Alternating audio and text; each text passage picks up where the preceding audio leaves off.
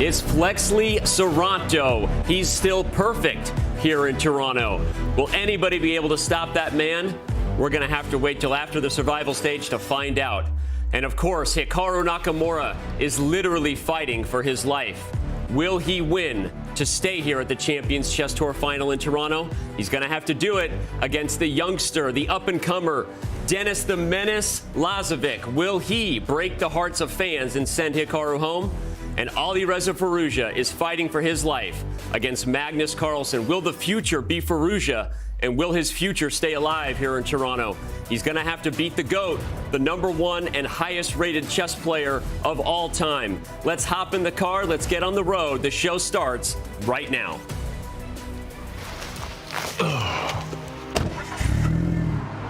You've heard the sayings. The road less traveled, rubber meets the road, I'm on the road to nowhere.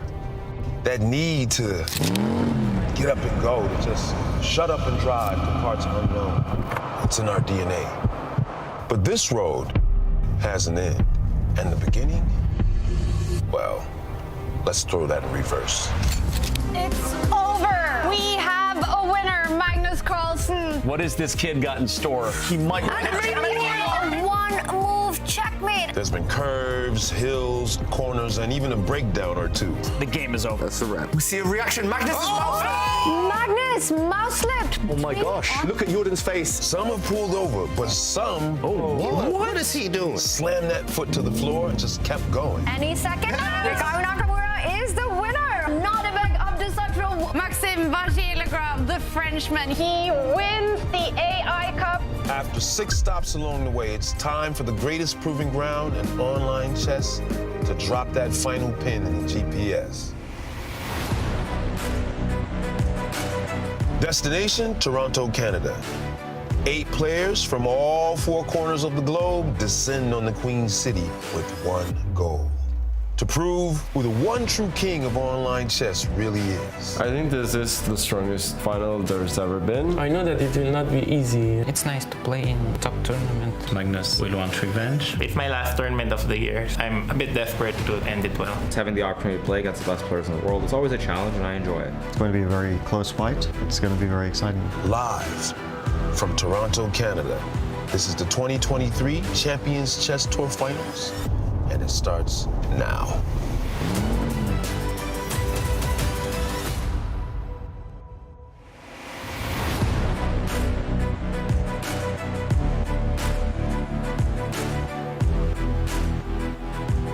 Whether by car, by plane, or by train, all roads lead to Toronto. The CN Tower looking pretty as usual, although the sky's a bit gray, and that might mean some murky chances, some murky things ahead for a couple of our players. We're going to see who's alive and who's no longer here. Not literally, but with me here is Canty, literally in studio, as well as Levy Rosman, Gotham Chess. It's time for us to dive right into the last day of round-robin play and the survival stage. But Levy, first, welcome. We're so excited that you're here. Thank you. And you've been watching at home. I have. So help us know that from you, the fan at home, what has been your biggest takeaway to this point? Well, I guess there's 2 takeaways, but let's just say I'm really excited to see how chess develops as an esport, as a media product. I'm super pumped about that. It's been awesome watching it as a fan and also complaining internally about little fixes and things that we need to. But it's important, right? It's important for the future. So that I've enjoyed a lot. And the chess has been spectacular. It's incredible to see Wesley running perfect, and it's crazy to see Hikaru fighting to fend off elimination. That's insane. Kenny. Yeah.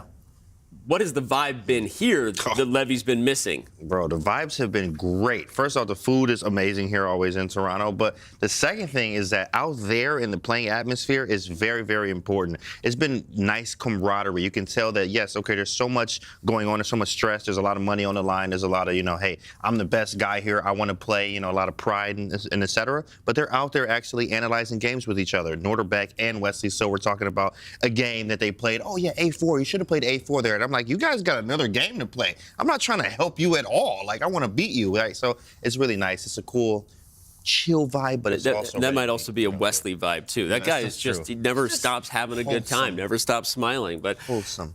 And on the note of Wesley's vibe as we take a look back at what day 3 brought. A lot of Wesley, a lot of other drama as well. Let's let our recap tell the tale.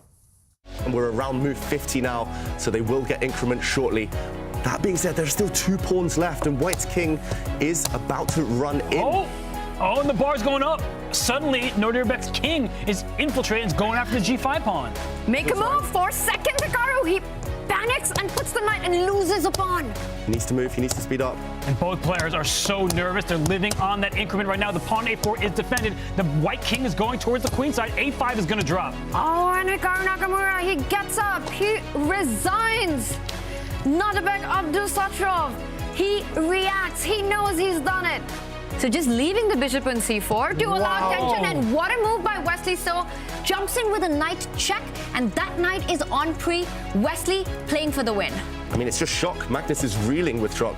This is a free pawn. I think you can just take this. You can drop the white queen back if you need to, but this is just going to end in checkmate. Magnus is down a queen as well. This is an absolute gem of a game from Wesley. He's just ensnaring this king. The king has no moves. If he gets to deliver one check, it's over. He's also up a couple pawns.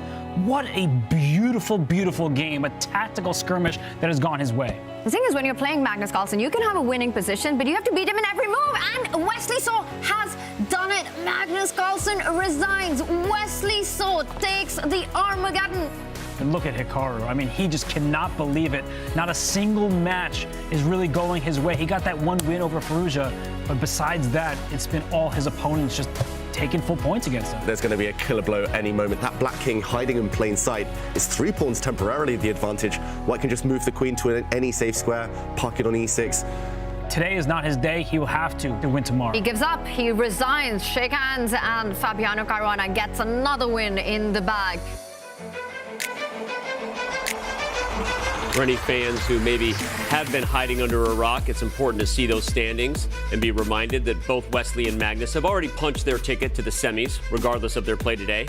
And of course, we go down to the bottom right there. We see the 2 players in red, as fate would have it, are playing each other, fighting for their life. And we start with Hikaru Nakamura. We saw the Armageddon recap there, going down for his 4th Armageddon match in a row to Fabiano Caruana. But Levy, nice sweater. Thank you. Does Hikaru need to change his sweater? It's been the same outfit. I mean, I can't comment on that. That's not the question I was expecting. I was going to bring up the fact that, yeah, it is a really shocking turn of events. I think it's very important when we talk about Hikaru, and let's say if he's losing 4 matches, it's not to take anything away from his opponents. They've obviously played incredibly well. They've been clutch. It's really the fact that in some of these matchups, Hikaru's equalized. Yeah. He's gotten to a point of equality, a point of being able to fight for a win or a correct result in an Armageddon. Yep. And it's gone wrong every single time. And that is the most shocking part, is that in the clutch time decision-making, he hasn't been himself.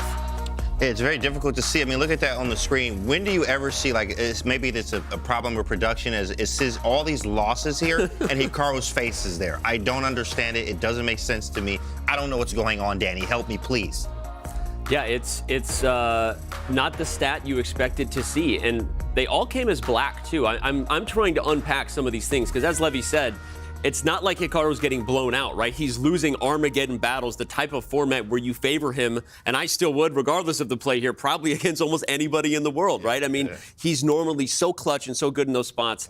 The little details have not been going his way. But all right, we know that we're talking about him, not to pile on the bad news. Hikaru knows it, but because he has so many fans out there, the Pineapple Crew, everybody is rooting for him, the Sunflower Gang, and Levy, almost 2 million of them actually. Yo, what is this, man? They didn't tell me they're putting this on the screen. Hey, get YouTube subs on there, man.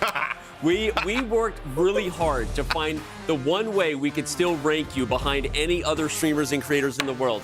So thank you to Live production. is one word. Why is there a space between the C and the L? Come on, We guys. list anything else. You list YouTube, you list TikTok, anything else got them #1. But there you go. When it comes to live streaming followers, Hikaru Nakamura has almost 2 million of them. Everything's going to be okay, Levy. But all right. But seriously, he's got a lot of fans out there. Yeah. Everyone's rooting for him. Unfortunately for Hikaru, even if he beats Lazavik, it may not matter. We're going to talk about that in a little bit. But let's talk quickly about Lazavik, the kid. Everyone's talking about Hikaru. Tail of the tape. What do you think the kid is bringing to the table? Well, I do just want to say this is the matchup, I believe, of the oldest and the youngest player in the event. Yeah. I mean, to his credit, Hikaru is 36 years of age, and he is still an elite rapid blitz and classical player, and Denis is 17. So we're seeing next gen versus, I mean, Hikaru at the age of 19 was already like 27, 30, right? Before Lazavik was even born. Yeah. Hikaru has to win to stay alive. That's the story. Right. Win or go home. That's it, Danny. That's it. Are you winning or are you going home, Danny? What are you going to do, Danny? I mean, I'm going to be here no matter what. We're handcuffed here, but no, I mean, Lazavik wasn't even alive there for when Hikaru was already doing it at the top. That's what's crazy to think about. But all right, let's talk about the other pairings. We've broken down the stakes of Nakamura versus Lazavik. Of course, there are 3 other matchups. So and Caruana, Vachier-Lagrave versus Abdusattorov. We're going to get to both those later, but I think when we look at the pairings, Canty, the next one I want to roll right into is Carlsen versus Firouzja, because as we've now said a few times, even if Firouzja wins, well, actually, if Firouzja wins, he controls his fate. Right. So let's focus on that mindset, right? You show up, maybe you're playing the GOAT, doesn't matter. If you win, you're still here. That's true. That gives me some more motivation, but you also have to know that this generational battle here with Carlsen and Firouzja, I mean, if we remember, Carlsen was like, hey, I'm only going to play the World Championship if it's with Firouzja, right? So when Firouzja shows up, I think we see that next level Magnus shows up, too, to assert the dominance. Hey, I'm the #1 player, and I want to show you this for a very long time, young fella. Yeah, Magnus has said in interviews he thinks Firouzja's ceiling is ridiculous. I've never heard him talk about another player quite like that. He says, like, Firouzja's the man. I mean, he's been obsessed with chess since his younger days, and he just loves that passion that Alireza has for the game. Yeah. And the funniest thing about today's matchup is if Magnus Carlsen does not show up to the playing hall,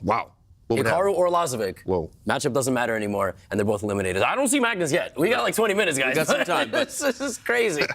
Speaking of Magnus, well, obviously maybe he's watching right now, and maybe he's still considering it. But let's bring up the stats and show you that the dude, the dude's great no matter how you break it down. We're always looking for new, interesting ways to say the same thing. Here we see Magnus Carlsen's accuracy, including Armageddon versus the field, and then excluding Armageddon versus the field. Both of them are pretty dominant.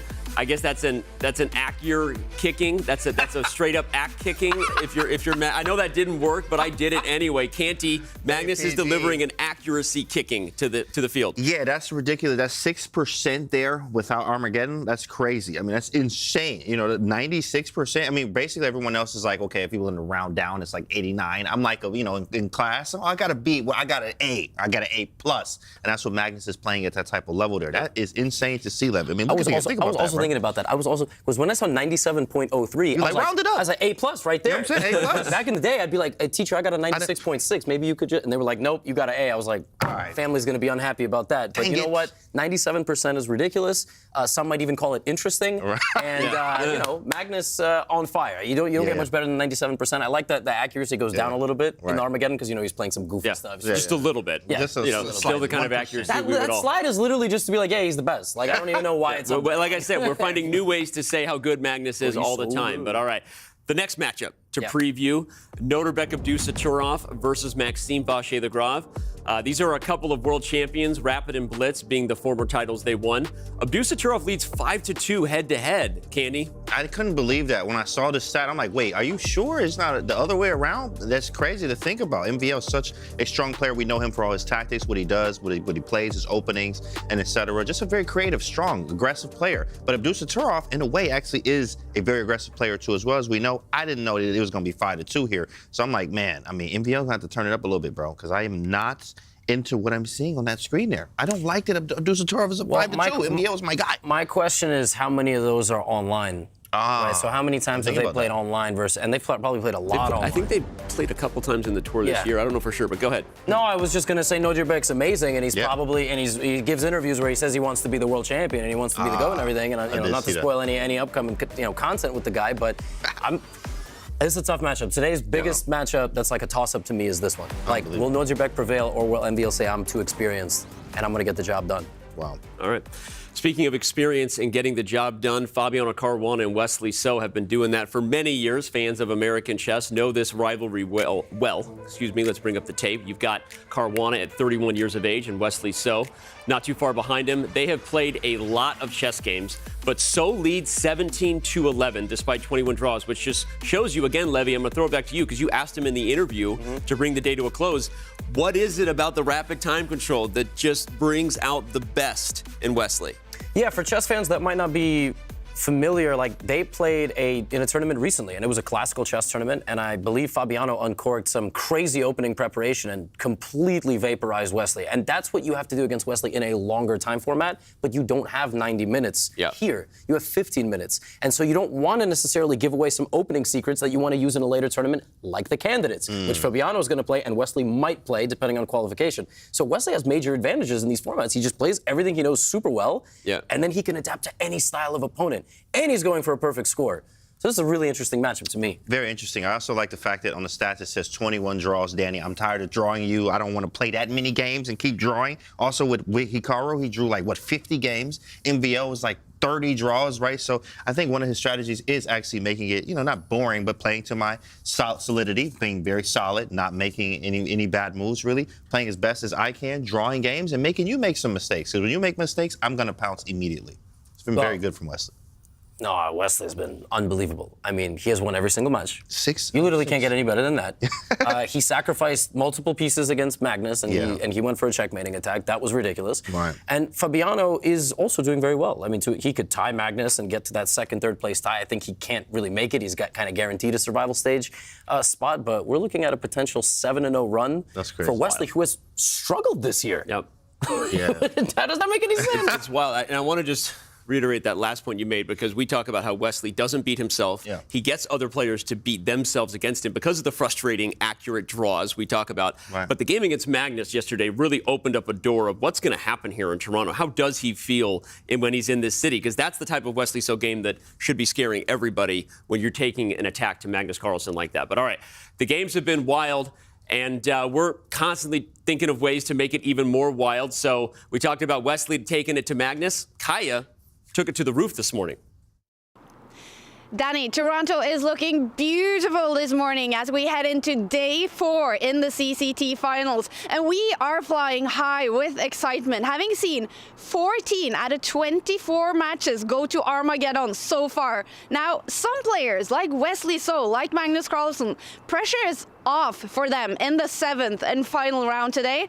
But for other players like Hikaru and Nakamura, well, pressure is very much on. He will need to win to have a chance to go through. Well, it is actually a little bit cold, Danny, so I'm going to come back in and join the excitement for day 4 in the CCT Finals. Back to you guys. I'm not going to lie, it did look pretty cold up there. Glad you wore a sweater today. Yeah, I wasn't up there, but I'm just saying, in the background, I hope nobody was changing butt naked like in those windows. That's the New Yorker in you right there. That's great. You guys are insane for that. I'm about to what are the cameras up there, man?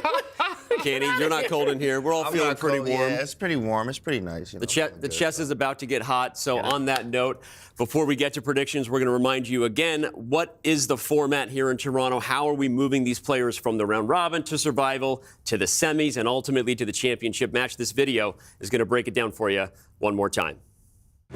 The Champions Chess Tour Finals are here. 8 players who have earned their spot will face off in an epic battle to determine who will be this year's Champion of Champions. Up for grabs will be $500,000 in prizes, with first place taking home $200,000 for the victory. The action opens with an 8-player round robin. The top 2 finishers advance directly to the semifinals, while the bottom 2 are eliminated. The remaining 4 players will do battle in a double elimination survival bracket. Again, the top 2 players advance, while the bottom 2 players will be eliminated. The final 4 champions are headed to a single elimination bracket. The winner will be crowned our Champion of Champions.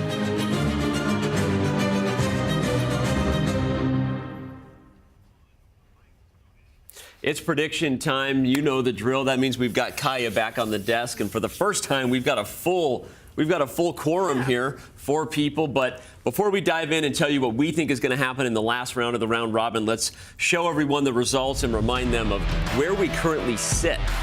Because Kaya, after a very strong performance yesterday, jumped down to the lead. Yeah, look at that, you guys. You guys are the experts. I don't know what you guys are. What are you guys up to? I got a double-double at least. I guess we should have been asking Levy what he thought at home, because Levy, you got a big mountain to climb right now, man. I'm undefeated. Is how I like to look at that graphic. I'm undefeated, undisputed, 0 predictions wrong. And zero predictions. You're right. I mean, that's a percentage you can definitely take home with, I guess. So anyway, time to jump in. We got to start at the top. Everyone knows it's Hikaru Nakamura's chance to win or go home. Literally, unfortunately for him, his fate isn't even in his hands, but we'll talk more about that later. We start with Hikaru versus Denis. Your thoughts? Win or go home. I mean, at this point, look, he was up last night playing a lot of blitz. I saw it as soon as I got back last night. I was watching him.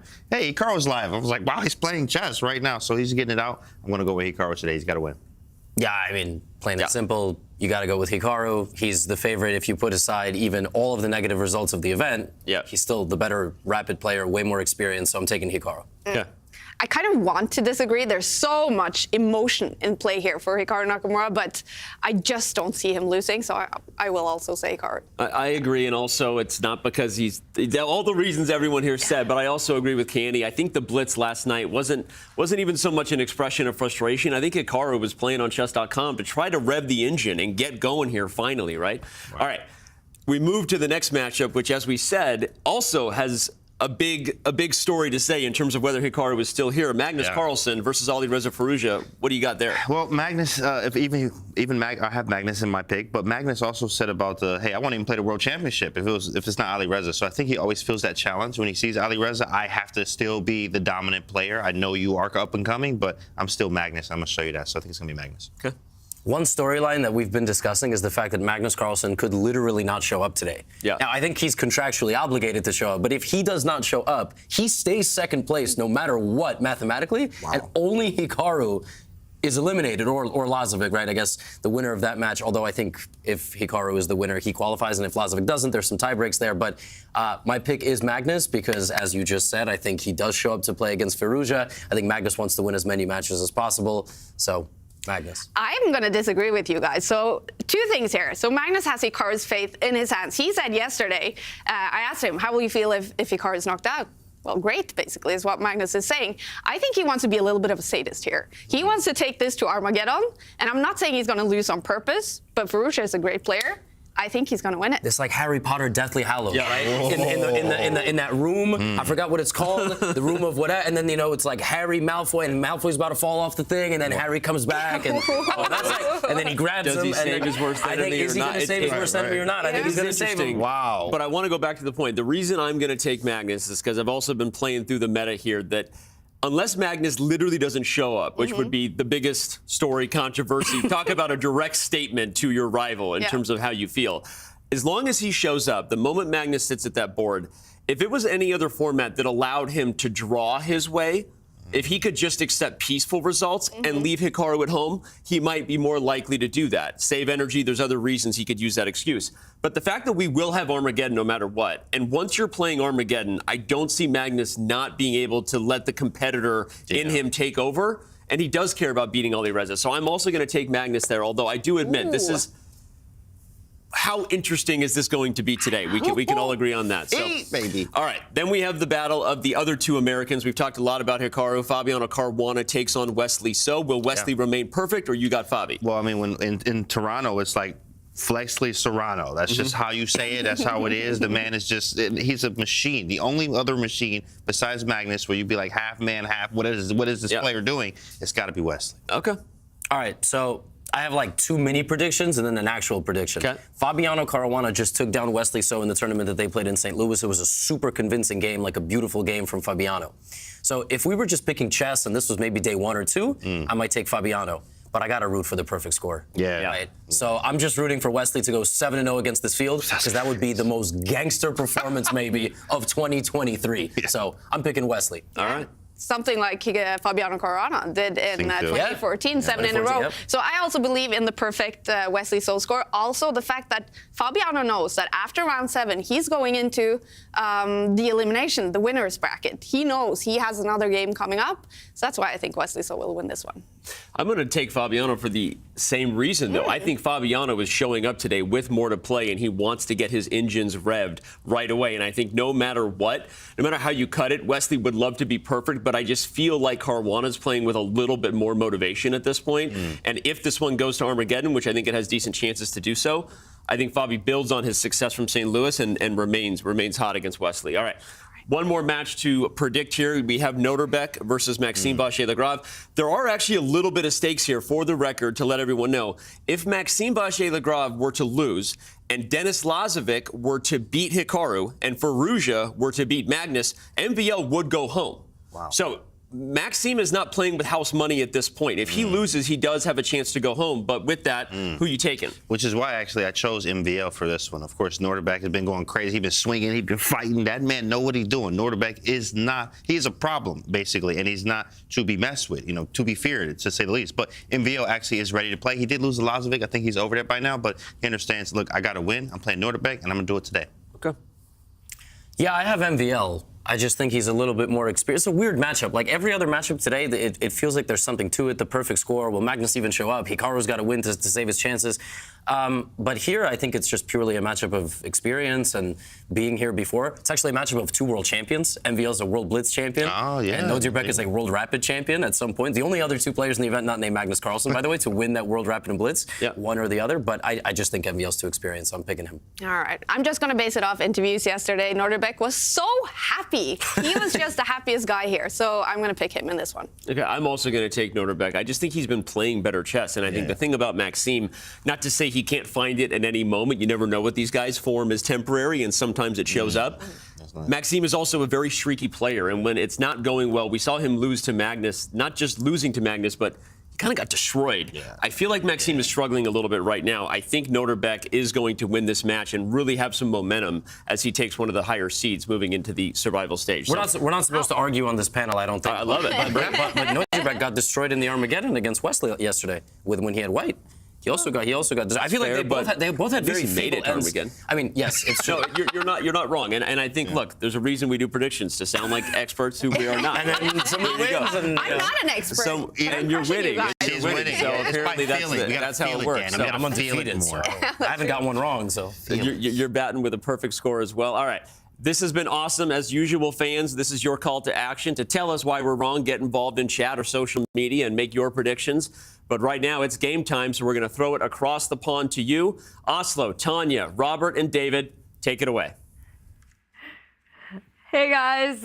You're absolutely right, Danny. The chess is about to get hot today. Some players are happy, some will be heartbroken. 8 players, 4 at the end of today, will get eliminated. And a certain Hikaru Nakamura does not have his fate in his hands today, Robert. Nobody expected Hikaru to be at the bottom of the standings. In fact, he was one of the favorites entering the tournament. But right now, we see Hikaru fighting for his very life. He needs to beat Denis Lazavik. Maybe some other dominoes need to fall his way as well. But Hikaru has work cut out for him. David, what do you think? Is that at the back of Magnus's head as well? Maybe. We did hear Magnus with a cheeky comment yesterday saying he wouldn't be too disappointed if Hikaru didn't make it. But ultimately, I think out there in the studio in Toronto, they are right. Magnus is a sportsman. He believes in fair play. He will play his best. And he'll want to win his game. He doesn't want to lose momentum. He won't care about the other results. If he plays Hikaru later in the tournament, so be it. And of course, the other matchup, which is so critical for the standings, is Alireza Firouzja playing Magnus, and also Maxime Vachier-Lagrave against Abdusattorov. For Maxime, so important to win. All the games count. This is the final one of the round robin, which will decide who are the 2 players who get eliminated. And we are about to get the game started in Toronto. Here we go. Here we go, and it is the highest stakes match of the round. It is Hikaru Nakamura against Denis Lazavik. Hikaru starts with white. He starts with the king's pawn, e4, and the bishop's opening, landing this bishop out early. A surprise, Robert? It looks like a quiet game to start this one. Maybe Hikaru's going back to his roots, because growing up, he played these types of openings all the time. Then when you get to the upper echelons of chess, you have to go mainline theory. So he's going into a quieter variation. We don't see tension. Perhaps he'll thrust his f-pawn forward, and then he'll play into more of Vienna style. And with that knight developing to e2, we could very well see that. Yeah, it feels like Hikaru just wants to get a position, just wants to get a game. No fireworks. He wants to play himself into form. He will need to. And remember, Denis Lazavik, when he has white, is almost unbeatable. He hasn't lost a single game yet with white in this event. So this is the one Hikaru needs to strike. This is the one he needs to pounce on. And quick trade of pawns there in the center. White gets castled. Yeah, you mentioned Hikaru's youth. This is a position I experienced many times in my youth, but it's rare to see it at the top level. Denis Lazavik, though, has come prepared. It's a strange dynamic right now because it's game one of their match. It wouldn't seem like a must-win, but for Hikaru, as you just said, Denis Lazavik does not lose with white. So you can be assured that Denis might just be able to solidify, make a draw in game two. And in Armageddon, Hikaru's lost every single Armageddon he's played in. That's not going to feel good as you may venture into that stage of the match. So right now in game one, it seems like a solid setup for Black. Hikaru is the one on the clock. David, I have to say, I think that Denis should not be unhappy about how this opening has developed. Yeah, I think Hikaru would have been hoping for a surprise using a weapon he hasn't dabbled in too much of late. But Denis Lazavik hasn't blinked, hasn't flinched. He's reacted really nicely here. That trade of pawns in the center means that Black has actually more space in the middle of the board. And, OK, asking a question now of Black's dark squared bishop, whether Denis trades off for White's knight on c3, whether he retreats. I think he's in good shape. And, yeah, great start for the youngster. Hikaru looking pretty chilled for now. But I'm sure we'll see him focus as the stakes get higher, as the game wears on. And for Denis, he can take that knight with his bishop. I would not do that because you don't want to create imbalances unnecessarily. That's what Hikaru wants. He wants a position where he can play for those tactics, for uncomfortable, unknown position for Denis Lazavik. I would retreat the bishop right back in front of the king. Your setup is really healthy. It's solid. There's nothing even under attack. So I think that he should retreat rather than capture. Yeah, big decision here. Depends on his ambitions. We're about to see a decision from Denis Lazavik. He follows your advice, Robert. Always a good sign. And, yeah, healthy position. We should mention Hikaru hasn't played that badly in normal time, as we say. It's just the Armageddon that's let him down. So right now, he should still take some confidence. And, OK, quick trade of pawns and motoring forward, F4 forward. He's going on the attack, Hikaru Nakamura. And I remember a game between Daniil Dubov and Hikaru where Dubov had the white side of a position like this and won a really nice game against Hikaru. And you said that Hikaru has not done badly in the two-game matches. It's Armageddon where his struggle's been. In fact, Denis Lazavik has gained the most FIDE rapid rating points in this. Hikaru's gained the second most behind him. So that's a surprising stat, I'm sure, for the audience. We got a surprising result, or maybe not such a surprising result. Wesley So and Fabiano Caruana and their first game in a draw. I'm going to admit this, I'm expecting them to just go straight for the Armageddon and go into the sudden death. We will keep an eye on what they do, but of course now Hikaru Nakamura has got one eye on his game and the other one on another game. Magnus Carlsen with the white pieces taking on Alireza Firouzja. And look at that, we've got a position where kings have castled on opposite sides. That's already a reflection of the mindset the two players are coming in. We're going to have fireworks on the board, and in these positions, it's often about who gets the central break in. Is Black able to strike with e5 first, or does White get a successful e4 going on? Who gets it in? I must say, Tanya, this one feels like Magnus is playing fast and loose. He's taking massive risks. Castling queenside just on the last turn is reckless. I'm not a big fan, but it means that Magnus is out for blood. He wants to go for glory, despite the wipe of the eyes there, looking a bit tired to start this game. And, OK, Firouzja just quietly plays a pawn move, and this means that probably White is the first to strike, Tanya. I thought Black should be aggressively, energetically trying to throw pawns towards the White king, break in the center, one of those ideas. This one feels slow. This one feels, yeah, a bit too tentative. I like Tanya's suggestion of Black pushing the king's pawn forward one. Now I think White should do that because you get this dynamic where Black will be cramped. And typically when you have a cramped position, you want to trade a bunch of pieces. That light square bishop on c8, that is not going to be a good piece for the rest of the game unless Black can somehow push more pawns and initiate some trades. I really like this position for Magnus Carlsen. He strikes first, and now Alireza Firouzja, he doesn't have an attack on the queen side. He made later have to be worried about his own king. Yeah. Especially in this position with these positions with opposite side castling, as we saw Magnus here going to the long side. It's all a race. It's always about time. You cannot waste a single move. So just to point out Tanya's ideas, e5, c5, even taking on this square, throwing these queenside pawns forward.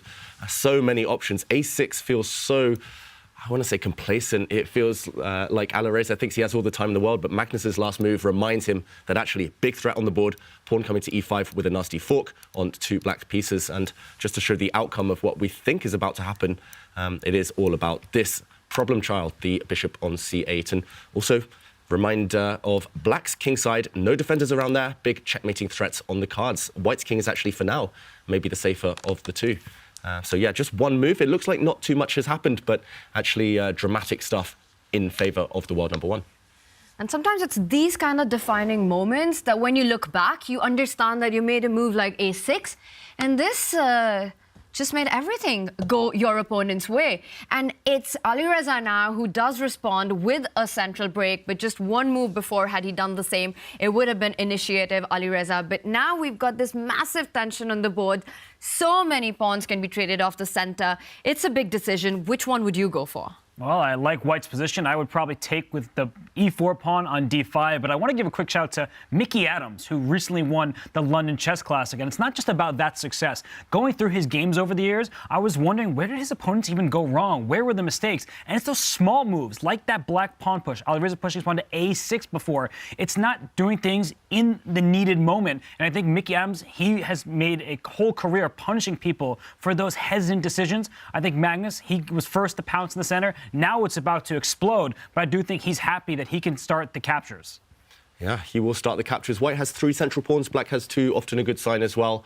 Firouzja, he's pretty much sacrificing a pawn as far as I can see. White will have a bit more control, white is quicker, but lines will open up, meaning that white's king may be exposed, so an important decision. Meanwhile, okay, for a second I got excited. I saw an evaluation bar shoot off in the Nakamura against Lazavik game, but no, it was just the engine trying to get a handle on that one.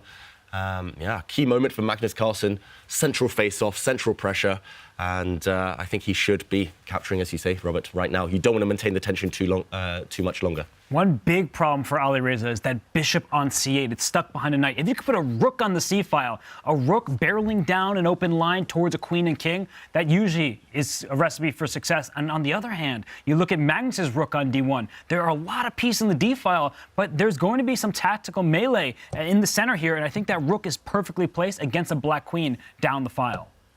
Okay, we do see a trade in the center there. Magnus just wiping some dust off the board very calmly. And yeah, this one we will come back to. We will come back to this one. And now for Magnus Carlsen, it doesn't matter the result of this match. For Alireza, of course, it matters a lot.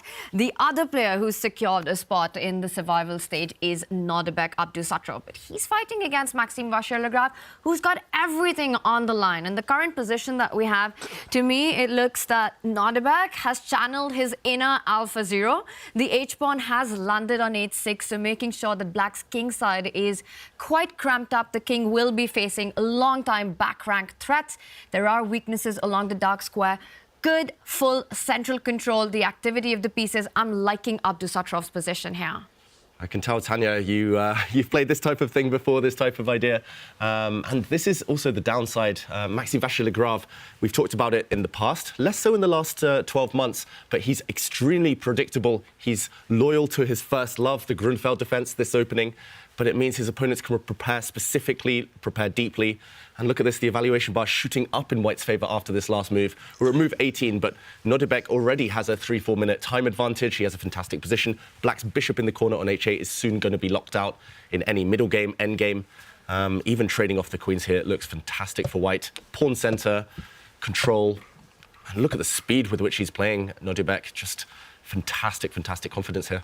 Yeah, but the players, they don't get the evaluation bar, so they don't know that it's this much better for White. The big problem is that bishop that's next to the king. It could get locked back there, and you may think there's no attack, there are no queens. That pawn on h6 is a thorn in Black's side because there are all sorts of back-rank checkmate ideas, and I would start maybe with the move bishop to g5 here. I think you attack this rook on d8, and there are going to be some tactics. Watch out for that final rank. White could push that pawn up to e5 next to really shut that bishop in the corner, and I feel like you're having all the fun as Nodirbek. You have to time things correctly, but this position just looks very pleasant for White.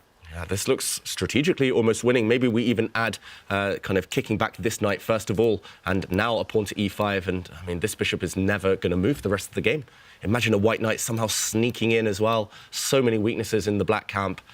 Not too many positives to speak of. Maxime Vachier-Lagrave in big, big trouble. Big trouble, and if Maxime Vachier-Lagrave loses this match to Nodirbek and Denis Lazavik wins his match against Hikaru Nakamura, there is a situation in which Maxime could be the one who gets eliminated. So Maxime, at the back of his mind, is thinking about this other game that we are going to bring up now. Denis Lazavik with the black pieces. So much on the line at stake for both these players. And you look at the position, the bishop pair that Denis has, pieces centralized, the rooks about to line up on those central lines.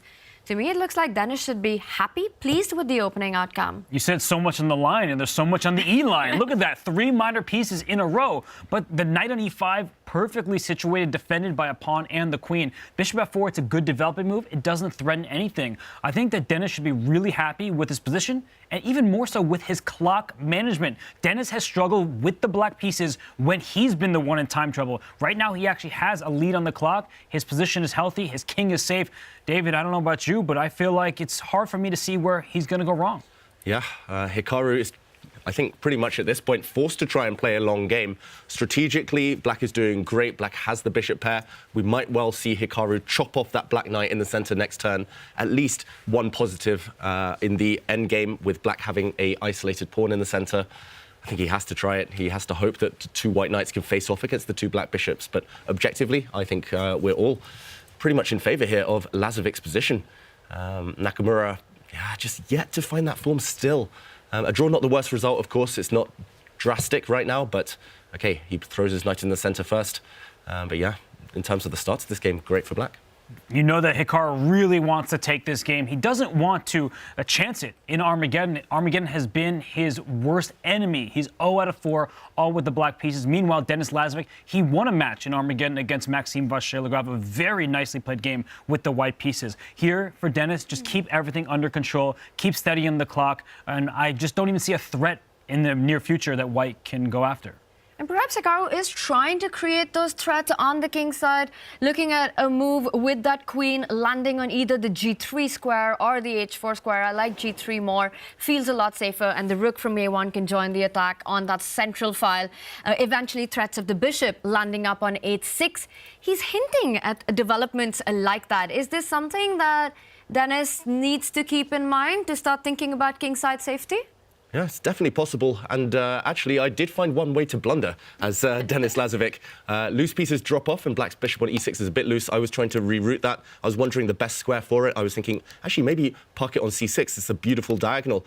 And then I realized after bishop to d7, whoops, I've blundered the black queen, which has no safe squares. The queen would be trapped in the center of the board. So I would have blundered this one away against Nakamura. It does show there are traps, there are pitfalls that need to be avoided. Maybe the bishop can somehow come over to this square on g6, just to show Tania's idea. There are always threats against the black king on the g file, so maybe just parking the bishop back, I'm not sure whether you do it immediately, on g6 would at least keep things nice and safe, offer some stability.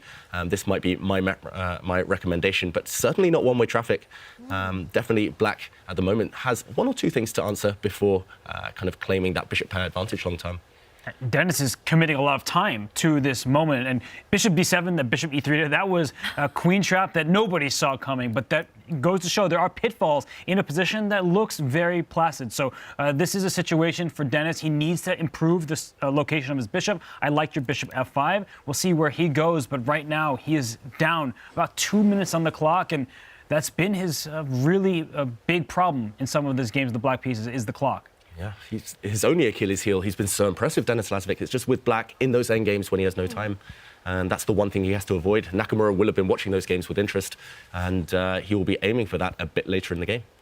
So the quality of his play has been so high, but what you're mentioning right now about his nerves under time pressure, and is that something that comes with experience? It definitely does. The more Armageddon matches you get into, just the more games you play overall against the elite of the elite chess players, you start to gain confidence. You start to just gain that much-needed practical experience of how do I handle myself in these critical moments. And Denis, he's acquitted himself quite nicely throughout this tournament thus far.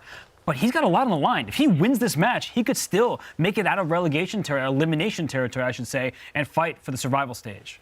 Yeah, we've been talking so much about Nakamura getting himself out of trouble, surviving, clinging on to his participation in the tournament. But Denis Lazavik, to kind of reach this point in the tournament, to still have a chance, that's an achievement in itself. Should be celebrated. He should take a lot of confidence. But, of course, he's not even going to be thinking about that. He wants more. He wants to stay in Toronto.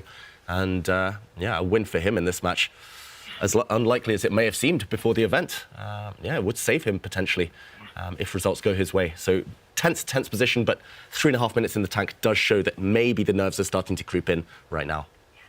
It is a tense position, and we're getting help from Toronto as Levy is with Fabi, talking about all the action that's happening on the board. Thank you, Tanya. Yes, I'm here with Fabiano Caruana.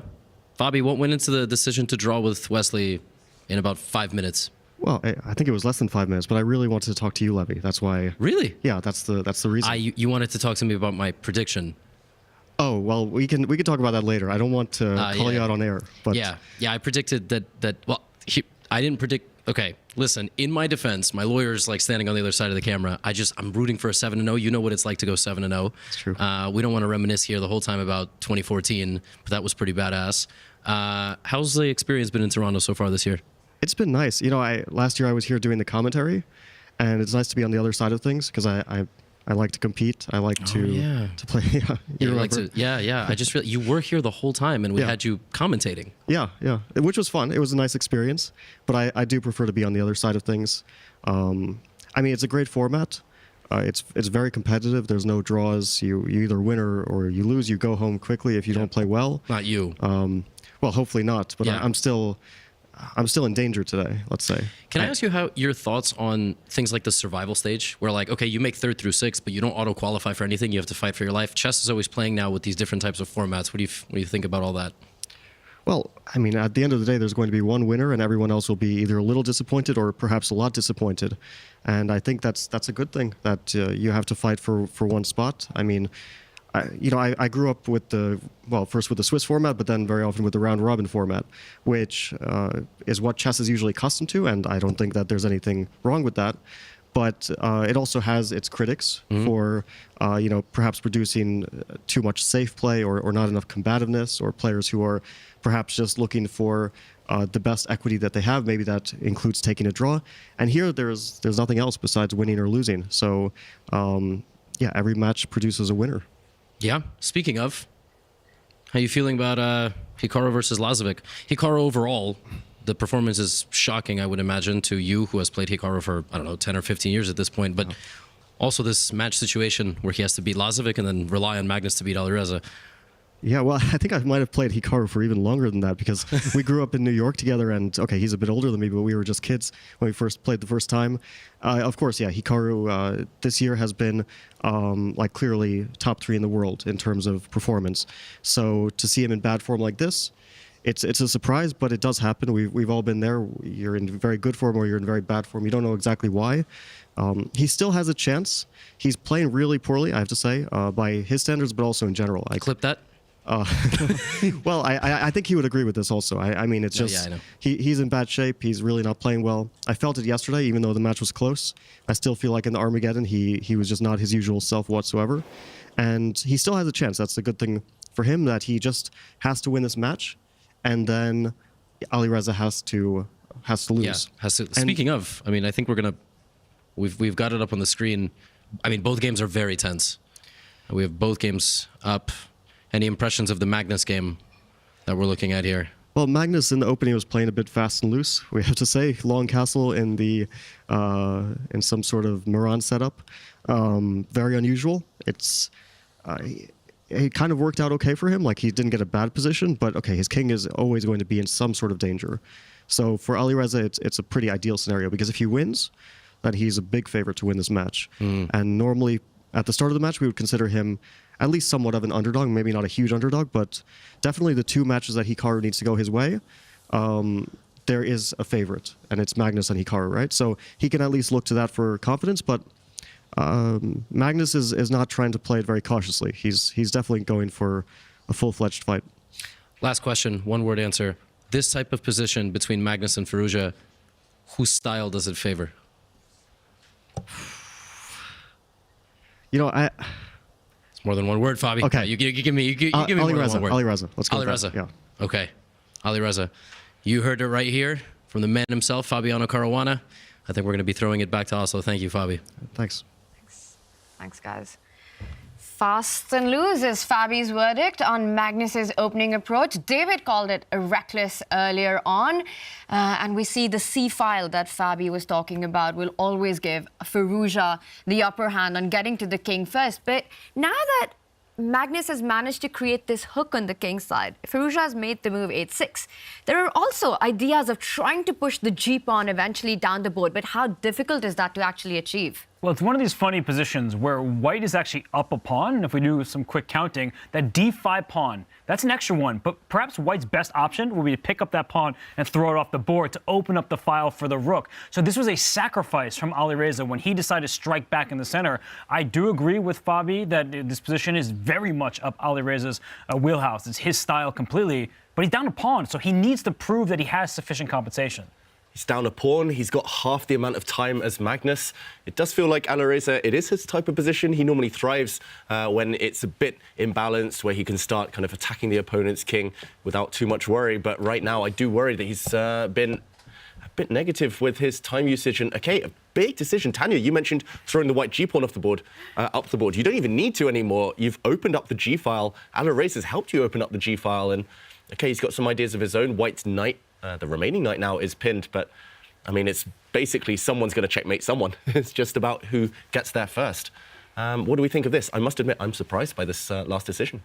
It's complicated here because both players have pinned knights. That bishop on h4 is pinning the knight to the queen. That knight on c3 is pinned because of that rook on c8. And one really big question is how big of a threat is bishop takes knight on c3? Right now, I don't think it's a game ender. And if I'm white, maybe I try to distract that bishop either by bringing a rook to e1 to attack it directly or throwing away a pawn with pawn f4. I don't care about those double pawns, but I'm going to force the issue. I see the eval bar doesn't react, suggesting my move isn't so bad, but I'm trying to force Alireza to make a big decision. Do I restore material equality by taking the pawn, or do I take the knight to shatter the structure in front of the white king? Yeah, and if you do take the knight, you mentioned it might not be such a threat because white's king does have a safe hiding spot in the corner. And for now, due to the fact this is pinned, black's knight cannot come and grab the vital d5 pawn. He goes for the other option you mentioned, Robert. So same idea. He's just asking a decision of this bishop. And in practical terms, I like the fact Magnus played that quickly. He's saying, OK, onus is on you. It's your decision. Burn more time on the clock, please. And still anyone's game now. And the one thing you never want to do is capture that h-pawn. Besides the fact that you open additional files, you also probably end up getting that bishop in some trouble and allowing white to really break through on the king side. And I could understand the hesitation that Fabi had when he was talking about the style of the position, because Magnus is such a universal player, but I really want to get straight to this one. We've been talking about Denis Lazavik's style, positional, strategic, technical. This is none of that. He's going for blood here. I've said it every single day. We talk about these matches almost as if Denis Lazavik doesn't exist. As if he's just the player that maybe someone will beat, or otherwise they might go to Armageddon. Denis Lazavik, he means serious business. He is a rising star, just 17 years old. And in this position, he says, take my pawn on a7. I don't care about that pawn over there. I sacrifice that for an attack. And that white king, it doesn't really have many pieces shielding it. That g5 pawn may go down to g4, rumble all the way to g3. There could be checkmating attacks soon to meet the white king. Yeah, this is scary. And Hikaru is going for something that normally I would say don't try it at home. This is too risky. Disconnecting your queen so far from your own king means that any attack against His Majesty there in the corner might just be decisive. And the queen is simply offside. I don't see why Hikaru is doing this. It's not a must-win situation yet, but it feels like he's going all in. This is a very critical position, and we're going to deep dive into it. But while Hikaru is having to think, David, let's just use a couple of seconds to actually do a quick action replay to see how we got here. Because Denis has sacrificed a pawn for all the initiative on the king side. How did he manage to create this? Yeah, we last left the position around here after a trade of dark-squared bishops. An attack now against this white knight forced the knight to retreat. And Denis said, OK, f for forward. Hikaru threw his f-pawn forward earlier. Now it is Lazavik pushing on the side he's stronger. Black has 3 pawns on the king side. White only has 2. White's king lacking a bit of shelter, therefore. White's queen dropped back, and now the black knight coming in. The dream square is an outpost on e3, anchored, supported by a pawn. And Hikaru said, OK, after offering this knight trade, after it was rejected, why not? You might as well suffer for something. He went and took this pawn, but this pawn is irrelevant until the endgame. Who cares if white has a 4 versus 2 majority on the queen side? And look at this last move. Pawn to g5. Yeah, this is just so scary. Tania, you mentioned a threat just to throw this pawn down the board. And, I mean, I don't see any natural moves for white. That is the problem. If, for example, you put a knight on an outpost in the center, what could be more natural? The pawn simply steps forward again. And here there's all... I mean, here I blundered a pawn, but here there's all sorts of tactics. The black queen is coming in, the black pawn is coming forward, white's king is... Wow, we're heading in this direction, actually. White's king, I was going to say, it's not long for this world. Yeah, this looks very pleasant for Denis, and if colors were reversed, if Hikaru had the black pieces, we'd all be talking about, oh, Hikaru's going to crush him. Now, Hikaru is a tenacious, resourceful defender. He, instead of going back, jumps forward, though that knight, it might get trapped over there. If the bishop slides out of the way and that pawn push goes to h6, your knight no longer has any free squares to go to. Give me that piece. So bishop d5, it might induce c4. We're getting really into some concrete lines here. Bishop takes knight on e4, knight takes knight on e4. In this kind of circumstance, will the attack lead to a checkmate for black? Or will white say, haha, I'm still up a pawn. You haven't proven anything. Yeah, and I think Denis, he's about to make a decision. He might even fall back with the bishop because the knight that you pointed out is actually very precarious. He goes for the idea of bishop d5. Hikaru has to push the c-pawn to force a trade on e4. He's reaching out for this one. If Denis wins this, I mean, we're looking at a very big scenario of him having a real shot at qualification. Massive opportunity for Denis Lazavik. He won't get a better position than this against Hikaru with black. And yeah, we have reached the position we did predict from a while off. And now the big question is which pawn to push. You have to throw something towards the white king. Do you lift your rook across, go for the king this direction? So many tempting moves. But the window of opportunity is closing because white's queen will soon come back to the center combined with her knight. He needs to strike now or never, Denis Lazavik. One defensive resource that Hikaru might rely on. Let's say you go queen h4, just something like that. White may sacrifice the exchange. Rook takes pawn, allowing your rook to be captured, but that queen, which is offside, now comes back to the center. Queen takes knight on e3. Suddenly, white has 2 pawns and a knight for a rook. That's an even material balance. The position remains chaotic, but this could be Hikaru's best chance to survive. Only chance, yeah. And this is very likely to happen. But Denis, his clock is ticking down, and now playing on instinct in a position that's full of calculation, full of tricks and traps. That's going to be a hurdle. That's going to be a tough one. He needs to speed up. Hikaru looking pretty confident still, despite the fact his position is hanging by a thread. And I think that confidence stems from the situation in the clock. When you got seconds on to play with, it all becomes about intuition. But this is a position that has to be based on calculation. You have to figure out the resources, like the one that you pointed out, where white sacrifices the rook, gives up material, but neutralizes the pressure. And Denis needs to make a move. He does it. He does make a committal choice of pushing the g-pawn. The eval bar doesn't like it. Hikaru adjusts pieces, but it does pose direct questions of how do you respond on the king side. Does white have time to actually capture this g3 pawn? I think the answer is no. If white's king's shelter disappears, the black queen will come in within the next few moves. There will be a checkmate. I think we have to show this. There might only be 1 or 2 moves to survive here for Hikaru, and it might be based on what Robert mentioned, a sacrifice of the rook, because right now, pawn takes pawn would backfire seriously. Black simply recaptures, and who cares after, for example, a rook trade if the knight drops, because it's all about the black queen coming in and delivering the kiss of death. This would end in a nasty checkmate. The queen, pawn, and rook cutting off the king's escape would be decisive. So right now, Hikaru has to go for that. The idea we mentioned earlier, rook takes pawn, and coming back with his queen when it's anyone's game. He has 2 pawns, maybe even a 3rd pawn in the near future, because this is a double attack. Let's check back in. Denis, he's going for the attack, but Hikaru should be able to fend it off. Wow, big moment and big moment here. Magnus Carlsen, has he just made a big blunder? I see the evaluation bar. I see the bishop on e5 is hanging. Black's knight on d5 cannot be picked up. White's king looks absolutely in the open. White's pawn structure destroyed.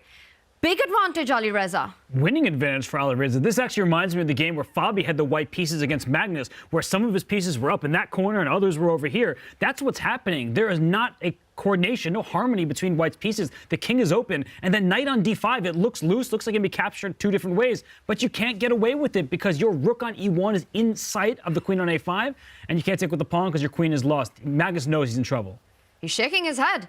He knows that this has gone all down. And do you think this comes down to that reckless opening play that you were talking about earlier, David? Yeah, it's who the style of position favours, and that is Alireza. Magnus did have an advantage as recently as 2-3 moves ago, maybe even a decisive advantage, but he wasn't comfortable. You can tell that on the clock times Magnus down to just a few seconds now, and he did play a tactic in the wrong order, now dropping back with his bishop.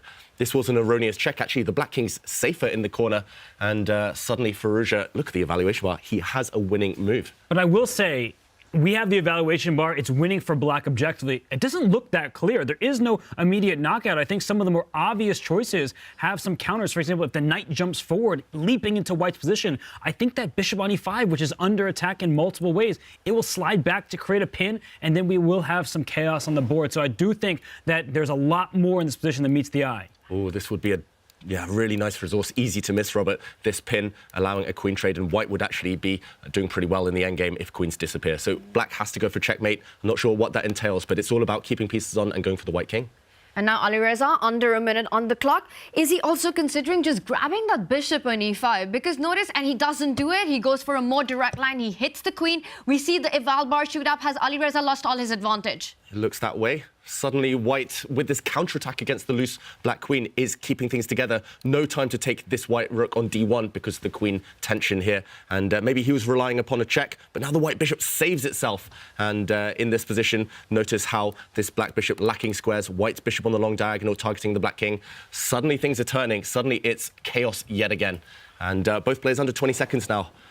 Wow, the stakes are high in all of these games. Yes. And it looks like Magnus Carlsen is out of big trouble for now. So we will check in with Hikaru Nakamura, who was also in trouble. And Hikaru has taken the decision that you were pointing at. He has sacrificed his exchange, picked up that big stallion on e3. But Denis, doubling up on the f-file, there's a big threat, a back rank mate. Back rank mate, Hikaru has avoided that. He's given the white king some breathing space. One safe square now. So it's queen and rook versus queen and knight, but white has 3 extra pawns. Big threat of checkmate, black's queen coming to the h-file. Hikaru stops that. Any check to the white king will be deadly, but for now it's impossible. I think Hikaru actually has survived the worst. He definitely has survived the worst. And Denis, he keeps sliding his pieces in ways that confuse the DGT board, but he is not confused. He brings his rook back. He's trying to help shield his king. That rook can slide over with the check. I think that with black's pieces so nicely centralized, he's doing fine. But white does have, it appears, 3 pawns and a knight for a rook. It's actually extra material for white. Extra material for white. And big moment, Hikaru is in check now. If he brings his king back to the h-file, we might see the position almost repeat itself. Denis Lazavik trying to ask for this repetition now, but Hikaru says no draw for you. He doesn't put his king back on g1, repeating the position. He's pushing forward, going for black's rook there, pushing again. Knight check, threatened. Wow, Hikaru showing his ambition, and I do like white's position. White's knight is just as strong as the black rook. But that rook, if it slides forward and gets to the h-file, there could still be checkmating ideas. Or if you get that rook to the final rank, Denis giving check, he probably will bring his queen back. It feels hard for Denis to lose just because his king is quite safe. Yeah. The king is safe, but Hikaru Nakamura cannot be feeling safe because Alireza Firouzja takes down Magnus Carlsen in their game 1. Hikaru has to win this match to keep his road in Toronto going. This is a big moment. He is getting ambitious. He does feel the momentum has shifted. But is it going to be enough? The knight and 3 pawns versus the rook. Oof, that's the big question. Hikaru keeps avoiding these repetitions, keeps avoiding the draw, but you cannot push too hard. That's happened to Hikaru so many times already this tournament. He's pushed for a win when the position demands safety, and he's got to be careful. Now he's going for an attack against the black king. White's queen trying to come up to the h6 square to deliver a check. Denis guards some squares. Nice defensive move. The black king will actually hide safely in the corner. And Hikaru comes back with his queen. This is so tense. It feels like someone is about to make a mistake, but Hikaru, for now, keeping control. The white king needs to move. Both players down to about 5 seconds, so a blunder could happen at any turn. Here's checks against the white king. It's only a single check. You can't get that rook in the game quickly enough, but I like how Denis, he backtracks, he retreats. He knows he needs to keep his king sheltered. Offering the trade of queens as well. White has a lot of pawns, so trading the queens should be fine, but the rook versus the knight, still, that's the main dynamic. Yeah, and that knight on e4 is what that rook. It is taking away so many key squares, defending that g5 pawn. Black's rook struggling to create counterplay, to create threats against white's pawns, and it's the knight that jumps forward, picks up the b7 pawn. The queenside pawns are going to start marching up the board right now. This practically has to be advantage Hikaru. Definitely an advantage for Hikaru without the queens on the board, but the good news for Denis is that the white king can't easily join the action because that g3 pawn, if that one is given up, black still has a rook pawn to create as a passer. So here comes Denis's king into the center, but apparently that was a mistake. Wow, the black king. Oh, he walks into a knight fork. Oh my goodness. And Denis was defending so well, but Hikaru, he kept up the pressure. Oh my God. And Hikaru gets the dub in. Alireza wins against Magnus. Hikaru beats Denis Lazavik. What an end to that game. And there's one more still on as Abdusattorov is fighting against Maxime Vachier-Lagrave. Opposite color bishop, a repetition. Abdusattorov declines. Yeah, here white is a pawn to the good, but the problem is with opposite color bishops, the drawish tendency is high. Black, if he can trade off enough pawns, if he can prevent white from creating another pass pawn, should be safe here. And I just don't think it's quite enough. Actually, it's level pawns now, and yeah, this one should be a fortress for black. Still some care needed, but Maxime Vachier-Lagrave is going to guide this game towards safety. He's been in trouble the whole time, but Abdusattorov unable to land the killer blow. Nodirbek would need to teleport his king from d4 all the way over to g7, win that h7 pawn. Not going to happen. You see the coordination of black's pieces, cutting off the white king from moving forward. The king and bishop do a perfect job together. Opposite colored bishops mean you can't contest it. It looks like it should be a solid draw here for Maxime. Nodirbek keeps trying, but it's not going to be enough. The white bishop stops the a-pawn from advancing, black's king and bishop enough. And there we see handshakes. Their first battle ends in a draw.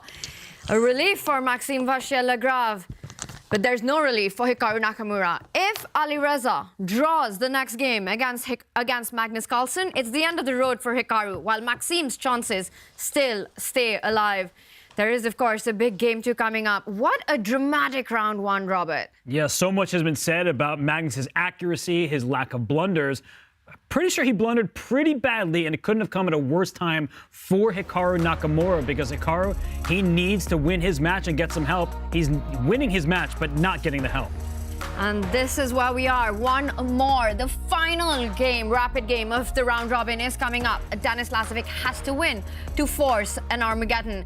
Wesley, so Fabiano Caruana. I think this one's going straight into Armageddon. We can expect a second quick draw between these two. Alireza Firouzja with the black pieces takes down Magnus Carlsen in a crazy, crazy game. Meanwhile, Abdusattorov, Maxime Vachier-Lagrave also ends peacefully. David, what was the standout moment out of all the action that we witnessed? Well, one of the standout moments was that final move with Nakamura and Lazavik. The knight fork blundered in the end by Lazavik, but we didn't see the end to Carlsen against Firouzja, so I'm going to show you that right now. It was a blunder from Magnus Carlsen, very uncharacteristic, and it was actually after he'd survived a really difficult position. He'd got the queens off. White here has an extra pawn. White also has the bishop pair, active rooks, but Magnus Carlsen retreated his bishop to d3. This was a mistake because the bishop can simply be captured, and at the very end, black brings his rook across. Too much pressure now on this pinned bishop. It fell off the board, and Magnus very shortly resigned. Instead, if Magnus had played a move like rook b7, guarding against that idea, covering the b-file, then likely Magnus would have won, and Hikaru would have been much safer in the tournament. This is based on the fact that if the black rook moves away, then a nasty check, another check, and we would have seen a back rank checkmate. Magnus Carlsen went from winning to losing in one move. We left right as that was happening, and for Alireza Firouzja, it's how success happens when you are putting pressure on the clock. There's pressure on the king, there's pressure on the clock, and we typically think of Magnus' king, but the king was toppled by Alireza Firouzja. What a game, and that means that Alireza needs only a draw to secure his chances and ruin Hikaru's dreams of staying in the tournament. While the heavyweights fight it out, we've got some really cool lightweight posters for you guys to decorate your life with these incredible, incredible displays from Chess.com. Loving the one in the middle. And you are getting a very cool 33% discount by using the code CHESS on displate.com/chess. That's where you can find all of these cool, very cool displays. For now, we're going to go into a very short break. But on the other side, we've got Hikaru Nakamura fighting for his tournament life as he faces Denis Lazavik. His fate not in his hands. Subscribers, stay with us. There's some cool behind the scenes just for you.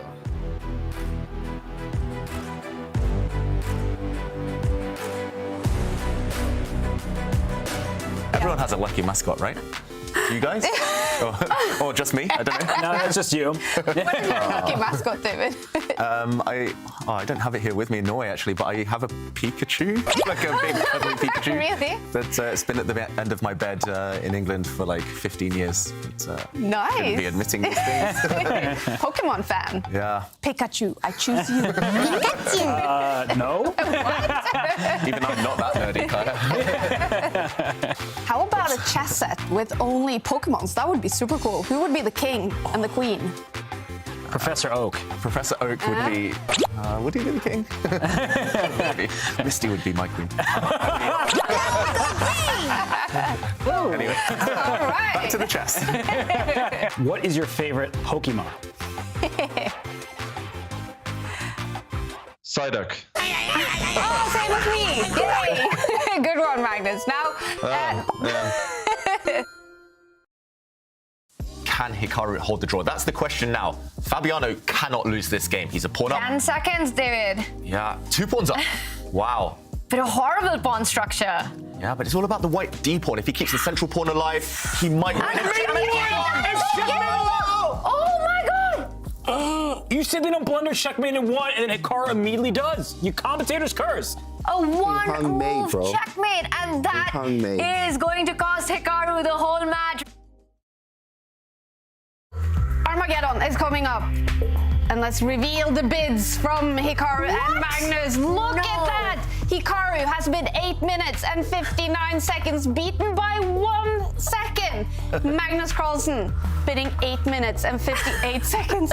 And this is Hikaru's reaction when that bid came in. It doesn't look like much, but neither would a Sicilian defense to the untrained eye. This is a performance enhancer. You don't see it. How about now? Manage your air quality, sharpen your performance, change the game with Air Things. A new opening for your wall is here. Capture new major pieces on unique metal posters from Displate. Now with the official collection from Chess.com. Mount them in seconds with a tool-free magnet kit and swap them whenever you like. Make your move. Get an exclusive discount on all metal posters. Shop now with the code CHESS at Displate.com.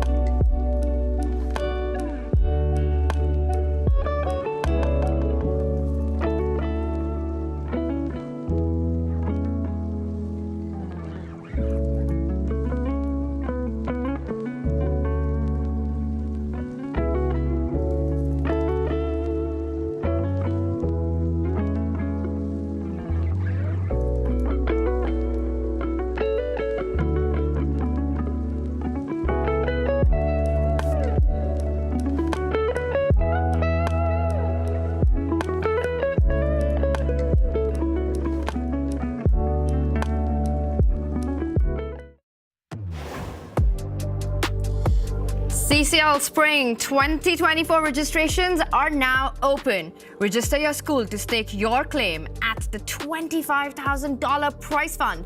Visit our website go.chess.com for more information.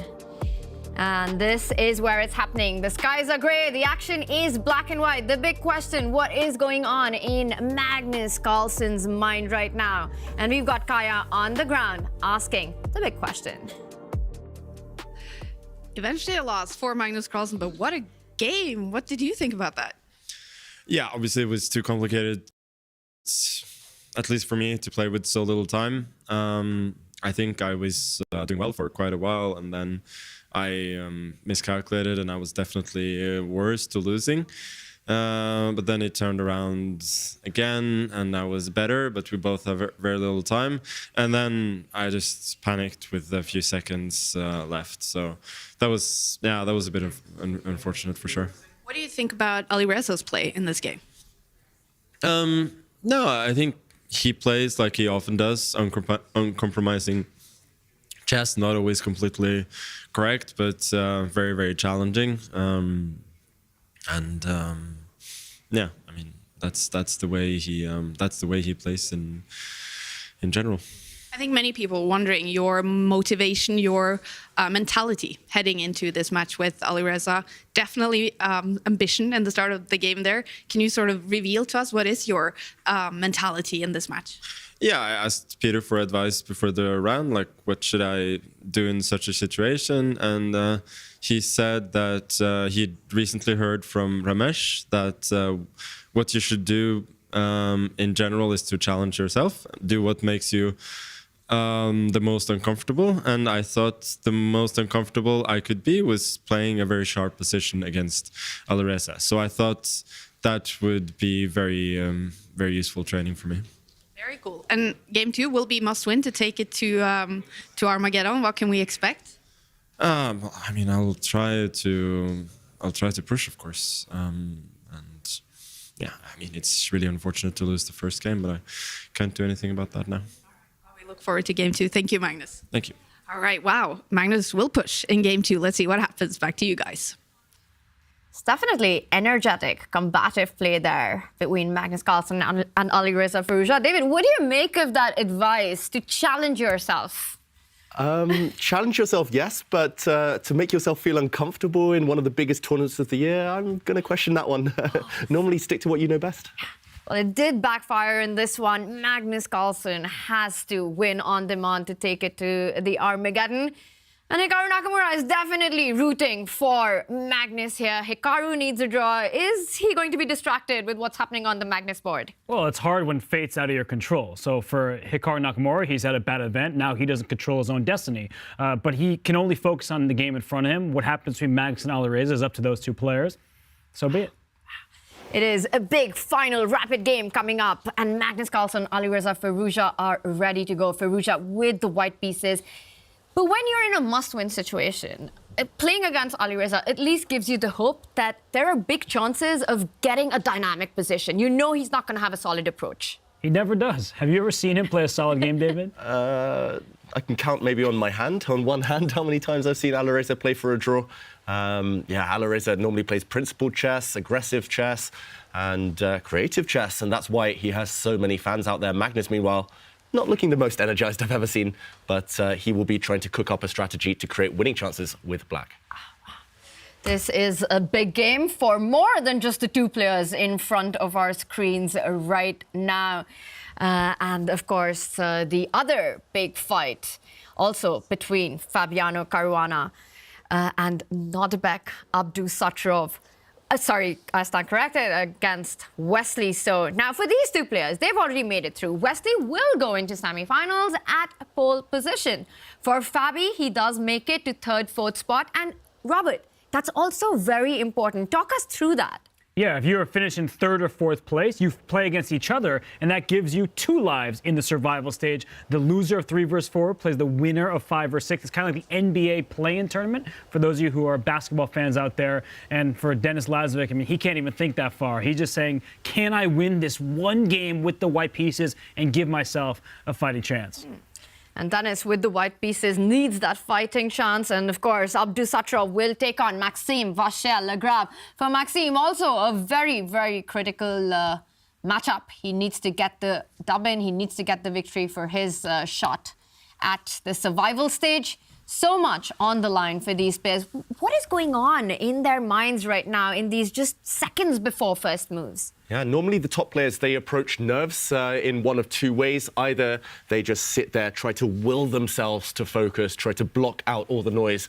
Or, as we saw with Maxime Vachier-Lagrave before he took his chair, they walk around, they joke, they have a chat, distract themselves completely. So we will shortly see the games begin, but nerves are definitely jangling in that playing hall. Nerves are on, tensions on. We can feel it all the way across in Oslo. And we're still waiting for Hikaru Nakamura to arrive on his board. But the other players, they are ready to go. It is time to get the first moves in. Where is Hikaru? It's a mystery. Where is Hikaru Nakamura? And here we see the arbiter, Judith, there saying, Dennis, you should start the clock. The games have commenced. Hikaru is late. It's the first time all event we've seen someone late to the round, so I have no idea where he is, but I'm sure there's a good reason. Oh my gosh, I haven't seen that happen before, and it's a rapid game. It's 15 minutes with 3-second increment. And Dennis did not want to start the clock. He wanted to wait for Hikaru to be on his seat. I never enjoy pressing the clock when my opponent's not there. Some people are like, yes, I get extra time. I'll beat them on the clock now. It's uncomfortable for me to start a game without an opponent. Too nice, Robert. You're too much of a sportsman. Here, though, Dennis has been asked to start the clock, and the clock is ticking. Hikaru nowhere in sight. Awkward moment, but I'm going to ask. I mean, does Hikaru's absence have anything to do with what happened in Magnus's game? I don't think so, and I feel like people are playing up this notion that Magnus wants to eliminate Hikaru, but by eliminating Hikaru, he accepts Alireza in the field. And I know Hikaru has the big audience. There's so many people out there cheering for him. He's this huge Twitch presence. But is Alireza any weaker than Hikaru Nakamura in this format? I don't really think so. It's kind of a coin toss. So Magnus, I don't believe, is actually rooting for Hikaru to exit this field because that means Alireza's inclusion. Yeah, Magnus wants to win. Magnus will play that next game. Nakamura, he can be angry that Magnus blundered. He can be frustrated, disappointed, but he's got to focus on his own game. He has to get the job done here to have any chance. Where is he? He has to show up. Hikaru. He's preparing for Armageddon. You know, he's just saying, oh, I'll spot some time, get ready in case of an Armageddon match. Oh, my goodness. And what is that? That's got to be over a minute now. Yeah. Time does fly, and yeah, we want to see moves. We want to see chess. Denis Lazavik wants a proper game as well. He won't want to win like this. Where is Hikaru Nakamura? I don't think there's a default time. What you see on the clock is what he has left Hikaru to get a move down to get into the tournament hall. And this is so uncomfortable for Dennis as well, just sitting and waiting for his opponent. It's unfortunate. You just want to play the game. And so he's just sitting there, enjoying his lead on the clock, but waiting for Hikaru Nakamura to show up and the game to really begin. Yeah, it might be mind games. We do know great world champions of the past, including Garry Kasparov and others. You see him. Like to appear late, and here we see Hikaru. He does enter fashionably late. Just a couple of minutes, disappeared. He's basically playing Armageddon now. Yes, I think we're all relieved and happy to see Hikaru is on the board and immediately sits down and makes his move. He starts with knight to f6 and blitzes out his second move as well with a head shake. What's going on? And it's hard to tell, but what do you think is happening to Hikaru right now? What's going on in his mind? Well, he'll be trying to focus now. Hopefully we get a word from the ground out there in Toronto a bit later on about why Hikaru was delayed to the game, but a fast start. He knows his opening theory, and he did spot a couple of minutes to Dennis, but not terminal, nothing too dramatic. So at least we have chess. We do have chess, and we have a central break on the board. This is the Nimzo Indian, and Hikaru strikes with the dynamic c5, and another break in the center. It is all theoretical so far.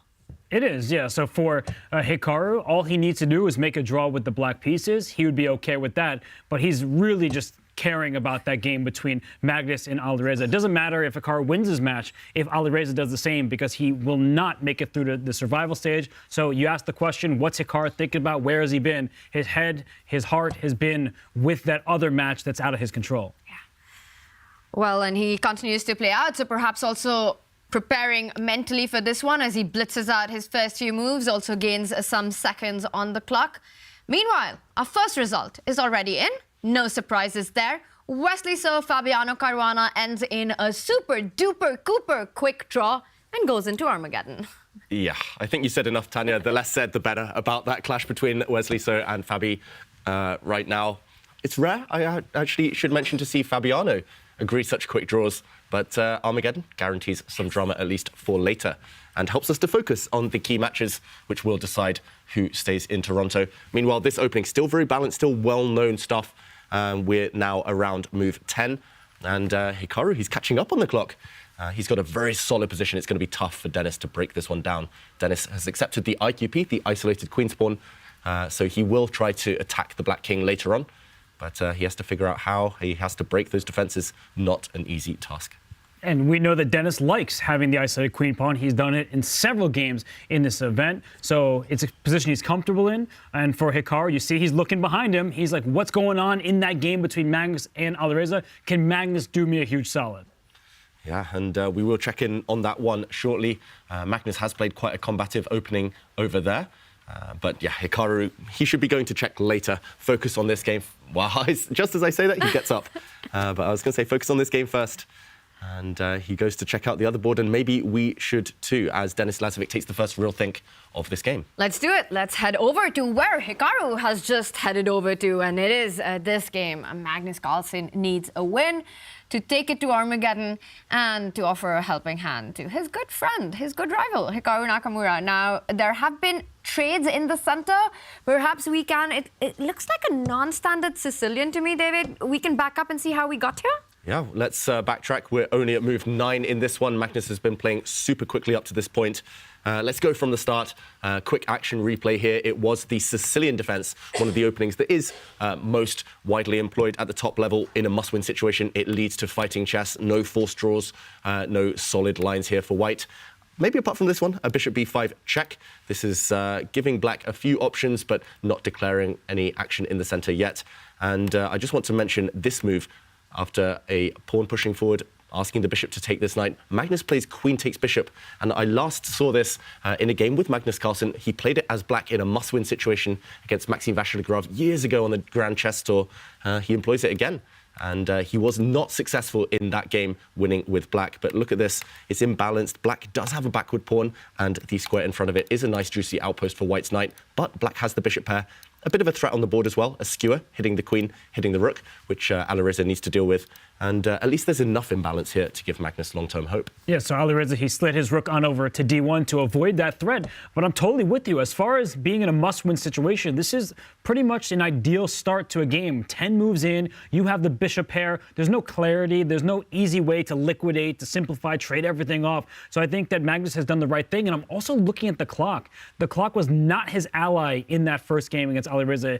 He said to Kaya, well, I struggled with just seconds on my clock. It was too much to calculate for a blitz scramble. And here, he's ahead by 3 minutes. He has a healthy position. He has the experience that Alireza may not. And we know that Alireza, he's 2,800 at his peak, but he also just isn't as old as Magnus. He can't possibly have the experience that the former world champion does. Yeah, I like black's options as well. If you get time to put a pawn on h6, bring the knight out to f6, push your pawns on the b file, push the pawns on the queen side. Great chances long term. So Alireza has to act fast. He's not acting fast on the clock, and Magnus will be gaining in confidence every second that ticks away. Maybe Hikaru taking a peek at this one, feeling a bit more optimistic as we see Alireza prevent any queenside pawn advances, but this does give Magnus time to develop his pieces. And once he gets castled, we'll see a fighting middle game. And that's the big aim right now for Magnus, to get those kingside pieces into the game. Meanwhile, these Sicilians have always understood that the fight is around that d5 square. If white is able to plant a piece there in a nice, comfortable way, white is better. If black is able to get the d5 break in, black is absolutely fine. Which makes me think that there can be long-term plans for Alireza here to try and reroute that knight from f3 to find a good way to arrive to d5. One of the ways that you can do it, that I see, David, is to go d2, f1, e3. It looks like a lot of time spent on it, but given the fact that Magnus is behind in development on the king side, is this a plan that could be on Alireza's radar? I think so for sure, and that's why if I'm Magnus, I might not waste the time with h6. I understand that white likes to play bishop g5, and knight f6 was just played by Magnus, but after bishop g5, I'm removing my knight from the attack. I'm going knight d7. Let's reroute that pony. Maybe it's knight c5, maybe it's knight b6 up to c4, just to ask some important questions on the queen side, and I can kick your bishop out of there. Remember, this is a must-win game. If Magnus loses or he draws, it's the same match result. Play h6, play g5, throw some pawns forward. This really is the type of game you want when you're in must-win territory. Yeah, Magnus Carlsen using all of his experience to guarantee this fighting imbalanced position, and he's looking very relaxed right now. Up on the clock as well. Good news for Hikaru Nakamura. All right, let's do a quick check-in with Maxime Vachier-Lagrave. against Nodirbek Abdusattorov. Speaking of knights arriving on good squares, I really like how Maxime has planted his knight on c4. Yes, Nodirbek has got the bishop pair, but it's really not the most ideal bishop pair. The position isn't as open to see the activity. Meanwhile, we also talk about pawn breaks. It looks like if anyone can break in the center, it's got to be Maxime. And once he gets a successful e5 in, it would perhaps potentially lead to structural weaknesses for Nodirbek. I played this opening from the black side my entire childhood, all the way up to becoming a grandmaster, and I can't tell you the number of times at a position just like this and how bad it is. It's not fun to play from the black side. Your bishop pair is not really an advantage in the position. White has such firm control over the center and controls the pawn breaks, like you said. All right, well, we will get back to this. It looks like Maxime is in driver's seat so far out of the opening. Let's head back to our big matchup for the round-robin standings to see who gets eliminated. And there have been a lot of trades, symmetrical pawn structure, heading for a draw, David? Good news and bad news for Hikaru. Yes, he's closer to the draw. Objectively, he should be fine. The bad news is it's not going to be much fun. And White is maybe on the better side of this equal position due to the fact White's bishop has more potential. White's bishop eyes the black pawn in the centre. Both sides have isolated queen's pawns this time on the d file.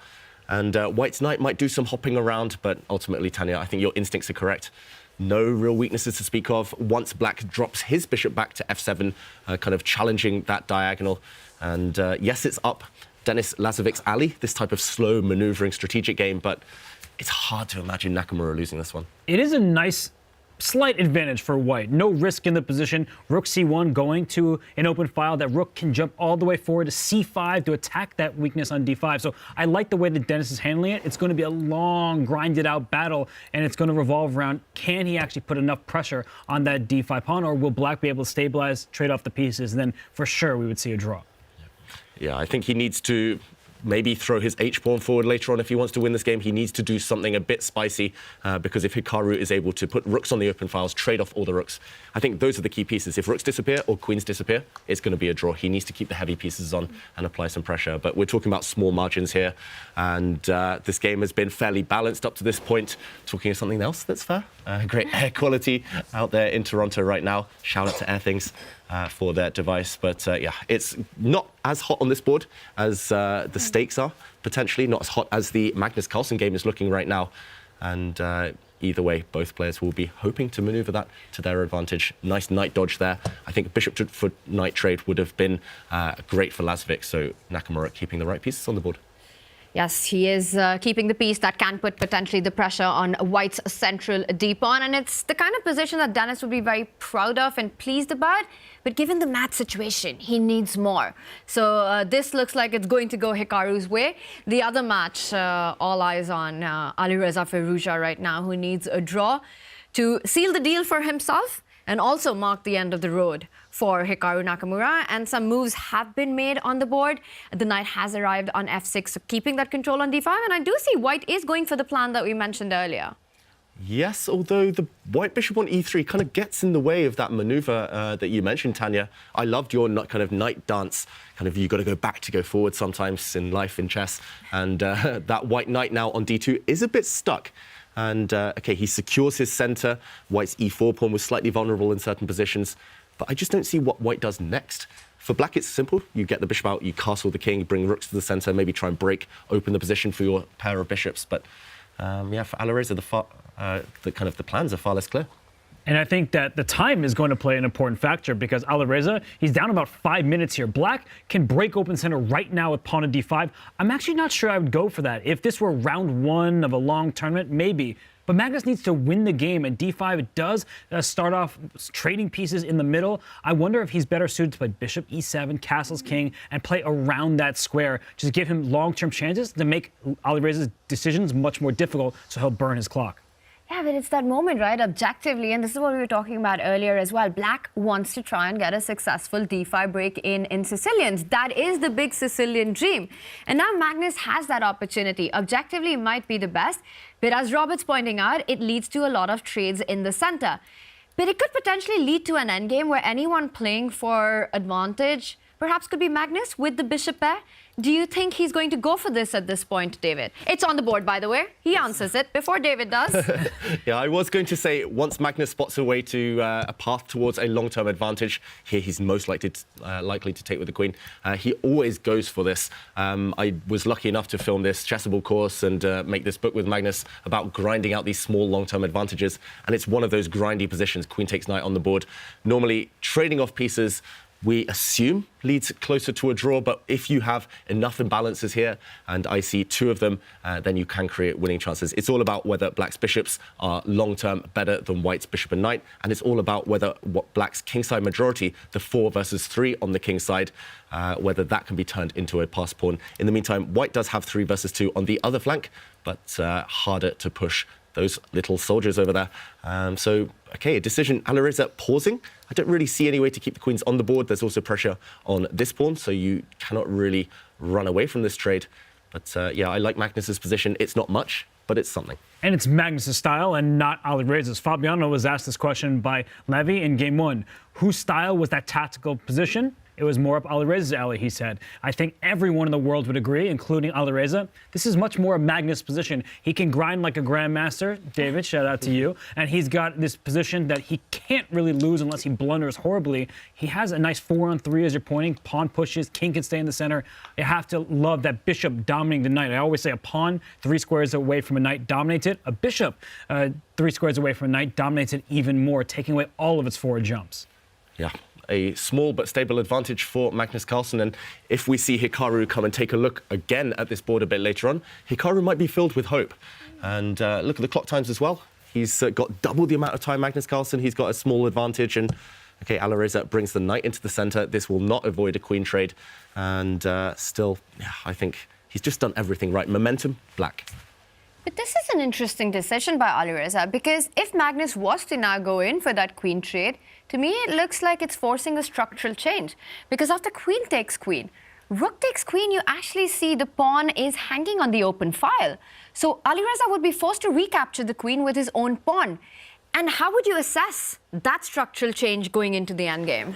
It's not aesthetically pleasing, but I think that after you take with the pawn, you're going to push that pawn 1 square up to trade it in the center. That's what Alireza is banking on. I'm not quite sure if he gets away with it, because black can play f5. That was the start of one of David's plans, just gaining space where you have an extra pawn. That knight has to drop back to a square like f2. And white is not going to lose the game in the next few moves, but you are worse, you are passive, and we have seen the queen trade. We actually have the position. I'm wondering if Magnus will strike with f5 or if he's going to play with a steadier hand and perhaps develop his pieces. Yeah, it just looks so beautiful for black f5 on the board. No hesitation there. The white knight actually chooses c3. But, I mean, look at what a beautiful post this will be for black's bishop. An outpost, keeping an eye on this weak pawn on a4. You can just move your king out, get developed with the other bishop as well to b4. It feels like one-way traffic. It's just about whether it's enough. If d4 ever happens, if a bunch more trades happen, maybe Alireza can hold an endgame, but it's certainly Magnus having all the enjoyment right now. Yeah, it's knight c3. It's sad. This is definitely Alireza playing for the match rather than playing the position. It feels like he's just begging for a draw. And normally against the top guys, that just doesn't work, that approach. Yeah, and that's often the worst way to play for a draw is to play for a draw. You've got to try to play the position as much as it is difficult psychologically, and especially against a guy like Magnus. You give him even the slightest chance, the slightest hope, it might not even be a real chance in the endgame, and he's going to try to grind that one down till the very end. A very different position than the fight that we saw in game 1 between these two. Do you think Magnus is feeling confident about his chances in this endgame right now? Absolutely, because playing for a result isn't playing chess. Chess is an objective game. As soon as you inject that subjectivity, I just need a draw, let me play this quietly because I need a draw, you're not actually thinking about the board as clearly. Of course, Alireza, he's been in situations where all he needed was a draw, or maybe he needed a win, but king f7, David's plan, step 1, the dark square bishop will develop, that hole on b3 for that light square bishop, and Magnus is having all the fun, and there's very little Alireza can do besides hope that Magnus will fail to convert. Yeah, it was interesting, Magnus's interview with Kaya a bit earlier. He dropped in this kind of advice from Ramesh: make yourself uncomfortable, kind of step out your comfort zone, challenge yourself. He's gone back to basics here, Magnus. This is Magnus from 2009, 2010, when he was kind of breaking into the kind of scene, becoming world #1, grinding down his older opponents, just seeking these long-term small advantages in the endgame. This is the Magnus I knew and that we all love. It's like he took your advice for game 2. Just go back to what you know best and what you do best, Magnus. Gone into an endgame, he's got the bishop pair. How do we see him actually increase the pressure in these positions? We often talk about bishop pair, great position, open position. You know, you can bring your rooks to the center. But what I want to ask and understand is, what are the pieces that you're actually looking at trading and increasing your advantage here? Black doesn't really want to trade anything just yet, because white's pieces, while they look nice, the knight on c3, bishop on d4, and he goes bishop b6, you can't necessarily improve that easily. And what black can do is go for an attack. A lot of people think that when the queens are off the board, there's no attacking chances. But if black starts throwing those pawns on the king side forward, opening up some files, you do have a bishop pair. Bishops have open diagonals, but I do think that Alireza, he's holding in tough for now. In fact, not trade so much that he didn't even take the extra pawn that was being offered on c3 on that knight. Bishop pair, more important. David, are you expecting this strategy to just advance on the king side pawns and at the right moment strike and create more weaknesses on one side of the board? Yeah, I think for now, Magnus is prioritizing kind of stabilization. He's just put his rooks on nice squares, the bishops on nice squares. At the right moment, his plan of improvement is to create a second front. Right now, black is dominant on the queen side. Black's pieces control a bunch of squares, some pressure on the white knight. Suddenly he'll try, as Robert said, switch tension. I saw this interview with Magnus Carlsen, Pep Guardiola. It was fantastic hearing about the kind of two geniuses discuss strategies. And Magnus, he's going to kind of overload on one side and then switch the ball, switch attention to the other flank. And I'm not saying it's winning. I'm not saying it's even that big an advantage. But in practical terms, it's, so unpleasant for white to defend. King f2, not really achieving much. And now I think we'll see your plan, Robert. Push those pawns. It's why we have to keep talking about the clock. Right now, Alireza down under 4 minutes. Magnus still 7.5 minutes on his. And also, white doesn't have very clear plans. Black's pieces are perfect squares. And Tania asks a very important question, because many of us would have taken that knight on c3, which can be captured right now. That does net black a pawn. But then you can't make any other progress because of the presence of opposite colored bishops. So bishop takes c3, I think, would be a massive mistake in terms of your practical chances. The eval bar right in the middle. Where is your extra pawn? It's on b7. Can it move? No, because the bishop is sitting on b6 protected by a pawn. So taking on c3 would be a big mistake. If that knight is going to leave the board, it's going to be for the light square bishop. I think that Magnus would prefer to have bishops of the same color. And that a5 pawn, it's a strength right now for white. It's defending the bishop and defended by it. But in some positions, you're kind of tethered to it, so you have to be quite defensive. Yeah. I totally agree, Robert. You don't want to cash in too soon. You don't want to sell this beautiful bishop for less than it's worth. And this white knight is not going anywhere anytime soon. It's got to stay on c3, plugging the c file. So don't commit too early. That option will be available later on. So often in chess, we say just kind of keep the obvious moves for later. First, improve, build up. And that's what Magnus is doing. Rook on c4 looks across the board. Soon we'll see these pawns fly forward. Again, it's an endgame. We're going to be here for a long time. It's a marathon day. For us, it's a marathon game. Well, what a beautiful idea there, too, because he brought his rook to an active square so that when he trades bishops on the c5 square, his second rook will join. So Magnus is showing us, I mean, I know it sounds like a joke because of the chess book course in the book, but he really is showing us how to grind in a position like this. I mean, this is really good stuff. He's making sure that white's pieces are passive. And look at those rooks. That one can slide to the square next to it on b4, attack some pawns. I like his chances. All right, classy technique on display here by Magnus. We'll see if it's enough or not to get going into the Armageddon. We're going to do a quick check-in with Maxime Vachier-Lagrave. It's a materially imbalanced position. We see black's got the queen for rook and a bishop. And how many pawns is that? 2 pawns. So we do the quick math, and it looks like white's the one who's got, well, 1 pawn extra. Yeah, good maths, Tania. Really that was much quicker counting. I was struggling. I was like, wait, that's doubled pawns. Do they count as one? But we also have to maybe just show one tactic that did arise. It was Vachier-Lagrave who sacrificed his queen. Watch out for some background checkmates. Black gives the king some breathing space. We won't linger here too long. I think objectively it's still balanced because white's pieces are so perfectly centralized, but a queen is a queen. But it's just one tactic to show off here. And I will just backtrack very, very quickly. It was this position. Black landed a nice check on the white king. And Maxime said, OK, I don't want to shuffle into the corner where I'm actually a big target for the queen and bishop piercing from afar. The knight could come in now with tactics on the diagonal. Instead, he just gave up his queen. Knight takes, and this is how we saw the material imbalance arise. So a level position ultimately, and yeah, one that we will discuss a bit later. We will do a deep dive into this later, and we'll move on to Hikaru Nakamura's board. For Maxime Vachier-Lagrave, he needs to win his match to secure his spot into survival stage. And Maxime, their first game was a draw. Nodirbek is already into survival, so a lot on the line in that one as well. And here we've got Denis Lazavik. He has to win his game, but with the rooks been traded off, David, it's a point you made a long time ago. Major pieces come off the board. You get closer to a draw. Is Hikaru not going to need an Armageddon in this one? I think he's a big favourite to win the match by holding this game, drawing this game. Again, it's still white with the better side of equality, the better side of the draw, but it's hard to imagine anything wrong happening here for black. Simply, you have control over all the squares, too symmetrical, and yeah, no real play. It's a good check-in here because some may think this is the last we'll see of Hikaru, and that will be true if Alireza can hold a draw, but doesn't look likely as the current position that I'm seeing, Tanya. It seems like it's getting worse and worse for Alireza.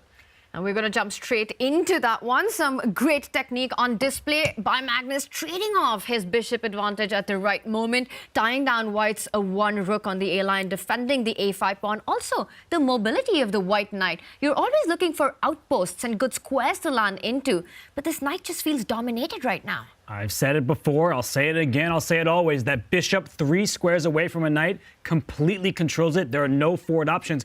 Speaking of forward, look at those pawns. David, you were clamoring for this for so long, and now it's here. Yeah, Magnus biding his time, not rushing. That's tip 101 in Grind Like a Grandmaster in our book. Just don't rush. Just enjoy the moment, massage the advantage, torture your opponent as long as possible. The longer you torture them, the more likely it is that they'll crack. And Magnus, the pawns are rolling now. Again, no concrete threat, but it's just unpleasant. You see your opponents coming towards you, you see their army advancing, and you're just stuck. You just have to stay still. Look at that white rook. It's just kind of yo-yoing back and forth on the A file because white's weakness, the pawn on A5 that Robert mentioned earlier. White's knight stuck, plugging the C file, and no clear plan of action for white. Black, meanwhile, improving every move. David, you make it sound so easy to grind like a grandmaster. When I try to grind like an international master, I just often find my opponent breaking free and getting this counterplay, and I'm the one getting tortured at the end. How do you keep control in these kind of positions? Well, it's, I mean, it helps when you're Magnus Carlsen, when you've seen everything a mile away.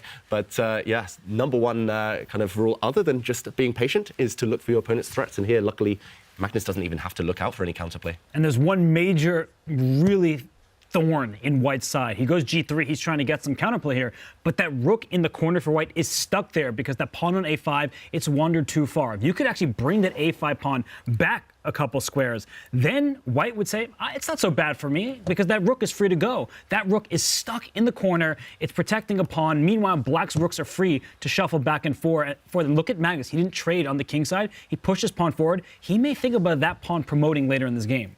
Yeah. Theory of 2 weaknesses. White has 1 weakness on A5, maybe on H2 as well. Big, big weakness there. If you could ever trick white, if you can ever sneak a black rook behind on the first rank to come and grab this pawn, it's game over. And this is a trademark of Alpha Zero, of Magnus Carlsen. Push pawns as close to promotion as possible.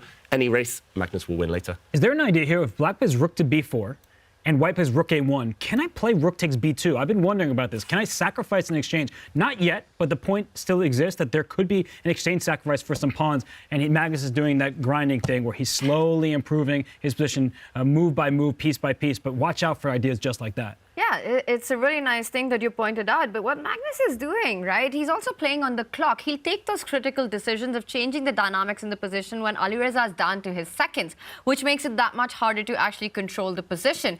A check's been given on the board, and you're pointing out the squares that are on Magnus's radar.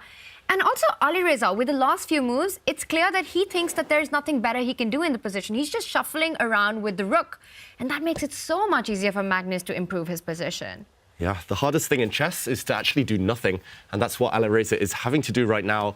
Most likely he'll bring his rook back. He might get tempted to swing his rook across. I was going to say go for that slightly detached black H-pawn, but no, he does adopt this defensive formation. And now Magnus, we know he doesn't believe in fortresses. Can he break white's fortress? It's a good question, and it doesn't look very easy. That exchange sacrifice will be in the back of his mind, but we saw the eval bar say not in that position. The big problem for white is your rooks are stuck. The rook on a3, protecting the pawn on a5. The rook on the second rank is shielding the king and protecting that b2 pawn. So has Magnus maximized? That's the question. A fortress would be a really big dream come true for Alireza, where it looks terrible. He can just shuffle a little bit back and forth here and there. And Magnus saying, oh, big decision time. Can you trade me? Or is that black king coming in too quickly? Wow, big question to ask as well. No easy answers. Alireza feels obliged to trade off the rooks. But now black's king can start sidestepping, slide to the left, and go for that weak white a5 pawn. I'm really surprised Magnus has rushed into this. Normally, I would say kind of wait, only if you're 100% sure. But it does look mightily scary for white still. And Magnus has to be sure that after sliding the king, if there's a trade of rooks on c5, that his king is fast enough to gobble the queenside pawns, and Alireza will not be able to create counterplay against the kingside pawns, but Alireza prefers to keep the rooks on the board. But now this h3 pawn, the alpha 0, the alpha Magnus pawn that we're talking about, in many positions, that can be a big weakness, and white's knight or the king can start targeting it. It definitely can be a weakness, but after Magnus slides his king over, there are second rank ideas for him. He has so many options here, and I think for Alireza, give him 3 more minutes. He might have traded rooks in that position. Any rook check could have forced the rook trade, and perhaps that was a draw, but when you have 50 seconds, you can't calculate 20 moves down the line, which is what you need to do to ensure that you're not giving away a half point. Yeah, really difficult position. Firouzja's done a kind of admirable job here of defending. Really fantastic stoic defense. But now it's kind of the calculation part of the game where it's very concrete. It's no more about those strategic, kind of theoretical things we were talking about where you can just trust your judgment and play on feel instinct alone. Now it's pure calculation. That's why Magnus has slowed down 2 minutes against just under 1 minute. I'm expecting the black king to move on over as well. That's the consistent kind of final act of the plan. But suddenly it's all about the king side. Can black stabilize on that flank? And suddenly counterplay for the first time in a long time. Amazing defense from Alireza. We keep talking about Magnus' ability to grind. Alireza's ability to defend is top-notch. He's proving it in this game. But will he be able to sustain this? He's got 52 seconds left. Magnus, he's pausing for now, but you know he's going to rapid fire, just spit out a few moves in a row, and then Alireza will have to keep defending while being down to just seconds. A big decision for Magnus. Does he allow Alireza to trade off the rooks, or will he slide with his king? Magnus with a big think, almost a 2-minute think at this point. So really the clocks are getting more and more leveled right now. It's going to be a race for Magnus to get on the queen side. Alireza trying to get to the pawns on the king side to create his own passer. Meanwhile, we do see the evaluation bar go in Hikaru's favor in his fight against Denis Lazavik, but it all really comes down to this game for Hikaru as well. And we're seeing it being played out. The king, as you said, moves towards the a5 pawn, the knight jumping into attack right now.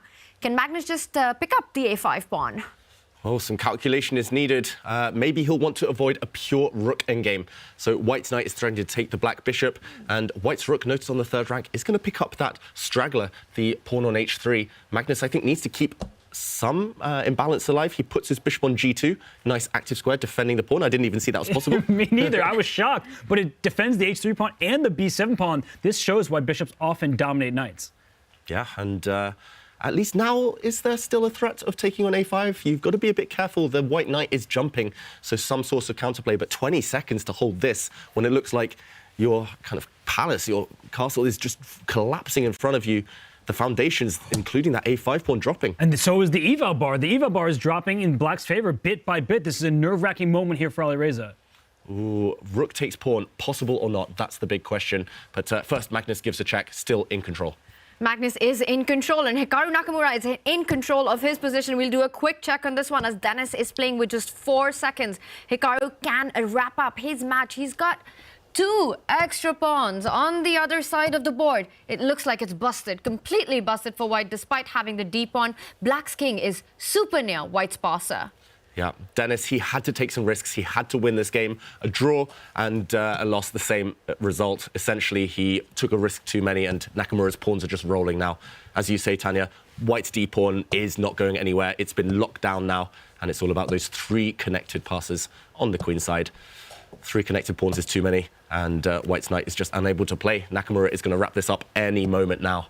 And he's going to win this game. It'll be Denis Lazavik's first loss. The handshakes are there. But Hikaru's tournament might not be over. He is relying on Magnus Carlsen. And look at this. Magnus Carlsen, you see the eval bar is going all the way down. He's up a pawn. His rook is active. And now it's about converting this into a win. And we mentioned it about 25 moves ago, Robert. White's H-pawn was a target. He locked it down, fixed a weakness, and now it's dropped off the board. Magnus has now created the most powerful of passed pawns. Harry, the H-pawn's going to become a queen. That H-pawn is only 2 squares away from touchdown.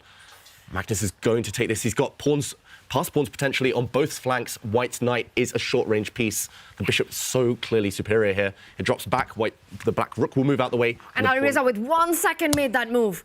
He's got no time, and now he loses another pawn. Yeah, but what he's hoping for is if he can trade rooks and give up his knight for the b7 pawn. Bishop and a pawn versus king, if that king can run to the corner, will be a hole. So watch out. Know your theoretically drawn endgames. I don't think Magnus is going to blunder into that, but he needs to keep an eye out.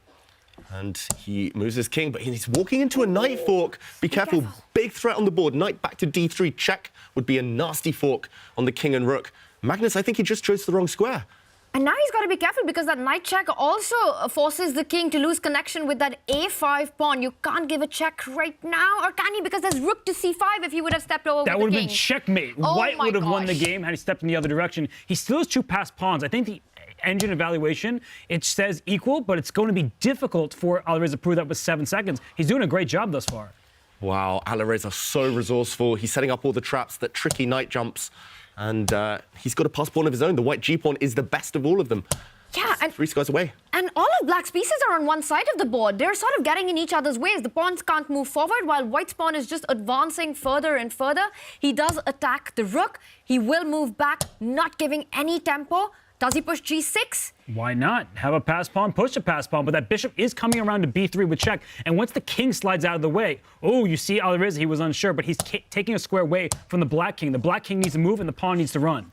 Oh my gosh, and this is so important for not just Magnus Carlsen, but Hikaru Nakamura. Magnus needs to win, and this is getting closer to a draw. Ever closer. If white sacrifices the knight for black's pawn, we'll see the infamous rook and bishop versus rook endgame, which is objectively a draw, but so tough to defend with only a few seconds on the clock. He can do it now. He should take that pawn in the next few moves. It's not running away yet, but he wants to avoid that endgame as long as possible, Firouzja. And the one thing Alireza has to avoid is bringing his king forward to a6. It looks like the best move, but you're walking into a pin, so that would free up the black king. I don't know how Magnus makes progress anymore. He can't move his king without losing his a-pawn. Oh, he's blocking out the white rook. This is really clever. Maybe forcing that sacrifice in the next few turns. But he's going behind Alireza, and the moment of truth, he does sacrifice. It's rook and bishop versus rook. Start your counters. It's the 50-move rule kicking in. And did you see Magnus's reaction there? He says, okay, I'm ready for this one now. This is going to be a fight. It is rook bishop versus rook, a theoretical draw, but can Alireza hold for the next 50 moves? And what you often want to do is keep your king and rook on the other color of that bishop. That's a great move by Magnus. He's trying to restrict the scope of that rook, but you need to bring your king closer. Magnus starts on the right path. Magnus needs to force the white king onto one of the 4 sides of the board, and only then will there be checkmating ideas, but that's going to take a while. Alireza cutting off the black king. I'm pretty sure he studied this for hours and hours throughout his career. The top players spend a lot of time on this, but it's all about the nerves, whether he cracks. Only a few seconds left. And I'm sure Magnus has studied this completely as well. So he knows how to try to get the white king to the edge of the board, the way to create the best chance. And it'll come down to those final moments. Does Alireza know those critical defenses when the king is in the last rank or the corner? Alireza's nervous. He's down under 5 seconds. You could see him hesitating with his king move. That black king can now go to the center. That white king is being pushed to the edge of the board, but he can use the Cochrane defense, pin the bishop from a distance. He does that, so it's clear that Alireza knows what he's doing. And now you've got to be really careful. You don't want to commit. The white king is ready to do a bit of a dance here. If black's king later goes one way, the white king will go the other. Now we'll see the white king go up the board, surely, in the next move or two. Ooh, Alireza, he's doing everything right so far, but still big nervous moments ahead. It's Magnus Carlsen who's got less time on the clock than Alireza. The clocks are now absolutely level, and a hesitancy there by Alireza. He finally decides to go to 8-6 with his king. And that black king is inching closer because white wants to put that rook on the g-file and trade the rooks off. Not allowed here. If that bishop, it snakes back, here it comes. If it gets to f5, that white king could be in a mating net. Oh, and there it is. Back. He's losing now. Yep. He's in the net. He's in the net. He walked right into the net. Bishop can even... And they know it. They know it. This is a well-known winning position. Black's rook will come round now and deliver a killer blow. The white king has no escape squares. Any check on the h-file will be decisive. Magnus goes the long way round, and white is stuck. Alireza with a smile. He knows this is all over. He's gotten his king at the wrong side. There's a mate in one being threatened that you cannot fight against. Magnus Carlsen gets the job done, takes it to Armageddon. Alireza is disappointed. He had this one. A draw would have seen him through. And the other man who is very relieved with this result is Hikaru Nakamura. You can defend for a long time, but you have to defend forever when Magnus Carlsen is grinding against you. The eval bar went to the center, but looks can be deceiving, and Alireza Firouzja, he couldn't hold in that rook and bishop versus rook ending. We've got an Armageddon coming up. The bids are being written right now as Magnus Carlsen strikes back. Wow, what classy play from the world number one. What great defense from Alireza Firouzja in the end. In practical terms, it was too difficult. It was one step too far. But yeah, that just shows Magnus, he's a sportsman. He doesn't care about other results. He just wants to win his own games. And such a different game from what we saw from Magnus in game one. This was Magnus in his true style. This is Magnus at his best. Those type of games where he doesn't force the issue, he doesn't castle queenside unnecessarily. And I'm curious what their bids will be, because strategy has changed game after game for Magnus. He bid 15 minutes to get white one game, then he bid as low as 8 minutes and 53 seconds another. I'm curious. What do you think? For Magnus, will he aim for the white pieces? Alireza, how low will he go if he wants black? Oof, it's tough. I think Magnus would take either color right now. He's feeling so confident. Alireza needs to recover, so he might well want black and draw odds. But these are the results, Tanya. And these are the results, which means we've got 3 Armageddons coming up. That seems to be the tradition right now, minimum of 3. And we've got 2-0 for Hikaru Nakamura. He's got the job done. And while the games were over, take a look at what was happening backstage. They had their eyes on Magnus versus Alireza Firouzja. You're asking for 5 people to watch a game. It's like the strongest 5 you could ask for. There are a few people missing, of course, but that's awesome to see them tuned in, locked in. And Hikaru, he now has a chance. Yeah, some more tense than others in that group of 5 people that we saw as the action continues. And one man who's going to continue watching Magnus in action will be Hikaru. David, what a round. We're going to 3 Armageddons. What have you got for us? What was the highlight? Well, I'm going to go back and study rook and bishop versus rook after this day is over, that's for sure. It's the trickiest endgame to hold. Theoretically a draw, but as we saw, Magnus, he knows all the maneuvers, the winning plans, and Alireza, unfortunately, just didn't have enough time on the clock. It was here, just deep into the endgame, where the final mistake occurred. He defended so well for so long, but pushing his king back to h5, where it does get trapped, was the error.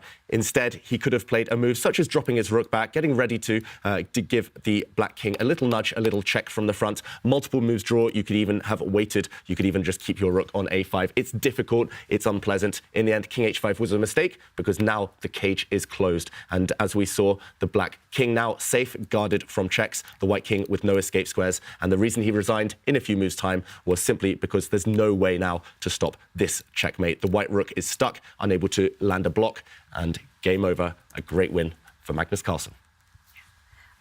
Magnus Carlsen gets the win in taking it into the Armageddon. And we've got the bids that are about to be revealed. And look at this, Robert. This has been the storyline so far.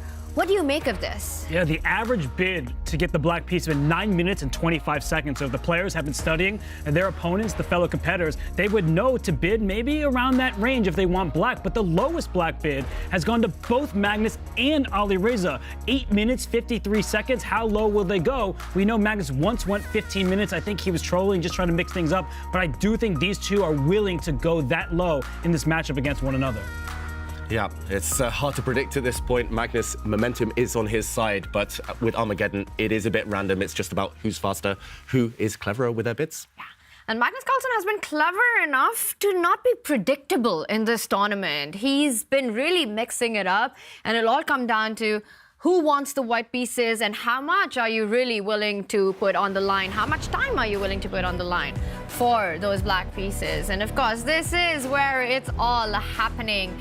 And the action continues as you got 3 big Armageddons coming up. And once again, subscribers, good news. You get some really cool stuff, so don't go anywhere.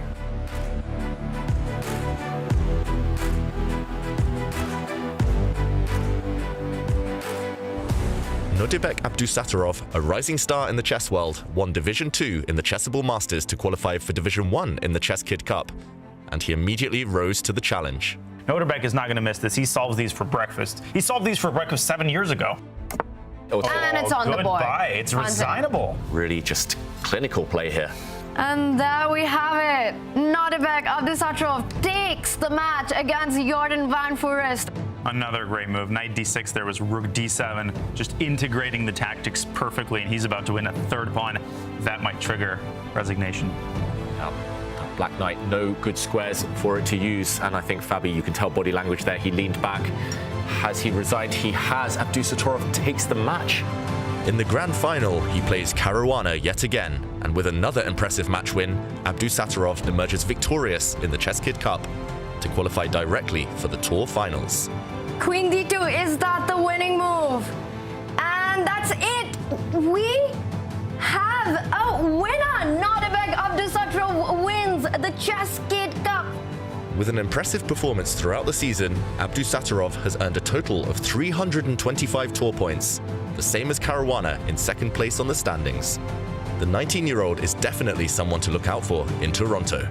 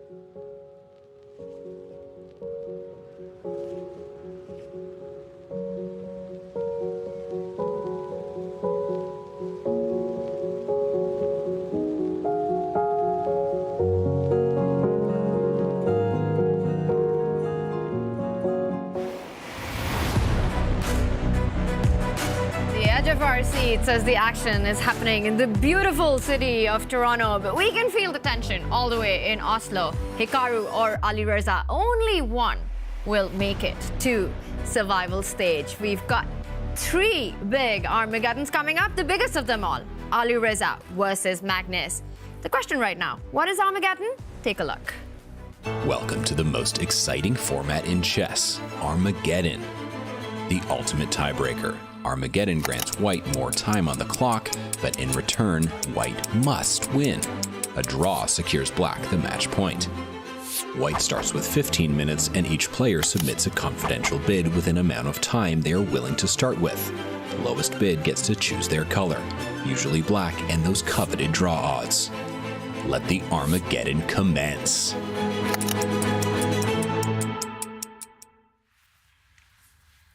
It's all mind games right now. What will the players bid? And I'm really excited to find out as Kaya is with Wesley and Fabi revealing their bids.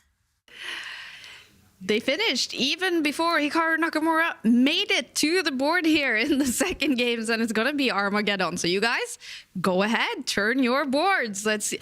Oh, all right, you want the white pieces. 1459 for Fabi, 903. You will play with the black pieces. What was the thought here, Wesley? Yeah, I remember Fabi bid yesterday 959, so I thought, and then Hikaru bid with 910, and he won, so I thought I'd bid somewhere around that. But I should have bid higher. And you are eager to get the perfect score here, I bet, to win all your matches in the round robin. Well, I'm looking forward to the semifinals. Because I guess because of tiebreak it's not a big difference. So nope, not at all. Well, Fabi, I bet you're going to be happy to play with the white pieces. Watching your bid here, what was the thought here? Yeah, so I actually had a dream last night that I was playing Armageddon against Wesley, and I bid 15 minutes, and then he outsmarted me and he bid 16 minutes. So I decided to play it even smarter and bid 1459 because I thought this is like the safe. In case he bids 15, for example, then I'm in good shape. And in case he bids lower, then I'm also in good shape. So that's my reasoning behind this. Very cool, very cool. Nice. You remember your dreams, and that's a very good sign. I don't remember the result, though, of the dream, so we'll see. Okay, so that's yet to see, you guys. So how did Fabi's dream end? We're going to see when the Armageddon starts. Back to you guys. 1459 and circling the black pieces. What is in Toronto's air with the nicest guys on the circuit trolling each other? What's going on there, Danny? What Fabi didn't say is apparently how his dream ended was he was pissed that we allowed Wesley to bid 16 minutes. Oh. And he freaked out. He was mad at the organizers because we allowed Wesley to bid more time than is legally allowed. So I think Fabi needs to relax a little bit. Dreams aren't real. Dreams aren't real. Dreams aren't real. Dreams aren't real. You know what is real? What is real? Armageddon. Armageddon is real. And Magnus is now Harry Potter. Yeah, he saved Malfoy from the floor. That was. By the way, is Fabiano Caruana one of the funniest and most normal top chess player? He might be. It's well, I mean, okay. There's a lot to unpack about that. You should watch the White Elephant video. Have you seen it yet? Not yet. You should watch the White Elephant video if you haven't seen it yet. Okay, we got to talk about Armageddon. Yeah. So we have Magnus and Firouzja, Fabi and So, MVL Nodirbek. Obviously, the main focus is Magnus and Firouzja. Not just the main focus. Wesley So literally does not matter. It does not matter. They literally could not show up. Yeah, and same with Nodirbek and MVL almost. Well, they're now that Lazavik has lost to Nakamura, it actually doesn't matter. Yes. So really, we're all about Magnus and Firouzja. Your thoughts on who's got the edge going into that right now? I mean, obviously Magnus. Momentum aside, right? You're gonna take Magnus in a match. We're gonna get their Armageddon bids in a second, I imagine. And that was a crazy game to win. I mean, that literally could not have come down any closer than the way it did. That was Harry swooping in, saving Malfoy in the room of requirement. Yeah. Rook and Bishop versus Rook, a theoretically drawn endgame, and he finds a way to win. That's I was blown away, just like everyone else. We've got, I guess, the players heading to their board, so we're probably going to send it back to the studio. Tanya, I wish I had more to banter about. We're just all hype here in Toronto. Literally, people were on the edge of their seats out there. I can't wait till people see the edit of Hikaru Nakamura watching in real time as far as what happened. Yeah. But you had everybody crowded around, and the drama was insane. And here we go. It's Armageddon. It's all we got. It is go time really, really soon. I'm just upset about you guys saying that dreams aren't real. What are you talking about? I mean, say that to Wesley. He's having the dream run that anyone can hope for with his performance, but he's got an Armageddon to play, and these two are ready to go. Do we even know what the bids were for these two? Not yet, but we will find out as Kaya's got the bids, and we'll be revealing them really soon. But look at Alireza. He is ready to go. Is he still thinking about what just happened? Or is he thinking about the Armageddon that's coming up? And just moments ago, Kaya was with the players and their bids. Major drama, this one going to Armageddon. We're going to see the bids. You guys go ahead and turn your boards. 942 for Magnus, 9. That means you're going to play with the black pieces. The thought here, Alireza. Yeah, I mean, I'm happy at least it's Armageddon. I have another chance, but not happy with my play. This Armageddon will decide Hikaru Nakamura's fate as well. What are you thinking right now, Magnus? I'm not thinking so much about that, but I'm happy that I managed to come back, even though the game was a mess. Quite high bid from you here. We'll play with the white pieces now. How do you feel about that? It's okay. Wow, this will be an exciting one. Best of luck, you guys. Thank you. We're going to have Armageddon. Back to you guys. Alireza wins the bid with 9 minutes, gets the black pieces, and we will have the first move soon. Magnus saying that he isn't thinking about Hikaru, but right now, Hikaru Nakamura literally cares. Oh, Hikaru is begging Magnus to win, something you typically don't hear, but Magnus needs to win for Hikaru to stay alive. Yes. And we will have the moves of the Armageddon in just a few moments as Wesley and Fabiano Caruana have taken it down to the wire, and they are ready. We've got 3 big ones coming up. And first to go underway is Fabi with the English opening. The opening of dreams, the English opening. Shout out. Thank you, Fabi. The English opening does show fighting intentions. It does keep White's options open, guarantees a long fight. Fewer forcing lines than in the King's Pawn opening and Queen's Gambits and others. Meanwhile, Fabi does open the centre. And he does, remember, have a 6-minute time advantage to start this game. A fast beginning here as Wesley tries to clarify the centre. As mentioned earlier, this one less important for the standings, but of course both players want to win, and Wesley wants that magnificent 7.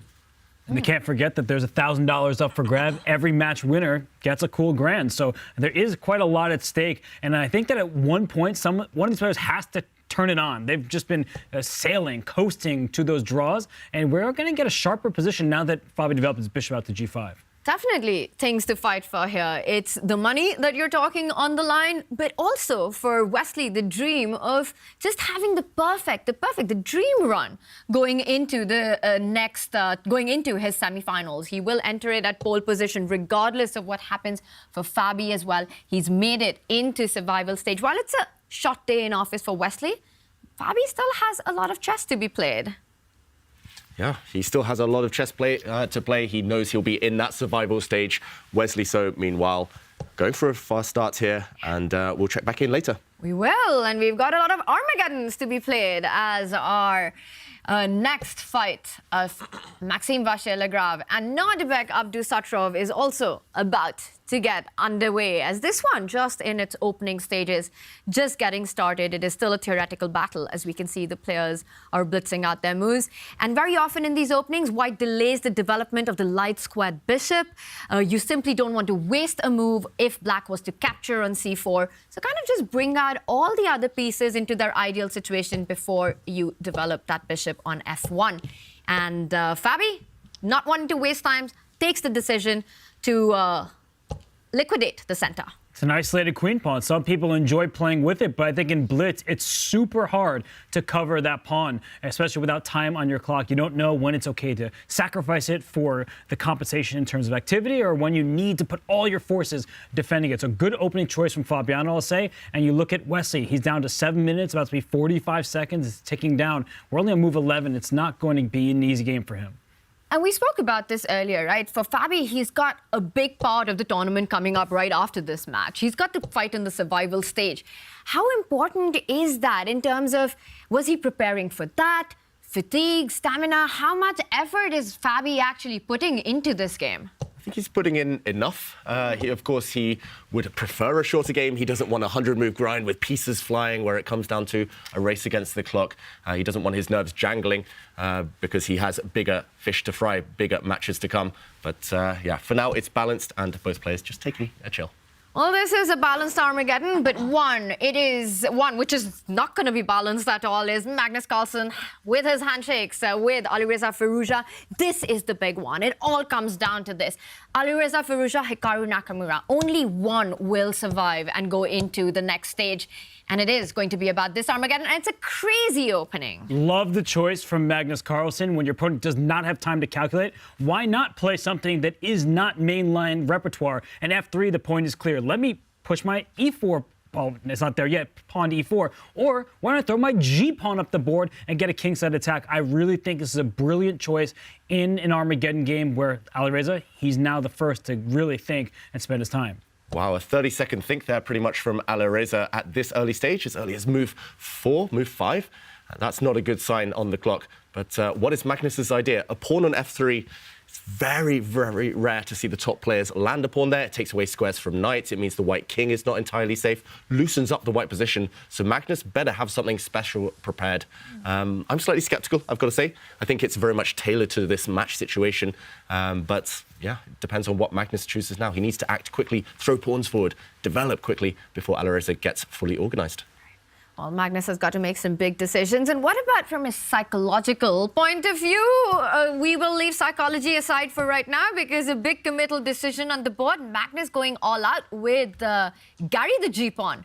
G4 on the board. Harry the H-pawn should be next. Why not? Throw all your pawns forward. It's not easy to meet a pawn storm when you are down on the clock like Alireza started this Armageddon match. But this position is solid. He's done nothing wrong. He can continue his development. But I think for Magnus, he's trying to determine, do I jump my queen out to b3? Do I keep pushing pawns on the king side? He's trying to come up with the trajectory of the game that suits him best. Is this a new position already, David? Because I am not familiar with this one at all. I don't have a database in front of me, but I can safely say out of the tens of thousands of games I've seen in my chess career, this one is brand new. A trade of bishops now. I guess the themes in this opening, which was the Slav defense, are often similar. Black's problem piece is normally the light squared bishop, so the fact that it has been traded off now is good news for Firouzja, but White has gained some time, gained some tempi in the process, especially those pawn pushes are committal. It really reminds me of a Jabava London, the Jar Jar Binks London, shout out James Canty, and White having this extra space gives him more options. A trade of pawns there. I'm slightly surprised Magnus rushed. And are we going to see Magnus go with another game with a queenside castle by his king? Once you push g4, you really don't want your king on the king side. So Magnus pausing, he's going all out in this one. There's no stopping Magnus. This game is even safer for his king on the queen side. He can castle queen side, slide the king on over to b1. It's safe over there. Where's the black king going? Especially after b5, it's clear that it's either staying in the center or eventually, when White runs out of firepower, castling to the king side. But Magnus says, my king is safe, you don't have any attackers. I have to say, big advantage for White. Yeah, at least it looks more fun to play right now. I'm going to revise my opinion. I was very skeptical, but suddenly, maybe again, it's those slow pawn pushes. I was a bit critical of Alireza in the first black game that he ended up winning with this move a6. It feels like he's kind of committed to an attack on the queen side, but he was seeing ghosts. Magnus King just ends up on the other flank. That must be so frustrating. He's essentially wasted his own time, taken away the queen side as a safe haven for Black's own king, and Magnus is so far ahead in this race, this attacking race. Wow, Alireza is now forced to plug the advance of those white kingside pawns with his own knight, but that knight is stranded offside long term. And Magnus, he's fighting in the center too. The speed, the confidence, the courage to play like this, it's impressive. I would throw the eval bar out the window because I look at this position. It doesn't matter if it's up a little bit for White or down a little bit for Black. It's right near the middle, but it's super complicated. We're on move 15. Alireza, he's got 7 minutes plus on his clock, and now the center is opening, but it's just the start of what will be a very hectic game. And it is a decision for Magnus. He can recapture it in 3 different ways. Does he take it with the pawn to try to get the center? But it could lead to an open position for his own king. The f-file opening up eventually. Perhaps get a piece instead on the center of the board. Capture it with the knight on e4. You win a tempo. But the downside of that would be that Black's knight can eventually find itself on a nice post on d5. I like the decision Magnus has taken with knight takes pawn. But I'm expecting Alireza to get his own knight to that nice central spot on d5. He needs to race, he needs to be quick. He actually drops his bishop back. I liked your idea there, Tanya, because right now, Black is really passive. Black has 1 knight stranded on the rim, on the edge of the board. Black's other pieces are pretty much encamped within their own first 2 ranks. Magnus has all the freedom. Wow, playing on this flank, opening up a second front, just as he did in that endgame. He's been focusing on the king side, suddenly maybe learning from Pep Guardiola, switching the attack to the other side of the pitch. He's certainly causing confusion here because Alireza is probably looking at that tension of pawns over there on the king side, and now you have to switch flanks and worry about the queen side. And it's not easy to choose between pushing that pawn, which may stick out and become stranded, or to capture, but that leaves the a6 pawn as a weakness. These are difficult decisions in classical chess, much more so when you're down to 6.5 minutes and Magnus is over 12. And we've been talking about Nakamura staying alive in this tournament. Alireza is also fighting for his own life. And this type of position, when you want to stabilize, you know a draw is enough in an Armageddon. I mean, it's wild. It's just crazy. Magnus is throwing pawns at you left, right, and center, literally in this position. It must be so tough having all of those emotions in your head after that previous defeat and now facing this. I mean, it's so tough. Yeah, he's also fighting this inner battle, this inner game right now, right? He wins the first game, Alireza, and he does it convincingly after Magnus is rash in the openings. Oh, and then the second game, also a lot in control in that rook-bishop versus rook, where he could have actually just wrapped up the match at that point. But he went on to lose that one, a very difficult one to defend in seconds. Does that shift the momentum to favor Magnus coming into it with the comeback, with the Armageddon, getting the white pieces, and this position on the board? This position is completely in white's control. That black king is in the center. It's not safe there. Can't castle kingside. That's going to be ripped open. And I think this match has been topsy-turvy in a very uncomfortable way for Alireza. Even in game one, he had a winning position, and then all of a sudden it turned in Magnus' favor. And then Magnus, under the duress of the time pressure, he blundered. Alireza took that game. In game two, Alireza should have held after being much worse at some points and then couldn't. So I think it's been an uncomfortable match for Alireza, and this position is no less uncomfortable. Yeah, just the switch up in styles from Magnus. He's really confirming the fact he is a universal player. Grindy endgame followed by chaos on the board. And right now, look at the clock times. Look at the difference as well. He started with 6 extra minutes, Magnus. It's way more. And F5, it smacks of panic. Just lashing out here, trying to open up lines around the white king.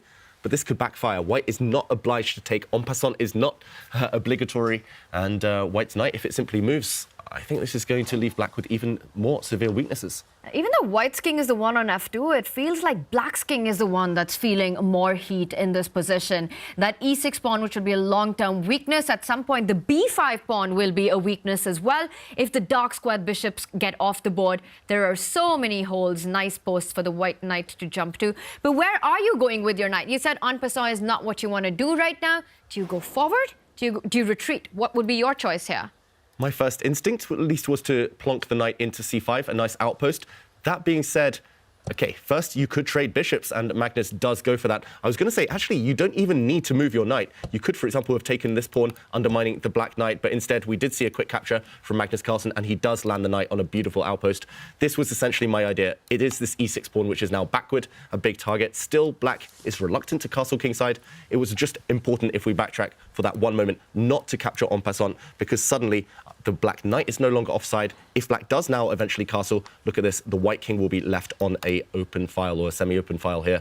So Magnus has kept control, and it's the dance of knights now. Only knights remaining on the board of the minor pieces, but too many threats. Pawn takes pawn, the most major of them all. That is a big threat on the board. And can Alireza actually waste time right now trying to defend that threat with the king in the center? And we have got results on the Armageddon between MVL and Abdusattorov, and Abdusattorov takes the win. He didn't just take the win, he crushed Maxime in that game, and he has secured a top 4 placement. That means he gets 2 lives in the survival stage. But look at this. This might be Alireza Firouzja on his last life, because he is now down a pawn. His knight on h5, it's on the rim and is looking dim. His chances are dimming here, and for all of a sudden, for all the fans out there, Hikaru Nakamura, his chances are suddenly great. Are Hikaru fans right now Magnus fans? Definitely. I think the happiest man in Toronto is Hikaru Nakamura. He's probably watching that screen with the rest of the players right now, cheering it on, cheering Magnus on, and simply a pawn up now. Magnus has transformed his advantage from something positional, from the dynamic kind of attack he was going from early on, to a simple mathematical advantage. Extra pawn, watch out for that white b pawn to throw itself down the board later on. And he was really playing on all sides of the board, right? He starts with those g4, h4 advances on the king side, then strikes on a4, creates a weakness on the queen side. Feels very clinically done by Magnus. Puts the king on f2 once Alireza committed the weakness of overexpanding on the queen side, then strikes there. Now he's up a pawn, places the rook on the g line. And it just looks, despite Alireza getting the king to the corner of the board, it's still under fire. I will say, and I'm doing this for David's benefit, it's good for black that the queens has been hoovered off the board. White is up a pawn, but there's not much remaining, and black was scrambling to defend everything. Now everything's covered. I see the evaluation bar is quite high in Magnus' favor. He's got a huge advantage. I'm not denying that. But the good news for Alireza is he can concentrate only on one flank, and that white king on f2, it's safely tucked away, but perhaps there will be tactics in front of it that Alireza, he's one of the best on the planet. If he can drum them up, it could scare Magnus. And right now, the other one of the best on the planet, Wesley against Fabiano Caruana. And this one ended. Fabi puts a stop to Wesley's dream run. The first to take down Wesley. Fabi will go into survival stage, high in spirits after that win. High in spirits, the third seed, pocket another $1,000. What's not to love if you're a Fabiano Caruana fan? But all eyes now on this one. The other two Armageddon games are done. And in this game, it looks like Magnus, he does have the upper hand. He's the one who's been dictating the action. But I see the eval bar, David, it's not that high in White's favor. Yeah, it feels like Magnus has been playing for the clock as well. Magnus may be getting excited, rightly so, about his position. I really don't like this last move, simply because it's trading off one of Black's bad pieces. Black's knight on h5 has been a bystander. It's just been watching the action from afar, not participating. And now Magnus is trading it off. And maybe it's just the fact that less material will be on the board, increasing Black's drawing chances. Maybe the white king will suddenly become a bit weaker.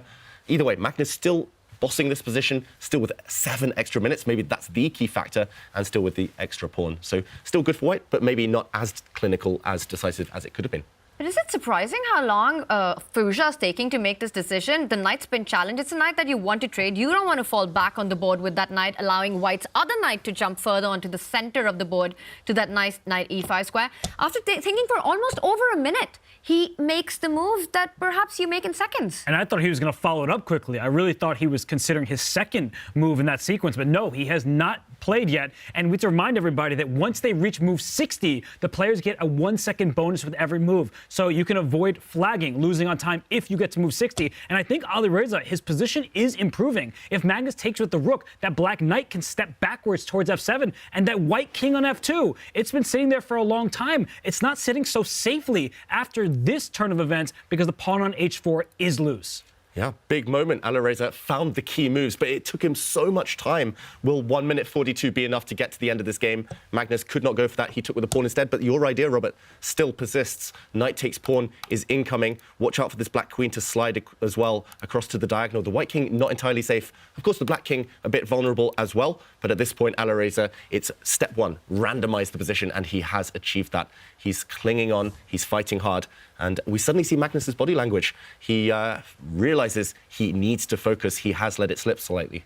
He seemed pretty upset there. The way he just gave a grimace. He's understanding that a lot of his advantage was in that dynamic play. There aren't so many dynamics here. Black is only 1 pawn down, and if that g5 pawn is lost, you'll be no material down. The black king, it's on an open line. A rook can give it a check. It's only 1 check. Tania, I don't see mates, and I think that Magnus, he's realizing that this position is much more difficult than perhaps he realized. And even if white was to achieve the dream of getting the queen and the rook lined up on the h5, black will simply slide over with his own rook and everything's guarded. And suddenly it's Magnus's king that has to watch out. The material balance has been restored. Are there any threats of actually taking on g6? I'm trying to do the calculation. Help me out here. Knight takes pawn. Is that on the radar here? Wow, let's check it out, because that's either very strong or it has a flaw that would allow Firouzja to escape. Knight takes pawn here, super tempting, unleashing an attack now against this knight, a double attack. Black's king pretty much obliged to take this knight, the black queen as well threatened. And your idea, Tania, would be to play f4, attacking this knight. And I think the answer is yes, you do regain the material. You will be an extra pawn up, but maybe the answer is simply you don't want to trade knights. This idea is stronger than the actual execution. Black's queen now could come in, for example.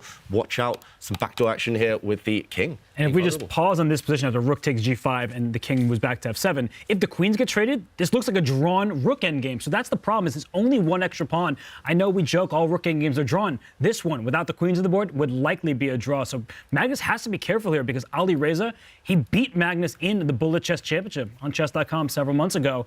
He has what it takes to make all those moves in a scramble.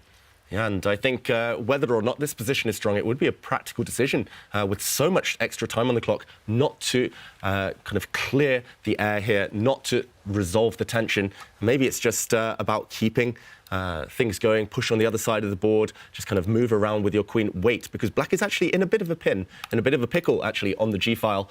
And, yeah, right now, I do not advise clarifying that. Even with flashy tactics, it's better to sit and wait. Magnus Carlsen, key moment for him, 7 minutes against 1.5. What's he going for? It does look like he's going to... OK, I was going to say going for that tactic, but he plants the queen on e5. Big, big threat. White's rook, if it slides, shifts, that would be a deadly check. But Firouzja retreats, and Magnus, he looks up in the air, looks off to the left. Has he blundered?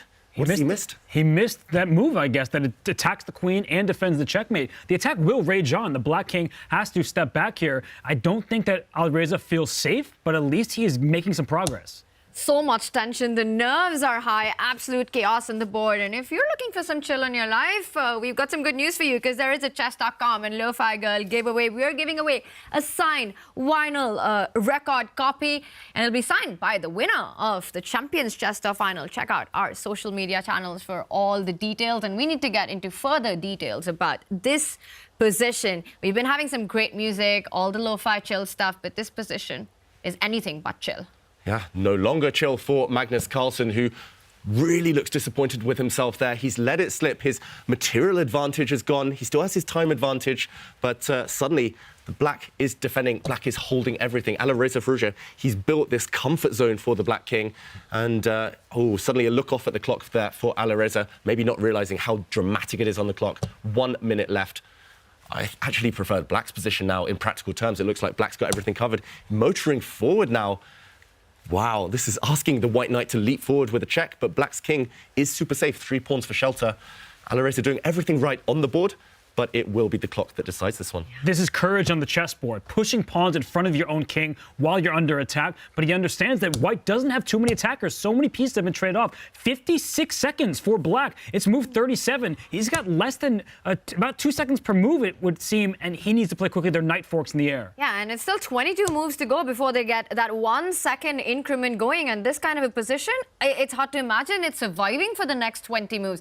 Anything can happen, but it looks like it is advantage Alireza, because he needs only a draw to wrap up the match, while it's on Magnus to find winning chances in the position. I love how Alireza's knight on f7 controls so many key squares near the king, and he's going for liquidation here. And Alireza shaking his head. He's miscalculated. He pushed a pawn trying to clear the tension, but suddenly the black queen's attacked. The black rook is vulnerable. He cannot take this pawn back. It is poisoned. He needs to move the black queen away. He needs to make it fast. He's got under 30 seconds. He's got 20 moves to make, so he's about to have a second per move. Queen h8 is a great move by Alireza. That queen is about to jump into the white camp on h2, but the rook trade is offered. Alireza's thinking he needs to move.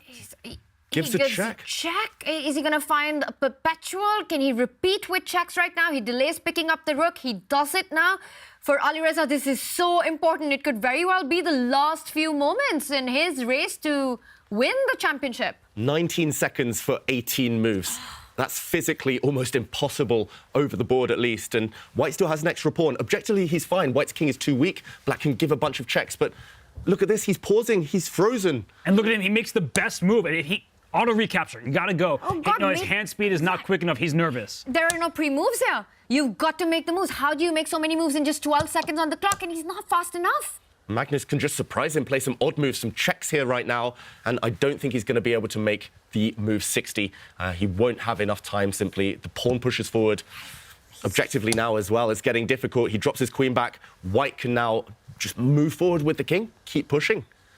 Looks winning for Magnus suddenly as well on the board. These are the last few moments, it looks like, for Alireza's race in the Champions Chess Tour Final.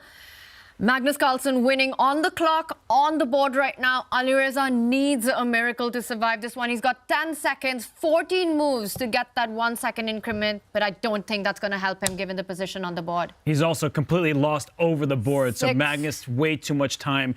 He's just trying to calculate, can I trade those queens? The answer should be yes. I think if he trades the queens, he's still in a winning position. And for Alireza, it might have been too low of a bid. 9 minutes to start the game against Magnus Carlsen. He'll be regretting that, I think, more than anything. He really created his chances. He was so resilient in handling the attack and creating counterplay. Well, there is this f-pawn. You need to stop it from moving to f2. So Magnus going to retreat with the knight, or will he continue pushing the e-pawn? He retreats, no risk. Yep, no risk, no reason to risk. And look at the clock. Alireza's time in this tournament is running out. 1 second, and Alireza is flagged. Magnus Carlsen gets the win. Alireza Firouzja eliminated. What a devastating way to go. Winning game one, but Magnus Carlsen shows why he has been the best player in the world for well over a decade. He's just there when it counts. In those big moments, he's able to outlast his opposition. And for Alireza, he gave the #1 player all he could handle, but it was too little at the end. A heartbreaking moment for Alireza Firouzja. So close after getting that first game win in this matchup, but Magnus Carlsen makes his comeback in second game and then takes it in a roller coaster of an Armageddon. And Magnus isn't the only one who's happy about it. Hikaru Nakamura books his spot into survival with that win by Magnus Carlsen. Fabi, the first player to take down Wesley. And it was Nodirbek Abdusattorov who beat Maxime, Vachier-Lagrave. What an Armageddon, David. An absolute roller coaster. A roller coaster, great news for Hikaru Nakamura, but heartbreak for Alireza Firouzja. And it was in this position where he'd done everything right. He'd fought back so well that things started to go wrong. Pawn to e5, already a miscalculation because of the clock here, and he panicked after pawn takes pawn due to pressure against the black rook. Black simply cannot take back on e5. He did drop his queen back, though, finding the best moves time and time again after a rook trade. Again, a check, best move. Again, taking the rook, best move. Again, g4, but ultimately he didn't have enough time on the clock, and now he started to go wrong, giving checks to the white king when instead taking this pawn would have maybe secured a draw, but simply it was the clock, the decisive factor. Magnus Carlsen too quick in the end. He checked the king. The king actually was used as a weapon in the endgame. And this was a really heartbreaking moment for Alireza, but Magnus, he fought to the very end. He didn't give up like some people thought that he might, just to eliminate Hikaru Nakamura. Hikaru Nakamura lives on. Unfortunately for Alireza, he is sent home. So what an Armageddon that was, and so much on the line. And it means it's the end of the road for Denis Lazavik and Alireza Firouzja, while Hikaru gets in. And these are our final standings. Wesley Magnus Carlsen get the rest of the day off. We will be back with more. Subscribers, don't go anywhere, because we've got a really, really cool interview of Magnus Carlsen and Manchester City's Pep Guardiola talking chess and football. The full interview is also on, but check this out, subscribers.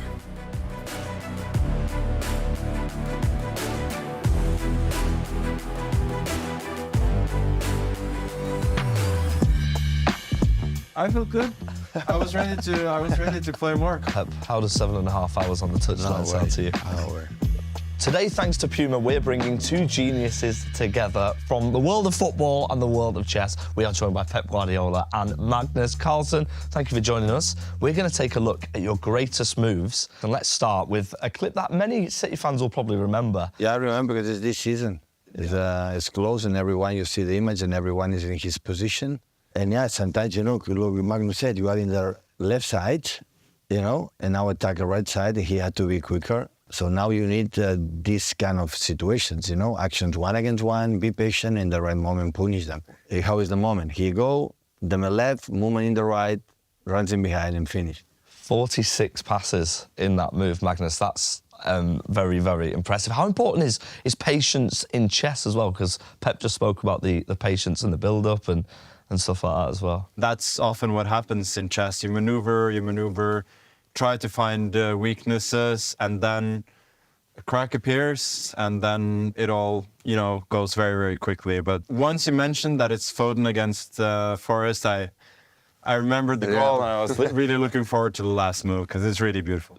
Another display of attacking mastery.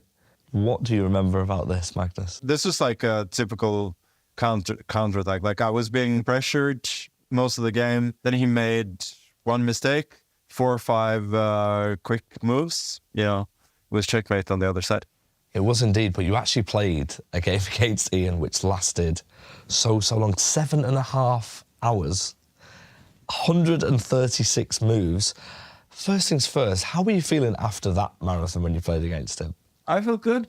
I was ready to play more. Yeah. Because that was the key breakthrough. That was the moment I've been waiting for the first 6 games of that match. And I remember, like, I was so calm, so focused for the last 2.5 hours. I was playing with very little time on my clock, but I knew, like, this is my chance. like if I win this game, I'm probably winning another world championship. So I knew that was my moment, and I was ready to go like 3 more hours if I needed to. I was going to get that win. Pep, how does 7.5 hours on the touchline sound to you? No way. No way. No way.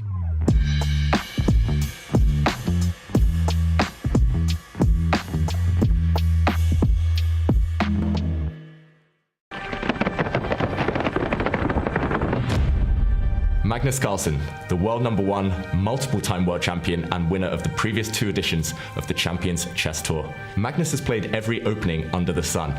He even has a variation of the Sicilian named after him. So after e4, c5, Magnus started playing knight c3 a few years ago with the idea that he could open the center immediately by playing d4, actually going against conventional chess wisdom of developing the white queen very early. But the whole idea here is that after the queen gets kicked away, she's happy to step back. And for example, if black continues to develop normally, white just creates a fianchetto, gets the bishop to a nice diagonal, and later castles on the queen side. Actually a very aggressive opening, not technically part of Magnus's style. Magnus's real recipe for success is that he adopts his strategy according to the opponent. He's able to do anything with a very universal style, and if you get him in the endgame, there's no chance. He's perhaps the best endgame player of all time, and you can go and check out some of his ideas, some of his thoughts on the endgame in his chessball courses. A new opening for your wall is here. Capture new major pieces on unique metal posters from Displate. Now with the official collection from Chess.com. Mount them in seconds with a tool-free magnet kit and swap them whenever you like. Make your move. Get an exclusive discount on all metal posters. Shop now with the code CHESS at Displate.com.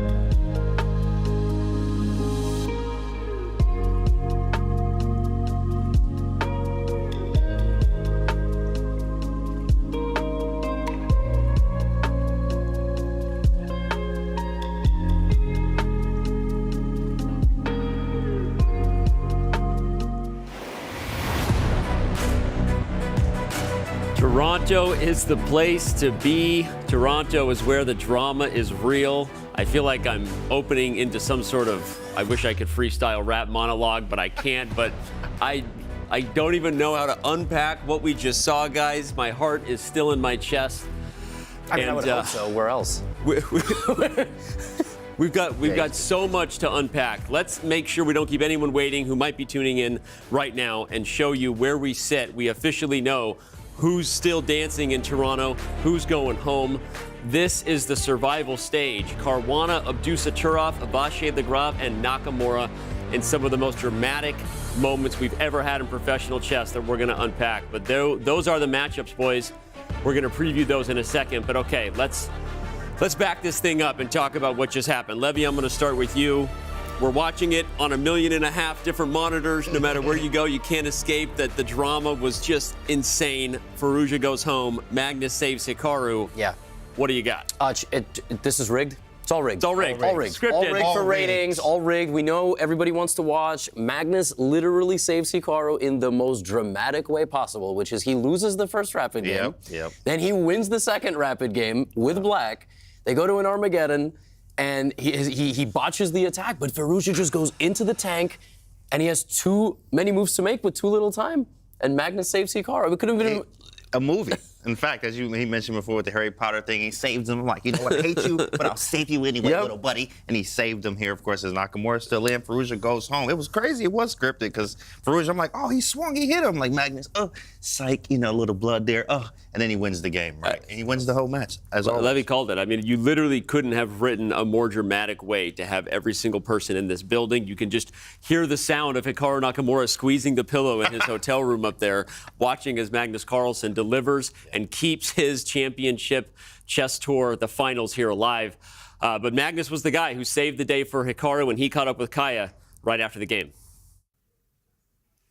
Magnus Carlsen wins the match, saves Hikaru Nakamura.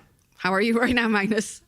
No, I'm good. I thought I did everything right for a long time, and then I don't know. I think I just relaxed a bit too early because I thought that I'm completely winning, and then he started to fight back, and yeah, I gave away all my edge, and at that point I was just trying to find a way to keep the game going,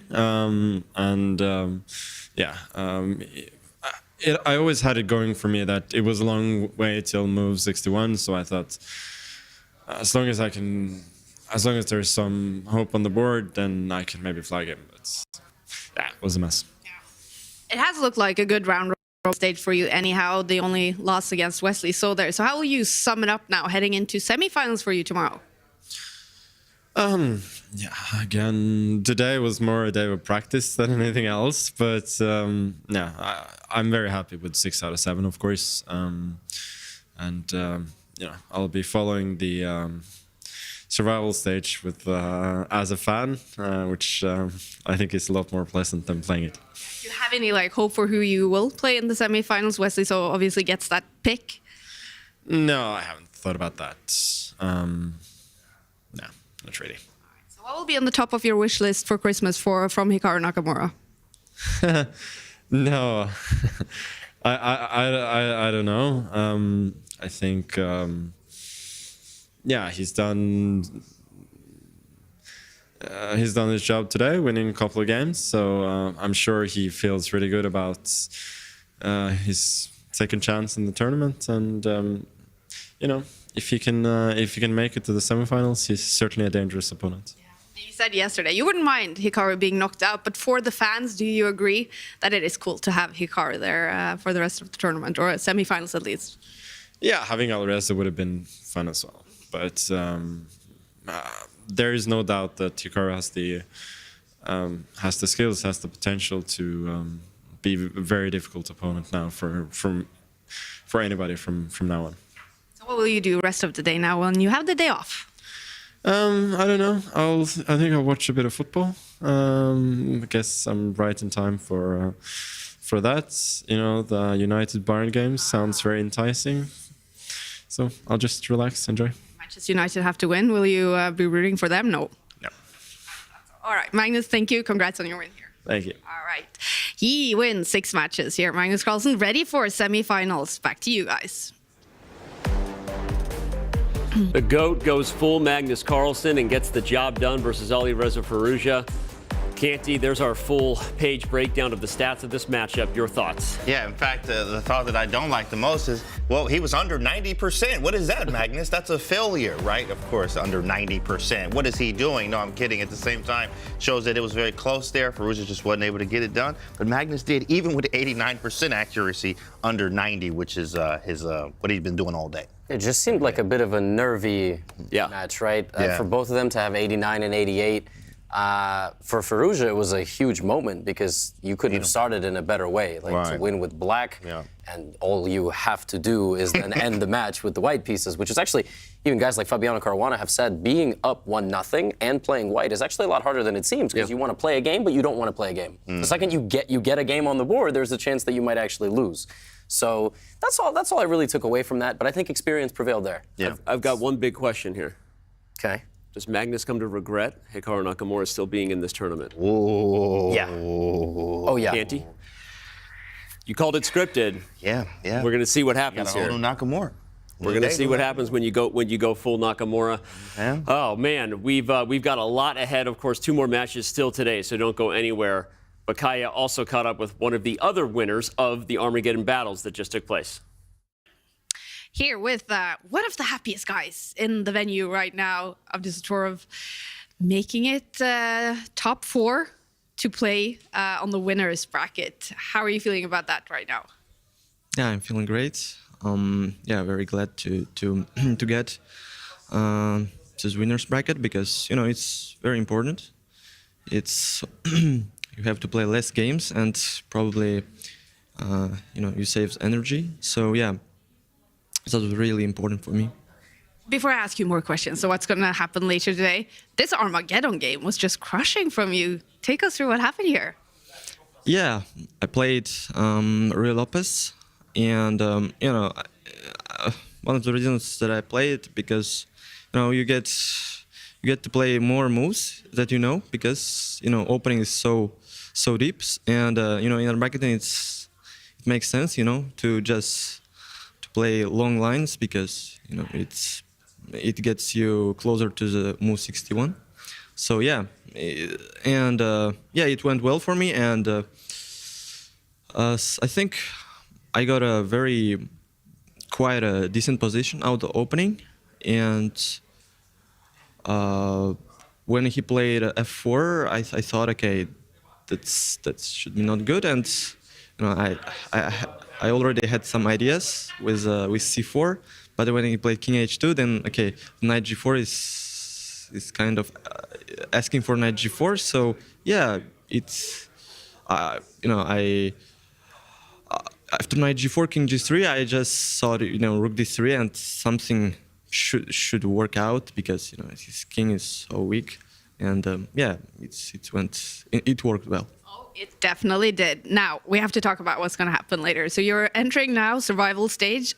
We'll play on the winner's bracket to face Fabiano Caruana. So how do you see your chances now of going through to the semifinals? Oh, is it clear that I play Fabiano? Yes. Then okay. Yeah, it's going to be, of course, very tough match. Although I beat him 2-0 in this tournament, in this round robin stage, it doesn't mean anything. So yeah, we'll get a new game and new fight. What does it mean to have 2 lives now for the rest of the day here? Oh, it's very back in your mind, you have a feeling that you have still one more chance even if you lose. So it's kind of tricky because it might get you to to play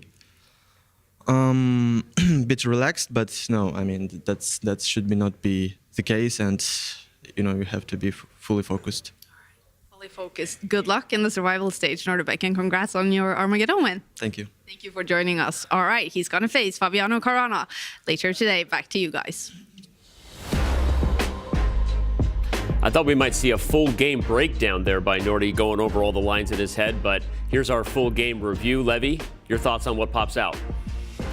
Nodirbek has been on fire, 96% accuracy, detonating against MVL, but this is a very different set of circumstances. I feel as though if you play in a matchup where it's just, we both make it no matter what, it's a little bit hard to maybe get in the zone as much, but this is the survival stage. So yes, they have one lifeline, potentially, right? Like they have to be a little bit careful, but what my major takeaway is I was wrong earlier today, and Nodirbek is like he's out to get him. Yeah, I think he's got a little bit of a chip on his shoulder. I thought MVL would show up, the experience would prevail, but yeah, Nodirbek was a beast. Monster. I think he's doing some chess boxing. In fact, I mean, the way that he was swinging on MVL, bro, y'all know this is a family channel, right? Yeah. Like this is on family, kids watching, at home. You know what I'm saying? Look, that was very brutal. Yeah. What he did to MVL there. He's also up now in their head-to-head. It's like 6-2 now, which 7-2. 7-2. Yeah, that's crazy. He's just going off. So this is a new Nodirbek that we're seeing. This survival stage is going to tell a lot about the rest of the tournaments. Yep. Let's remind everybody of where we sit. We've talked about the matches. If you're just tuning in, this is official. The survival stage is set. Fabiano Caruana will take on Nodirbek Abdusattorov. Maxime Vachier-Lagrave will play Hikaru Nakamura. And remember, the winner of the 5-6 match plays the loser of the 3-4 match. So as we said, it's NBA tournament playing style for those who are National Basketball Association fans. Caruana and Abdusattorov have a second life. So your thoughts on any of those four players who has the most momentum? I feel like so many of them are there because they had very real ups and downs here in the initial round robin stage. But give me your player to watch. Oh, player, I mean, I gotta say Hikaru, right? I mean, second chance in the event, didn't even control his own destiny, really. I mean, who controlled Hikaru's destiny more in the last round? Was it the matchup Magnus Firouzja, or was it Hikaru himself? He did his job, and he was in good spirits. We saw him out in the playing hall, but I would argue that that matchup really controlled his fate a little bit more, and it was really topsy-turvy, but he must be feeling rejuvenated. And I mean, if you're comparing Magnus or MVL just, right, like he had, he lost, but whatever, he was already in, so he might be a little bit relaxed while Hikaru is going to be a, breath of fresh air. But, I mean, I'm not to take everybody's names out of your mouth, but like Fabiano Caruana just took down the guy who was winning the event 6-0. So like, we can watch everybody, and we will watch everybody. Yeah, I was actually into Hikaru myself too as well. That's what I was gonna pick. I was like, Hikaru, it's a new Hikaru. It's like, all right, cool. All that is in the past. Literally every game now is in the past. I mean, if we check the graphic here, 96.5 there. He was ready. He felt better. 96%, right? Most accurate match of the tournament so far. You were right, maybe, that the late night blitz last night on Chess.com was working out. And I said I didn't think it was all frustration. I think he was trying to rev his own engines up, and he did so. He's got 96% there in that match. And I mean, okay, it's hard to say Hikaru's maybe not the player to watch, but I'm going to say Nodirbek as well. I mean, this kid just ran a train wreck, and he's the highest seed, or I guess with Caruana, either way, whoever wins that match directly seeded. So, of course, so much chess to be played, and we're going to have all the action here. But, oh, man. I'm still just a little. Breathe. Just my heart's a little bit. Yeah, that was crazy. A little bit, palpitations here. But this is insanely exciting, and the format continues to roll on. The format continues to deliver. Let's remind everybody with our new explainer kind of breakdown of where we sit, what we have here for the remaining days in Toronto. With the completion of the round-robin stage, our top two finishers, Wesley and Magnus Carlsen, advance directly to the semifinals, while Alireza Firouzja and Denis Lazavik have been eliminated. The remaining four players will do battle in a double elimination survival bracket. Again, the top two players advance, while the bottom two players will be eliminated. The final four champions are headed to a single elimination bracket. The winner will be crowned our champion of champions.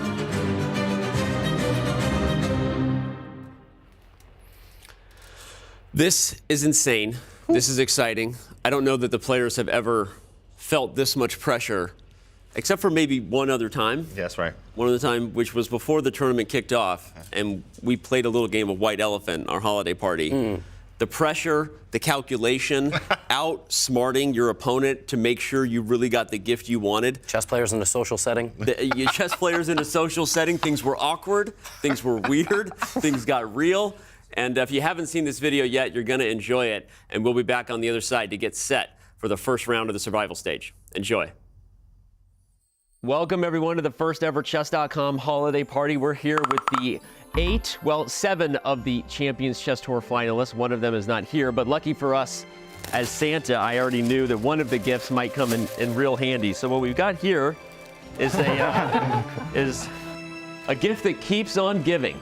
For some lucky lady out there, right there. We're gonna put Magnus right here in between Maxime and Hikaru. But let me explain the rules real quick. We have 8 numbers in here. Everyone here is gonna pick a number to decide the order in which they go to choose the presents in front. The present can be stolen. If you like what someone else gets, you don't even have to pick a present. You can just steal their present from them. But once a present has been stolen twice, it is officially frozen. You can never steal that present again. At the end of the game, whichever one of you gets the number 1 gets to choose whether to keep your present or make one final steal to get the gift you want. So I'm gonna go around here. I'm going to take the last number. A lot like our fair play, judge, jury, and executioner over here, right? Hey, there you go, insert joke. Who's number 1? Okay, Maxime Vachier-Lagrave starts us off. Let's do it. I guess this one, I guess. Look at that. I know what you guys thought. You guys thought you were showing up and every gift was going to be a joke. No, it's not. That's a Nintendo Switch. Maxime plays that every day. I'm number 2. Okay. I have the best number. The worst number. Oh, is that worse than 8? Oh, 8 is the second best. Oh, really? Yeah, because 8 you get to have all the information. Oh, no choice. Thank you. I got a box. Okay. What's in the box? I have a smaller box. I got AirPods. Wow. Number 3. Okay, number 3. Here we go. Are you stealing? No, I'm picking this big. Oh, sweater. Every white elephant has to have an ugly Christmas sweater, and you're the one who got it. Okay. All right, who's 4? Okay.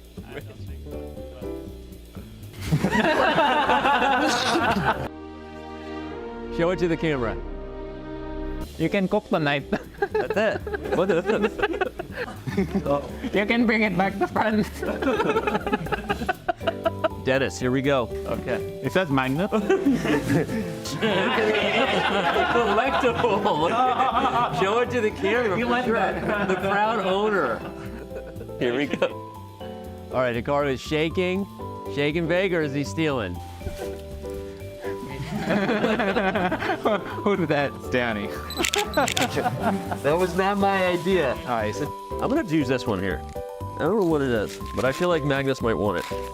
Certificate of Disposition and Proclamation, Lord of the Bong Cloud opening. Okay, I'm a Lord of the Bong Cloud.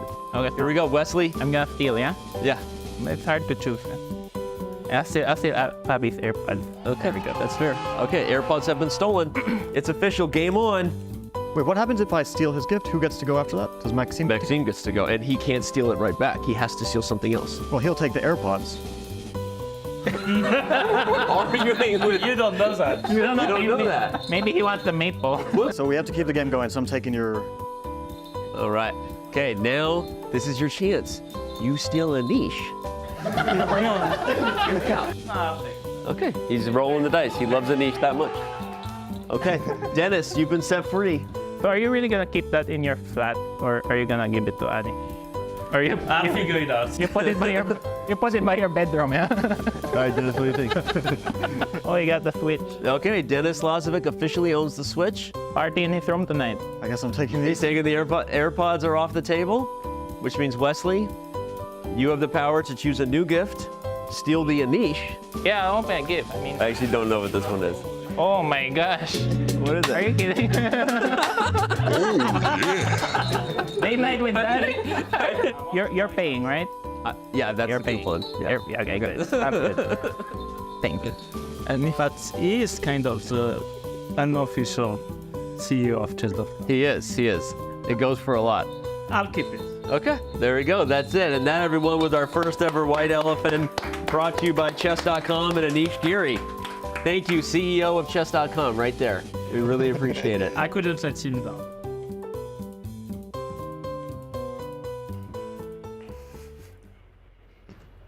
I'm so excited that Anish was willing to sign that for us. Gave us the gift personally for this White Elephant. But Levy, anything you would have wanted out of all that? No, that was everything I could have ever imagined. Maybe just Magnus and the gift wrap in the corner.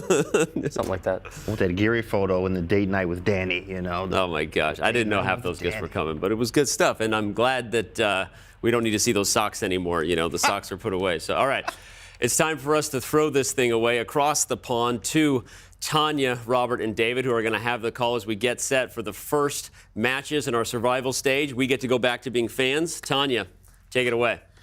Hey guys, we want our gifts as well. I mean, that was really cool.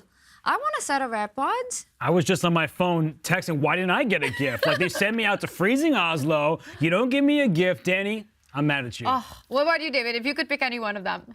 I've taken the AirPods. Oh, the photo, Anish. Aww. We all love him. Yes, we do. And right now we're loving the chess action that we're getting as well. And it continues. We go into survival stage. 4 players are in it.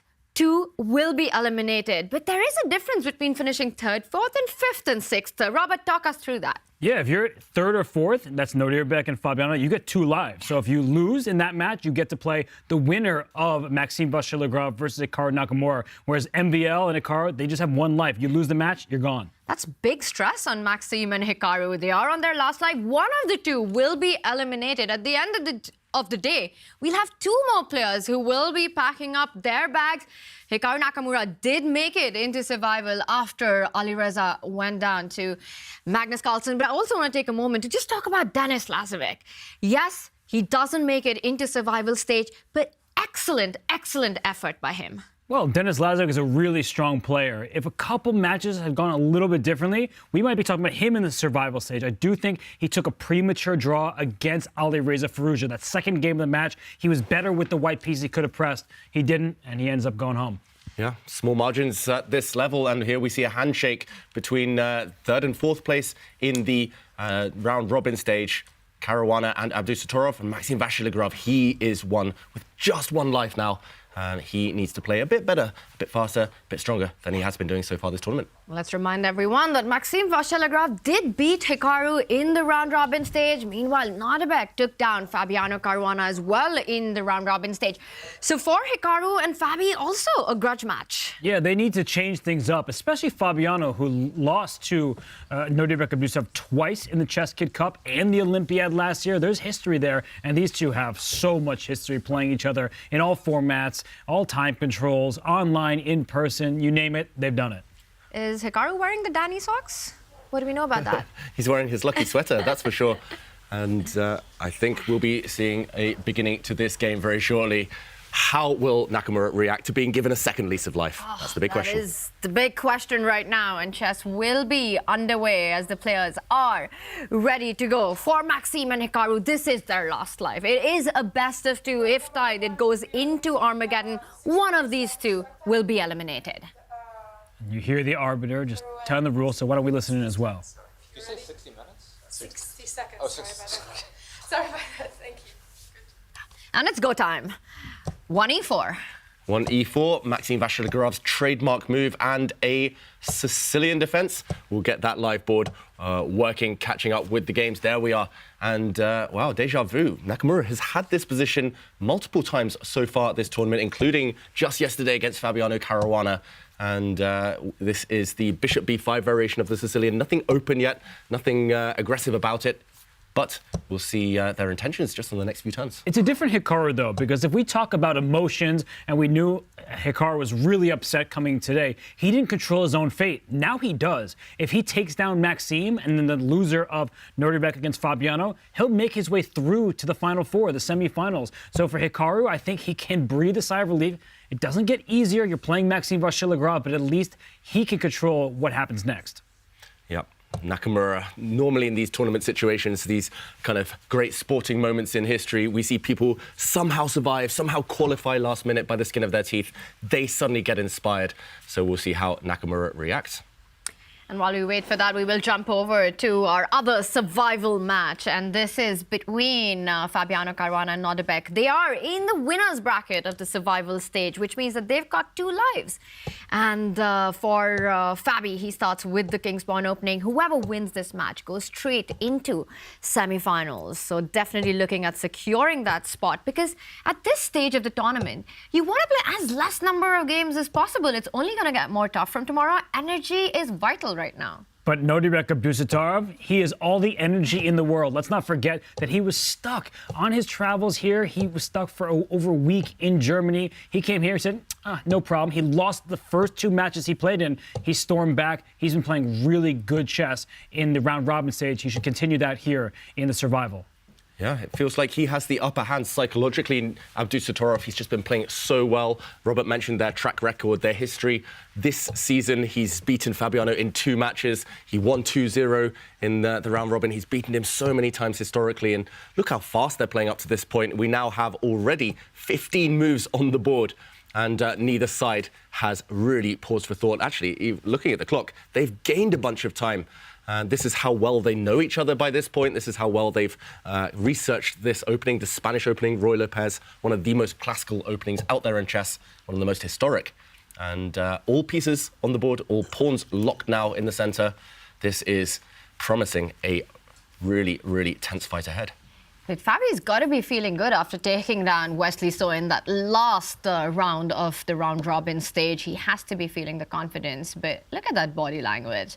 Both players playing some top level chess, and it's Fabi who goes into the first thing. And Nodirbek has managed to really expand on the queen side. He's already managed to get the play going. Very often in these positions, White has to look out for breaks. The breaks could come from D5, C5, or B4 on the board.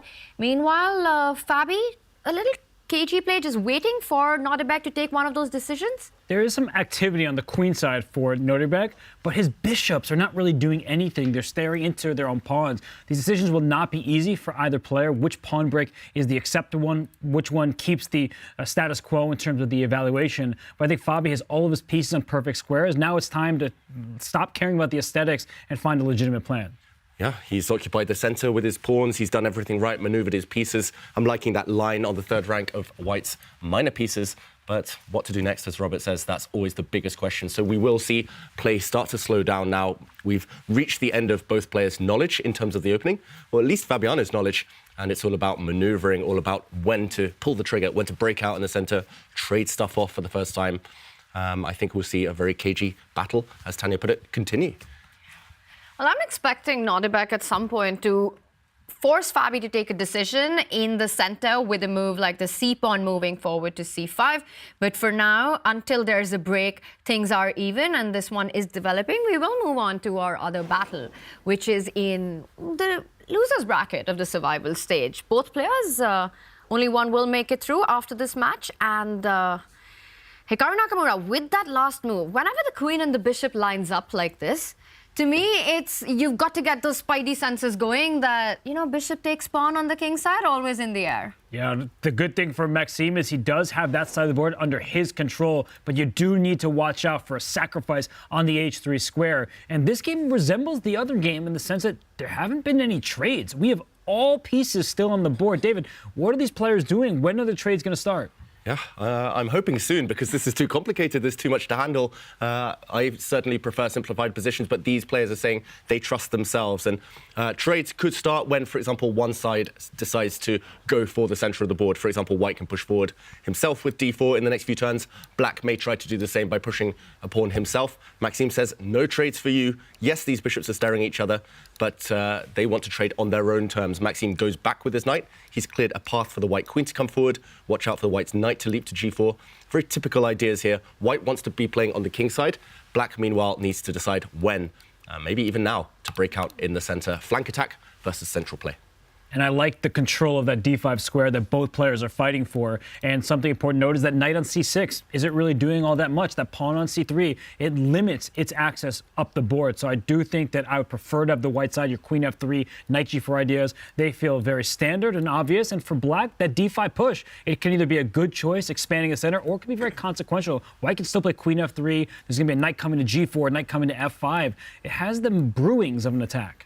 Yeah, Black's central edifice here is a bit vulnerable. It is a bit loose. You need to decide whether to close it, allow White a free hand on the king side, or whether to open things up. But actually, this level of symmetry still gives promising chances to the first player, to White, due to the access to these holes. So that's why Hikaru Nakamura is pausing, thinking right now. He wants to clarify the tension. He wants to solve his issues by forcing the issue here and offering a trade, trying to persuade White to part with the beautiful light squared bishop. I think Maxime will say no after knight to a5. He can't just drop back if he wants to keep that balance, all the pieces on the board. I would agree with that. You don't want to give up that light squared bishop, and it's also such a useful piece once you get the d-pawn moving forward. The positions are extremely strategic, slow play by the players right now. We're going to head to Toronto, where you got the internet's favorite teacher with us to tell us more about the action, the tension, all of that that's coming on from Toronto. Levy, what's up? Hey, Tanya.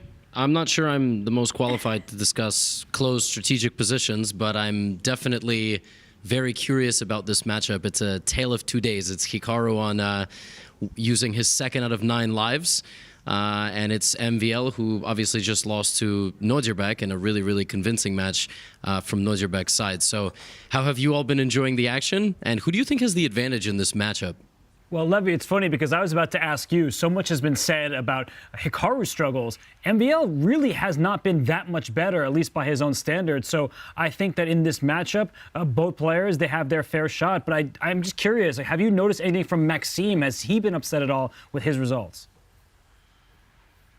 No, Maxime is like the most chill, relaxed guy ever. Yesterday we shook hands. We've never actually had an opportunity to meet in person. I feel like over the last 3 years, this is a very common phenomenon. You have all these online Zoom meetings and Microsoft Teams, and then you realize, wait a minute, we've never actually had an opportunity to talk face to face. So he's very nice. He's having a great time, but it's probably not feeling as good in the playing hall at the moment, which is why it's called the survival stage.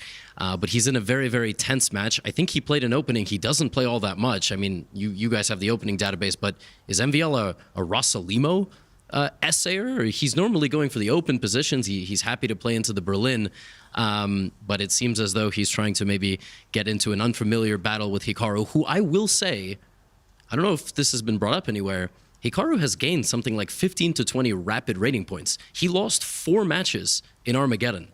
So he's actually had a pretty good event, but he was still on the verge of elimination, which is something to be said for the format. I did find that pretty interesting.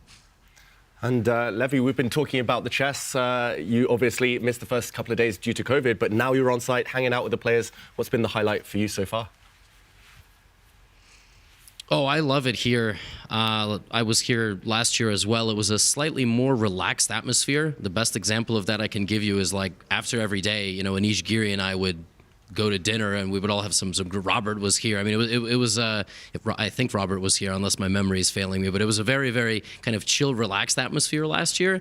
And this year, there's a little bit of that, but it's pretty cutthroat. I mean, you got the top 3 players in the world by classical rating. There's a lot of money up for grabs. The production looks incredible. So I've had a great time, and maybe next year we'll have all of you in Toronto as well. I don't know. It'll be a lot of fun. Sorry, go ahead, Tanya. It would be a lot of fun, and hope we can be there as well. And I wanted to check in with you. We saw, you know, when Magnus Alireza game was on, Hikaru with all the other players, they were all watching it. Could you feel that for Hikaru it was a big moment, and even though he looked chill on camera, it was he was stressed about that matchup? Yeah, I imagine it was pretty stressful. Like I said in the game break, I didn't quite know what % of that situation depended on Hikaru and what % of it depended on the matchup Magnus Firouzja, like which one was actually more influential. Of course, Hikaru was the favorite in his matchup against Lazavik, and he took care of business. Hikaru was in much better spirits here in the playing hall. He was chatting and he was analyzing and everything a little bit more than normal because he won his match and he did everything that he could. But even then, he came out and he looked unhappy, and I wondered why, and it was because he had a better way to win game 1 against Lazavik. So you got to have a level of perfectionism where even if you win, you are not fully happy, which I suppose is a better, you know, description of chess in general. And I found that quite funny. But now he's back in there, right? I mean, you just go right back and back to battle. He is back to battle, and he looks very determined right now. And we've got the other matchup that we're going to bring up, Fabi versus Nodirbek. Levi, did you manage to meet either of these two guys? You mentioned that Maxime you'd never met before, but I'm guessing Fabi and you've hung out. What about Nodirbek? Did you manage to chill with him a little bit? Well, yeah, I was away, and I was supposed to do a little bit of filming with all of the players. I'm still hoping to get that in before the event ends. And I've got some fun questions I want to ask everybody, but Nodirbek is completely locked in. First of all, I'm not even sure Nodirbek knows who I am. Like, I walked by and I was like, what's up? And I think he thought I worked at the hotel. You know, I said like, oh, hey, like, you know, good luck. And he's just razor focused. And to his credit, he does have a chance to be the 3rd seed if he beats Fabiano right now. And Nodirbek is giving amazing interviews behind the scenes, I'm hearing, and he's got a level of confidence that his play backs up, and for good reason. This guy has very, very big dreams, and he's been on fire. He's excellent in every single format, and he is the only player in this event, not named Magnus Carlsen, to hold the title of World Rapid Champion, which he now has an opportunity to go win again in his home country of Uzbekistan in just a couple of weeks. So, super cool guy and amazing competitor, and it's really cool to see. We have 17 to 36 here, right? We have like 3 or 4 generations of chess, all you know, in one building, all competing in this very unique format. So hopefully you have all been as excited about all the action as I am. And Levy, I'm going to be a bit mean and put you on the spot here. Which of these 4 players do you want to see join Wesley and Magnus in the semi-finals? Oh, that's mean. And I've got the games here in the studio. What is the best matchup of 4? Oh man, I mean, obviously we gotta root for the Hikaru comeback story. And I just gave all that hype to Nodirbek. And he's playing against Fabiano. Oh, this is mean, y'all. I mean, look, I'm just going to come out and say it. I think it's got to, if we want the highest level of rapid chess currently being played and like the top players in the world, I don't think it gets any better than Magnus, Fabiano, Hikaru, and Wesley So, because you have the top 3 players in the world by classical chess. You also have probably the top 3 players in the world by performance overall in 2023. And you have Wesley So, who in Toronto is the greatest player of all time.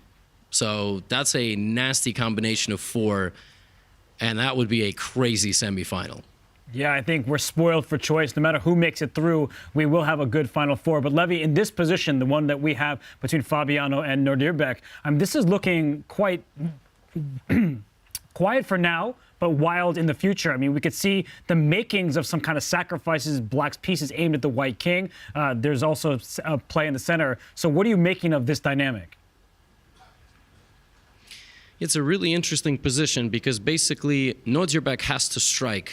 We saw Fabiano come under a very similar type of attack in his game against Firouzja, where Firouzja put a knight on f4, which is exactly where black's knight is currently headed, or it's going to sacrifice against the g3 pawn. But it also sort of feels like if Nodirbek doesn't get a decisive attack, white does have certain advantages in the position. White will open up the d file. White can target the c5 pawn. I'm not sure who I prefer here. I mean, I look at the position and I don't exactly see black's attack.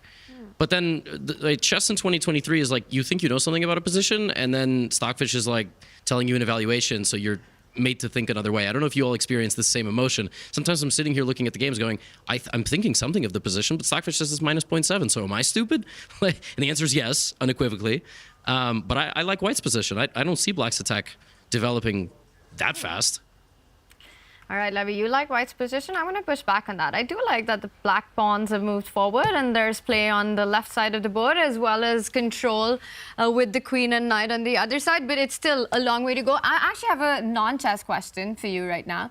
Earlier on, we saw this Christmas party where it was Wesley who ended up with a dinner date with Dani. If out of these players you could hang out for dinner with any one of them, who'd you go with? Totally putting you on a spot everywhere. Oh, wow, that is a good question. If I could have a dinner date with any of these players, probably Fabiano. Like Fabiano is, but that's an easy one because I think he's just super cool, like super cool guy. That's like the comfort question. That's like the comfort answer, and I feel like maybe Nodirbek just to get to know the guy. Right, that's a little bit more edgy and dangerous because you don't know somebody at all, so you have to make conversation, which is not always easy. But we have to be brave. I think all of us are introverts at heart. Once we get off the broadcast, we'll just go in our rooms and scroll on our phones and are terrified of social settings. But probably Nodirbek, because I don't know much about the guy. He's like total mystery, and that's the beautiful thing about getting everybody in one building. Is that you have an opportunity to get to know these players better, which I find to be a lot of fun. So those are my 2 answers. Magnus would say no, which is why I didn't say Magnus. He'd be off somewhere doing his own thing. And Levy, I want to ask you, being on site in person, up close with these players versus sitting at home streaming, any preference? Any preference? Well, okay, look. I think streamers leave the house. I think that's a common misconception that perhaps they don't. We actually have evidence of that in 2 forms here, Hikaru and myself. He's definitely much more of a streamer than I am. I take the YouTuber title now. I don't do a whole lot of streaming. But no, I mean it's all great. It's all great. I'm probably saying that because the flight here was about an hour. And if it was like 8 hours, or if I had to go to Samarkand, then that might be a little bit difficult. But it's great fun, and it's very interesting to watch chess in this type of format, broadcasting to a mass audience. Like we have this crazy production behind the scenes that I'm sure you're all aware of as well over there, and the scale it's really cool to see because this is just the beginning. And formats are evolving, commentary is evolving, behind the scenes is evolving. So we definitely need this. I don't think chess can grow as much as if everybody just sits at home and plays on their computers. But you guys, you know, the young generation, we spoke to Firouzja before the event, and Firouzja was like, why did we travel all this way to play this game? Like, we could just sit at home, play on a computer. It was very funny. Like, so, I don't know. Everybody's got a little bit of a different thought about the whole thing. Lavi, thanks so much. It's so cool that you're feeling better and you're with us in Toronto right now, and we'll catch up with you later and throughout the week. And right now we've got so many developments that have happened on the position as well. Lavi said he did prefer White's position when we checked in last, but a lot of moves have taken place, and we see the kingside pawns of White, they've stepped up ahead. Pawns don't move backwards. Is that too committal, and can that backfire for White? Well, Black just heard you and said, I'm going to push some pawns of my own, and now we have a locked queenside. So there's only one open file. Black is ready to double rooks on it. I've actually been waiting for an exchange sacrifice. For those of you who may be classically trained chess players and you read about your great predecessors, you look at those d4 and d5 squares. If Black throws a rook on d4, can White afford to take it, or does that open up some lines for the Black pieces? In this position, it says maybe not the best option. And if White could clear the d file, maybe there's a moment where if the rooks are in a stare down, you put your own rook on d5 and say, please go and take me there. You'll open up some lines. So the position is so closed that it might even be worth giving up a rook for a minor piece just to open up a new file and create some new threats. Yeah. Really instructive stuff there, Robert. It's all about squares right now, and it's about who is able to control those squares over the next few turns. It feels like a critical moment has been brewing, and Abdusattorov visibly nervous there. He's unsure about the evaluation, just as we are. He is, and he's taking his time. As you said, that is very instructive. He knows he's managed to do maximum on the queen side. It's blocked now. Where is the breakthrough coming from? But he's got to be careful, and on the clock as well. That's classic Abdusattorov stare we just saw right there. We will go back to the other game while Nodirbek has a think, and this one I think is clearer because White's got this monstrous bishop on d5, and it's the kind of bishop that you can get rid of, but you only help White because then there'll be a pawn that'll take its place and become a huge passer. I'm really liking White's position despite a backwards d pawn, which is weak, but it's impossible to get to it. Yeah. Robert, you were talking about exchange sacrifices on the d5 square. Why sacrifice the exchange when you could just plant a beautiful bishop like this in the heart of your opponent's camp and supported by two pawns? Yeah, this looks like strategic, I won't say dominance yet, but strategic mastery from Vachier-Lagrave. He's achieved everything he wants, but still some hard work to be done to turn that advantage into something else to increase it. There was that Denis Lazavik game against Hikaru Nakamura. We're talking about rerouting a bishop, and here that's what I'm looking at for Maxime, who's on the clock. His bishop, his dark square bishop, is in line with that black rook. I'm a little bit nervous about some exchanges there. I would actually step back with my bishop to d2 and then put it on the c3 square. Let's get a nice long diagonal for that piece and start creating threads. I'm actually surprised the advantage is only slightly in White's favor. This looks like Black could actually be lost if you make one wrong turn. Yeah, Black is really stuck. And just to emphasize, this bishop, super strong. If you ever capture, I mean, here there are tactical problems perhaps on this diagonal, but this is just too strong a protected pass pawn. Combined with the e-pawn, these pawns will decide the game. So you cannot really touch the center after bishop d2, which I love, I've got to say, because I wanted to slide the black king into the corner on h8. Suddenly, I wouldn't feel so comfortable about that. After bishop to d2, Hikaru has to perhaps rely on tricks. Could he, for example, at some point, trade off White's beautiful knight, sacrifice a rook for it, and try to open up the white king? Vachier-Lagrave, wow, he's parted with his beautiful bishop. Why would you do that? Yes, he's won a pawn here in the corner, but suddenly Black has some more control, opposite color bishops, tricks in the air. I guess he wants to take back with the rook, defending the white bishop that you mentioned, but it's hanging by a thread suddenly for White this time. Wow, and his queen is almost trapped because my first instinct is, can I really get away with stealing a rook pawn? The queen doesn't really have many escapes except for a6 right now, but if the rook goes to a8, taking away the a6 square, the queen can slide to c7. The bishop and queen line up there. It's protected, and this would actually lead to a favorable endgame for White. So greed sometimes is good, sometimes it completely backfires. I don't know what to make of this decision by Maxime. He stole a pawn, and now he's forcing Hikaru to prove that he has sufficient compensation. Yeah, maybe not bad, but it just feels like it was selling the position a bit short. So we'll see whether Hikaru can punish Maxime's greed. A pawn up, though, for white, and he gets up very confidently from the board.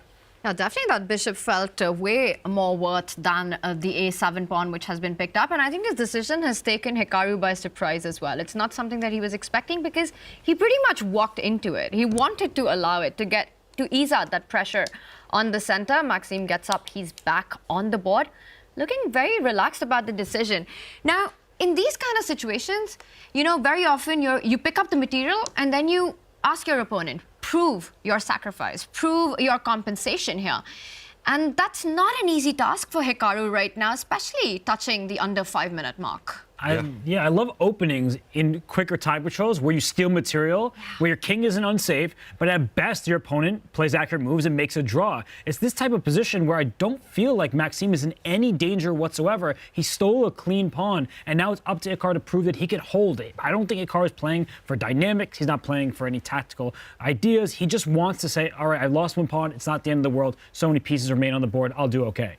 Yeah, Hikaru here, he would love to, for example, trade off queens and somehow destabilize white's central pawn chain. You see the white pawns on c4, d3, e4 on the light squares, vulnerable to attacks from black's bishop. So if you can somehow simplify the equation, trade things off, yes, you're a pawn down, but get active pieces in return, you might be able to draw. But as Robert mentions, a draw might well be the best Hikaru's hoping for right now, as he appears very interested. He might be calculating something, actually.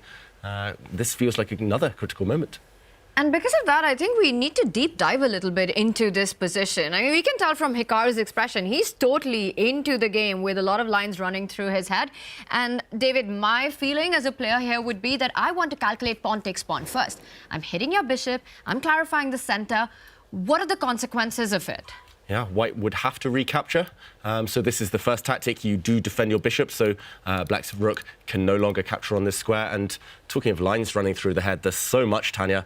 Firstly, this queen almost trapped, but always one escape square, so she can slide back. If the rook attacks it, then maybe now queen to c7, and Hikaru could be thinking of tactics, for example, after a trade. My first instinct was bishop to f5, trying to come to a better diagonal, trying to put some pressure on this d3 pawn, but I suddenly realized you can take on h3 as well. So this would be a very forcing line, undermining the defender of this white knight. And if Hikaru's calculating, I'm not sure what face number that is, then it could be this variation. Pawn takes bishop, for example, would be met by rook takes knight, a fair trade, but you have to calculate the consequences. These pawns are hanging, and you have to do a lot of counting here to ensure you're not losing material.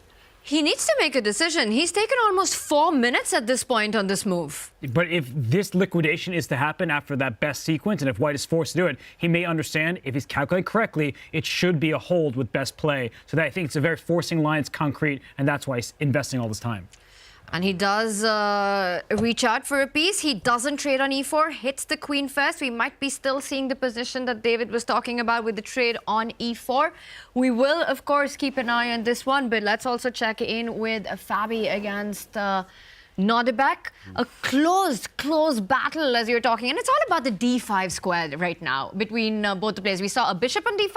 Now there's a knight on d5. I was offering a rook on that square, but somehow Fabi got a knight there. This is the best possible outcome from the queen side is closed. When Nodirbek pushed all his pawns there, there's no tension. You can't create any tension, so that flank is closed. And the play on the king side may decide this game, and it's Fabi who can push his pawns. Maybe to f4, maybe to g4, and you're not taking that knight on d5. If you open up that bishop on c2, which is sitting behind the white pawn, you're going to be asking for trouble. So I love Fabi's chances right now. Yeah, it feels like he's teleported magically somehow, that white knight, to its ideal square. And I'm looking at the black queen. What is she doing out there on a5? She was previously beautiful, glorious on the king side, putting some pressure on, controlling everything. Suddenly the black queen's on the wrong flank, and he does take this knight, Robert. Maybe he just didn't want to suffer any longer, looking at that stallion in the center. But this could backfire. Too much tension to have that knight on d5, and Fabi immediately takes the decision of recapturing with the c-pawn. I like it. I think taking with the other central pawn would allow black to get a lot of counterplay on the king side by starting to push his own pawns eventually. So c takes d5 and immediately a blockade on d6. Is Fabi trying to get his bishop on the square that has just been vacated by the pawn? And he can put his rooks on that line too. That c5 pawn, that could be a target. So unfortunately for Nodirbek, as white gets shift rooks over, it looks like he's trying desperately ability to cling on to that pawn. But white can play on the king side. You could say to Nodirbek, use all your forces, go to the queen side. But as soon as you do, as soon as you lose sight of where your king is, I'm going to start pushing pawns on that flank. This looks really dangerous still for Nodirbek.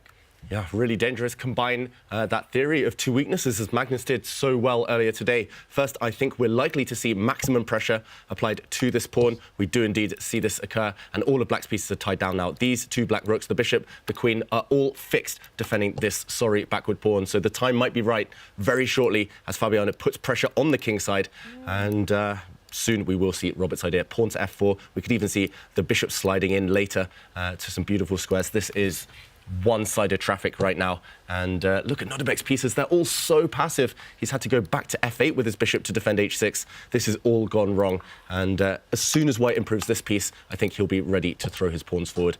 Pawn to f4. Look at this. He's coming in with his bishop to some beautiful outposts. White dominates the light squares.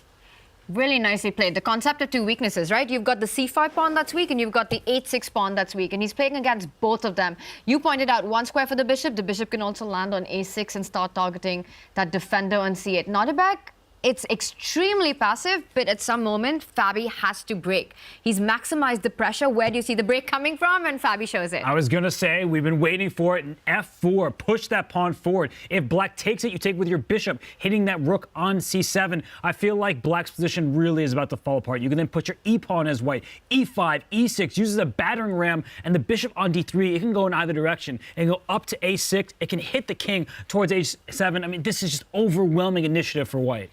Yeah, F for forward, F for Fabi, F for fabulous. This is just a beautiful play. And oof, Abdusattorov's bishop goes back to its original fianchetto square, and now you're spoilt for choice. I'm loving all those bishop moves you mentioned, Robert. Looks super promising for white right now. Very minimum. You can keep motoring forward with your f-pawn, just lock down the king side, create targets there, but he's being greedy, and rightly so, Fabiano. He's just looking at all the pawns now. The white queen, dark square bishop, rooks, all staring at that one black weakness that we highlighted on c5. The f-file about to open as well. This is torture for black. He's going to do Hikaru. Takes. And unfortunately for Nodirbek, white has more pieces attacking that pawn than he has pieces defending. And he can't defend it anymore. This is going to be at least a pawn to the good for Fabiano Caruana. And there's still going to be the attack raging on. So he brings his knight out to d6. Knights are the best blockaders against passed pawns. But what's wrong with just takes? I think we're going to see it, Robert. This pawn is dropping. Let's focus on Fabi now as he starts to clean up, starts to count the extra material. And what is Nodirbek thinking about here? Is he just going to drop the queen back? If you trade off rooks, white has won a pawn. White activates the pieces. Black's knight, as soon as it's kicked away, the remaining blockading piece, that will spell the end of the game. And, OK, Fabiano now, what is the cleanest way to do it? What's the most professional way to kill all counterplay? Do you trade rooks? Do you just keep the status quo? That's it. Bishop c5. Aren't you winning a second pawn? You hit the knight, you hit the pawn on b4. And that's what happens when you lose the base of a pawn chain. The b4 pawn is next. I think he can even slide his queen on over if he would like. I'm sure there are other options, but that b4 pawn, it's gone too far, and you can't bring other pieces to defend it. Yeah, just start picking off those weaknesses now. Just looks so simple. Fabi's making it look simple. And Nodirbek, ever since that white knight landed on d5, he hasn't had a single chance.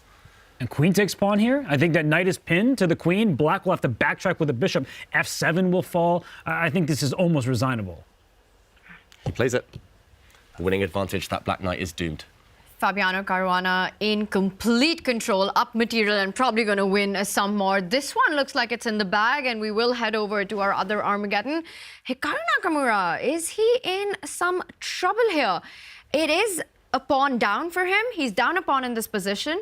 White's got the bishop, controlling all the squares of the knight. But right now, Hikaru's managed to make White's rook passive.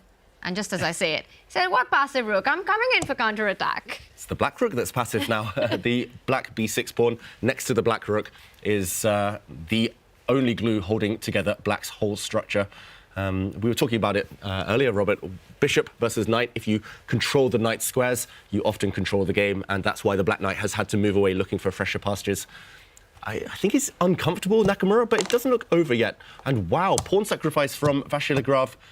He's allowing the black pawn to push, and look at this race. Black's pawn 2 squares away from touchdown. But white has 2 pawns, so he wanted connected passers, while that bishop, it can go back into the corner to block that pawn. And meanwhile, Hikaru's 27 seconds. This gives me hints of that game against Nodirbek Abdusattorov in Armageddon, where Nodirbek had the bishop, Hikaru the knight, and his play on both sides of the board. And I will say one more thing. The knights have an advantage over bishops, and they can go from color complex to color complex. That knight can go to the light squares. The bishop can't control light squares, and if rook trade is offered, is that a good decision?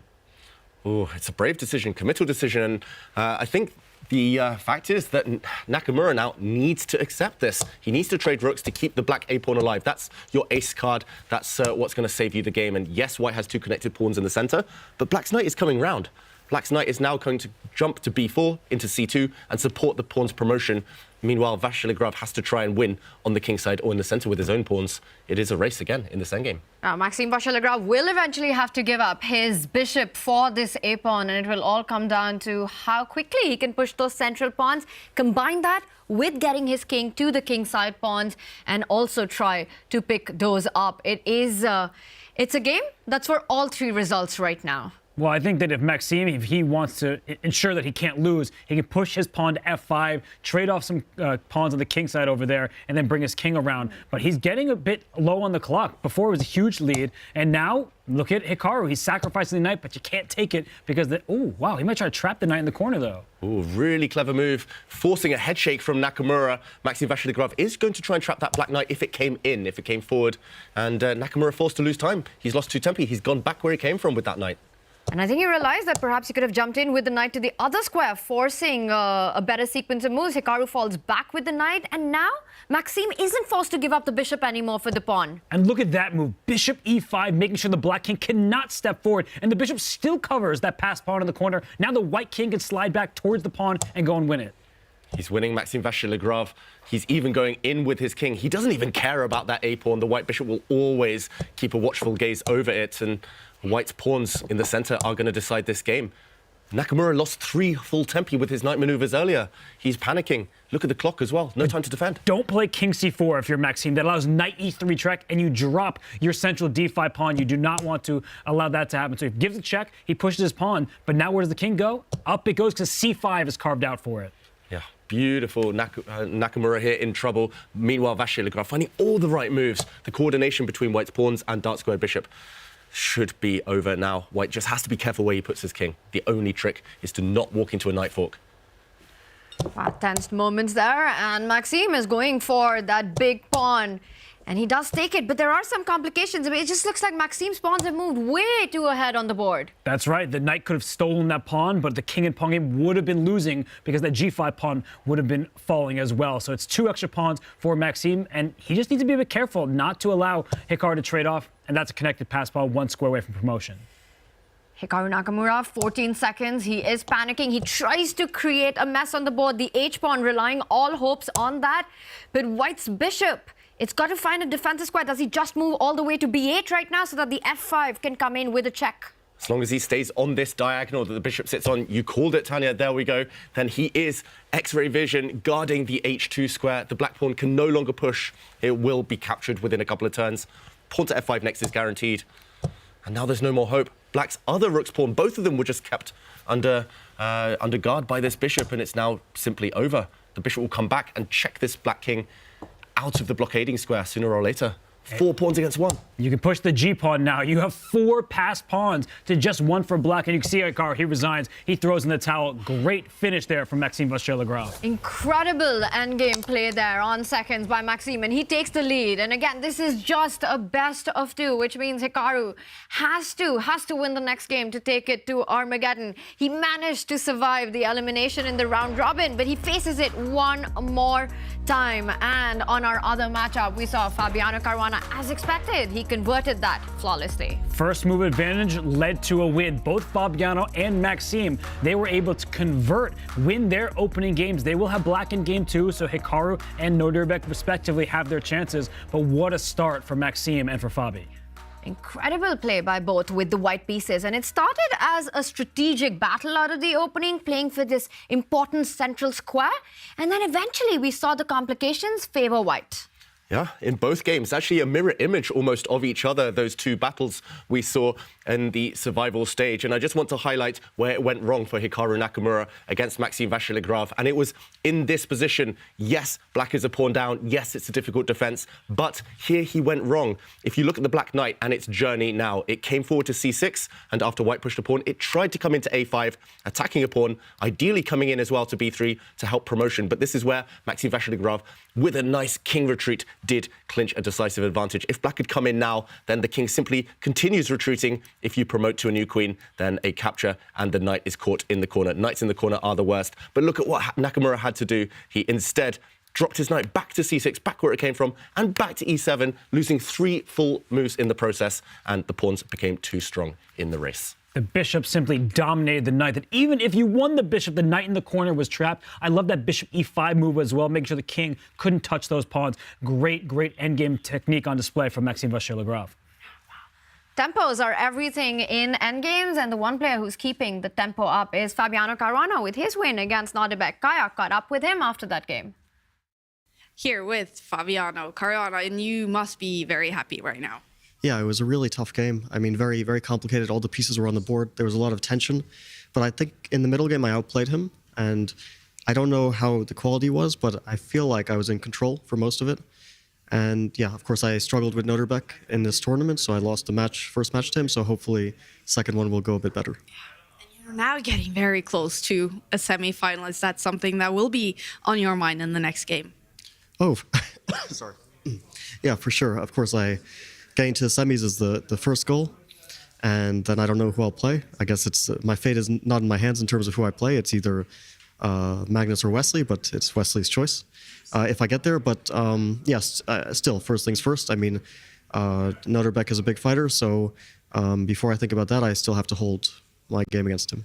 Now, a little bit of coughing there. I haven't seen you with a big cup of tea for most of the day here. How are you feeling? Well, on the second day, actually on the first day even, when my match against Alireza, this second game, I started to feel a bit strange. And yeah, I came down with something. I don't think it's too serious, but it's not too pleasant. But okay, I'm starting to recover. I think I should be better soon. I can barely get out of bed if I'm feeling a little bit sick. What is it like to play chess, long days, when you are a little bit under the weather? Actually, I don't mind because I have a distraction. So I don't have to think about it too much. And if I'm staying and doing nothing, let's say staying at home, then all I'm thinking about is how I don't feel well. And so I'd actually, of course, I'd prefer not to be sick when I'm playing, but it's not so bad. Okay. More guys should be like you, Fabiano, I'm telling you. All right, thank you for joining us. Good luck in the next game. Thank you. All right, Fabiano Caruana. He is not playing like he is sick. Definitely not. I completely agree with you, Kaya, there. Just fantastic play by Fabiano, not just so far in this tournament, but the whole year. He has been on the biggest form, the biggest shape of his life. And we've got the second big round coming up between the 2021 World Rapid Champion, and he will be taking on the reigning US champion, world number 2, Nodirbek Abdusattorov. Has to win to take it to Armageddon.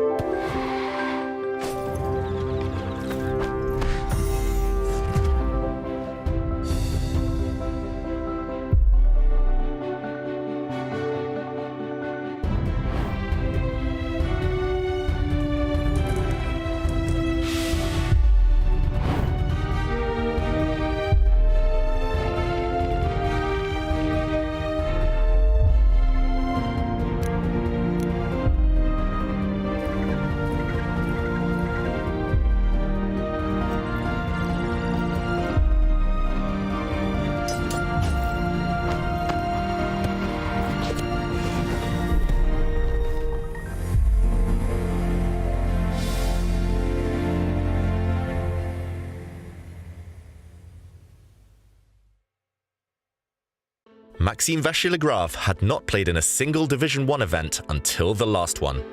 He went through the play-ins to qualify for the AI Cup, but was not a favorite to take the last spot in the Tour Finals. This is crazy. The Black King is hiding behind enemy lines. It's even taking pawns. Whoa. And Black is actually going to be the one delivering checkmate. The checks are going to dry up, and White's King is at the enemy's mercy. Checks dry up. It's game over. And Jan loses on time. Maxime progresses. He had to win the AI Cup to get the ticket. Maxime, meanwhile, going forward with his king. Wow. Look at this. If he pushes his pawn, will he get mated, Magnus Carlsen, on the edge of the board? We all know queen versus rook, how hopeless that is. Magnus allows a checkmate on the board. And we have Armageddon. Look at that. He's giving away another rook. Checks to follow. There we go. It's a draw, and that means we are heading to a grand final reset. Magnus Carlsen loses the match here in the grand final against MVL. He is on fire, the Frenchman. Maxime played fantastic chess, taking down some big names, and finally won the AI Cup, securing a spot in the Tour Finals.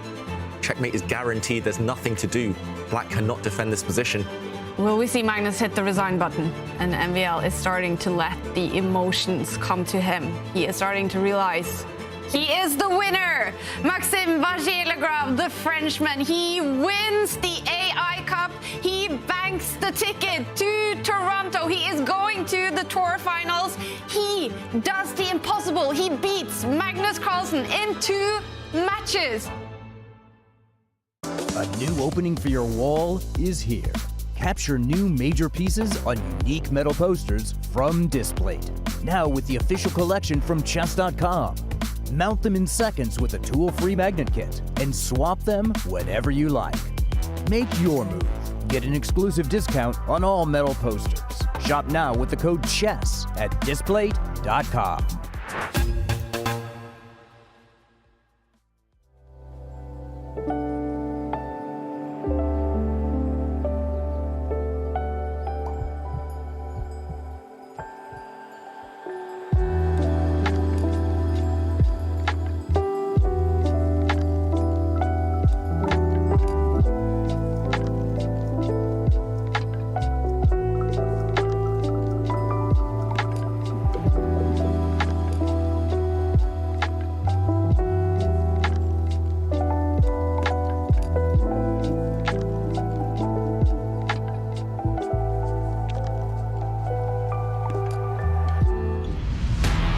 If you've been inspired by all the play in Toronto and want to up your game, we've got some great news for you. The Chessable Pro Week is on through December 15th. There's a 20% off all courses. Use the Command Pro in chat and transform your game. And the one player who needs to transform his game right now, it has to be Hikaru Nakamura. As he faces Maxime Vachier-Lagrave, Hikaru has survived elimination once today. Can he do it again? He is in a must-win game to take it to Armageddon. And this is where we are on the survival stage right now. Fabi, Maxime, both incredibly impressive with their wins, Robert. Yeah, Fabiano Caruana is just a draw away from the semifinals. He's in that upper bracket. And for Maxime Vachier-Lagrave, of course, he's in the driver's seat. But Hikaru Nakamura has shown so many times over the years he's capable of roaring back. Yeah, if anyone can, Nakamura can. Abdusattorov as well has shown that he can fight back too. Two players who, yes, had a bad first game, but they did have black. Now with white, if they can match how well their opponents played with the white pieces, definitely a chance. I'm not predicting anything. It's not over. Far from it. Nodirbek Abdusattorov was the comeback kid against Hikaru Nakamura. Can he do it again this time against Fabiano Caruana at the big game 2 coming up? The pressure is on the players. Only 2 will make it into the semi-finals. And there we see Nodirbek, he's ready to go. He starts with white. Fabi walking around there. What was your pre-game? What is your pre-game ritual like, David? Do you like to come a little early? I'm always turning up 2-3 minutes after the clock has started because I'm disorganized, less professional than these players. I have noticed that Fabiano is a pacer. I've played him several times myself. He's always pacing up and down. I think that's just how he gets in the zone, how he gets focused. While Abdusattorov, we see him there. He's all about the death stare. Whether it's his opponent, the chessboard, he is always focused. Always focus, and that's what he needs to do. Only focus on the next move. And it's the same story for Hikaru. It's handshakes. Games are underway, and we start with a Sicilian. Are we going to see a knight off? No, we're not. What is that? It's the Mora Gambit. Wow, I must admit I am shocked. Not just because he's giving up a pawn with this gambit, but also because it does allow a transposition back into the Alapin Sicilian, the C3 Sicilian, and that's something not known for its winning tendencies at this top level. But wow, Vachier-Lagrave now playing very classically. That is met by Nakamura bringing his queen out. And you say it doesn't give much in the way of winning chances for white, and I've played this many times from the white side. It's not loved by the engines or by the top players, but because it's not played so frequently, maybe it catches Maxime off guard. Perhaps he's not so well prepared for this, and this isn't a situation where you just trade off pieces. Look at that queen in the center. You line it up with a bishop. Maybe there could be some attacking chances for Hikaru as this game proceeds. Yeah, the white queen looks really actively placed, but whether she's a target or not, that's the big question. Head in hands, Vachier-Lagrave. He clearly hasn't studied this one recently, unlike Nakamura.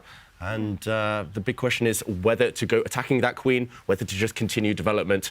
Key moments, critical moments already at this early stage.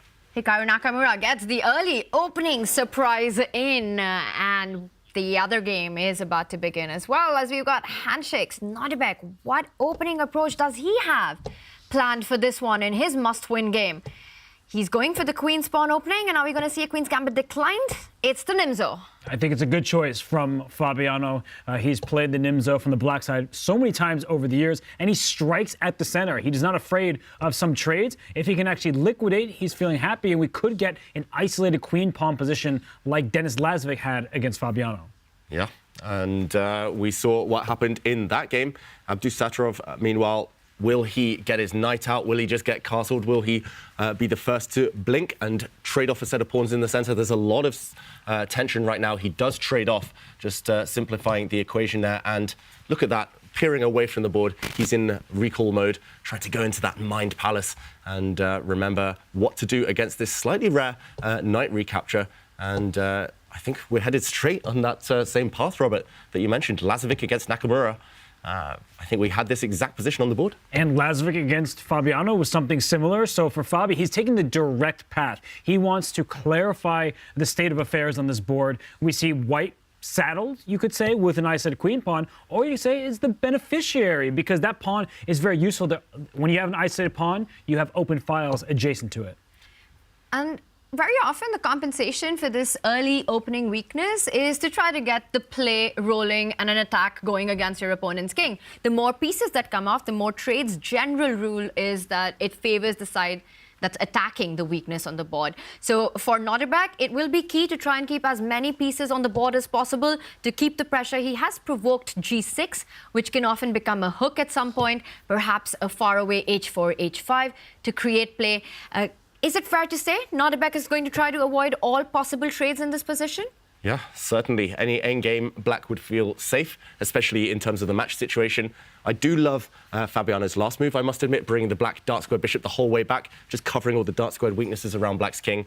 And yeah, it's up to Nodirbek. The pressure is on him to attack due to the match, but also due to the nature of this position. IQP, I used to play it all the time myself from a variety of different openings. You have to be energetic. You have to keep pedaling on this bicycle. You cannot stop, otherwise you might just fall off. Black long-term doing well. Short-term, white has dynamic potential. I like that bishop retreat, because when you have the Swiss cheese pawn formation like black does, all those pawns on light squares, it means that your dark squares are vulnerable. So he brings his bishop next to his king. Soon that bishop will be in front of his king, staring at that isolated queen pawn in the center of the board, protecting some critical squares. I like what Fabi's doing, and the fact that Nodirbek is thinking, I believe that he also approves of Fabiano's position. Well, he needs to approve of his own position right now. He is playing for the win, and it's the only result that will keep this match going. We will check in with this and see how the dynamics of an isolated queen's pawn versus developing kingside initiative goes on. But meanwhile, a lot of action early on. Hikaru gets the opening surprise in with his second move, going for the early d4. And we see a non-standard position, but both players have kind of kept it together on the clock. They've kept the speed up. What is this opening outcome like? And do you think Maxime is now feeling a lot calmer than he was a couple of moves earlier? Maybe calmer, but I'm not sure whether he's happy with the outcome. I must say, at least in terms of the match again, Nakamura should be thrilled. He's somehow escaped the opening with as many pieces on the board as possible. Still maximum tension. White has a space advantage as well due to the e5 pawn. It could have been a lot worse. We could have seen a bunch of trades. We could have seen a lot of different things happening. But Vachier-Lagrave is on his own. That's step one. Get your opponent out of their preparation. And a lot of potential for Nakamura if Maxime isn't accurate on the next few moves. It's what we call juxtaposition. It's not one where there's deep preparation for either side at this point. They're playing on their own. And the good news for Hikaru, he has this nice central pawn on e5, protected by his knight and his queen. And that pawn cannot be traded off. Black might want to push that d5 pawn back a square so that you can try to trade it, maybe get some liquidation going, clarify the middle. And you look at that bishop on d3 for white. If black has any hopes of castling kingside, watch out. There could be a Greek gift sacrifice. There could be vicious attacks brewing over there because many of black's pieces, they're all the way over there on the queen side. Yeah, black's pieces, there's a bit of a traffic jam there. They're all huddled up.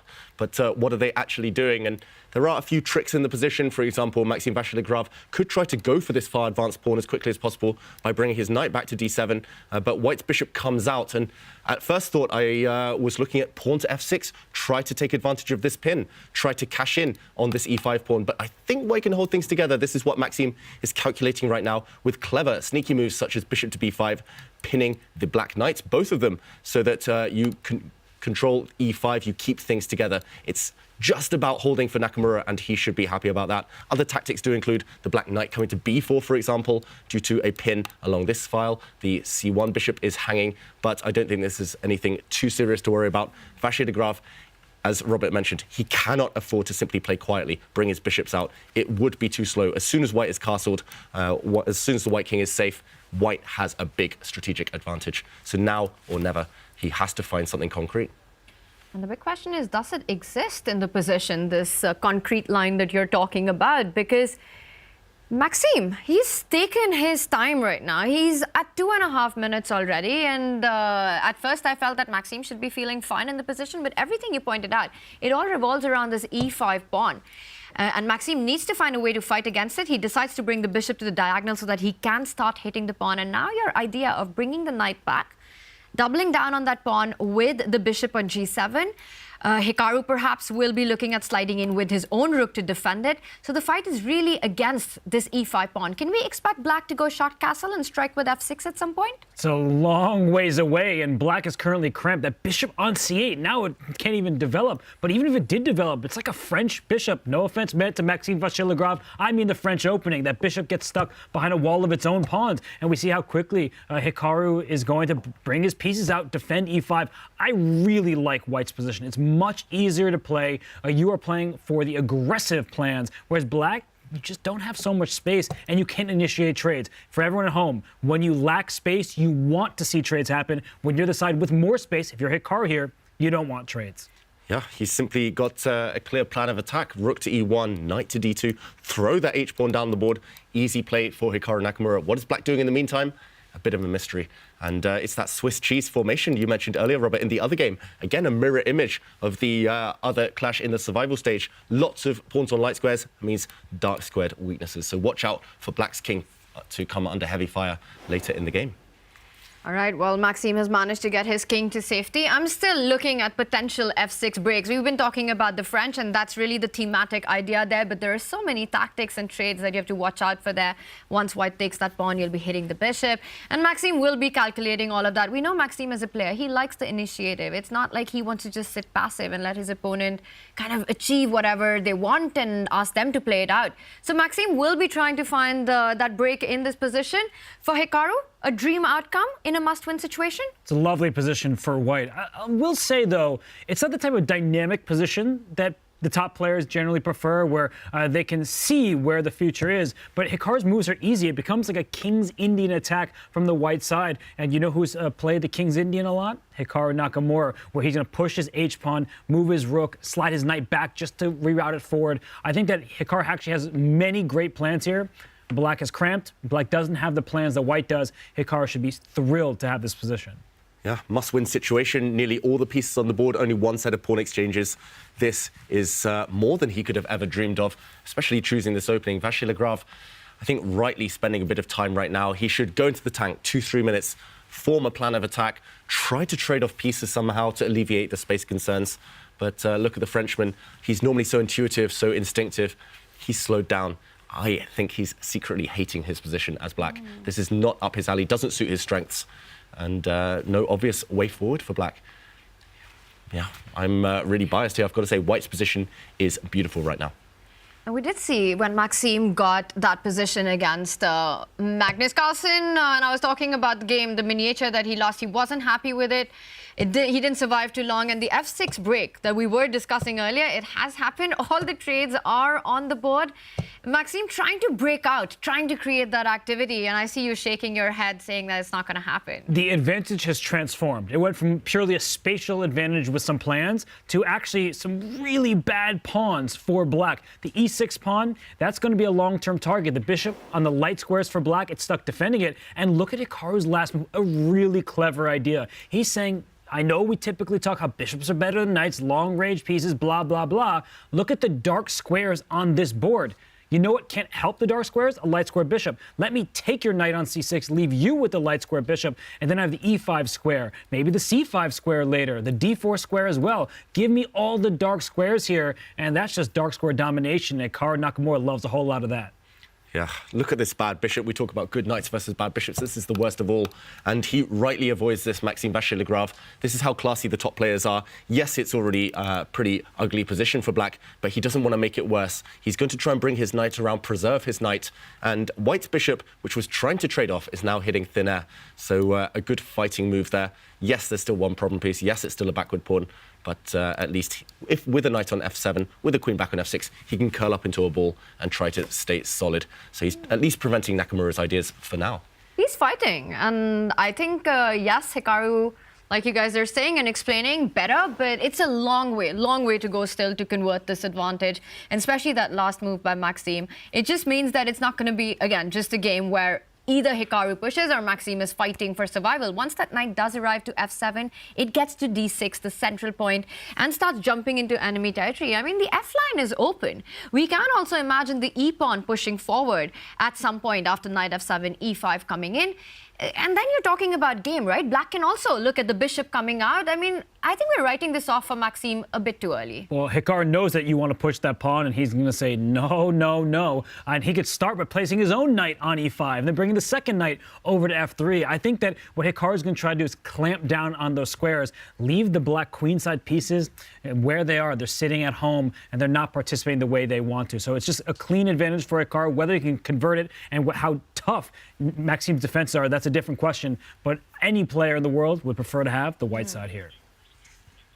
Yeah, definitely agree with you on that. But Maxime Vachier-Lagrave, we know how tricky and resourceful he can be. We'll see if he can muster something up or Hikaru manages to take this to the Armageddon.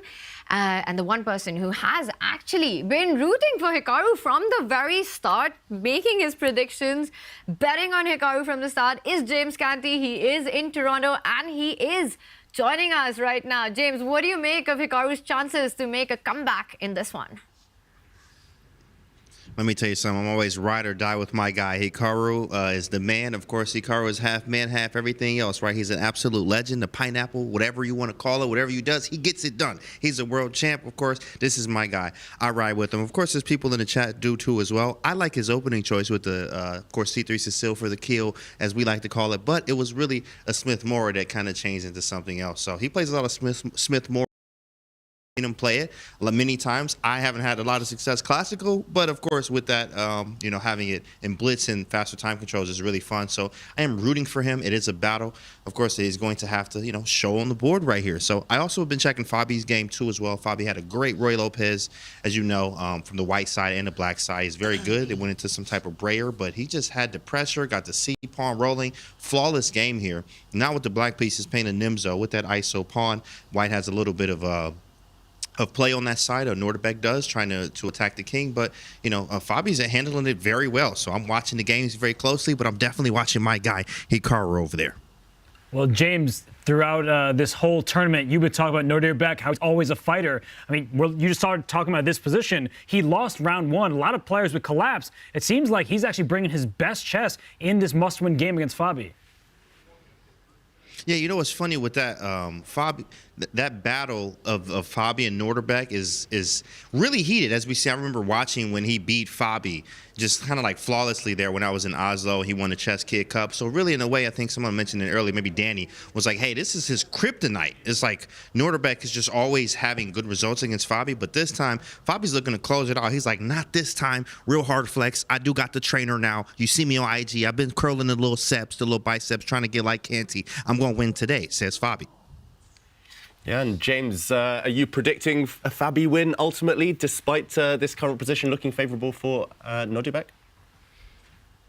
Yeah, I mean, of course, it is a little favorable there. Obviously, the engine says it's slightly better, you know, for White there. We got Rookie 8 on the board there now. I think he's okay, though. Yeah, okay, a little shaky. E6 pawn maybe looks like of a weak pawn. You have the bishop on C8 that's maybe French-like type position, but there's still play, still a lot of play. You know, you can't count him out yet. So I am rooting for Fabi. Maybe he'll hold here, I think. What do you think, David?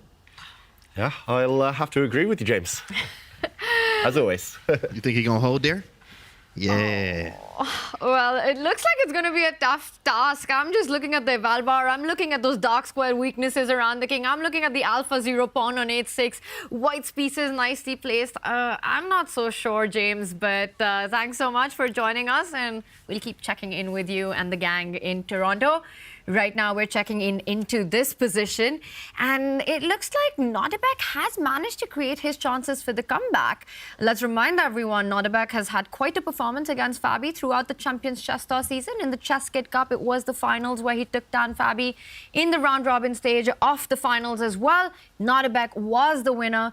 Fabi has got the lead in this match, but looking at this position, I mean, I'm loving White here. It's horrible for Fabiano. Something went really, really wrong because the eval bar is sky high, the material is level, so White has sacrificed nothing for this attack. And who doesn't love a good rook lift? I think that White can bring more pieces to the party while Black is doing nothing about it. Rook D3, slide that rook on over to F3 at some point, G3, knight H5. I don't know what to do, but there are too many good-looking options. The Black king is going to be hunted down.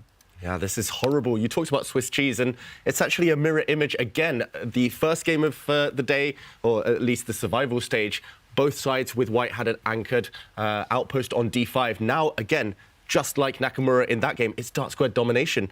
And it's all about the squares. I just want to backtrack to one key moment where Fabiano, I think, made the kind of decisive mistake. It was just a few turns ago.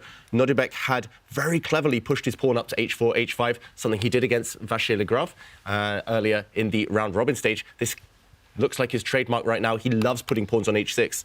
And the problem is here, Fabiano, he chose the wrong square. He needed to cover the dark squares around his king by dropping back to H8. He was reluctant to do so, maybe fearing that his bishop would be trapped in the corner long term. But at least now you control the valuable F6 square. You can later kick back White's bishop. But by dropping back the other way, he's left the holes, especially this one on F6. And as Robert mentioned, the White knight will most likely get there. If we catch up with the current position, really surprised to see White going back. Retreating looks counterintuitive. I think he wants to go the long way around. D3, E5, back, and eventually into this dream outpost. But yeah, he could have got there quicker. Rook to D3, and no matter what Black does, this is going to be a knockout punch. The knight would come into H5, F6. There's too much pressure on the Black king. This would have actually ended the game, so hope for Fabiano now after the knight retreats. But he has to take dramatic action, maybe even throw a pawn away just to get his bishop out of jail, just to bring this piece to life. It's still looking terrible for Black, but less bad than it could have been. You say hope for Fabi? To me, it's still looking pretty hopeless. All the points that you just discussed, and absolutely agree, David. Once that knight lands on G4, it's game over. So Fabi needs to do everything to make that not happen. I don't believe he has time to go pawn hunting right now. Queen takes pawn just invites this idea with a lot of force, and we see the eval bar. It doesn't like it at all. Also opening up the C line with potential infiltration on the 7th rank as well. It's not something Fabi will go. He doesn't sacrifice the pawn as you suggested. He goes for a safer approach. But how is he fighting the main threat with this? Knight e5, does he eventually want to go f5? The bishop is hit. He needs to take a timeout now to move his bishop. He tries to gain time hitting this white rook, which moves, but only up in the direction that Robert was advocating. And I mean, this looks even more deadly now. 4 white pieces are gathering, storm clouds are gathering around the Black king, and Black has no defenders. This is one-sided. Don't even see an idea for Black because all of White's pieces are just heading towards the king side. And you can't even make a move like rook a to d8. I was like, let's just even suggest a move. You could lose an exchange on the spot. I wouldn't even take that rook because the bishop is so strong. But the point is that Black has no ideas. You attack the rook moved. It moved up to where the action is taking place. And with knight g4, as you mentioned, rook f3. If you do play pawn to f5, maybe I can just play knight takes g6. Why not? If you take me, pawn to h7, this looks like I'm going to go and checkmate your king. Yeah, this looks deadly. Black can block here, but the white rook just slides across, and this king is not long for the world. Yeah, this is just one-way traffic, and it's another example, just like Abdusattorov did in his game with Black and just in this clash between the others. Never put a Black queen so far away from your own king. You can never defend. Abdusattorov made that mistake. Now Fabi's made the exact same mistake his opponent did in the previous game. You need your queen nearby if you want to defend any attack. This is so instructive. Black gets all the big pieces on the queen side, and Nodirbek using Fabiano's king as the North Star, just guiding his own play, getting more and more pieces into the attack. The rook currently attacked, but you could think about sliding it over to f3. What Fabi is hoping for is to plant his own bishop on f5, trying to control that g4 square right now. Will that be enough? He's trying to get that bishop into defense. It's definitely not enough because White also has a pawn. It's not just the knight that can go to g4. The pawn can go to g4. The f7 pawn's under attack. I think Fabi is just hoping that Nodirbek goes wrong somewhere because the position is so bad for him that, you know, if Nodirbek does pretty much anything, it should be winning. So I think that Nodirbek up on time, this position, easy attack that's going to be impossible to stop. If he doesn't win this game, I will be incredibly shocked. Okay, this one looks like very likely to head into the Armageddon. Just look at White's army right now, all directed towards the Black king. Only the bishop, the dark squared bishop, supporting it. And f5 has arrived on the board, which invites the sacrifices, David, that you were looking at. Is knight takes pawn possible right now? I think so. Why not? It makes sense as well. White has those 4 attacking pieces. We mentioned the white queen, bishop, knight, rook. Black only has a king, maybe add the dark squared bishop as a defender, but it's a simple mathematical equation here, and let's show it on the board. Knight takes pawn would likely be lights out. You can take this pawn just to blow open the shelter around the Black king, and maybe they're stronger, but this one looks decisive to me. Although, I've just realized something has changed from that earlier variation. The Black bishop will defend the g6 pawn. I thought you could just slide and take this pawn next, but suddenly f4. I eat my words. Black can suddenly defend. Fabiano does have a sneaky plan then in mind, a trap. And that's why you always have to take into account what your opponent's last moves were. And Nodirbek, he brings his bishop into f6, the Black queen slides back to c7. So Fabiano, he's holding on for dear life, but as you're showing, the Black king has no moves. So if that rook just slides over, there's going to be a sacrifice on g6 in the very near future. And there might be a rook sacrifice after that on g7, just blowing the whole thing open. And Fabi, there's nothing he can really do because it's just straightforward for Nodirbek. As long as he doesn't make the mistakes that I often do as a commentator, just sack all the pieces, he's doing it in the right time. Yeah, no need to rush, full control. He's just lining it up, putting his army, his forces in position. Lights out soon. It's going to be boom, clash, bang on the g6 square. All right, so Fabi trying to get rid of that knight on e5. That would be the dream, to try to trade it off. And rook moves to e1, so no sacrifices just yet. Is this the moment for Fabi to try to take on e5? But giving that dark squared bishop also feels extremely suicidal right now. You know, you are just look at the checkmating spots. The queen lands on f6, h8, g7. That looks disastrous. But I say, I have opposite colored bishops, and I was always told that when there are opposite colored bishops, it's going to be a draw. Not when there's an attack on the board. Maybe in a pure endgame, even if one side's up a pawn. Material's even here, but white remains better. I would take that knight on e5 and just try to defend. He doesn't do that.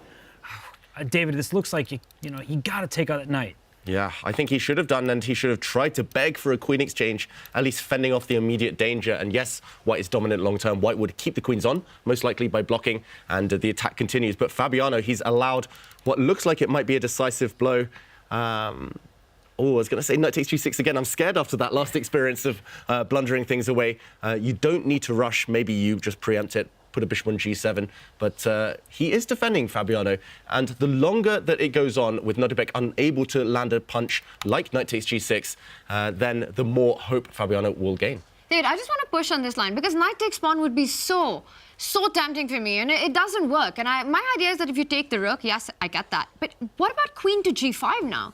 How are you defending this mate? Yeah, it looks so terminal. I was going to suggest this too, Tanya. Great minds think alike, but unfortunately, it looks like black can just sacrifice everything back. Black is up temporarily, at least a rook and a piece even. So no discovered checks that knock out the black king. He would survive. So f4, he's actually lining it up again, setting it up. But now you have to, Fabiano, you have to get rid of this stallion on e5 before it's too late. Now this would be decisive. The diagonal has been blocked. Wow, okay, Fabiano Caruana is under big pressure. He does decide to trade off the knight. Meanwhile, we are getting the end of this game. Hikaru Nakamura against Maxime Vachier-Lagrave, and it's just finished. And we're getting an update that Hikaru Nakamura has done it. Maxime Vachier-Lagrave resigns. Hikaru kept up the pressure. He created magic on the board, and we get an Armageddon in that one. Wow, one Armageddon, will it be two? That's the big question. It did look like Nakamura applied enough pressure to crack Vachier-Lagrave's defenses, but it was a blunder from the Frenchman in the end, which we will show a bit later on. But this one, Fabiano's fighting. He's alive. He's covered everything for now. Yeah, I mean, the tone in your voice, I have that same feeling where it should be winning, right? It looked so dominant before, and suddenly Fabiano has counter chances of his own. His bishop that is firmly entrenched on the e4 square, that applies some pressure towards the white king. Now there's a pawn under attack, and if you try to push the pawn, Fabiano will continue to challenge it with his own pawn. He needs to open files, give himself some counterplay. He's doing just that. I see the eval bar, it's always been good for white, but black has legitimate chances all of a sudden. And the more hope that Nodirbek keeps giving a Fabi, the easier his position gets as well. By now, Fabi, it almost feels like should have been checkmated in this game. All the sacrifices that we were looking at, knight takes pawn earlier on, the knight landing on f6, none of that has happened. This is a big strategic technical advantage, but is it going to be really enough to wrap up the game? Will Fabi manage to create the counterplay on the open files that you're pointing at? You can take on c5, opening up the d line as well, trying to look for infiltration with your own rook. But I think what Nodirbek wants, in case of a trade on c5, is to actually recapture it with the rook. Because notice how the d8 square is actually defended by the queen. Yeah, possibly. So Fabiano hesitating from trading anything off. It's really tough here. The problem is if you do manage to open lines, maybe it actually backfires on black. The black king is always in a mating net, and here we see the evaluation bar erupt on the white side. That means there's most likely a knockout blow. I'm looking at some sacrifices again. I'm getting carried away always, looking for rook takes g6 check. I think you need to set it up. But yeah, Fabiano, maybe one of the worst openings I've seen from him, but he is, at least for now, well, surviving. It's one of these positions where with the eval bar, I think we're led to believe there must be something. Maybe I'll sacrifice. I actually think that white is winning long term, but the players don't know that. They know that black's in bad shape, but Nodirbek's not sitting there being like, oh, I have this win in the bag. He's like, well, how do I actually crash through? And sometimes we're only human. We get impatient with our decisions, thinking, I just need to find that open file. I need to get that sacrifice going. I need to get at the black king. What you really need to do, and something I think is why Fabiano didn't take the pawn c5, is line your queen and bishop up on the same diagonal. If white could accomplish that, game over on the spot. But that bishop on e5, it's in great shape. That's why the black queen sits where it does. It is not letting the white queen in. And whoa, this move is played, a very natural looking move, and the eval bar is unimpressed. Yeah, and that's the thing about playing these really elite players such as Fabiano, Magnus, Nakamura. You need to keep knocking them, punching them down. Even when you have a dominant position like this where they can barely move, they tend to wriggle somehow. And then you get frustrated. Then the kind of fear of botching it gets into your head. And yeah, you can self-destruct very easily. I like this last move, however, from Nodirbek. Even if it's not winning, yes, it could have maybe potentially been better, but he's just keeping the tension. And in what is now pretty much a blitz game, looking at the clock, I think it's still incredibly hard for Fabiano to find the move. So must be frustrating for Nodirbek, but still in the driver's seat. So much tension on the board. And that last move, does it just keep the tension, or does it reflect that Nodirbek perhaps is struggling to find a way forward in this position? He is, and he's spending time. I mean, Fabiano's the one down under 2 minutes, but Nodirbek, he's looking across the board, trying to find that winning idea. And I think for Fabi, that should feel at least pretty good. Even if he goes on to lose this game, the fact that he was able to challenge Nodirbek from a position that looked hopeless earlier, Nodirbek's the one struggling at the moment. And Fabi does take a decision. That's a committal one. He decides to trade the pawn. Now, earlier on, I thought that he wants to take it with the rook, but instead he recaptures with his own pawn. One thing Fabi can't allow is that pawn from c5 moving ahead to c6, because then it becomes a real strength. Notice how the bishop and the rook are lined up against that, so it's still safe, but it means Fabi's rook on c8 needs to remain passive. A queen trade has been offered. c5 pawn is hanging. Does White have to actually go into an endgame right now? He can block this queen exchange. White's bishop can step in the way to f6, as it has just done on the board, blocking the queen trade, kicking black's queen away. But it does feel like Fabiano, with this last move, surprised Nodirbek somewhat. And at least now the kind of inroads, the squares, the entry squares that the white queen wants to use have been blocked out. So Fabiano, yeah, he's going to open files with his queen. He's still fighting, still kicking. He just needs to improve the black rooks and then real counter chances. Great prophylactic move, though, from Nodirbek, just getting his king out of check's way. And I think Fabi can do something similar. He can bring his king one square close in the diagonal towards the center. He does just that. I think it's a really smart choice for him, because if that bishop ever leaves, then a queen trade will be on offer once more. I actually don't see how White crashes through. This is frustrating for myself as a commentator. I can only imagine for Nodirbek as a player. Yeah, and you can see it a bit jittery now as he fiddles with a piece, exhales, frowns. He's, I mean, visibly frustrated, visibly disappointed, because his position was worth so much more. He knew he was winning. He knew he was one or two accurate moves away from crashing through, breaking through black's defenses. Ultimately, though, it looks like black has set up a perfect blockade. Nearly every black pawn and every black piece on light squares, other than the a7 pawn. And right now, he's set up this barricade that's hard to break through. It's been a fantastic game from Nodirbek, so one can understand that frustration. And very importantly, if White's queen tries to land on f6, anytime that the bishop moves, Black's queen will slide back to that e7 square and keep everything under control. For Nodirbek, the way forward, to me, would look that you have to find a path in which your rook can join the attack. Try to bring your rook to the open file. But notice how the bishop on e4 actually stops that b1 square, guards it. The queen on d7 is stopping the d1 square. It's really difficult to actually get your rooks to participate in the attack right now. And I was going to suggest that very move from Fabiano. He's bringing another piece into the defense. At some moment, watch out for the move pawn e5. It may sacrifice a pawn, but he's okay jettisoning that pawn if it opens up some lines for the rest of his pieces. I like Nodirbek's full board awareness. That rook, it really wasn't doing anything now that the king is where it is for black. Let's slide on over to the b file. That's an open line. Let's try to double my rooks at some point. Ooh, but indecision from Fabiano, maybe the time pressure kicking in as well as he nears 1 minute. He drops his rook back. He's just given 2 free moves to Abdusattorov. And now how can the young Uzbek profit? He's going to move his bishop back. Massive threat of queen into f6. Black has to offer that queen trade. We've mentioned it before. And now the white queen, does she retreat? She does, finally repurposing that piece. And he's got a threat on the board. I think that queen on f2, it's a retreating move, but at some point it's eyeing that a7 pawn as well. So you've got to watch out for the c pawn moving forward. And Fabi brings his rook to the 7th ranked defense, so defending a7. And both sides are going to make mistakes here, because we see Fabi down to a minute. Nodirbek, he's trying to punish Fabi on the clock. He may think that's his best chance because of how stubborn Fabi's been. But if he could trade off some pieces, if Fabi's able to do that and get some checks against the white king, he may have some chances to survive. Black's been under attack the whole game on the king side. Maybe it's time for black to suddenly counter and flip the script. Play g5 yourself, open lines against the white king. You mentioned it, Robert.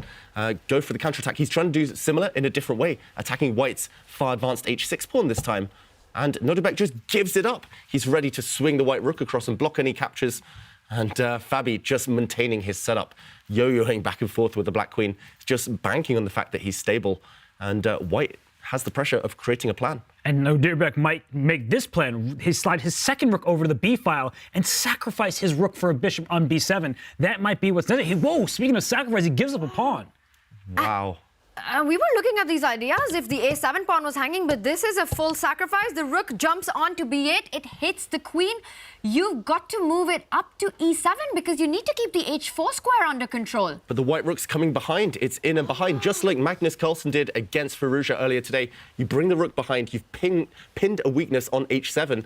No way for black to defend the h7 pawn once the white rook swings the whole way into the corner. Nodirbek Abdusattorov has found a way to break through. He has, and I think Fabi has to bring his own rook to attack the white queen, but that's not going to be sufficient. Tanya, you spied it. The queen eyes that a7 pawn. You bring your rook all the way down for the attack. The queen takes a pawn with check, and I think both of those pawns would be lost, so he moves queen up, but rook h8. That's Queen h4, that was the point, that you need to keep the queen defending that square, and queen f6 is a massive threat. How do you fight it? You don't. You don't fight it. It's handshakes. Nodirbek comes back, and that means we've got 2 Armageddons coming up. The players there sitting to check out, analyze a little bit, but they've got a big game coming up. Wow, what a comeback from the comeback kid. Both the comeback kid and Hikaru Nakamura, the streamer, the content creator, and someone who created his own chances just to be in the survival stage. But Nodirbek Abdusattorov, the world rapid champion back in 2021, he now has a lot of pressure on him to write his bid down and figure out if he wants the white or black pieces. But what a game that was. What a game and what a survival stage. All decisive so far, all white wins, and Armageddon to look forward to. At this point, I would be shocked if the players aren't bidding for white. Yeah, you just said all white wins. So do they go really, really high with their bids, trying to get those white pieces? Now, Hikaru Nakamura, he lost every Armageddon with the black pieces. Do you think he's going to switch that up? Try to get the white pieces? That's really difficult, because if you think that he's going to bid for the white pieces, then you can bid a high number and get black with, say, 12 minutes on the clock. I don't know what Hikaru's going to do. I think he has to forget about the past. Easier said than done. Yes, definitely. And Nodirbek Abdusattorov there on our screens. He's having a think right now. He's strategizing about what color he wants, and if he wants to go with black, how low can he afford to go against a player like Fabiano Caruana? Yeah, it's really tough. You can sense the internal dilemma there. He's trying to read the opponent, trying to decide on his own mood, especially after that exhilarating white win, and eventually he submits his bid. He goes to make his last-minute preparations. Armageddon very shortly. Things are heating up in Toronto. Both our survival stage matches go into Armageddon, and we've had 4 decisive results, 4 decisive games with Fabiano taking the lead and Nodirbek striking back. Maxime Vachier-Lagrave taking the lead in his first game, Nakamura striking back. And we've got 2 Armageddons. David, you mentioned there was a big blunder in the Hikaru game.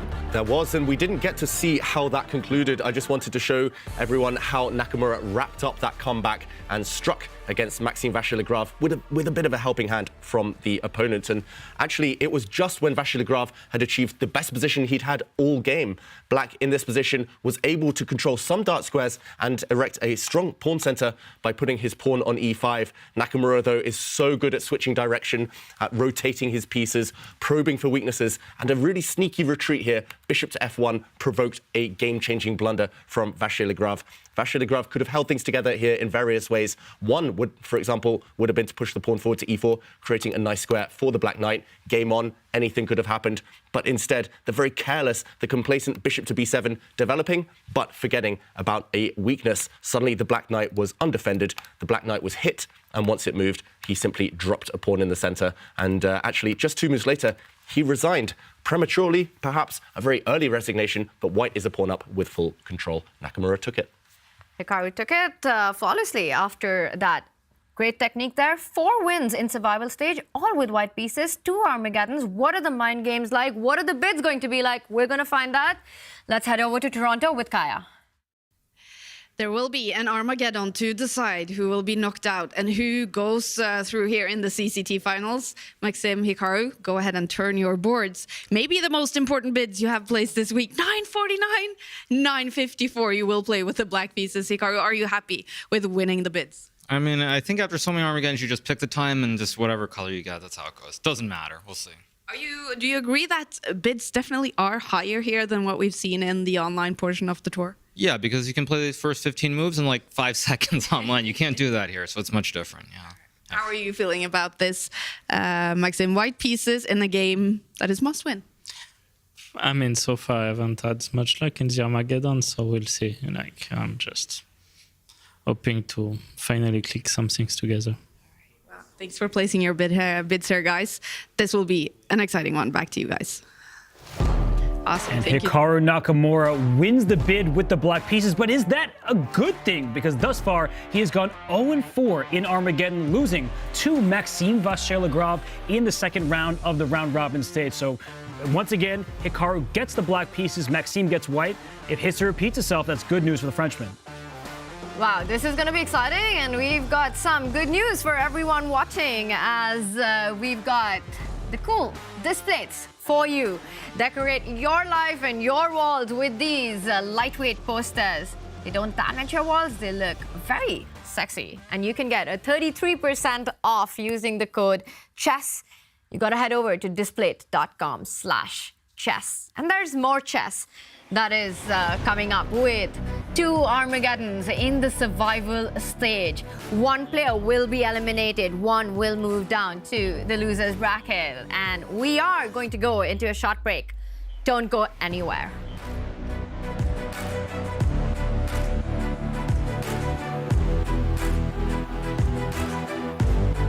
Fabiano Caruana started his journey from Division 2, and his climb through the ranks has been formidable.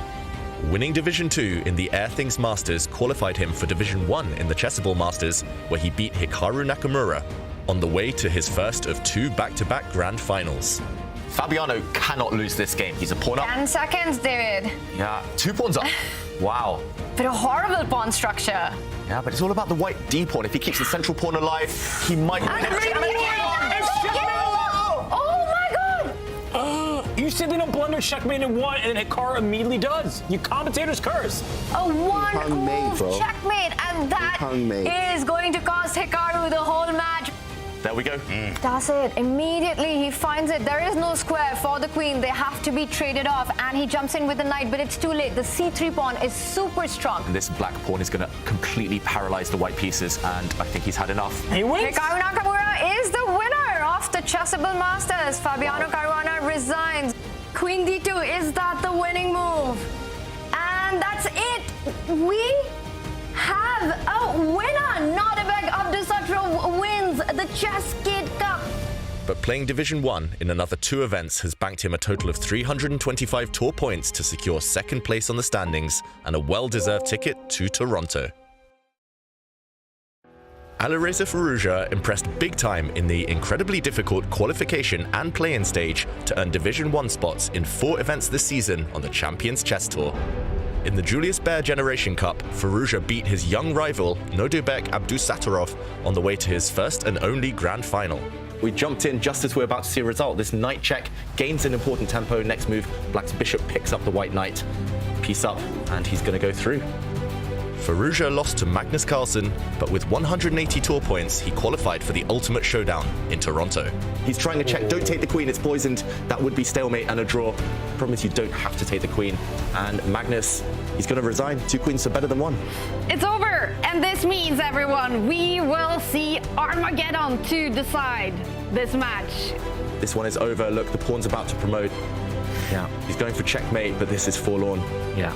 Black queen on the board now is going to win this game. Magnus, he's got it. He's got it in the end. Wow, what a fight though that was. Amazing. It's over. Magnus Carlsen, he takes it. This is the winner of the Julius Baer Generation Cup after an exciting final match here.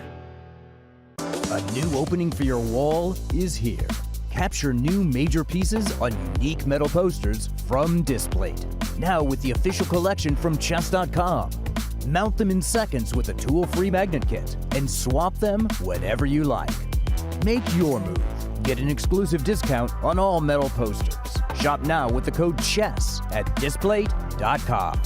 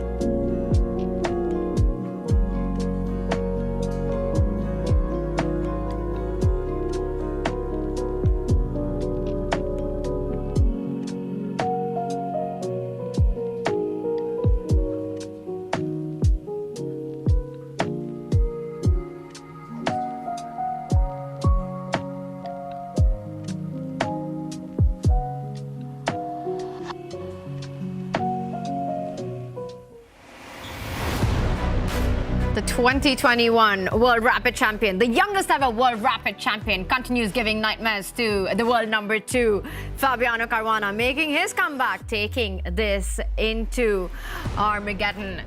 And it's all going to be about who gets to win that bid, who gets the white pieces, who gets to play with the result odds. And we've got Kaya with the players and their bids. 4 games in the survival stage so far, all of them won by the player with the white pieces. So now I am super excited to see the bids for the Armageddon. Go ahead, you guys, and turn your boards. Will they be high? Is that 14? Yeah, 14. And we have 10-14 with the black. So you will play with the black pieces. How do you feel about that, Fabi? Yeah, I had a feeling I would play with black. I wasn't sure exactly how high Nodirbek would go. I guess pretty high. But okay, we'll see. It's going to be a close one, I guess. So you will face Fabi, who will have quite a lot of time with the black pieces. How do you feel about how this bid ended? You know, anyway, I want to play with white, so yeah, we'll see. Best of luck to both of you. Thanks for placing your bids. Back to you guys. Wow.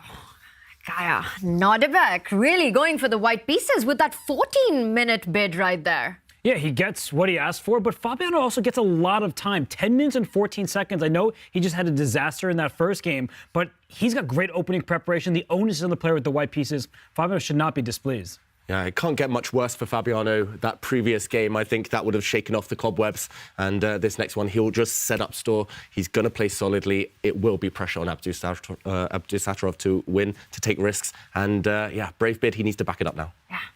Very brave bid indeed, and Nodirbek Abdusattorov making his intentions clear that he's ready to fight for the full point till the very end.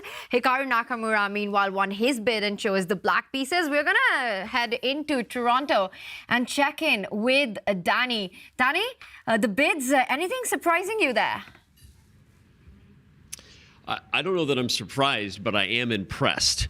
At this point, you saw both Nodirbek and Fabi, I guess, kind of get what they wanted. The confidence that Nodirbek had in taking the white pieces, despite Robert's point that Fabi is great at prep. Yep. He doesn't lose with black like that often. So I'm kind of at a spot where I kind of like both players' chances. I like Nodirbek's confidence, but I love Fabi's time. A little bit of behind the scenes. Fabiano did come out and say, I had a feeling he was going to do that, which is why I bid so high. But he's also said, I didn't know he wanted it that bad. Maybe I should have gone for 11 minutes because 10-14 or whatever I think his time was there that's a lot of time. It's a lot of time. Fabi's not going to lose like that twice. Well, not only that, I mean, you look at Firouzja just took, I think, like 9 minutes against Magnus. I mean, 10-14, a whole minute plus, that is a lot. So again, I like the youngster's confidence, but I'm definitely looking at Fabiano Caruana to rebound from that. But all right, we got to go back to the one before the break. Yeah, that's nuts. This is nuts, right? So Hikaru Nakamura has bid for black 4 times. Yes, he's won 4 bids and he's gotten black 4 times in Armageddon. And he's lost all 4 games. 0-4. Yet he goes into this one bidding for black again. Yes, just winning in a Smith-Morrow with white.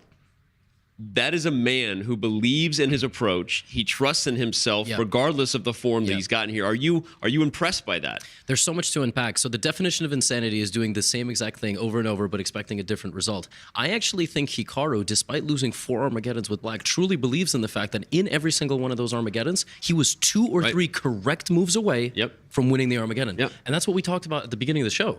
It's just been those clutch time decisions. He's got completely fine positions in a lot of these Armageddons. And just like the game that he just lost against MVL, it was an end game and it was super close. And he lost it. And if there was ever a moment in this event to right the ship, it's right now. Well, and I just want to quickly add a point that it's obviously not gone his way here, but overall, Hikaru has been very successful with black and Armageddon. I mean, Magnus made the point that until this win Magnus had as white, neither of them had ever won with white and Armageddon. They had always won with black. So Hikaru believes in the strategy. He's sticking with it. And I don't know what are the questions you got there, Oslo, but we're excited.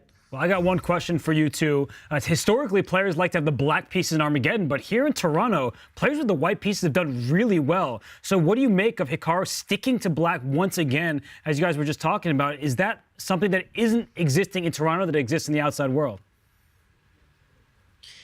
No, it is really interesting, and the reason I explained what insanity is it's not to say, oh, Hikaru's insane, like what's he doing? It's the 5th time he's choosing black. He believes it's the right strategy, and he has been multiple moments away from being 50% in Armageddon and not 0% in Armageddon. He really believes that this is the strategy, and he just had a bad run. Yeah. And he knows what he's doing. He almost always chooses black. No, I agree. And so to answer your question, Robert, I don't know. White has had a little more going for it here in Toronto, apparently. But I think historically, we all tend to look at the black pieces, the draw odds, as a big advantage. Hikaru believes in it, or he wouldn't have done it again. So like the rest of you, let's go eat some snacks in the lounge with Magnus and see what happens. I agree, Danny. Really surprising that Hikaru, after losing those 4 games with Armageddon, sticks to black. So some big decisions there. We got 2 big Armageddons coming up in Toronto, and the chess will start really soon. And it is, of course, a big matchup. One player will be eliminated. And for Hikaru Nakamura, it is against Maxime Vachier-Lagrave. And there they are ready to go. I see no Danny socks there, so he decided to switch that up. And Hikaru starts with black, handshakes, we are off, and it is 1e45. We're gonna see the Berlin or the Petrov? The Petrov it is. And wow, this variation, this branch of the Petrov that he's been loyal to, sticking to it, Nakamura, it has traditionally had a dodgy reputation. It is a pawn sacrifice, but how well is Vachier-Lagrave prepared? He pauses. Are you shocked, Robert? Firstly, by Nakamura's choice. Secondly, by Vachier-Lagrave hesitating here. Didn't we have this between these very 2 players in their Armageddon in round 2 of the round robin? I remember Maxime's king went to D1 at some point. It was a crazy game. And like Levy said, Hikaru did blunder deep into that game when the computer said it should have been an equal position. So Maxime, he's going back to this king D1 system. And Maxime himself lost badly with white against Abdusattorov in round 7 earlier today in Armageddon. So I feel like Hikaru, he believes in the chances for the black pieces. He believes in this opening. I don't love it. It's not my style, but it is Hikaru's. Yeah, I must say it's kind of refreshing to see Hikaru kind of go so aggressive like this, throwing another pawn forward. He's a whole pawn down. But yeah, we'll have to see how to unpick this a bit later on. It's really dramatic on this board. Really dramatic already, straight out of the opening. And this one's going to be dramatic as well as Nodirbek, Fabiano. We've got handshakes and it is go time. We've got the queen's pawn opening one more time. Is it going to be the Nimzo? Yes, it is. Another Nimzo Indian. It was disaster for Fabiano last time they faced off in this opening. But he chooses a different branch this time as the camera goes crazy, just as the games have been so far in today's action. He plays pawn to b6, Fabiano. He is the first to launch a surprise here. Look at Abdusattorov thinking for the first time, surprised, maybe frustrated he wasn't able to get a repeat of that first game. And I'm surprised that Fabiano is 10 minutes and 11 seconds. And then I remembered that because Nodirbek wanted white so badly, he allowed Fabiano to go with a high bid himself. 10 plus minutes is a lot of time. And Nodirbek needs to win. And we're getting a pretty solid start to this one. No pawn tension just yet, unlike in the previous game where there was an isolated queen pawn. I think right now, Fabiano should be happy with how the game has started. He's playing quickly and it's in his repertoire. Yeah, this is pretty much a polar opposite to the other Armageddon that we're seeing today, where all pieces are still on the board, very positional. Black is first to castle. White's king stuck slightly awkwardly in the center right now as Abdusattorov needs to catch up with piece development. He's got a beautiful pawn center here with white, but not much more to speak of. Feels like the drama's happening elsewhere on the other board now. It's getting really, really dramatic with, I think we need to switch that white king out in the center. Vachier-Lagrave, Nakamura throwing fire, throwing fuel on this board. And we will bring that up very, very shortly. And there we are. And you're absolutely right. That is fire on the board. A pawn has been picked up on c6. David, before we deep dive, I think we quickly have to just take a look at how we even got here. I mean, this whole position, it has blown up completely. Yeah, I hope we have time, Tanya, because the players are throwing the moves down at a crazy speed right now as Hikaru is waiting to capture a pawn, I believe. That's it. There we go. So, oh, wow, offering a queen trade now. That black king out in the open, the white king out in the open. Who is better? White is a pawn up. And let's do a deep dive to see how we got to this madness. It was the repeat of the opening. We'll go back to the last time we saw it after the move g5. The move's still coming thick and fast. Here, black throwing pawns forward. You need to be fast if you're black, a pawn down. And here, the white queen stepping forward. Hikaru castles into it, allowing his pawn structure to be shattered, allowing another pawn to drop. Now, nasty checks threatened against the black king. He says, who cares? I'm going to counterattack, and let's catch up with the current position. White's king forced forward after a check. Watch out, there's checkmate in one threatened now. That's how dangerous this is. This is how it could spin on, just one blunder right now. But This is fended off. Black offers a queen trade. The bishops are too strong, so white says no. And after queen to a6 check, the knight lands on e4, guarding everything. And what to do if you're Nakamura. The evaluation bar means, well, it shows that black is doing very well. Very healthy position, but it looks crazy. So hard to evaluate for these two humans. If you could switch the positions of the bishop and the king for white, white would be doing extremely well. White is up a pawn, and it's a healthy pawn at that, but it's not a healthy king. And it's not easy to actually develop that bishop because if you, after queen d5, which was played, if you push your b pawn, say pawn to b3 to fianchetto, black fianchettos first, hitting your rook in the corner, and maybe you have time to slide your rook over. I'd just be very concerned with all those pieces staring towards the white king. This looks very, very dodgy. Wow, this is heating up. When you're talking about one fianchetto, black's bishop can jump back actually to c8 and start hitting that white queen and target itself on the b7 square as well. I think the bishop pair is going to tell in this position. It's an open game right now. That f4 pawn looking really nice. And Maxime, he's trying to push that pawn, get his rook into play. What's going on here? Is that a big mistake? Wow, the computer says blunder, and this is, I mean, I did just check. I don't think I would find this in a million years. Will Hikaru find it? It's a crazy move to take advantage of the fact the white queen is pretty much trapped. Robert, pawn to c6. Break this down for us. Not happening. Oh, well, bishop c8 is coming, and I think white would like to play pawn to b3 to reinforce the protection of the c. And if Hikaru finds it, he plays c6, and that's going to be a shot to MVL's system and his chances. Remember, the loser of this game, of this match, they're out of the tournament. And at b3 for white, you're trying to get your queen to c4 desperately. He plays it. Bishop b4 check. You have to play pawn to c3, and I'm not sure if I could sacrifice a piece, but queen takes b3 becomes very tempting here. How does white survive this?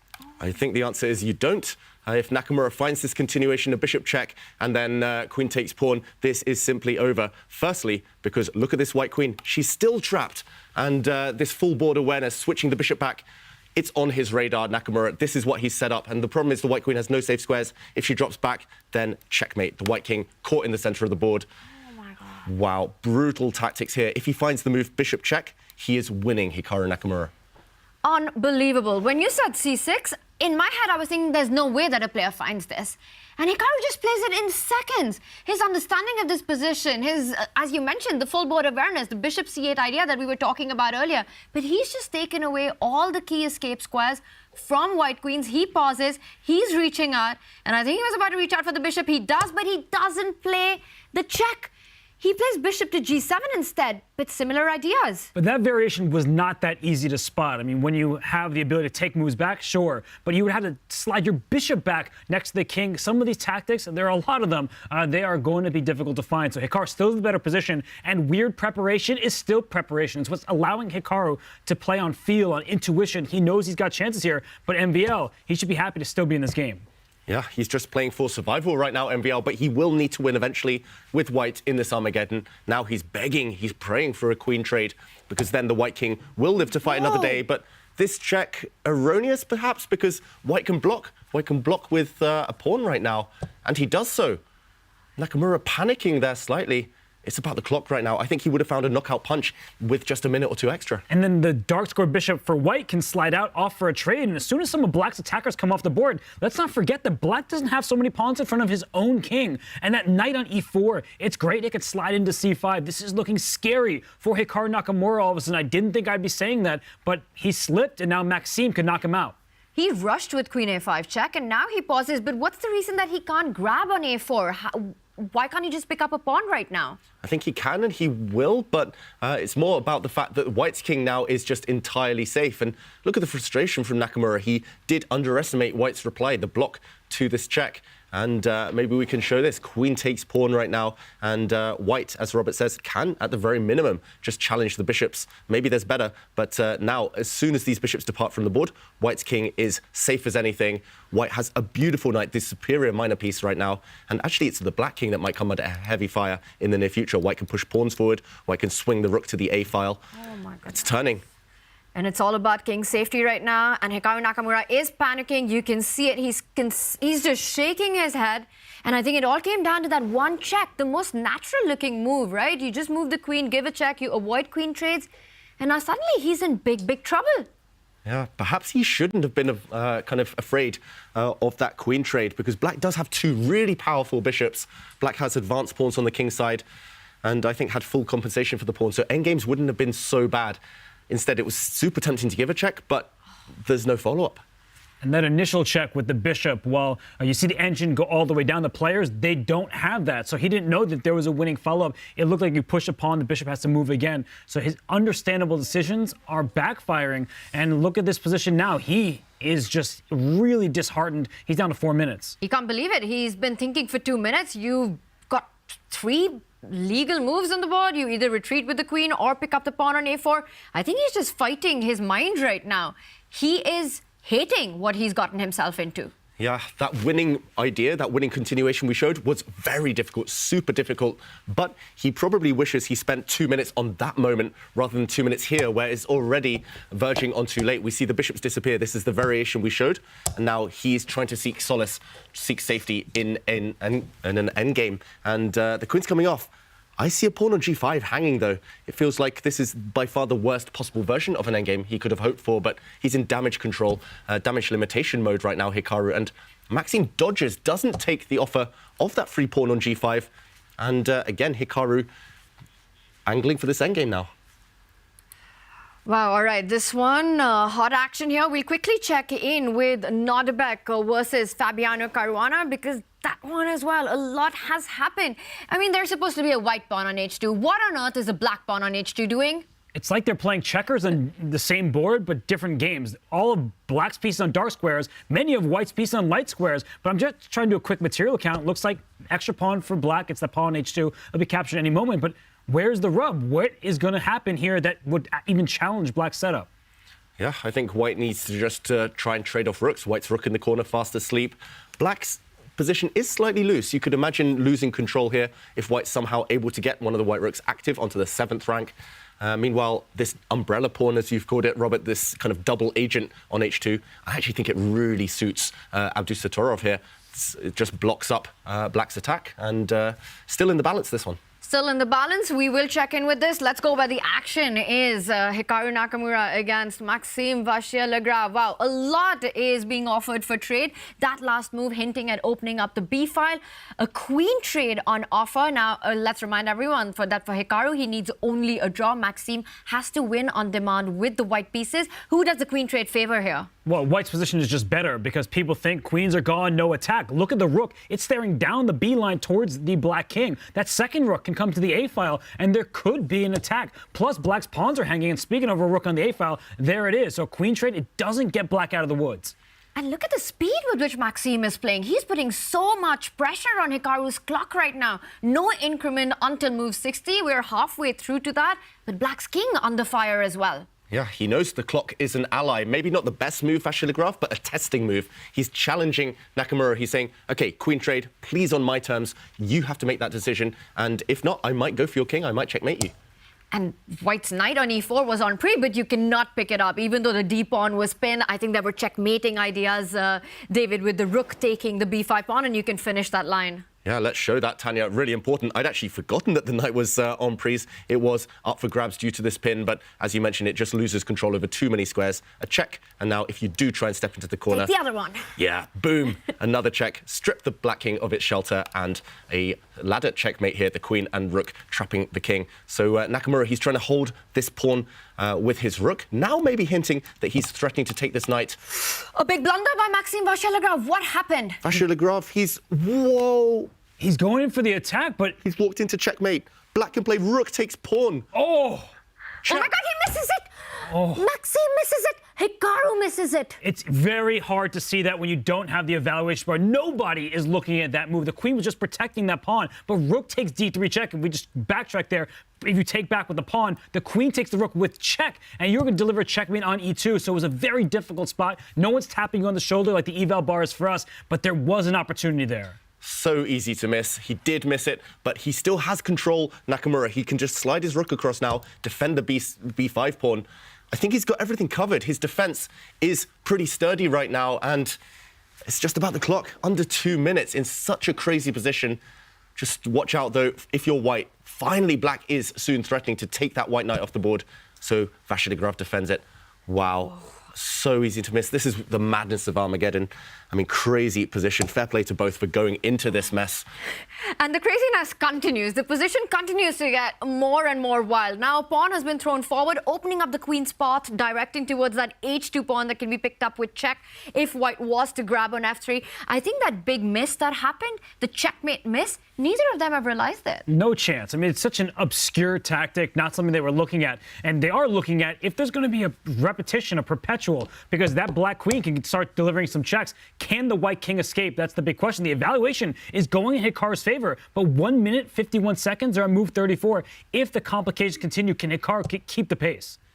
Yeah, Hikaru, he's been doing great so far. The black queen can now come and munch on some pawns. I think if he needed to find it, if there was nothing else, he would have found that checkmating idea earlier. But he's done such a good job of keeping control. He knows he's got everything covered.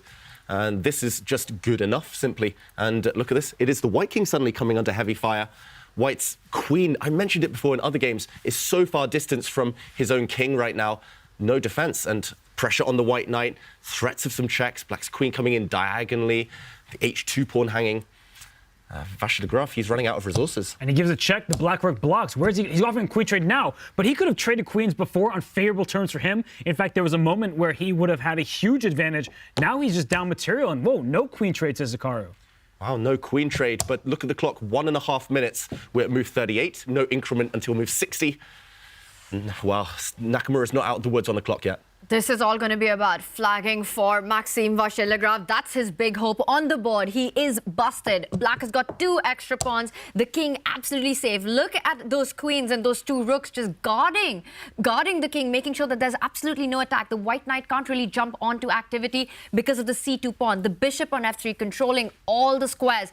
Black can just start pushing up the pawns on the king's side. Maxime's busted, and he has no attack whatsoever. In fact, the white king is in more danger. Hikaru has defended perfectly from any trouble on that side of the board, and as you said, Tanya, he can start pushing his own pawns, can Hikaru. The g pawn and then the h pawn, they roll.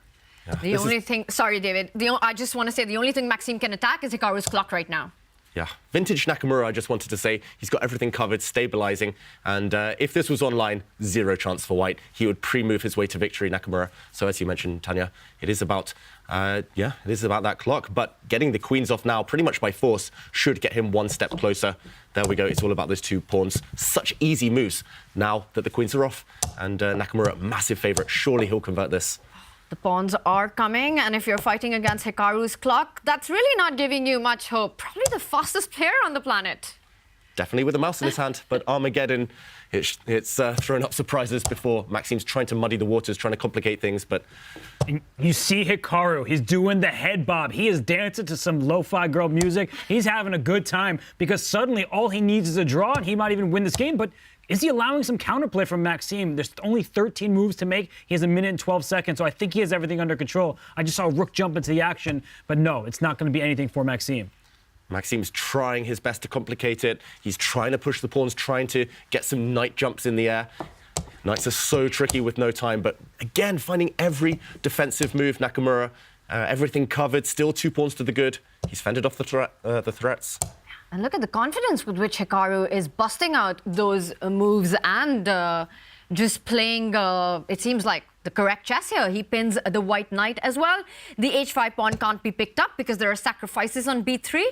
It's done. I mean, once these rooks are coming off the board, there's no way black can lose. And I'm looking at the move number. I'm looking at how much time Hikaru has. He's just trading pieces, pushing pawns. How could you possibly lose this unless you walk into a fork? And even though Maxime has got 6 minutes on the clock, his only hope is to not give Hikaru enough time to think. That's why he keeps on blitzing the moves, but it's not going to be enough. With just 6 moves to make it to time control, to get that extra second, that G-pawn will be decisive. Yeah, he's pretty much pre-moving at this point, and he has a move counter at the side of him, and he knows he's safe. He gets the draw. Nakamura's through. It's game, set, match. Hikaru Nakamura, he wins the Armageddon with a draw. He takes it. Well, it's a draw in the end. But Hikaru goes through. Maxime Vachier-Lagrave is eliminated of the Champions Chess Tour Finals. And we were just talking about how the players, the white pieces, were doing quite well in Armageddon. Maxime, he sent home 2 games of the white in Armageddon today. Unfortunately for him, 2 bad results. And in this game, it looks like Fabiano Caruana has everything under control. It's even material. The white is kind of up a pawn. That A3 pawn, that one is actually alive and well. The H2 pawn can be captured at some moment. I'm more worried about the white king. There's a rook on G5 playing offense and defense simultaneously. The Deion Sanders of rooks over there, protecting the E5 pawn while threatening the G2 pawn. I think Fabi, he's controlling the board pretty well. Yeah, right now, Abdusattorov has to decide how to block. You definitely don't want to move the king and take that shelter pawn. Black's rook, the Deion Sanders, just slides across and delivers checkmate. So you have to block. I'm surprised he's even thinking here. It looks so natural to drop the rook back. But now the queen, again, trying to angle her way in.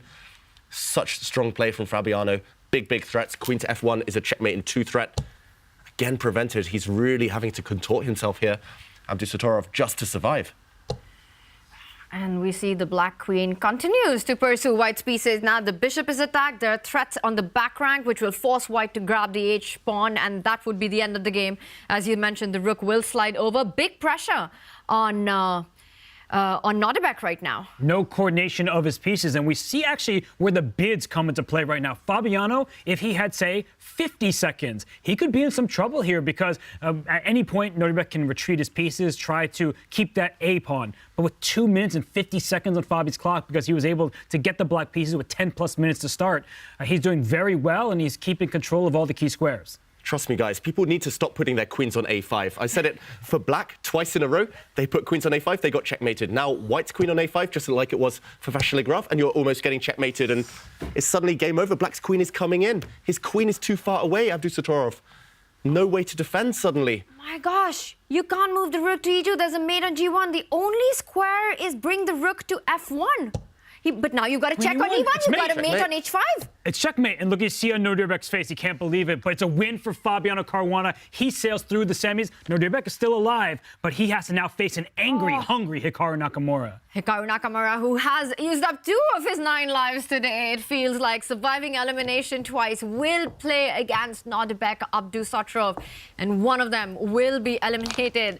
Fabiano Caruana, he reacts. You can see the relief on him. Nodirbek. Gosh, that was close. And he's finally gotten over the Abdusattorov hump. Unfortunately for Fabiano, it's been really a tough opponent for him. Nodirbek beat him in the Chess Kid Cup. He beat him in the Olympiad a year ago. But Fabi, he's able to take him down now. Did you see that Nodirbek stopped and had a look at what happened in the Hikaru game just to see who will be his next opponent? We've got one more match coming up in the survival stage that will decide the final semi-finalist. What a day, and it's still continuing. We're just getting started on that. David, what about you? What stood out to you in this big match? So many highlights. We were really spoiled for choice here. So many checkmating attacks, including Fabiano delivering mate in the end to Abdusattorov. But I just wanted to go back to that highlight, that clash between Vachier-Lagrave and Nakamura. It's a pity one of them had to go home because they both fought so hard and both deserved to go through. In the end, it was Nakamura who did take it by grinding out a victory in the Armageddon. But bishop to G7 here in this position. I just want to highlight the 2 moments. He could have wrapped it up sooner, Nakamura. Maybe an even more on-form Hikaru would have spotted the 2 winning blows. Firstly, he could have given a check in this position. And now I just wanted to point out this beautiful retreat one more time, one we showed earlier, full board awareness. The white queen is the only defender of this d-pawn, so he could have slid back in this variation with the bishop to C8, winning the game due to this checkmating threat. He also missed a small opportunity a bit later on with rook takes d3 out of the blue. This tactic is bound to appear on Puzzle Rush in future. Rook takes d3 with checkmating ideas even all over the place. But in the end, Hikaru, despite missing these, did take the win. Stunning game that was start to finish. So many twists and turns, and Hikaru Nakamura survives again and will be playing against Nodirbek Abdusattorov. Nodirbek did beat Hikaru in the round robin. Will Hikaru get his revenge? Will he be able to move on to the semifinals, or will Nodirbek take this one? It's all happening right here in the city of Toronto, and we will be going to Toronto in just a few.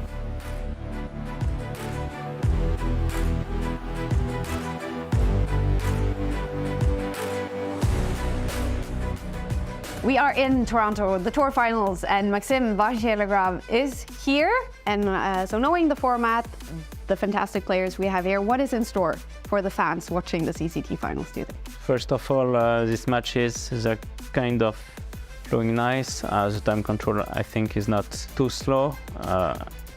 It's also not too fast, so it's possible to follow the games. So, I'll be looking to get one of those top spots, and the battle for these two spots will be savage, I think. And if we do have some new fans watching, how will you describe your playing style?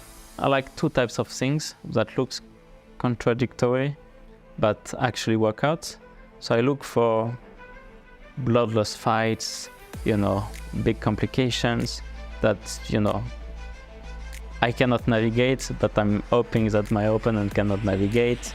And, out of the mess, maybe I'll have spent a little less time than my opponents. I like to play quite fast in general. And when it comes to the last second, I trust my instincts. So if we do have blood on the board, does that mean you're comfortable with those kind of games? Well, as long as it's not literal blood, I'm okay with that. How do you see your chances to win it? I know among others Magnus will want revenge. I feel confident about my chances. I feel I can play at a very high level. I'm gonna be an optimist and look for the top spots. Well, Amiel, we wish you best of luck in the Tour Finals. Thank you so much. Thank you, Kaya.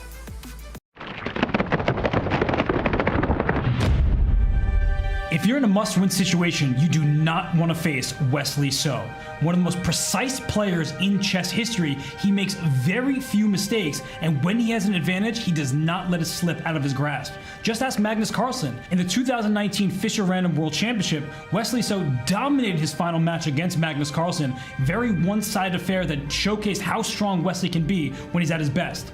Back towards standard chess, he plays a healthy dose of 1e4. In fact, he made a Chessable course, over 50 hours worth of material on the move e4 and all the ins and outs of the positions he likes. While Wesley So may be one of the most precise players, it does not mean he's unafraid to take risks. In this 2016 Blitz game against none other than Garry Kasparov, Wesley, he sacrificed a pawn, he has a lead in development, and he played the spry b4 move, giving up another pawn, because after c takes b4, he made his rook to c1, a pin along the c-file, and after black developed with knight to e7, queen b3, the attack raged on, and Wesley won a very nice game. So he is showing that he is unafraid to enter tactical territory if the position calls for it.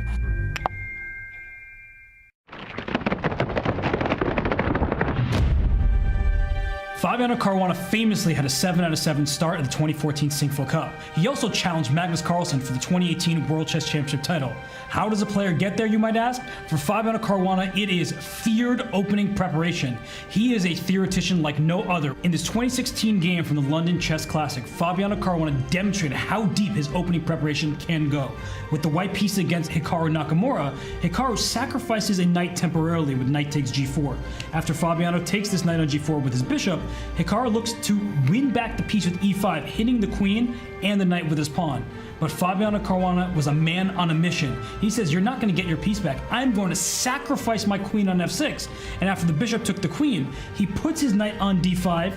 The queen slides back because under attack as the bishop to d8. And he plays knight f5, getting 2 pieces for the queen, but with a dominating positional advantage. He went out to win this nice game, and just a great demonstration of his excellent and deep opening preparation. A new opening for your wall is here. Capture new major pieces on unique metal posters from Displate. Now with the official collection from Chess.com. Mount them in seconds with a tool-free magnet kit and swap them whenever you like. Make your move. Get an exclusive discount on all metal posters. Shop now with the code CHESS at Displate.com.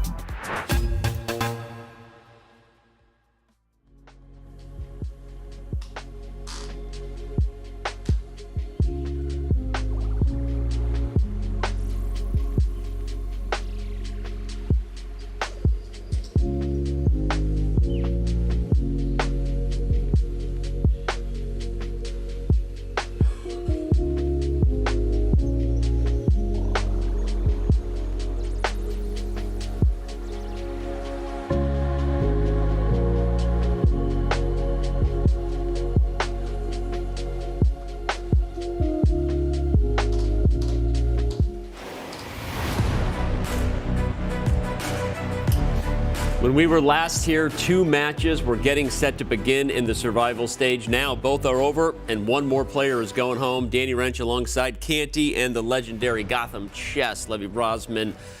Guys, don't know where to quite go from here. Levy, I'm going to throw to you first. The 2 players, one player's moving on to the semis, one player's going home. Your thoughts? Back from the dead. Yep. Hikaru Nakamura, that was crazy. Yep. He played the same opening that is supposed to be bad for a 3rd time. He got an insane position. There was a ridiculous rook sacrifice that could have won him the match outright. Right. That slipped up. We were sitting there outside counting and doing fractions. He's got how much time to make 28 moves? Yeah. And he just held it together, and he did it, guys. Your guy, Canty. My guy. Look, hey, okay, you know, 5th time's a charm. You know what I'm saying? That's what they say. That's straight up. You know what I'm saying? 5th time's a charm is what they say in the books, right? Ain't it? It's the 5th time, right? I didn't know what we were going to see. He took black. Obviously, Levy and I broke it down when we saw it. We were wondering, but also a man of his principles, stuck with black because he believes it's the right strategy, and it paid off. He did agree to a draw, as you saw on camera there, and that draw as black eliminated Maxime Vachier-Lagrave from the 2023 Champions Chess Tour. That means that with Caruana beating Abdusattorov, which was also a thriller, also an Armageddon, but didn't quite have the stakes of a player literally fighting to stay here, we focused big time on Nakamura's match with Vachier-Lagrave, and so now he moves on. He's playing Abdusattorov. You've got a younger player, super confident. He beat Hikaru in the round-robin stage, but now this is, as Robert said, an angrier, a hungrier Hikaru Nakamura than maybe we've seen all week here. Who do you got in this one, and give us a little flavor in terms of what you think both players are thinking? I mean, I'm not gonna sit here and say who I got. Like, obviously they're on different planets at the moment. We have Hikaru winning 2 matches today, none more important than the one that he just won. Whereas Nodirbek obviously had the setback, but he has the safety net of playing a 2nd match. That's a weird situation to be in, knowing you're playing to qualify, but if you don't, it's all right, just try again. I think Nodirbek is going to be able to clean the slate, start with a fresh one, but I mean, this is crazy, what we're about to see. Yeah, that's correct, that's correct. I mean, Hikaru, coming back from the dead there, I have my new, you know, thank you, I'm new. Like, I feel good, I got a new set of games. Yeah. I'm feeling better if I'm Hikaru, bro. I'm going to go with him. Like, you know, he should be feeling better. He just won an Armageddon match, something he lost to Maxime Vachier-Lagrave in the round-robin stage, if somehow you're just getting here. And after he won said match, he caught up with Kaya, and here's how that interview went down. I have to say, he's on fire today. Hikaru Nakamura still in the CCT Finals. And how are you right now, Hikaru, after that incredible game? Yeah, I mean, it's nice that finally one of the Armageddons goes my way. I mean, I think I was much better out of the opening. I was very surprised that Maxime chose to play the same line. And, you know, the hardest part for me is that I knew I had a good position and then, like, not panicking. And very specifically, there was a moment after Queen A5 B4 that I very nearly lost my mind and could have gone to 0-5. And I kept it together, but there was also a moment later where as soon as I made a move, I realized there was a win-in-1 move. I think it was rook takes d3, if I remember correctly. And so I was just trying to keep it together, and I think I made a lot of good practical decisions, even though I was way down on the clock, and yeah, at least one of them went my way. First, what was your reaction when you saw the opening from Maxime here? Yeah, I mean, Armageddon's almost always come down to the opening. If you get an opening with a black piece where you can play a lot of quick moves, generally that's to your advantage as opposed to having to think at the start because you have a lot less time. So I was surprised. I was very happy to see it because I knew that the position was pretty easy for me to play. The good thing is I just try to develop, try to attack, and I don't have a whole lot of plans. It still got very complicated somewhere in the middle, but, you know, you win some, you lose some. And if I had to lose the other 4 to win this one, I'll take that order. And to win this match now, to still be in the tournament, to go through to the losers final, what does that mean to you? Yeah, I mean, it doesn't mean a whole lot. Like I said, my goal was to make the top 6, and that's all that I was hoping for. So it's nice, but I guess I have to play another match, and I'll try to play decent Rapid. I mean, I think actually if you look at the scores in the Rapid, I have the best score alongside Magnus. So if you get rid of all those Armageddon disasters, it would look like a pretty decent event. So I feel pretty good, and we'll see how it goes in the next match. And the fact that to stay in the tournament, we have Armageddon here. It's been some fantastically entertaining days. What do you think about the format here in the finals? Yeah, I mean, I don't like the format. I think having 2 Rapid games is fine, but there should probably be 2 Blitz games before you have an Armageddon game. I mean, I think it's a bit much to go straight, and then also I think the scoring system is questionable. If they did it like Norway Chess, I think it would make more sense. So I'm not a big fan, but it is what it is. It is what it is. And I do see the other game has finished here as well. So you will play Nodirbek. Yeah. Oh, he's leaving. Well, is going to be Nodirbek against Hikaru Nakamura to survive in the tournament. Back to you guys. I don't think Hikaru knew that she meant she wanted to ask him. Looks like he was like, all right, I'm going to go get ready and get focused. He's here as a player. He's not here. He doesn't have to comment on the conclusion or beginning or middle game of other games. I will say that was an interesting mindset he has, that he looks at his overall play in the Rapid, feels pretty good, just hasn't played well in the Armageddon, which I think is a good place to... I've been saying that all day, right? Yeah. Like I've been saying, if you look at his performance in the Rapid, he's actually gaining FIDE Rapid points. Yeah. For his overall rating, he's just losing a lot of the Armageddons. Right. So maybe he has a point, but we're working on it. You know, like I feel like we're all in this together. I completely disagree with him. I think the format's amazing. There we go. And I'll say it right there. I don't agree, and I think the format's great. What but do you think? There you go. But it is interesting that, again, the Armageddon again is where a lot of the matches are decided, right? Especially because it is only 2 games and you don't have blitz. But you know, again, we don't want matches to go on forever and ever, and you know, I think we're getting some of the most entertaining content we've ever had at an event. So that's what I would say. Yeah, and chess is the only place you can tie your opponent and score but lose. So there you go. There you go. 1.5. Which is why Armageddon exists. Yeah. That's right. Go ahead, Candy. Your thoughts on the stats that came out of this one? I mean, it's great. Look at 87%, not 90. You know, but okay. Yeah, we feel good. Okay, so none of that matters. You know, literally none of that matters. Like none of it. Never stop putting that up. Like what matters is that this man is back. And he better get Magnus a good Christmas present. That's all. It's not over yet, but we're about to have the dream final. We're about to have the top 3. It's not over yet.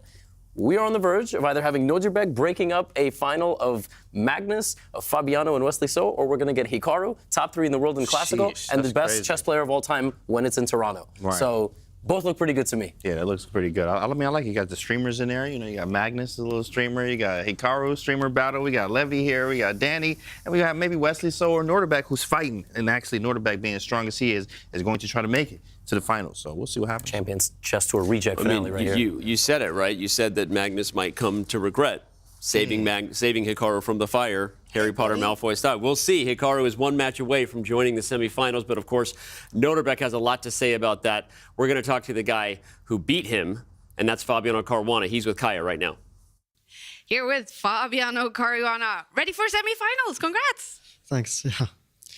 I keep playing Armageddons. I don't think it's going to be good for my health to play so many Armageddons, but it's going. Yeah, Armageddons are going well. Yeah. Definitely, you're becoming an expert. What's the secret? To be honest, I don't know. I think I was out of control in this game. Like, my position was probably very dangerous, maybe very bad, but also maybe very good at some point, but it was completely out of control. But then at some point, it got very tricky for him because he couldn't kind of cover Queen G1 checkmate. And then I realized, like, I have quite a bit of time and it's getting close on time, and he has to make the difficult move, so I was already feeling like I have a good chance. Now, I have to say, like, watching this as a spectator even, this drama going down to Armageddon to decide, you going through to semifinals, deciding who's knocked out. What do you think about the format here? Well, you know, if I had lost, maybe I would have felt a bit worse about the format, but when you're winning, then you feel very good. And I'm sure that all these Armageddons are quite exciting for the spectators. And we're still going to have another very close match. Okay, Hikaru is still in it. Like, today really seems to be his day so far. I mean, at some point I thought he has no chance because Alireza won. Hikaru was in trouble against Denis, but yeah, he's very tenacious. He's still sticking in there, so it's going to be another tough match for both of them. And you've revealed to us you have been a little sick the last few days, feeling a little better. Definitely now playing semifinals. How do you see your chances now in the rest of the finals? Well, I'm just happy to be there, and it's going to be a bit of a slower pace now, I guess, compared to, today especially, a lot of really high tension, and it's still going to be high tension, but still, we're going to slow down a little bit, and I'll see who I play. Again, I don't know, Wesley or Magnus.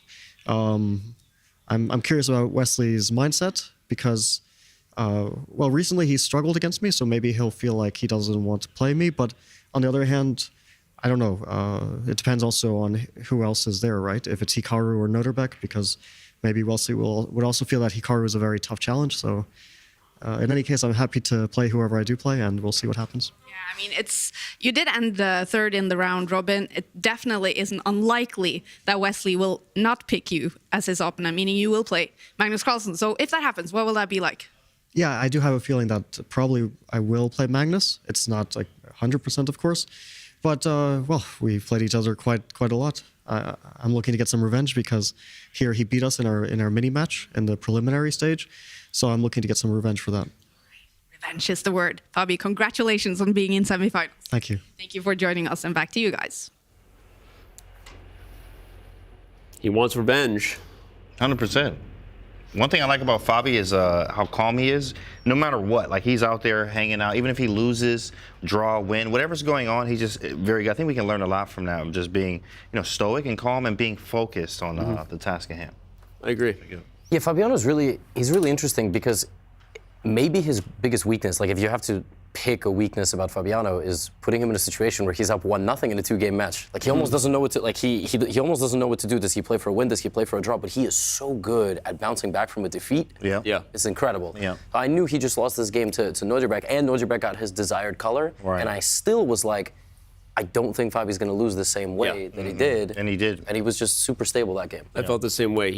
And Fabi definitely defines that short-term memory loss of the great players, right? They believe in themselves enough that they're not as worried as we are as commentators about momentum, right? He's focused in the moment. But all right, speaking of momentum, who has more going into this matchup? The guy who already had time to have some bad chess, now he has time to collect himself, or the guy who's been on his last leg for a whole lot of games now in Hikaru? Of course, it's Hikaru, right? Yeah. I mean, it's got to be Hikaru. Momentum. He's got it's momentum, it's experience. Like he's been here before, and I think it was really just like flipping a coin 4 times and getting 4 heads. That's why he lost 4 Armageddons. Flipping a coin and flipping a switch in a way too, is that he's turned on now. He's ready. It feels like that machine is now well-oiled, and he's ready to go. Fabi looking the same though. I want to remind everybody, too, as you look at Abdusattorov Nakamura coming up, the reason Fabiano Caruana has not been slotted over in the semifinals is because the other really interesting thing about the format, and it will be content toward the end, is that regardless of who wins between Abdusattorov and Nakamura, Wesley So will get to choose his opponent between the 2 remaining players, which that by itself will be fascinating to break down because he's going to have to sort of pick his enemy, right? Which definitely, that's what do they call it? Like that's bulletin board material right there, right? You pick your enemy, and then you got to throw down against him. So I have a question. Yeah. If Hikaru wins this match right now, you think Wesley is going to pick him or Fabiano? That's scary. I actually will make an even different prediction. I think regardless of who wins between Abdusattorov and Nakamura, I think Wesley picks Fabiano. I think he thinks he has the rapid edge in that one. I believe we'll see. That's nice. Even though he just lost. He still thinks overall. Yeah, I think so. Because today was a weird match. Today was a weird Wesley match. Fabi was a weird match. I said Wesley didn't have the same motivation. Yeah. All right. Well, we're gonna continue to talk about this stuff. It's gonna be a long day. We got more chess ahead. We got picks in terms of someone choosing their enemy, but we're gonna take a breath. Little change of pace here. We already showed you that we got up to some white elephant with the players before the event got kicked off. We also had a food tasting kind of competition thingy. I don't even know how to describe it, so I'm going to let the video do the talking. It's got poutine. Poutine. I'm here with Omid, the general manager. First of all, what a fantastic, beautiful space you have here in the One Kitchen. Yeah, I mean, thank you so much. It's a pleasure to have you all. The way we designed this restaurant is focused on greenery, sustainability, zero waste, local products. That's what we love to do here. That's what our kitchen does here. And we're here to do a poutine competition, a traditional Canadian dish. What is poutine? So poutine, essentially, it's 3 simple ingredients. It's a good French fry, nice and crispy, soft on the inside. Yum. A good cheese curd. You want a little bit of squeakiness, but also meltiness. And then a good gravy. James, what's going to be your tactics here in the poutine competition? I mean, look, I'm really concerned about the young lady over here. Yeah. Okay, the one that really knows how to cook. So I'm concerned. Yeah, she doesn't let me anywhere near her kitchen. if I even hold the pan, she'll say, "Let us go right now." But fortunately, we're not near her kitchen today, so. Thick fried. You want them crispy, so at least to redeem my French, for my Frenchness. You need the duck. I need the duck. So with the duck, you always get the caramelized onions. I mean, chives would be a favorite, but I have personal preference for spring onions. You sound like an expert, Maxime, I have to say. Not really. Here I'm not a bit expert, but I'll go for spicy mayo. And here I really don't know. I really don't know how this is gonna look like. Okay, let's say this is my version of a poutine cheese-free.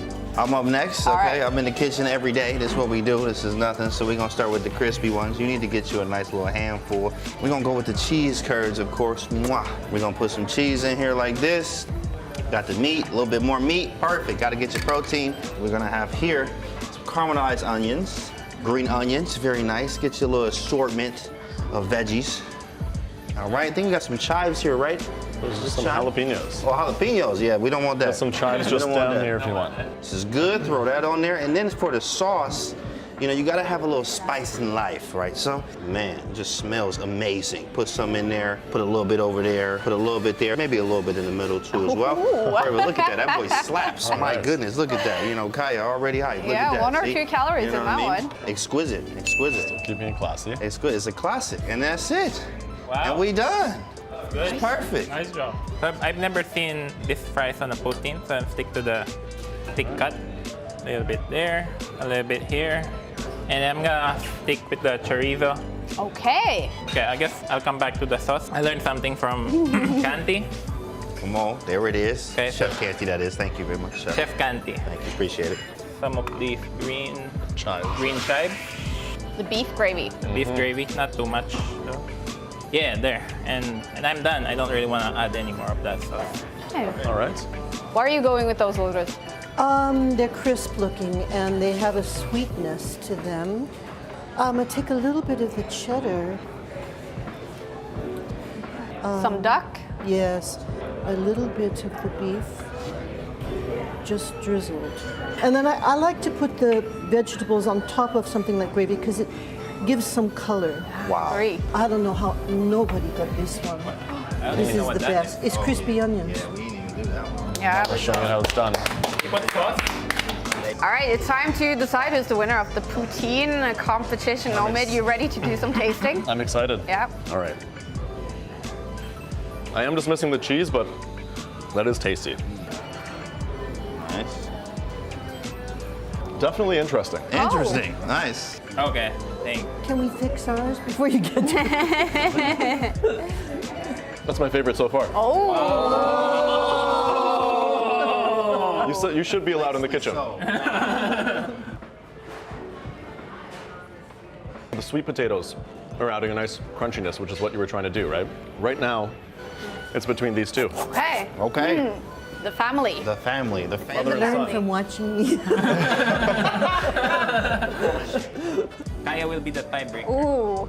So none of these are traditional, but I think Oh, we yum. have some really awesome twists on a classic poutine. This had more taste to me. I'm actually going to go for Wesley. I think we both go with Wes. Yeah? Yeah. I'll never forget this. You always have to give me interviews now, Wesley. That was it for the cooking competition in the CCT Finals. Omid, thank you for having us here at One Kitchen and for being the awesome judge. Of course, it was a pleasure to have you. I look forward to welcoming you at any time, any year, any day. And please, Wes, continue to make poutines. And I look forward to trying yours the next time. Thank you. And everyone else, of course, but Wes, that was delicious. Wesley So, the poutine winner. Are you bummed about that? Oh, I'm definitely. You know what's funny? Wesley was like, "Hey, man, after the competition, you know, can you just, if you have any openings back there, I would love to be part of it." And I was like, "This man has got a job at freaking at the kitchen, like." Because apparently he needs to do something besides chess. I mean, it doesn't seem like Wesley's searching for work. But all right, we got more work to do here. Games are starting in a few. I think why don't we just open it up and chat with some Oslo? Sweet. Yeah. Let's do it. Let's do it. The big low. Oslo, how you doing? Tanya, you there? We're here, and I'm just so hungry after seeing that amazing food. James, what was that? I mean, even the chef said that it's interesting, poutine, and you in know fact. that interesting is not a compliment these days. Okay, hey, listen, okay, it was good. It may not have looked as good. It did look like some slop. I did say that. I was like, it is probably terrible, but the taste was amazing, and we did taste all of them. And Wesley's definitely slapped pretty hard. Yeah. All right. Well, we got chess to go into here. I don't even know where to begin with Nodirbek Nakamura, but Robert, I wanna throw to you. We've kind of seen this dog and pony dance for years, right, with Hikaru in regards to the comeback and what he's capable of. But what are your thoughts heading in here with Nodirbek, and what does his mindset need to be right now facing the beast known as Nakamura? Well, as David said while we were watching that video, it's cooking over everything. And right now, Hikaru is cooking. Finally, he's found his form. He's won a couple matches today. But Nodirbek is somebody who's not afraid of anybody. That's the good news for Nodirbek fans. He might have lost, he may have suffered, but he always gives it his all. So I think that Hikaru right now should be the favorite. He's finding his form at the right moment. And Nodirbek, well, he just needs to get over it quickly. Easier said than done. Do you think we're writing Abdusattorov off too quickly, though? He did take down Nakamura in an Armageddon earlier in the event. He's a former world rapid champion. He's capable. He's young. He's full of energy. It's a long marathon day today. We're feeling it here in the studio. And he's the youngster. He's got the stamina. I agree with you. I mean, this is going to be such a close match, but if I had to pick one, I don't think that Nodirbek has a great chance. He's been consistent throughout the event. He's had pretty much good days every day. Yes, Hikaru's finding his momentum today, but I think we can't write off Nodirbek, and I'm going to pick Nodirbek. What about you guys? Have you made your predictions yet on this one? Hot take, Danny. Who you think I got? Who you think I got? I mean, I'm gonna think it starts with an end and then continues. Exactly. Nakamura. I'm pretty sure you're picking Hikaru in this one. 100%. Levy, again, I know you said you didn't want to give a prediction, but what are your thoughts hearing David and Robert break it down? Yeah, what the hell is a dog and pony dance? A dog and pony dance? How did no one pick up? Is nobody listening to each other on this podcast? A dog I have to Google what that is. A dog and pony show. You want me to reenact it? Yeah. I don't even. Can't you get no? I'm kidding. I don't know what it is. It's a thing that I guess I would say is like a cheap ticket. It's like going to a circus. It's like you've seen this before. That's kind of the metaphor. I may have invented that. I don't know. I feel like I heard it from someone somewhere. No one even pick up. Does everybody know what that is, or does nobody listen to each other? Robert hasn't been listening to me for years. Give you a thumbs up from over here. You're right. That's exactly what it is. It's related to traveling circuses. So don't listen to them, Danny. You got this. Oh my God, Robert, that is I miss you. I love you. I miss you. Thank you for doing that. I love you. Tanya, David, have you heard of a dog and pony dance? I have no idea. You got to break this down for the rest of us. What is that? Dog and pony show. It's a common expression. So it's related to traveling circuses. Danny probably was in one himself, so he knows what it is. Oh, that makes sense now. Wow. That's all right. All right. Well,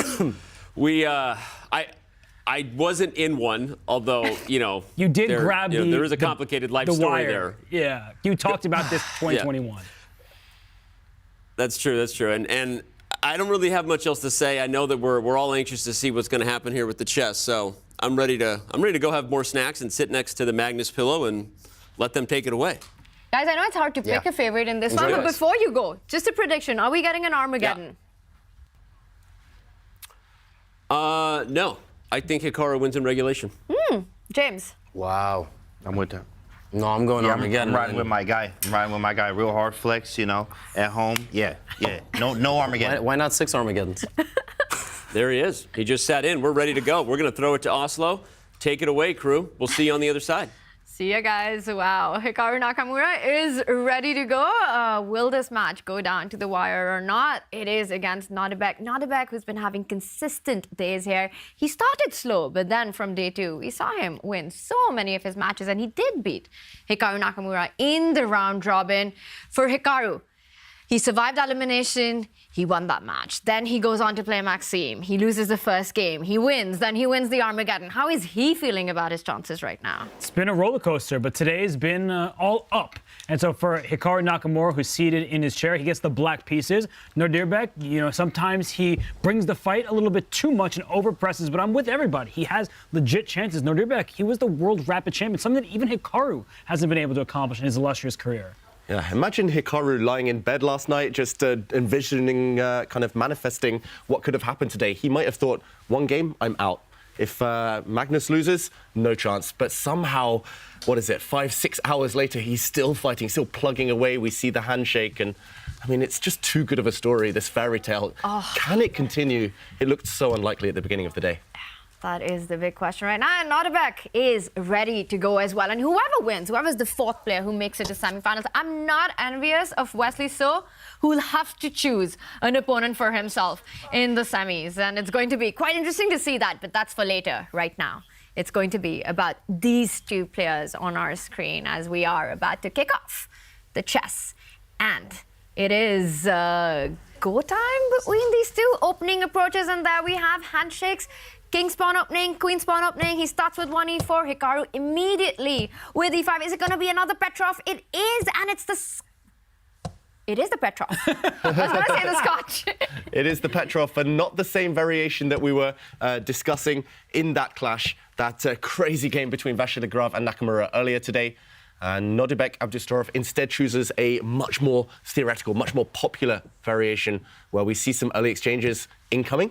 What will black do here? A lot of pressure in the center. All of those knights, they'll soon disappear from the board. It's a pawn sacrifice from Nodirbek at the start here because his knight on c3 is attacked by 2 pieces, and he decided just to castle. It's an ambitious line from the white side, but at least what I appreciate from Nodirbek is that he's not going down the same line that Magnus and MVL did against Hikaru. Well, Hikaru's going down a line where he grabs a pawn, but white gets very quick activity. Yeah, this is brave from Hikaru Nakamura. Greed, is it good here? He touches, he adjusts his bishop. We heard him say something there, so he's not obliged to move that piece. Black's king, though, in big trouble. Whether or not it castles, there is an attack brewing. I'm loving the opening outcome that we have right now, but I'm seeing these 2 players on our screen, and I'm feeling a bit sad because one of them will be eliminated. And whether it's Hikaru or Nodirbek, you've got to feel for that. You're feeling sad. I'm feeling a bit nostalgic for Vichy Anand because this actually reminds me of a game he played against Wang Hao back in the 2019 Grand Swiss, a very important event where Wang Hao, he won it. He was able to play in the candidates after that. And if black castles kingside, which Hikaru, he's deliberating right now, he's going to do it. And then there's going to be a bishop sacrifice. We will get even material, but with bishops of opposite color. Very interesting. Very interesting, David. Go on. Sorry, we'll break that down. I was going to say in a moment, if and when it happens, it does happen. We'll see it on the board. Bishop sacrifice, Greek gift, kind of. Interesting spin on it. It's simply a double attack. White wins back the material. So level material now, opposite color bishops. Guess who was sitting next to that game, Robert, in 2019 in the Isle of Man? I had a close-up view of that, and it went downhill very quickly, actually, for Anand, out of the blue. And this is a key move. It looks like a simple pawn push, but Nakamura's intention is to actually activate that black rook in the corner from a8, down the board to a6, and to swing it across the 6th rank. A very important defensive maneuver there. Do you even rook lift? And the answer from Hikaru is yes, apparently. So rook a6 is the idea that you're pointing out. What are the dynamics in this position? What are the different plans for both white and black? Break it down for us. Well, white has a 4-on-2 majority on the king side. So when we talk about material, sometimes, especially when we're playing online, we see, oh, same pieces have been captured, but we have different bishops opposite color, and we have 4 pawns for white to 2 for black from the E through the H file, and then black has 4-on-2 from the A through D file. So we're not playing on the same side of the board. White would love to barrel that F pawn all the way up, but black is going to stop that on the light squares thanks to the presence of that light square bishop. So white is going for an attack. That move A5 is to give that rook some space. We often think to develop our rook, we need to move our bishop, move our queen, connect our rooks, but no, the rook is going to lift and then venture on over to the king side. Yeah, rook lifts, I find them the hardest thing in chess when to activate the rook. Often we go horizontally, but yeah, lifting them up the board across, it's kind of a cheat code. It's like a sprint for those rooks, and that's incoming. Abdusattorov, the fact that he chose this opening, he chose this variation at least against the Petrov, and now he pauses in what is still a well-known position. Alarm bells would have been ringing for me, but he does, after a little bit of thought, choose to activate his rook, sliding across, putting pressure on black's central pawn, pinning that pawn. He has elicited a frown from Nakamura as well. Face number, no, I'm not going to guess. And Nakamura now, I'm expecting him to continue consistently with the plan he initiated on the last turn. Activate that black rook in the corner. Black's bishop on light squares still remains flexible. Maybe Nodirbek has a sneaky idea against this plan that you mentioned of the rook lift and sliding over to the king side, that if Hikaru was to indeed go with that move, rook to a6, maybe white slides up with his own rook, doubling down on that central d5 pawn, David, with rook to b5, which would force, and we can visualize this, which would force black's c-pawn to move forward. So really disconnecting the queenside rook, the black queenside rook, to be able to come all the way to the king side. So is this a little bit of a prophylactic move by Nodirbek? It is. He spent a little bit of time and he realized that he can try to push black's pawn to the 6th rank to shut it down from that rook. That rook on a6 really wants to teleport on over to the king side. Not going to be so easy. You might lose material. So white's pieces are quite optimally placed, and black's pieces, all of them, are on the starting rank. So you can see that white has the makings of some kind of aggressive intentions and attack, and black's pieces are a bit frozen. Even that bishop can't move very easily. There's a rook on b1 staring down the length of the file to that pawn back there. This is not an easy decision for Hikaru. And we're talking about rook lifts for black. There are potential rook lifts for white as well, with the rook from d1 actually moving to the 3rd rank and sliding to the king side. The other plan that comes to my mind would be line up the bishop and the queen on the long diagonal and then sacrifice that e-pawn, trying to target black's king as well. You did mention earlier that Hikaru should be pleased with this, but you know what? I would want to be white here. Yeah, maybe I'm biased having seen that game in the Isle of Man from a few years back. But Nakamura does go for the plan we hinted at. And I really love your move, Tania. Lift the white rook on the b file up the board to b5, pressure black's pawns, and at least ask some questions over there. Abdusattorov, he's again pausing.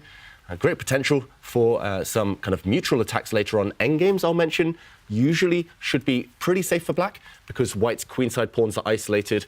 I think there we go, move on the board, nice prediction. But white needs to play energetically here. White needs to keep the queens on. White needs to play for dynamism, especially with these opposite color bishops and heavy pieces. And we often think about provocative moves as ones where you just invite some bad decision. Here, the move pawn c7 to c6, I promise you the engines will approve of it, but it does shut down an idea. So it doesn't actually gain anything towards the evaluation, but it takes away the critical idea that Hikaru is relying on with his move a5, rook a6. So c6, very natural defending, but Nodirbek will slide his own rook back to the 3rd rank. Just like you were saying, Tania, he will try to use that rook lift, and then when he moves his queen out the way, the rook will come over to the king side. We really do have an attack in the making, and look at that move, rook c6, hitting the white queen. Yeah, he's trying to make sure that the black rook doesn't get hemmed in, blocked in on the 6th rank. Like you said, pawn to c6, very healthy, maybe the best move according to the engine, but from a human point of view, it blocks your own plans, and you're always reluctant to play ugly moves like that one. So, okay, an attack against the white queen, but this might be a pawn sacrifice depending on where white moves his queen this time, because black will find it extremely difficult now to guard all of his pawns. The black central pawn on d5, the black a pawn out there on the queen side. One of those two will most likely drop. He's playing energetically here himself, Nakamura, and playing for counterplay. This is no more intuitive chess. This is calculation, right? Because black is inviting white to first pick up that pawn on a5. The first threat is clear that you move the queen. Hikaru wants to take the pawn on the 2nd rank. That c2 pawn will be captured. But there is that central d5 pawn hanging after that. Is Hikaru trying to get that initiative going? We often talk about it in different color complex, opposite colored bishop. It's all about trying to get to your opponent's king, creating attack.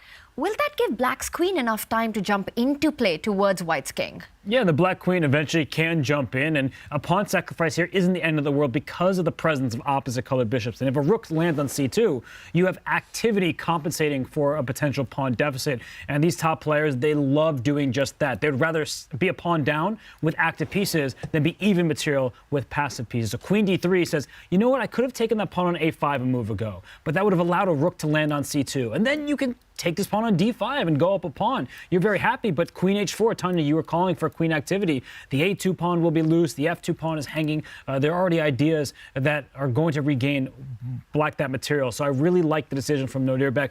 Don't grab that a5 pawn, the d5 pawn. Just keep that pressure. The threat is often stronger than the execution. Yeah, and right now black has a dilemma. You cannot save both, so which one do you try to keep on the board? It's actually almost impossible to keep the d pawn on the board. Unless you play this move, I was going to say bishop to e6, but now the b pawn drops.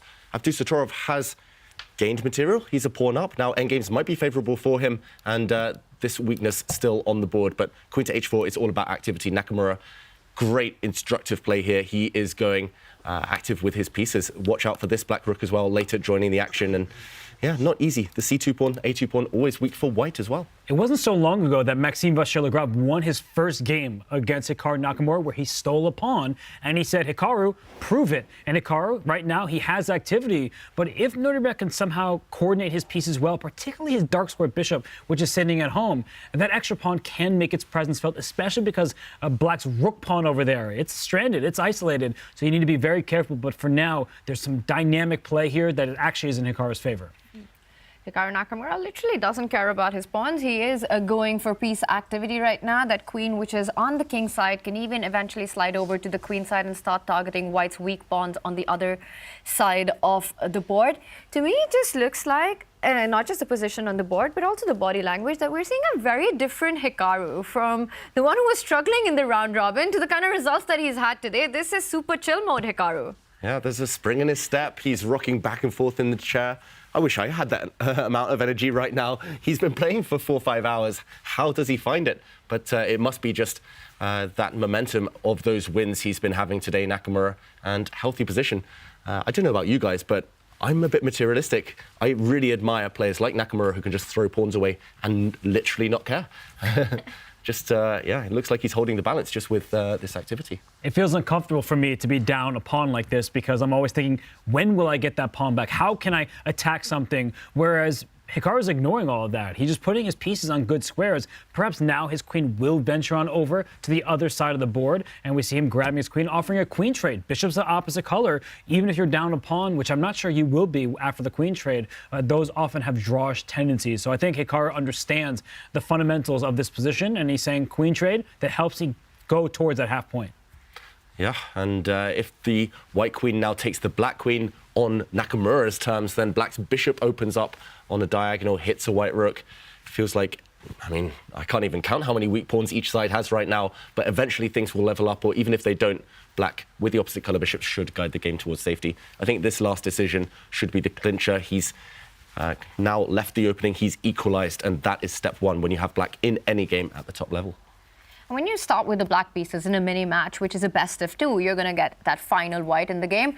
To equalize literally without any trouble out of the opening. I mean, Hikaru just made this look very smooth. Is that a bit of a psychological victory? Definitely, especially knowing his opponent. Abdusattorov just wants to fight, wants to win, wants to attack, and he'll find it frustrating if he's neutralized this easily. That being said, of course, game 2 will be no foregone conclusion. Maybe we shouldn't assume that this will be a draw, even though that looks most likely right now. But yeah, it looks like Nakamura should be the happier of the two players with the outcome of the early stages of this clash. But David, you made the video about Nodirbek and his endgame, so he can probably exit the queen trade a pawn up, at least for the moment. Do you see any chances that he can at least prolong the game? Because oftentimes these top players, they're not so upset when their opponents make a draw. They're more upset when they don't even put up a fight for winning chances. So is there a way for Nodirbek to keep some activity, some pressure, some chances alive? Yeah, maybe we have to dive in and try and figure out how he keeps these winning chances alive and what's going through his mind, as he has a really long think here, 2 minutes. And the first problem at least, is there's a threat on 2 different pawns. Firstly, this c2 pawn indirectly defended now by the black queen. And yeah, if the black rook takes, I was going to say the second pawn up for grabs is on e5. And he ignores that threat because he counterattacks against the black rook. And some calculation to be done here. Black has a choice of taking the queens off or taking the rooks off. And which one to go for is the big question.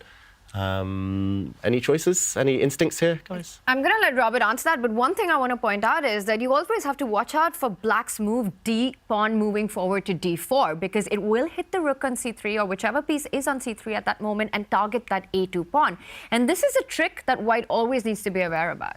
It's true, because the a2 pawn, if that one's captured, there will be no more extra material, no more advantage. And one more thing I'm going to point out is it's good that black is down a pawn because there's a escape square for that king. There's Luft. There's no back rank checkmate. But white, on the other hand, if we actually do see a queen trade right now and the d rook takes back so you don't drop a pawn, we see a trade of rooks on the c file. Not now, rook to b8, although rook b3, that could still probably just be a draw if we trade off the rooks. But the point is that rook can just slide to b8 to b1, and there are back rank issues for white. Yeah, big back rank issues, and you could maybe start with the move pawn to d4, for example, just to avoid white from blocking, and as you say, Robert, probably a draw, but why calculate this? Pawn to d4, force the white rook away, cover this square, and actually this would be a losing blunder for white already. So really tempting. Nakamura is trying to calculate this because the back rank simply cannot be guarded. This would be winning for black. Either you win the white bishop or you deliver checkmate due to the lack of Luft, the lack of breathing space for the white king stuck behind its own pawns. So I actually really advocate right now that forcing line. Queen takes queen, and now pawn to d4 after a trade of rooks as well. Not coming in yet, but pawn d4 first. Actually, it might be white on the back foot here, trying to make the draw. And how are you fighting this? Rook d3, I think. I just attack your pawn because your rook is a bit slow as black to get to the first rank, and I am about to take your pawn. So I think with the opposite color bishops, white, even if there's some danger, it shouldn't be too bad. But I would maybe start liking black's chances there, especially when I look at the Hikaru Nakamura sitting with the black pieces and the momentum he's had this event. Yeah, I really prefer black's position. Pawn to c5, maybe. Keep the winning chances alive. Bishop to f5 coming, push those pawns. And white is passive, so Hikaru, maybe there's other ways to do it, guiding this game towards safety. He could also, of course, trade off the rooks, and he's likely fine there too. But can he get ambitious, Hikaru? Can he turn the momentum surprisingly in his favor, despite being down a pawn?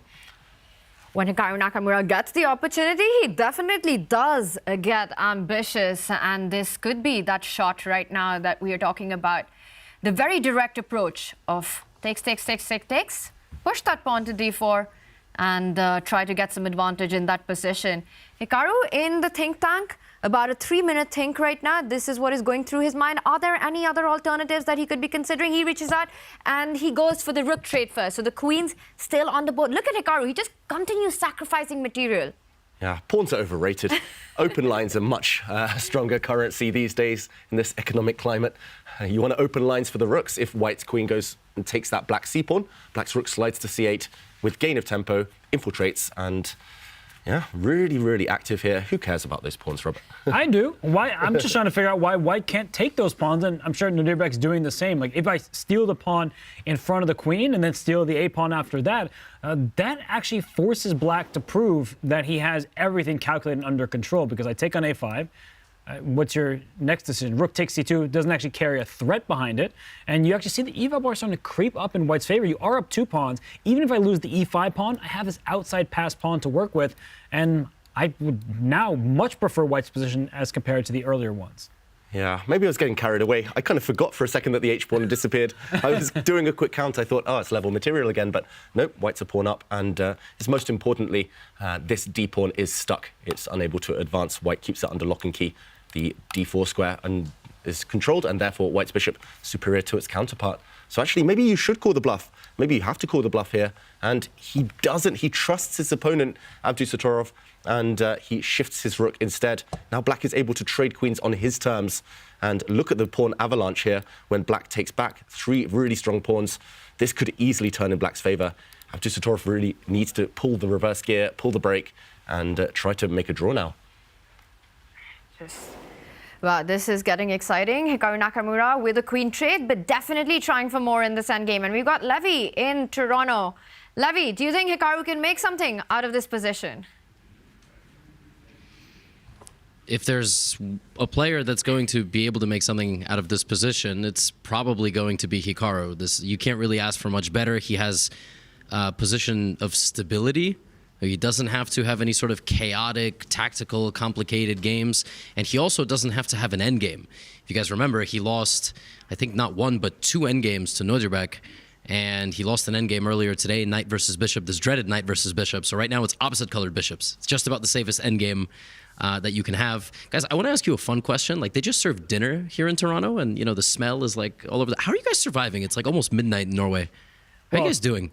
Oh, I'm doing all right, but the question isn't really how we're surviving. It's how is Hikaru surviving? And I know you're not the Hikaru face whisperer like Danny is, but when you look at him right now, it seems like he's in his streamer mode. And I think for a change, he realizes that he controls his own destiny. Levy, have you noticed it on the ground that Hikaru seems to be a different person than he was even earlier this morning?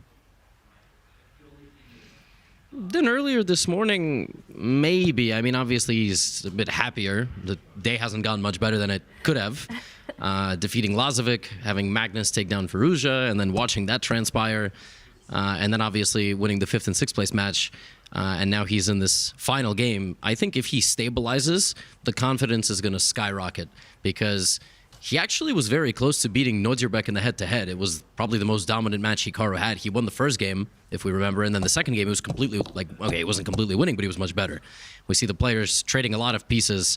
I think this one's over pretty soon. What do you guys think? Yeah, it looks that way with the a-pawns traded off, that we might be seeing a draw in this one. And do you think that does affect a player psychologically in a best of 2? You've got only 1 white, and we were discussing this in the studio, and I want to get your take on this, that drawing so comfortably with the black pieces, does that send a message to your opponent?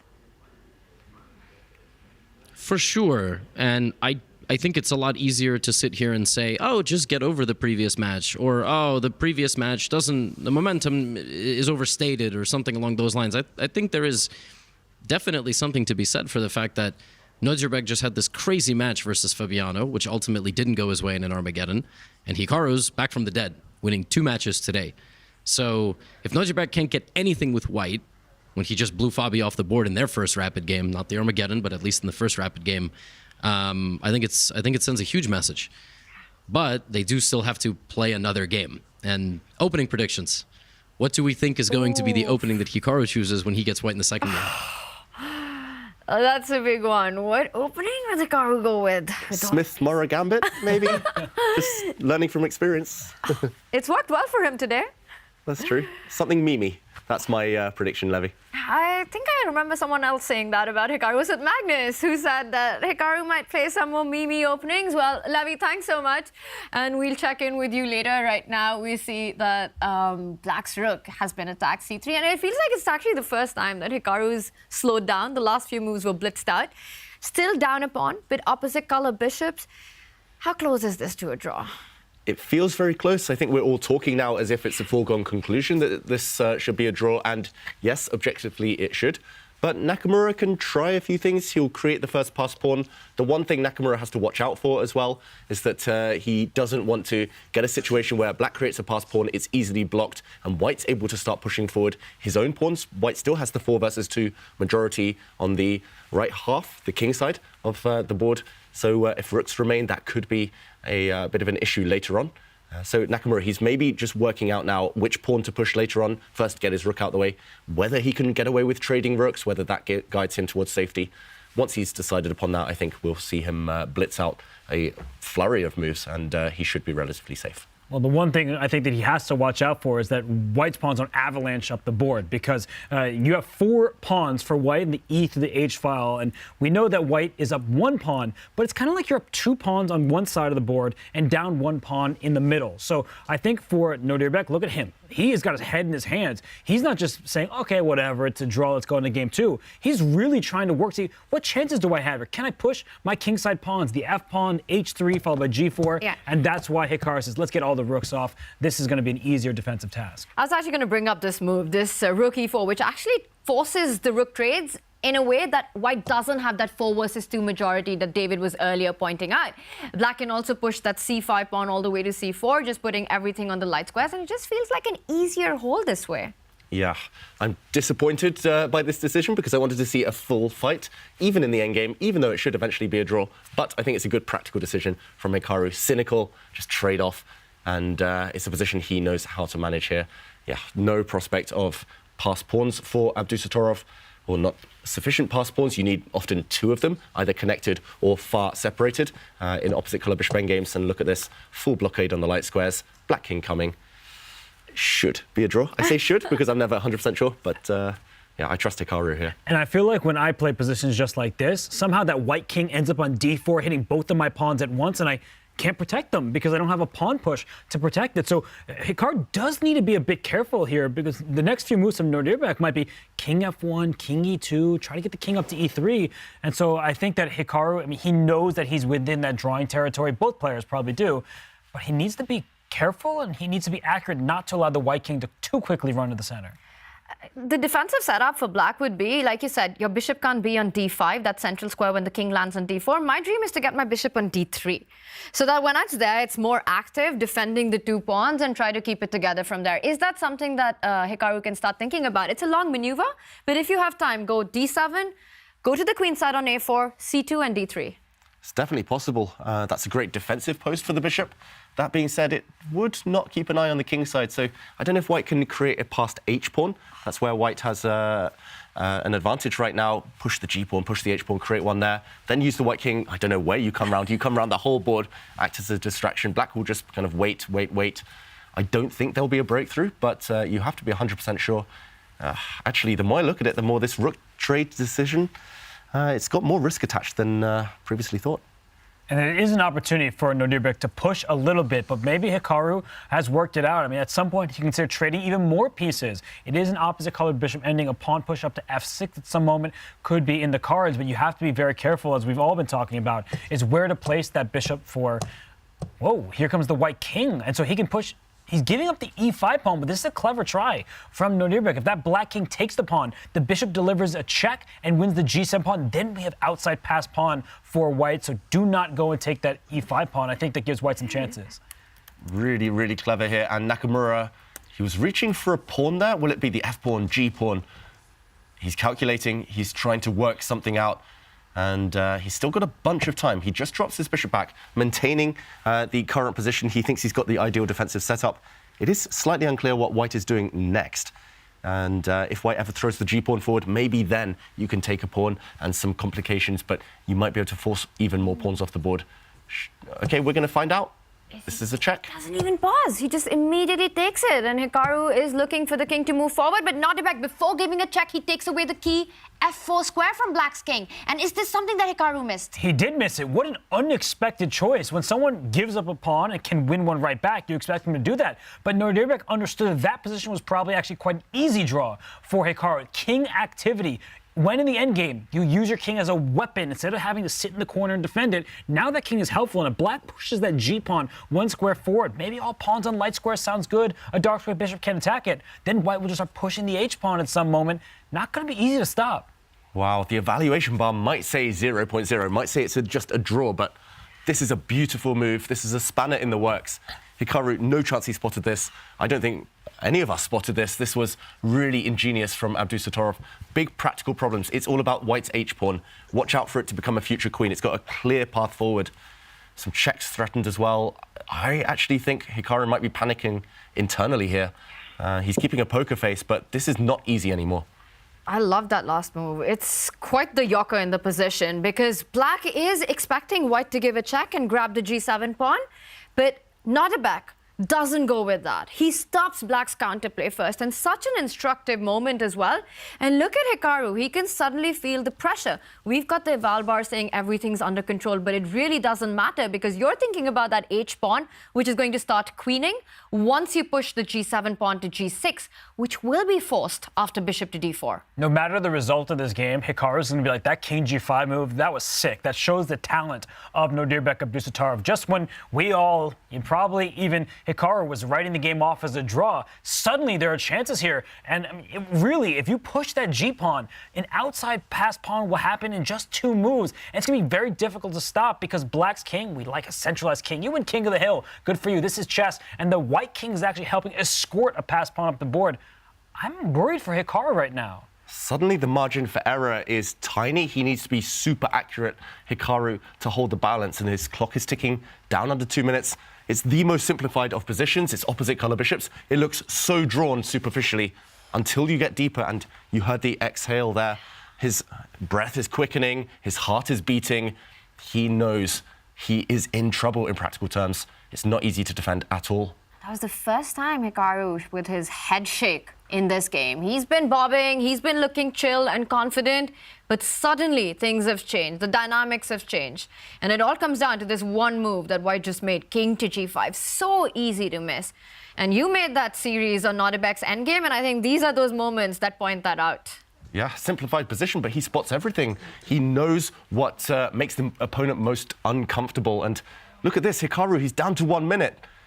He's panicking. He's biting his hand, and right now he can't bide his time because we see the obvious plan. And for Hikaru, he has struggled down in that bullet time scramble mode over the board chess this week, so he sees it can go back. I think Nodirbek should keep up the pace right now. Bishop d4, and wow, Hikaru pushes f5, but the eval bar is going all the way up. Hikaru, he's let it slip, or has he? Sometimes computers aren't to be trusted in these types of positions, but he's simply given away a pawn for free. Sooner or later, white will create a passed h-pawn anyway. White will trade off one of the doubled f-pawns for black's remaining g-pawn, and here it comes. Okay, the evaluation bar drops back down. Is Hikaru going to be able to hold this one? Really clever move. He's coming round with his bishop to keep an eye on the h5 square, just in case the white king wants to reroute itself. Wow, this one is somewhere between a win and a draw for white. It's a 2-result game, but how close, how big are the winning chances? It's Tania's idea now about to happen. That bishop is going to c2 into d3 to protect both pawns at the same time. And I think what Nodirbek just missed when he pushed his h-pawn, he should have made this move first because black's bishop would not have been in time to wrap around this way. And Hikaru's found it. He's found this defensive setup, and whether he holds it's a different story, but this is the correct plan by him. And now the bishop defends, but from a very active spot. You can keep an eye on both these pawns, but had Nodirbek played that king move before pushing the pawn, Black's bishop would have been on the defense from the very inactive c6 square. Oh. And another mistake by Hikaru. He gives up the e4 pawn, king to e5.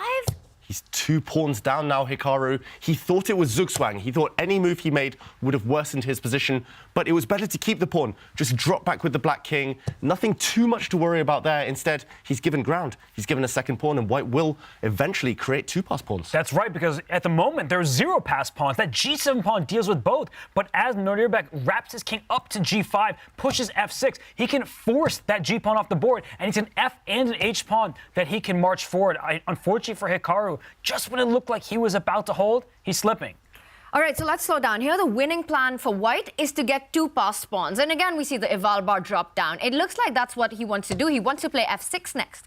Don't you get the position that you've been wanting all along with the move f6 now? Ooh, but the bishop might be able to guard along the diagonal. I'm not sure what he could have done differently. This looks so natural. It looked pretty much winning, the only plan available to white. But maybe there was something else. Or maybe the evaluation bar is tricking us, being deceptive. And Hikaru, he's hoping just along the light squares he'll be able to blockade. Perhaps the white king, and this is now I only recognize it might have been the case because the eval bar went down. Maybe the king had to run back towards the queen side to keep the bishop tied down to that c4 pawn. This was the most logical plan, but Hikaru, maybe he's worked out that this is still holdable because his king and bishop, they keep both of white's pawns frozen. And look at this, he's set up a blockade along the diagonal. Black's bishop cuts across some vital squares, and both of the white pawns, because they're disconnected, need to bypass those light squares. But wow, this is really classy. I think he's got a fortress now, Nakamura. And the lean back, he thinks it too. He knows he has tricked Abdusattorov potentially, and he's set up a drawing position here.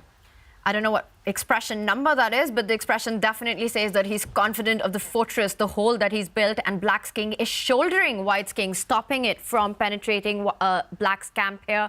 King from d5 takes away the d4 square, and if White's king starts marching along the dark squares on the king side, Black's king will follow along on the light squares towards the king side, so taking away key squares of entry from White here.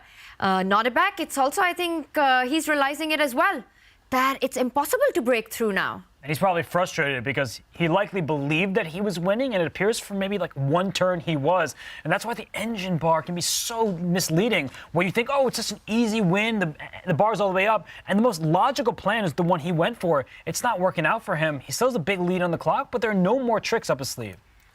No more tricks, and yeah, he looks just in disbelief right now. It does look, I mean, all chess logic dictates that white should be winning 2 extra pawns. You've done the hard work, but chess can be unfair like that. Certain endgames, especially opposite color bishops, they have this drawish tendency. You cannot bypass the light squares. You don't have enough attacking ammunition here, and he's trying to go the long way around, but this will not change anything. The black king will eventually shoulder off the white king, and we'll just see some maneuvering between the bishops. No progress to be made. As long as Nakamura doesn't remove his bishop from this diagonal and doesn't break his defensive formation, he is pretty much guaranteed a draw here. It's going to go in the endgame books where the opposite color bishops, it means even 2 extra pawns, it doesn't help you get the job done. And now the black king can just go backwards. Even if you were able to push your f pawn to f6, you're not making any more progress from there. It's just one of these things where the presence of opposite color bishops gives you drawing chances despite being significant material down. Yeah, he drops his bishop back. He's done it. Nakamura, he doesn't need to kind of calculate anymore. He knows exactly what he needs to do. White's tried everything pretty much, and evaluation bar should be ignored. This is a draw. Hikaru just shuffling around with the bishop, and he will once start moving back with the king when White's king steps up to f4. All that Black needs to do in this position is to make sure that the White king doesn't cross over the boundary, doesn't go f4, g5, f6. As long as you've got these key squares under control, Black is doing fine, and Hikaru is just blitzing out the defense to perfection here. We'll have to take a deeper dive later, but it's almost making me wonder if there was some like horizon effect issue with the engine where maybe Hikaru's defensive setup, it didn't have the flaw that we initially thought. We will dive more into that later, but for now, he is playing perfect defense. His bishop is just going back and forth, and as you said, as soon as the white king starts venturing up towards that bishop, then the black king will sit back, but that's a draw. We've got a draw, and that means Hikaru can be relieved because Abdusattorov really did set up quite the problems for Hikaru in this one, despite an opening where it felt like Hikaru was neutralized easily. Amazing fight there in the end. He never gives up. If there's even a sliver of a chance to play for a win, Nodirbek Abdusattorov will do just that. And Hikaru had his back against the wall. He was down to 1 minute on the clock, yet he still survived.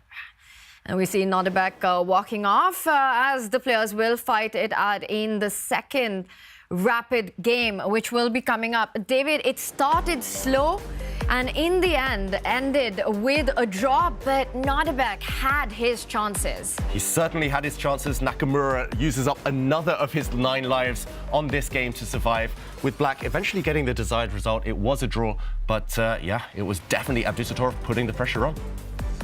And here we are in this with Nodirbek, Hikaru, Nakamura. Only one of them will go through to the semifinals. David, what was the key moment in this round 1? Well, yeah, I'm still trying to figure out how White could have won that game. This is one of the hardest endgames to analyze. I think you need hours to break it down, but I'm going to try my best. And I just want to point out this one moment where Abdusattorov put pressure on when it looked like the game was guaranteed to flow towards a draw. Here, instead of a bishop check, allowing the Black king in, allowing Black to perhaps trade off a bunch of pawns with a draw, Abdusattorov found the cunning move, king to g5, and this did elicit a blunder, a mistake from Nakamura. Scared now of a bishop check and of this pawn marching forward, he decided to give up material, pawn to f5. And if we fast forward later, the moment the engine dropped was an important one.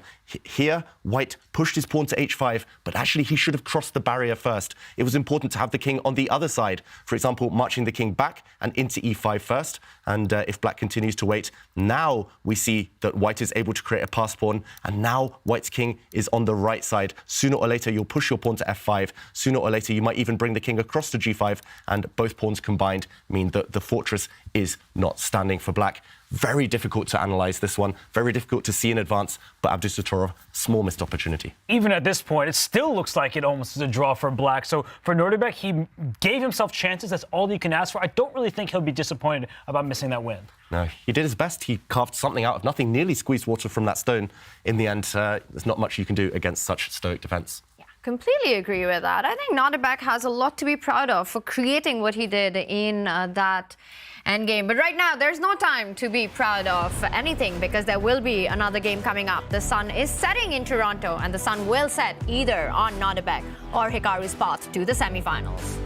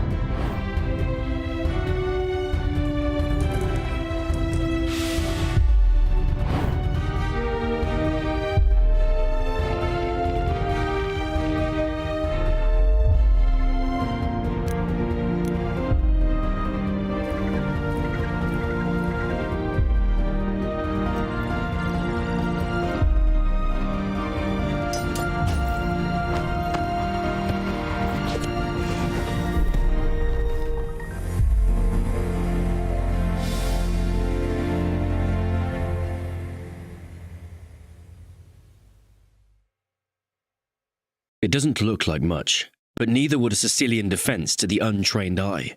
This is a performance enhancer. You don't see it? How about now? Manage your air quality, sharpen your performance, change the game with Air Things. And then we have Maxime Vachier-Lagrave. He did beat you in the grand final in the most recent tournament, so... Yeah, not only did he beat me, he actually beat me in consecutive matches. It seems that he's sort of regained his confidence, which is really good to see. He'll be like top 3 tough opponent for sure. I really like Maxime. I like his chess. He has like clear weaknesses and strengths, but his strengths are things that he does better than anyone else. He was my teammate in European Championship. We cannot really tell each other everything, but we try to be as much as friend as possible. Very dynamic player, very tactically sharp, and you never get boring positions against him. I think he's changed his openings, and he seems to have a little bit of momentum behind him in the last few events, so I think he's sort of a bit of a wild card. If he plays well, he's a very dangerous player. If he doesn't, it could be a short event for him, but again, I think the form will matter a lot.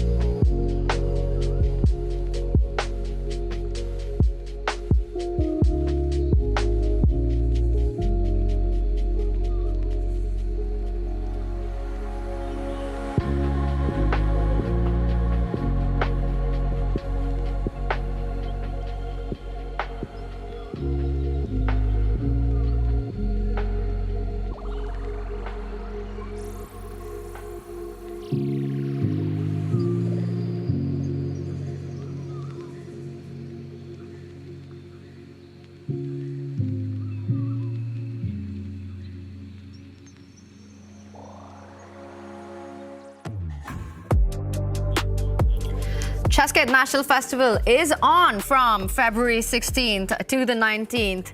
It's all happening in Charlotte, North Carolina. Join Chess.com and Chess.com for over-the-board tournaments. Levy, Dania, and Canty will be there. What are you waiting for? Use the command festival in the chat for all the details. And right now, we cannot wait for Game 2 to start between Hikaru Nakamura and Nodirbek Abdusattorov. The first game, it's clear, it's going to be a big fight between these two players. And it will all come down to what is Hikaru's mindset. He's got the final white of the mini match. Will he go for more? Kaya finds out. Here with Hikaru Nakamura, what's your reaction after that first game? Yeah, I mean, it was a typical Petrov game. I mean, I was a little bit worse, but I think I played some pretty standard moves, and we got to this end game, which turned out to be a little bit trickier than I thought it was when I played Rookie 4 at the start, but I don't think the result was ever in doubt. I mean, it looked unpleasant. I'm down 2 pawns, but unless the computer shows something special, there was nothing for white, so it's a good draw. Were you stressed on the clock at all at some point there? Well, I mean, the thing is, I assumed the end game was a draw when I was down the when I'm down the 2 pawns, I guess there, when he has a double F pawns. But the thing is, initially I thought I had a forced draw after King G5 with this F6 King G6 F5. So I spent a lot of time on this and concluded it didn't work. So I went for a different line. I mean, maybe it still is a draw with perfect play. Who knows? But I thought what I did made sense, and then it's just a matter of knowing the technique to block off the white king and it's opposite colored bishop. So what to do? So you've had a great day so far. What will it be about now in the next game, and how's your confidence heading into that one? I mean, I think this was the best game I've played the whole tournament, actually. It's the only game where I think I was under pressure and I played a complete game. So I feel pretty good. But, you know, Nodirbek's very strong, obviously, and just have to take it one move at a time. So it's like this for you now. It's just going upwards. Well, I mean, I didn't expect to be playing at this point. So, yeah, it's all good. Thanks for the talk, Hikaru. Best of luck in next one. Thank you. All right, Hikaru Nakamura getting ready for Game 2. Back to you guys. Hikaru says it's the best game he's played so far. David, Robert, would you agree with that? Let's hope Hikaru doesn't check the engine before this next game. It's always nice to feel that you've defended well, but yeah, engines make mockery of all of us. Ultimately, he did a good job of defending, and he got the desired result.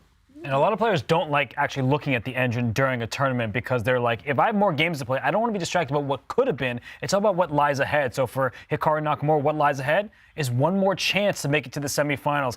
We can't believe I was saying that, but considering how unlikely it was, yet here he is, and here he goes. And let's hope Nodirbek was not watching that interview, because it can be a little bit of a mind zone to hear your opponent see and say that he is getting into the zone with his best game so far. And this is where we are. We see Wesley, so Magnus, Carlsen already through to the semi-finals.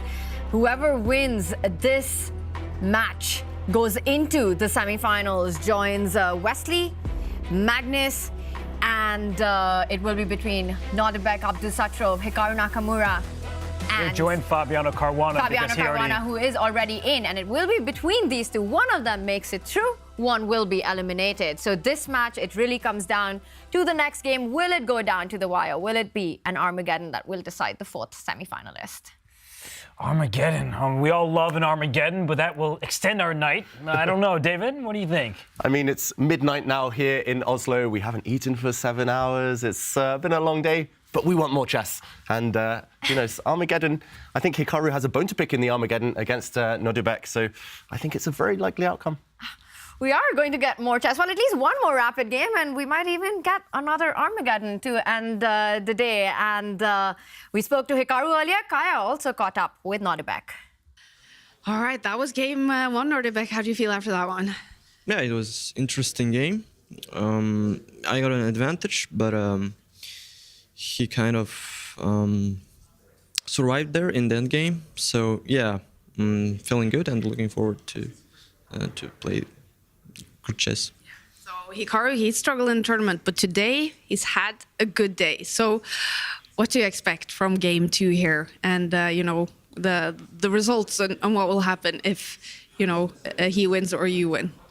I just want to concentrate on playing good chess and, whatever happens, I'm glad that, I made it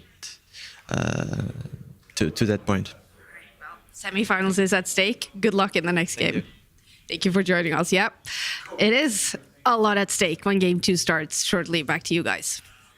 Absolutely, Kaya. So much on the line in this match. And for Wesley, there are going to be big questions once we get done with this. Wesley finished at pole position after the round robin. So he's going to have the opportunity to pick his opponent for the semi-finals. And it's going to be between Fabi and the winner of this match. Not a happy choice. Yeah, this isn't like picking somebody in kickball in the recess deck. This is like, do you pick Fabi or Nodirbek or Nakamura? They're all tough. Oh, and this one is going to be a tough game as well. Hikaru Nakamura takes it on with the white pieces. We are expecting the king's pawn opening. It is 1e4. Nodirbek replies back with e5. Are we going to see a Berlin?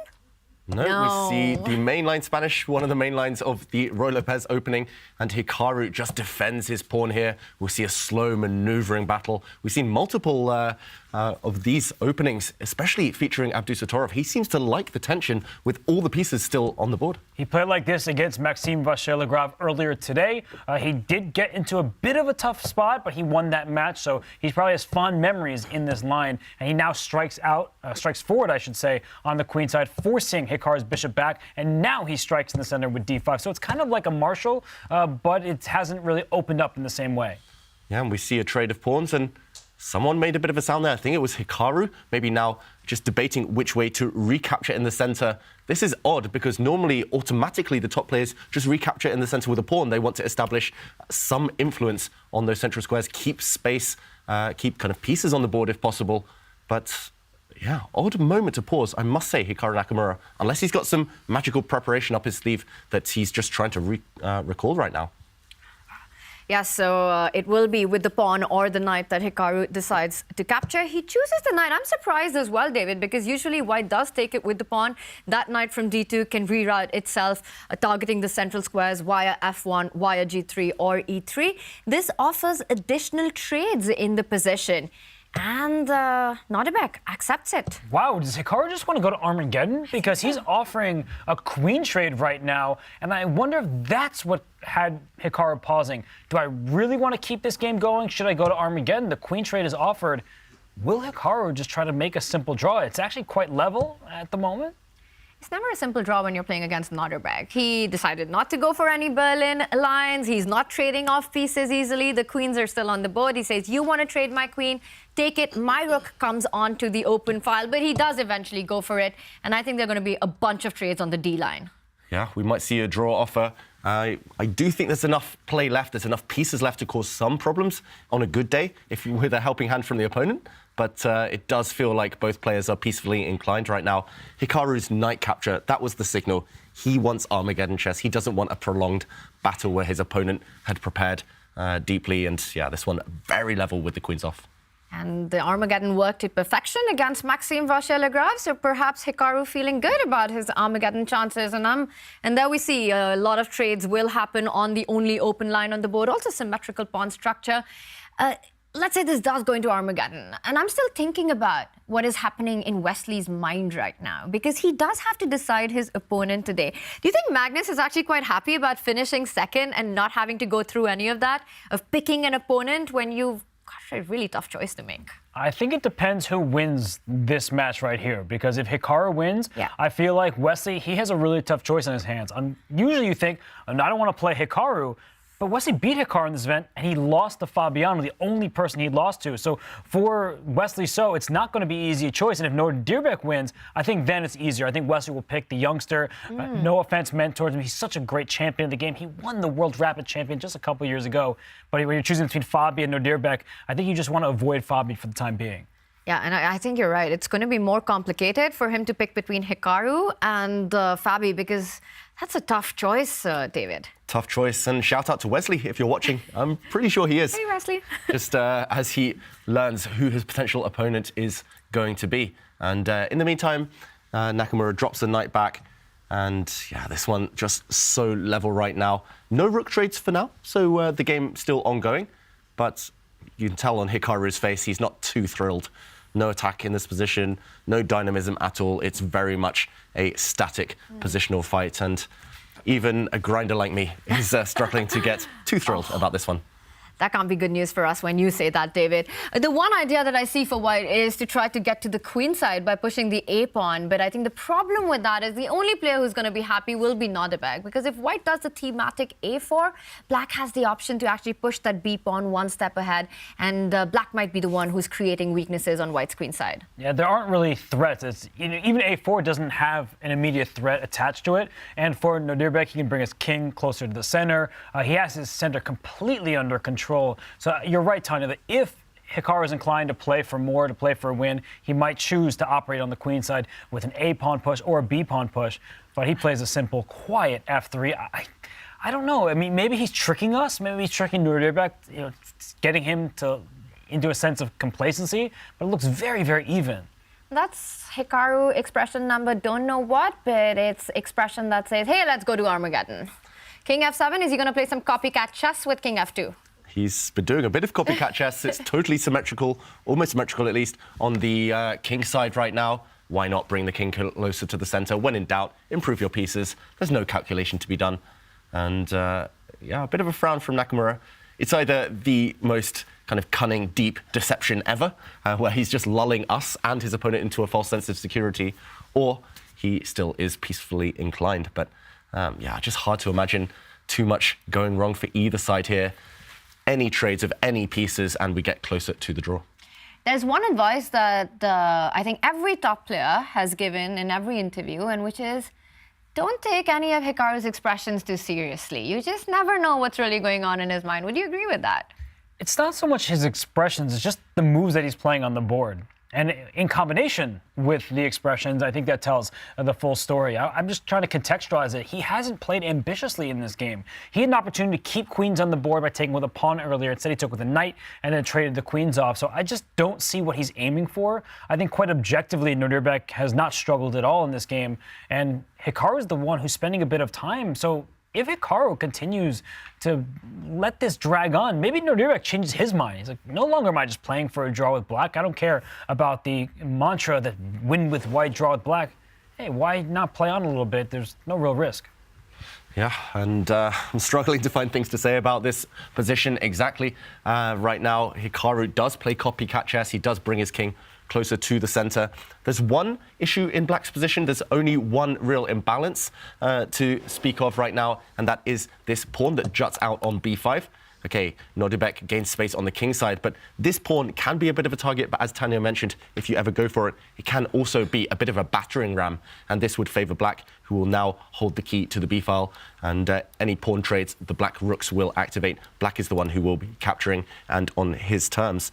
So I'm also not a big fan of this black knight. I'm slightly surprised he didn't just try to move it out the way, try to throw the black c-pawn forward, gain even more space on that flank. But pawn to h5, non-committal. I think we'll see Hikaru continue with his plan. Maybe trade off a set of bishops, maybe move the knight out the way, trade off the rooks. And yes, that's assuming that Hikaru is happy with the draw, but I think this position doesn't lend itself to anything more. And he decided not to trade the rooks, right? He put that knight back on d2 to interpose the rooks. And so if Hikaru wants to draw, yeah, he can go and just trade off all the pieces. But if he plays on, I like your knight a5 idea for black. I think that you can start trying to push pawns forward, make a little progress, bring your rook to b8 potentially, play this b4 move on your own volition. That bishop on c2, it's on the wrong diagonal. If you could pick it up and move it next to the king and then play a4, suddenly we're talking about some pressure on the queen side. But for now, it feels like only black can perhaps play for a little something, and Hikaru's down almost 3 minutes right now. Nodirbek's pawn structures, pawn formation is the one that has more mobility, flexibility. He can start looking at expanding on the queen side, getting that knight out of the way, pushing the c-pawn, or as he is doing on the king side as well, with h5, perhaps the g-pawn can start marching down the board and looking at some opening up of lines on the king side as well. Hikaru shuffling around with the king, no clear plan that we can see for white in this position. It's clear that Hikaru would be happy with taking this to the Armageddon, and if it was to get to that stage, is there a favorite given the form that we're seeing by these two players? Well, the chess gods tend to punish people who play for draws with white, from my experience. Playing for a draw like this, if that's what he's doing, might not be great for his chess karma, Hikaru Nakamura, but yeah, I mean, he's so good. He's turned around his Armageddon luck today. And maybe with this strategy that he's showing in this game, he's backing himself there. He's confident that he would be able to defeat Abdusattorov in the Armageddon. Well, the best players, they create their own luck. That's what it's always said. And for someone like Hikaru, it's not better lucky than good. It's best lucky and good. And he has been both just here today in the Champions Chess Tour Finals. And for Nodirbek, he's one of the best endgame players. I mean, his age may just be 19, but his experience is quite extensive. You've done videos on this, David, and I feel like Nodirbek has played better than Hikaru in endgames, and he makes this knight a5 move. I don't think that Nodirbek just wants a draw. He's like, let's feel this out a little bit. Hikaru proved that you can hold this. Wow, Nodirbek getting ambitious. He's not giving a nod to that draw or the Armageddon just yet. We've got Danny in Toronto joining us. Danny, what do you think? What are the chances of this one going down to the wire? I think the chances are actually pretty high based on the last comments Robert just made, that whether Hikaru wanted a draw or not, I think Nodirbek is confident in the endgame when the queens come off. Everyone's been talking about it. We all love David Howell's video on the young magician in the endgame, but I had to hop in because you guys were spending so much time trying to translate Hikaru's facial expressions again and just say that you guys forgot it was actually Hikaru number 67, which is, I just want to prove Danny wrong, which I predicted Hikaru would win in regulation. So he's just making sure we get to Armageddon no matter what. That was it. That's why it was so hard to translate. So I came to tell you that. I appreciate it, Danny. You're not just a strong chess player, but a great translator. And well, can you translate the last few moves and the tensions in the playing hall? If Hikaru wanted to draw, he could have traded off the pieces. So what is Hikaru doing here? What's his aim? Did you speak to him at all during the break? No, we didn't have a chance to catch up. He did catch up with Kaya. Obviously, you saw that interview, and he said he was confident. He said he thought the last game was the best game he had played all tournament, right? That he felt like it was a pretty complete effort to be able to defend a worse position. I think a lot of players feel that way. They almost feel better when they hold a position than they do where they just blow someone off the board. So I'm surprised. What I do know is Hikaru came into the playing hall early. Right, he was more ready than anybody, ready to rock, and that's why I made the joke that I think he heard my prediction that I thought he would win in regulation, and this was not the most ambitious Hikaru we've ever seen with the white pieces. Even though when he first played the anti-Berlin, I was like, okay, no, he doesn't want to draw, because Hikaru could have played the mainline Berlin, right? If he wanted to draw, he didn't. He played d3. I don't know. I mean, I'm kind of a little bit surprised by where the game's going. And Danny, you predicted that he would win in regulation time. If this is a draw, as we predict, and it does go to Armageddon, are you still backing your man? Yeah, I still think so. I think Hikaru is on the way up. I think Kaya did the motion when she was standing in this exact position, and I agree with her. I think that Hikaru's trajectory is going up. But I'll say this: if I was in Nodirbek's shoes, or if I was his coach, I would say take advantage of this opportunity right here, right now. Hikaru thought playing the white pieces. He thought he was playing with house money. He sort of traded queens, and just look at the eval bar, just slowly but surely. It's not anything, but if I'm Nodirbek, I'm like, look, I might have an opportunity to push here a little bit. I'm not just going to accept Armageddon right now. And Danny, while this one goes on, tell us what's going on in Toronto right now. Are the other players watching the action? What's the vibe like there? Yeah, it's funny. It's a bit. I feel like we're all a little subdued from what has been such a long, very dramatic day. I mean, we were hanging out with Fabi and Magnus pillow on the couch. Had my head on the pillow, and then Levy was there, and no one was saying anything. And then Fabi and Levy decided to go do some content, so they're upstairs shooting some video that everyone's going to see over the next few days. I have no idea what they're doing. And Canty's working on his next chessable course. Not sure if I can spoil that, but he's already working on one for C3 Sicilian. And I was all alone, and you guys were talking about the show, and I'm like, I'm gonna go talk to them. I'm just sitting here watching on the couch, so that's why I'm here. So thanks for letting me be here. I was lonely. Danny, you're on the ground. You're having all the fun. Now you know how we feel in the studio watching you guys just kill it there in Toronto. But this one, this endgame goes on, and we'll keep checking in with you, Danny. Keep us posted on all the drama that's happening there and what the players are getting up to. All right. All right. See you later. All right, so this position, Nodirbek, we were talking about perhaps, is he going to try for more in this endgame? The knight has found itself quite ahead. A white picks up the b5 pawn. The c3 pawn will be picked up. Queen side has been cleared off. Is that closer to a draw now? Yes, is the simple answer. I think he was relying on some tricks, Nodirbek here, because white is vulnerable to checks on the back rank, but white's king does have a safe square. White's pieces on the second rank as well, slightly vulnerable. The problem is white has got active with one key piece, the heaviest piece, the major piece. It is the rook. And I think here, one black check won't be sufficient. White's knight can even drop back and trade off for black's knight. Knight to b1 might well be Hikaru's next move under any circumstances. And this one is fizzling out.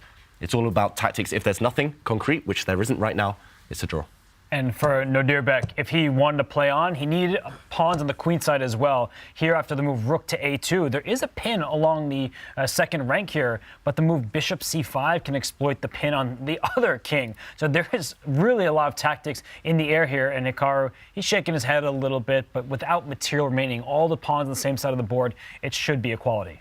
And this line that you're pointing at seems quite forcing. I don't know, David, if you can pull up the analysis board and actually just look into that, because it feels like after the move bishop c5, a few options for the players. How do the trades end up? And we're seeing another move actually. Yeah, we're seeing another move here. I think Hikaru was slightly afraid of rook takes bishop. Now, he could play rook takes bishop check as well. And when the black king moves, the issue is in this position, if you trade everything off, the white king feels slightly uncomfortable. You've got to be careful where you step. For example, the black knight could come in. This would have been deadly, for example, with a fork. Of course, he avoided all of this, Hikaru Nakamura. Let's catch up with the game. He found a far clearer way to simplify. And here we see everything being traded off. Yes, it's a bishop versus knight imbalance, but ultimately it shouldn't be enough. White can simply step back, defend everything with his rook.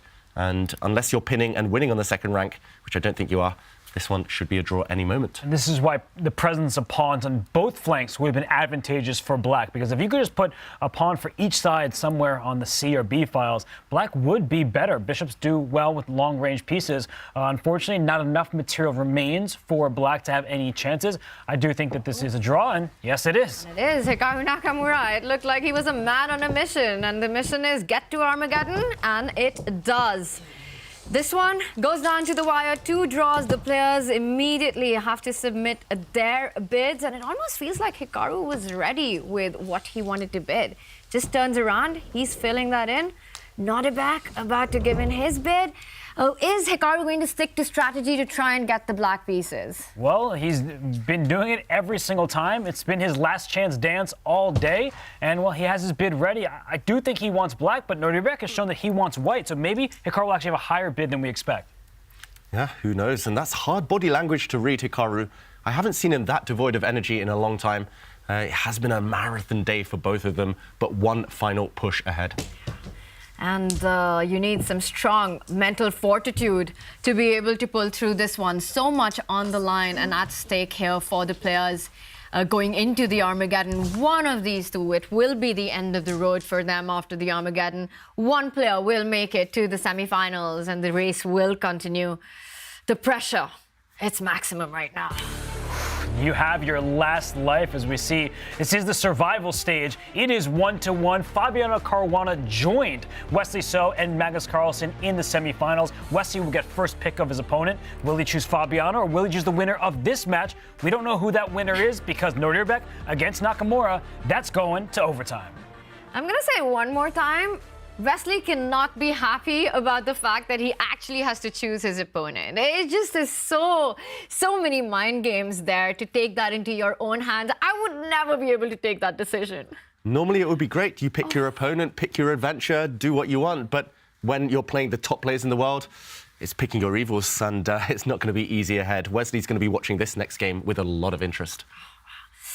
We are waiting for the Armageddon as the second one ended in a draw. It was quite a peaceful fight, David, start to finish. What did you think about it? Yeah, it was an equal fight, but it did feel like Abdusattorov was the one trying to make it happen, make the magic happen on the board, and Hikaru was the one cynically trying to shut things down. I just want to highlight one moment that declared his intentions, and fair play to the youngster, the Uzbek here, for playing on. He could simply have brought his knight into c4. This position would surely fizzle out towards a draw. Too symmetrical and no imbalances, but he tried something. It didn't quite work out. There was nothing in the position to start with, but here, by playing c5, he showed his ambitious intentions, and actually, at least in practical terms, some small advantages for black to hope for. Actually, the moment it was secured as a draw was here, where he played the move knight to a4, pawns disappearing. If he'd wanted to play on for a win, maybe he would have elected bishop to d7, but in the end, it was him putting the pressure on. Hikaru neutralized him.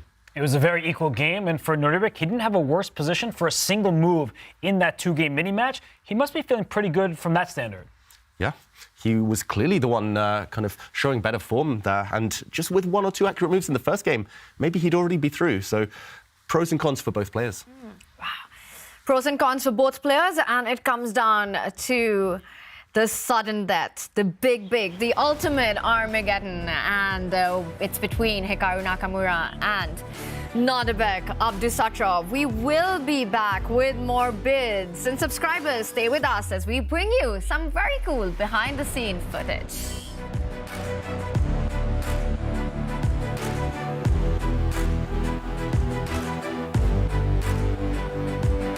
If you could list your 3 goals that you hope to achieve in 2023. Magnus Carlsen is looking ahead to yet another year with exciting chess. But first, let's go back to 2022. I would say on the board it was mostly pretty good.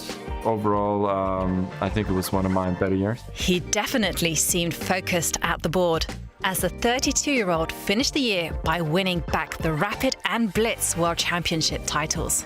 Was relief a part of what you felt there heading into a year where you will give away your classical title? The timing is perfect. Like if there was one time that I really wanted those titles, it would be now. But yeah, it just gave me joy, and like still when I think about it, it makes me smile. It was a really great moment. And joy is exactly what the world's best chess player wants more of in 2023. Just wanna, to play and have fun. And I feel like that's true more than in a long time, especially now that I have these Rapid and Blitz World titles now. I can just relax and have fun.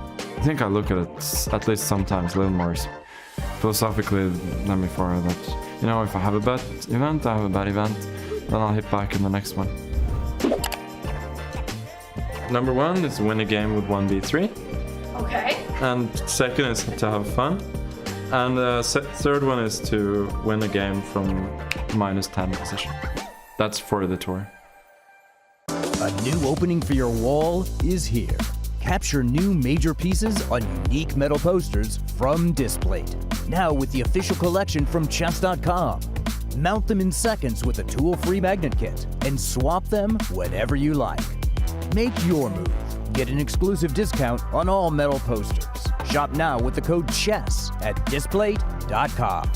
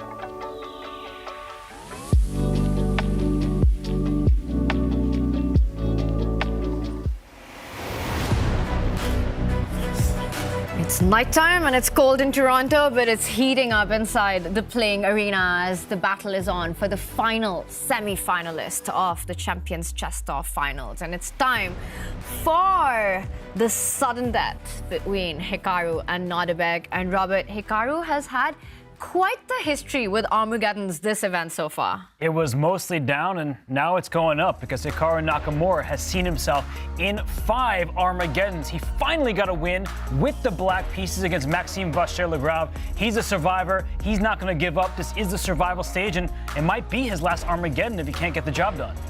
I see black as picks by Hikaru Nakamura on this stage. Is he going to try to get the black pieces? Let's find out with Kaya. The most exciting Armageddon bid so far in the CCT Finals. You guys go ahead and turn your boards. How low will you go? 948 versus 935. Oh, that's close. Nodirbek, you will play with the black pieces. How are you feeling right now? Yeah, I feel like I had experience playing with white, so yeah, let's try black. And white pieces, Hikaru, are you kind of happy with the result here? Doesn't matter. I've had so many blacks. Whites. It's just Armageddon. Let's see what happens. So one game to decide who goes through to the semifinals. Are you promising some excitement for the fans right now? I mean, we'll see. I've played so many games today. At this point, I'll just play moves. That's all I'm thinking about. Awesome. Best of luck, you guys, in this Armageddon game. Back to the studio. Oof, Kaya, that was such a close bid. And guys, Hikaru is saying that it doesn't matter he gets white, but I think it does matter. I think he wanted the black pieces. I think he was surprised by Nodirbek's bid because Nodirbek has shown a tendency to bid a higher number to get white. He bid 14 minutes, 58 seconds against Fabi just to get the white pieces. And here, he got lower than Hikaru. It's a surprise. Yeah, Nodirbek's decision there was clearly influenced by that final game. We saw that board draw, that kind of game where nothing happened. He maybe sensed that Hikaru wasn't as high on energy, and he says, now, Hikaru, you have to beat me. You have to try and do better than that. And yeah, Nodirbek changing his strategy on the fly. Interesting. Will it work? Very interesting. And we've got a scenario at our hands that we haven't seen before. Hikaru Nakamura will start the Armageddon with the white pieces, and we've got Danny joining us from Toronto. Danny, what do you make of that? Hikaru with white? How do you think that's going to go? I'm excited. I mean, I feel like at this point, we would have not have seen everything if Hikaru didn't get white in an Armageddon, right? So now we'll have seen it all. No matter what happens, I'm excited to see it. And Levy, you got something to show us here too? Yeah. First of all, we're selling the sponsor space right here. So if anybody wants to get, this is genius stuff. We got to get a Coca-Cola. Actually, a on great here. idea. Yeah, there you go. There you go. Shout out to production. They had this idea. 9:35. That's a big bid. Hikaru gets to play white, and he's got all this momentum, and he's going to be up 5.5 minutes against you. Do we like the bid? What are we thinking? Yeah, it's interesting. I mean, I think putting Hikaru in the chair to have a must-win is a chair that he hasn't been in yet, right? He's been on the black side of it, but from that perspective, I mean, I don't know that I like my chances there. David and Robert, you were saying you feel like Nodirbek was maybe in slightly better form. I don't even know if I agree with that. I feel like Hikaru's form was phenomenal in the first game. It took really great form to hold that as black, and he basically just had no ambition as white. So I also noticed something in that interview. Hikaru had a little bit of that I literally don't care vibe, which I actually think is where he's better. So the fact that he's a little bit like whatever makes me think he's even more dangerous right now. Yeah, he didn't seem stressed at all. Yeah. He was like smiling. This is the last game of the day, period, for both. But it's I mean, one of them has to win. One of them's leaving the tournament. So yeah, he was in surprisingly good and not like overly focused spirits. Maybe he literally doesn't care. We don't know. I guess we're going to find out. We will find out. I'm going to disagree with you guys. I think Hikaru cares a lot about what's happening. And with the bid that we saw, I don't think he's too happy that he ended up with the white pieces. But we will find out, guys. We'll see you in some time. A big Armageddon coming up there. Nodirbek, he's going to start with black. And he needs only a draw to get into the semifinals. How is he going to try to keep things solid on the board? Well, Nodirbek landed the first surprise with his bid. But Hikaru's been surprising people all event with his opening choices. I don't even know what to tell you that Hikaru will play. Normally, people stick to a narrower repertoire. Hikaru's throwing out everything under the sun. Yeah, and we talked about Hikaru. Yes, he hasn't played white in an Armageddon, but today he's had two pretty much must-win situations with white. First against Lazavik, where he needed to land the first punch in the first match of the day. And then against Maxime Vachier-Lagrave, where he lost with black, needed to win with white and demand. He did achieve it. So today, of all days, it feels like the perfect time to get those white pieces, to get the extra time. And if he can keep that going, rediscover his earlier energy, yeah, he might be loving those extra minutes. Big fight coming up. And in terms of opening approach, which is so important in these Armageddons, to try to get your opponent to think early on, burn the clock, what can we expect from these two? Well, I've never seen Nodirbek invest that much time in the opening. It feels like he's always confident, well-prepared. He just feels like he's in rhythm. So for Hikaru, it's one of those weird balancing acts. How do I pressure him on the clock, but also make sure that I keep things going on the board and not take too many risks? Nodirbek punished MVL earlier today. It feels like forever ago. He crushed him with black. He checkmated him, so he can win with the black pieces. Yeah, he can certainly win with the black pieces. That's why Hikaru's opening choice is the most important thing right now. If Hikaru plays anything like we saw in that last game, if he plays anything predictable, I think Nodirbek will land a flurry of quick moves and might be the favorite. But if Hikaru can surprise, launch another surprise, maybe a Mimi opening, then anything can happen. Will we see a Mimi opening by Hikaru? We'll find out in just a few moments. Let's take a look at our bracket, because this is the match that decides our fourth semi-finalist. Wesley So, Magnus, Carlsen, Fabiano Caruana are already in. Whoever wins this Armageddon goes through is the fourth player, and Wesley So will pick between the winner of this match and Fabiano Caruana to challenge in the semi-finals. We will get to that later today. But right now, this is the battle. It really looked like Hikaru, his approach in the second rapid game, that this is where he wanted to be. This is the match that he was hoping for. Does that mean advantage Hikaru? He gets what he wanted? Well, I do appreciate what Danny said, how that tough defense is often worth more than even winning a game where someone makes some huge mistakes. So Hikaru, he's been able to dig deep. He's been winning all day today. He had a bad event overall, it would seem, but he's won all day. Yeah, and remember, it is Hikaru. He wins 40 games in a row, 45 games in a row. He just needs to win this one right now. Now, they've had two draws. You can run, but you can't hide from a decisive result in this format. And it is go time, handshakes, and we are off. It's a King's Pawn opening. It's E45 yet again. Which variation is Hikaru going to go for? Again, this slower system with pawn to D3. And It's much more aggressive this time. He throws the pawn forward 2 squares. White controls the center, a bind. All pieces guaranteed to remain on the board for a while now. And I'm liking the approach here, Robert. I played this from the black side growing up, as I mentioned earlier, and I always hated playing against this particular move order from white because you've got this clamp, this bind. We talked about the Marozzi bind against the Sicilian defense. Here, the c4 and e4 pawns make sure that black can't lash out with d5. And so that light square bishop for black, it's not going to have the easiest home, but I kind of like what Nodirbek just did. He threw his knight forward, and he actually put the question to Hikaru. Yeah, he's trying to force the issue. Normally, when you want to play for a draw, when you don't have time, you want to actually make things more concrete, more tactical. Then it's easier to calculate. You don't want that tension, difficult strategic decisions on every turn. He's saying, trade my knight or don't trade my knight. Either way, my next couple of moves are going to be obvious. And he's blocking up a square that white maybe wanted to use for his own pawns.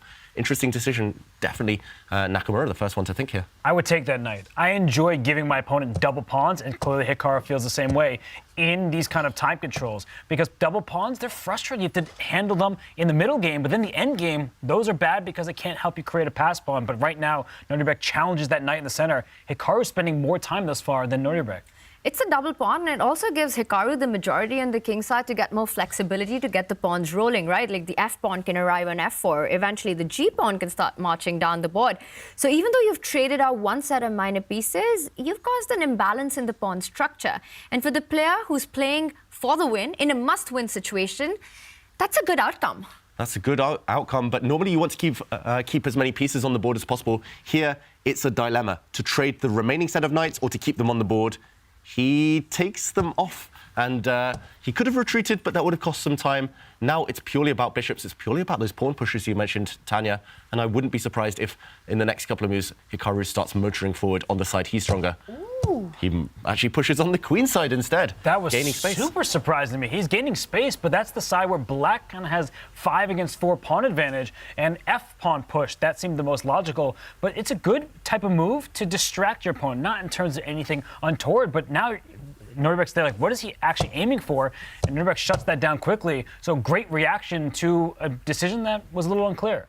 Yeah, it's slightly simplified now, this equation, this position even, and I don't like it from Hikaru. I think maybe keeping the knights on, actually, just adding a little bit of extra spice for later on would have been my preference at least. But Hikaru, he's extremely good here. He's extremely good in general when it comes to deciding pawn structures, knowing when to stabilize, when to switch the pace.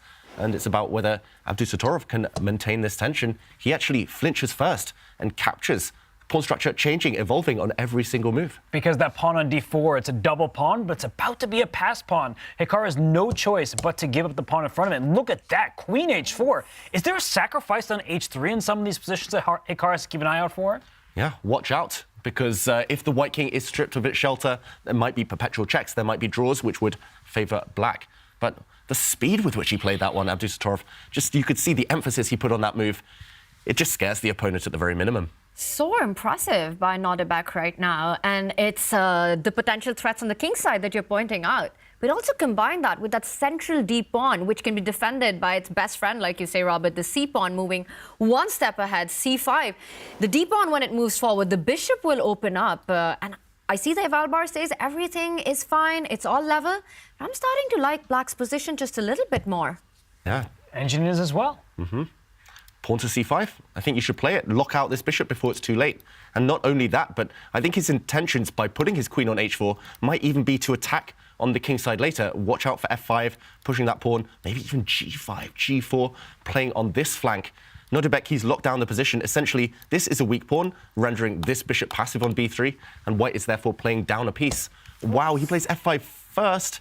I'm slightly surprised by this one, because now c5 brings this bishop back to life. Renewed energy suddenly. And wow, a big opportunity for Nakamura. I think a bit of haste there, a bit more patience would have given black a dream position instead. My PE teacher growing up always said haste makes waste, and this seems like a wasted opportunity because f5, you're lashing out, but it may be too soon. That c5 response is a great one for Hikaru. If black had played c5 instead, I didn't see an active plan for Hikaru, who needs a win. Let's remind everybody, a draw, it allows Nodirbek Abdusattorov to sail through to the semis, and c5's on the board. But Nodirbek, he expected all this. Yeah, he expected all of this, but suddenly it's really irrational, the pawn structure. Also, ideas of simply taking a pawn, establishing a passer. He plays f4, Nakamura, f for forward again, and he's happily allowing a trade of pawns in the center because white's rook is getting active. It's creeping in. So many weaknesses for black suddenly. This is turning. Nakamura should be thrilled by the developments here. Absolutely. I really like the idea of Nodirbek stopping all the play with his own c-pawn moving forward. And now, again, it's a game where Hikaru can suddenly start fighting for advantage. And look at that. The eval bar keeps moving in his favor after that last move. It's hits the rook, allowing white's rook to step forward to e6, targeting the c6 weakness. I think Nodirbek Abdusattorov likes to solve positional problems in tactical ways. There are a number of top players who do this. If that rook steps forward, he might push his g-pawn. He may be going forward the white king. That c6 pawn, it's vulnerable, but maybe you give it up to just go for the attack. I think, Robert, you're forgetting that this is an Armageddon. White has to play for a win here. Yeah, but g5, that's crazy. But that's the thing. The position may already call for it. If you sit passively and defend, that may not actually increase your chances to survive. Throwing pawns forward, going after the white king, that actually may be giving black a better chance because there are threats against the white king. Yeah, he doesn't know how to play for a draw, Abdusattorov. If you don't know how to play for a draw, if you don't want to play solid, why not play aggressively? And I love your move, Robert. As you mentioned, playing passively, defending this pawn, this would only give white time to bring this rook into action. And once it starts swinging over, no more attack. The white king, super safe for eternity. And one-sided traffic. Too many weaknesses. Long-term, white will simply win. So go on the attack. It might be now or never for Abdusattorov. And this pawn push, it is a poison pawn as well because of this doubled attack, this bishop loose. And he goes for it. Wow, Abdusattorov is not backing down. He needs only a draw, but he's going all out for the attack. Now, these guys, of course, don't have the eval bar like we do. How do you think he's evaluating, Nodirbek is evaluating this position? The proper evaluation is messy. It's looking very unclear. It's dynamic chances for black, but a positional, I don't even want to say advantage, almost positionally winning for white. The double pawns are bad in the center. The c6 pawn is weak. The a6 pawn can be targeted, but g5, it's really a great idea to throw a wrench in the position. Not Danny, I see you there, buddy, but just to cause chaos. And I think Nodirbek, he can be that agent of chaos that Gotham City fears. Smoothly done, Robert. Love it. Loving the name drops. Kanti feels left out though now. And Nakamura, he needs to adapt to this new landscape. He needs to suddenly adjust, defend potentially for a few moves. If white does defend, long term, he is winning. So he's wisely investing his time. That being said, the time difference that was around 6 minutes to start with is now down to only 3. Such speedy actions there from Abdusattorov. I'm expecting Nakamura, with haste, to bring his rook in the corner over to defend its king. But even if he was to slide that rook, he does end up losing the f4 pawn. And what's the idea then? Is white just aiming at picking up the queenside pawns in return? One thing is clear, right? White can't really open up the f line. You take on g5, you can't allow the queen to jump in with the check on f2. Hikaru, he's really thinking a lot here because rook f1, the move that you're pointing out, seems like the obvious choice, but perhaps what's the follow-up after pawn into pawn? It's such a good question because even following it up with the rook takes pawn on c6, I think in many of these positions, black can slide a rook to e8 and start taking over this open file. And perhaps this is the wrong moment for it, but the point is that black is bringing another aggressive piece into the attack. I am curious what the better move was rather than rook to e8, but in some of the other positions, rook e8 may be the move that satisfies black's chances. Yeah, I think this is definitely the human approach. Who cares if the eval bar says it's winning for white? Humans will not defend this one cold-bloodedly. And he does bring his rook across to e1 instead. I was going to say pawn pushes, maybe d3, open up this bishop's route into d4, maybe f3, blow open the king side. Instead, Nakamura just tries to block everything up. Look at this, blocked on a dark square. For now, blocked on a dark square, although maybe he should throw this pawn off the board right now. And this one is still chaotic. Nodirbek, ooh, I'm not sure about this shift in gears, rook to f6. Maybe it was time to throw this pawn off the board, threaten to bring this bishop in with some checks. If the white queen had taken, throw the other pawn off the board as well. And now white's king is in serious trouble. But instead, trading pieces when you're down long-term strategically, who cares if you're up a pawn for now? Too many weaknesses. I don't like this last move. I don't like it either. And for Hikaru, he has a couple choices. He can just trade on the spot, or he can give a back rank check. The black king is caught in the corner. Black's rook can still backtrack, and it probably will, to f8. But advantage Hikaru. I mean, he isn't up that much time anymore, but his position does seem to be improving. If Nodirbek does fall back with the rook, Hikaru can trade on the a8 square, forcing Nodirbek's only remaining rook to quite a passive position, and then he can start activating the other rook, the other remaining rook, to take the spot on e6, targeting the queenside pawns. Nodirbek thinking now, is there anything else to think about? Is there an alternative to actually falling back? I think you have to, Tanya. It's not a nice move. You're basically accepting as well that you've lost a bit of time. The rook just came from f8. Hardest thing as a human is to retreat, admit you've made a bit of a mistake. I think he might have underestimated this one, Nodirbek. He was assuming the rooks will be traded on his own terms, but yeah, rooks coming off, queens coming off, that would only help white. You're caught between a rock and a hard place, because if you trade off all the rooks, you think, oh, my position looks pretty bad because the end games will all be terrible for me. So he does go rook f8 to not trade all the rooks off. But if you keep a rook on the board after you're going to trade on a8, a white rook would still land on e6 to be active. But now, this is Nodirbek's opportunity, and he decides not to go with rook f6. I think he didn't like the outcome of that. Obviously, Hikaru would have never repeated, but instead he goes with rook to c8. I think d3 has to happen. You have to push the d-pawn. You have to activate your dark squared bishop. He does it. He does it before it's too late. I'm really surprised, I must admit, Hikaru Nakamura repeating the position once. A draw, of course, doesn't suit him. He wouldn't have repeated a third time, but I don't know, maybe he was just trying to play mind games. He could have just played objectively there. Rook takes rook in the corner looks so natural. And suddenly it's a bit more messy with all these rooks remaining. It should be time sooner or later for white's king to shuffle into the corner. But suddenly the black bishop unleashed. Do you think that Hikaru was automatically expecting Nodirbek to repeat with rook to f6 in that position? I guess so, because all Nodirbek needs is a draw, but this moment here is a big one, because that king h1 move is quite clever. No longer does bishop d4 come with check, which makes it less tempting. It still might be a good move, but instead he sides in with queen g3. I love it. Such a good decision. If the queens get traded, that white king is now the one that's stuck in the corner. There could be back rank checkmating ideas that save black, because otherwise that c6 pawn is quite tender. Yeah, beautiful move. And actually, Nodirbek will not take the white queen. He wants to force white to take on his terms because, as you mentioned, Robert, this king is now caged forever. Simply no way out. The pawn on g3 holds the key to that king's escape and always going to be threats against it long term. So right now, I think both sides will just keep their queens on these squares forever and try to just nudge the other one, say, please take me, please take me. And Hikaru's doing it on his terms. Rook to f1. Do not take the queens if you're Nodirbek, because suddenly this pawn is loose, this pawn is loose, this pawn is loose, and these weaknesses will come back to haunt black. Can he trade queens, though, and then put a rook on e8? Like, can he just say, all right, you're going to take one of my pawns, you can't take both at the same time. And as long as I control this open file, I'm going to have some good chances. He actually does it with the queens on the board. So, David, you were correct. Keeping the queen on the square, trade on your own terms, that's what Nodirbek's going for. And if you take that c6 pawn, a rook may land on e2, and suddenly it's white that's in huge trouble. Yeah, suddenly he'll regret not capturing this pawn earlier when he had the opportunity, Hikaru, and the clock's really ticking down now. This is getting dramatic on the board. As you mentioned, Robert, this e-file is priceless right now. It's the hottest commodity in town. The black rook, if it gets in, could be disaster for white. Every move in chess has its own set of consequences. Hikaru moves one of the rooks from the e-file, and immediately Nodirbek uses the opportunity to trade off a set of rooks. He does give up the f4 pawn, but that d pawn is just so strong on the board to me.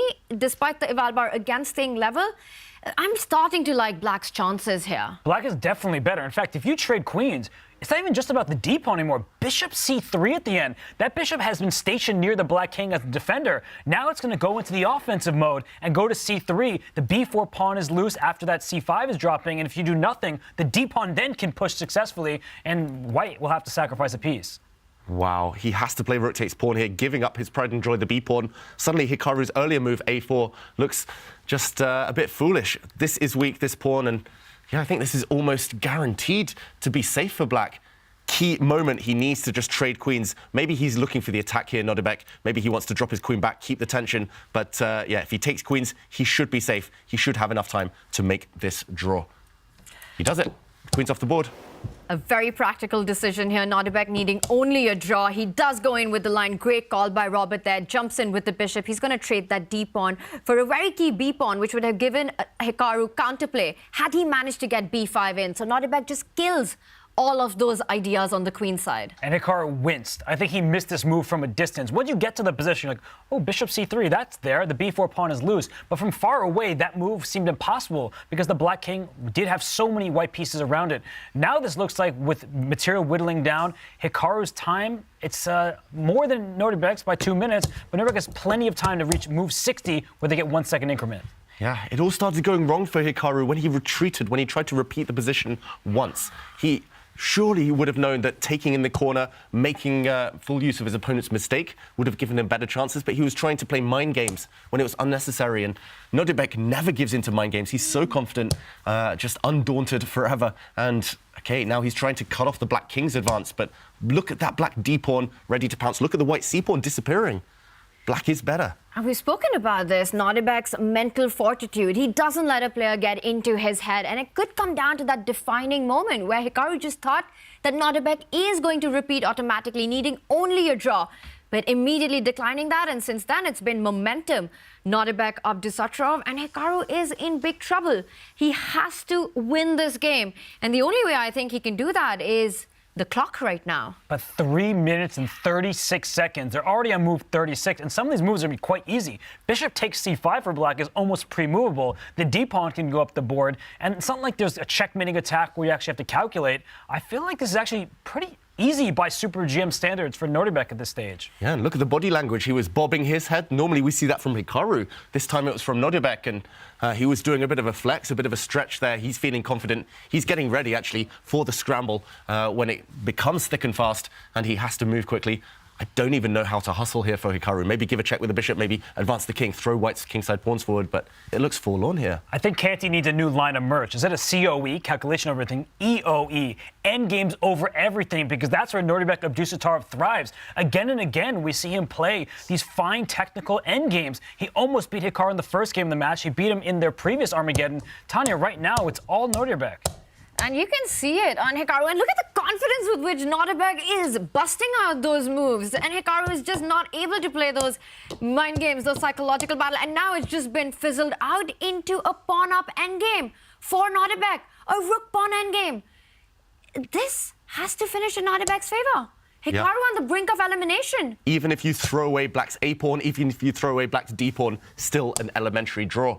And he's giving up. Hikaru is almost giving up. He's exasperated him. He's been going at this all day today. He's been on that last life, and Nodirbek may be the person who puts the dagger in him because nobody else has been able to. And here we go. Black getting the rook out of the way, ready to advance pawns. Hikaru is asking questions of the black king, forcing Nodirbek to spend a bit of time. The white king has to start advancing. Okay, now pushing this pawn. Even if black just goes passive, brings the rook to the back rank. No way through. There we go. This is guaranteed to be safe now for Nodirbek. Even without his two pawns, the A and D pawns, it's a dead draw. But he has them, so he can put his rook behind one of them, and then one gets lost, you put your rook behind the other. The king for white will have to sit passively. This is a very easy draw for Nodirbek Abdusattorov. That means Hikaru Nakamura is about to be eliminated from the field. It looks like these are the last few moves and the last few moments of Hikaru Nakamura in the Champions Chess Tour Finals in Toronto. And Nodirbek, he gets that rook behind the pawn. He can give up both the A and the D pawn as the black king marches towards white's pawns. Hikaru Nakamura, there's nothing to be done. He is trying. He gets the rook in. He wants to try and threaten a check on g7. But even if you grab the 8-7 pawn, it's not going to be enough. Nodirbek doesn't even allow that. The rooks are going to be traded because the g4 pawn is hanging. This is a draw coming up. And the final hope for Hikaru goes away with that g4 pawn falling off the board. Yeah, not much more to be said. Nodirbek's defended perfectly. He's guided this game safely towards a draw. Yeah, this one is pretty much over. Flagging is the only way. But look at the time. He still has 2.5 minutes, Abdusattorov. We've just passed move 60. Zero chance. We'll see king versus king. Nakamura is out. Nodirbek Abdusattorov, he does it. He goes through to the semi-finals in the Armageddon, taking down world number 3, Hikaru Nakamura. What a performance by the 19-year-old Uzbek phenom. And he's the one who'll be fighting it out in the Champions Chess Tour, continuing his battle there. Hikaru, he really fought hard today, and it all came down to this one. Yeah, Hikaru is the heart of a lion. I mean, the fact that he was even at this point today is a miracle, but it's a miracle of his own doing. And the kid from Uzbekistan, he is a national hero. He's won them Olympic gold medals, and now he remains in this tournament, beating Hikaru after losing earlier to Fabiano Caruana. Enough cannot be said of him. The future is bright. The present may also be quite bright. There's a lot of money at stake for him. He is surviving and advancing. What a game, what a performance, what an Armageddon. Few would have bet David against Hikaru in an Armageddon. Seeing his performance today, seeing him come back in those matches earlier on, and Nodirbek gets the job done. What impressed you the most about this game? So many impressive things. Nodirbek's speed, his aggression, even in a situation where a draw suited him. He actually did have a bit of a shaky patch in the middle of that game, but once he got a chance, he pounced on it. And I just want to highlight the one missed opportunity for Hikaru Nakamura. I think a bad psychological decision in the end, in what was a difficult position, of course, but it was here. Nodirbek, the only small mistake in the whole game, rook to f6, did allow a check, and here Nakamura, instead of pouncing and capitalizing on this opportunity, trading off the rooks in the corner and then lifting his remaining rook into the game, winning potentially this c6 pawn with a good long-term advantage, he dropped back. He repeated the position back where he came from, allowing Abdusattorov to correct his mistake. No more rook f6, no more mistaken move there. Rook to c8 instead, and it was here. Pawn to d3, really powerful, unleashing the black bishop, and then this move, queen to g3, closing the cage around the white king and ultimately securing a level position. Every single move with purpose from Nodirbek Abdusattorov. He did not give Hikaru that second chance. And for Hikaru, it was tough because trading pieces when you need a win, that's a difficult decision to make. He made the wrong one, and Nodirbek, he made him pay. Incredibly impressive chess by Nodirbek Abdusattorov. Just going for the most dynamic options, the most combative play in an Armageddon where he needs only a draw. He was not going for any kind of solid situations. Always a difficult call, and now it's going to be a difficult call for Wesley So, who is in pole position going into the semifinals, and he has to pick between Fabi and Nodirbek. And at the start of this Armageddon, we spoke about this, and you said if Nodirbek makes it through, Wesley will perhaps go for Nodirbek. But after that crushing Armageddon, the style that Nodirbek has shown, how easy is this decision for Wesley? Well, Wesley was undefeated until he played a certain somebody, and that somebody was Fabiano Caruana. So if you're Wesley So, you don't really want to pick. You're choosing between two difficult options, but you pick the kid. You pick Nodirbek Abdusattorov. You say, my experience should pay off, and he's probably pretty tired after that very long and challenging Armageddon that we just saw.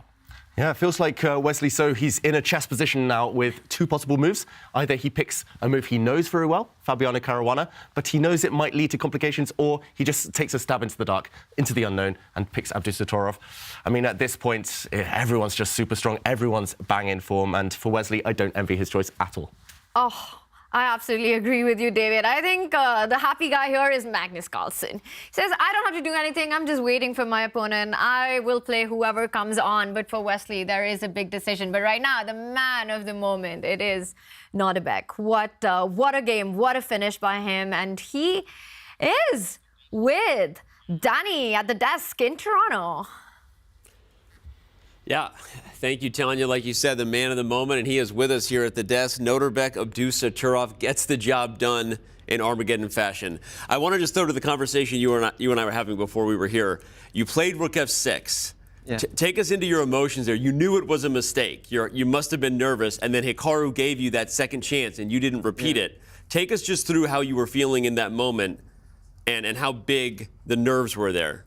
Yeah, in general, I tried to play very aggressively against Hikaru specifically because, you know, he doesn't like to defend. I think, you know, especially in Armageddon, you know, it's hard to defend. So I needed to you know, just attack him. So yeah, it worked out well.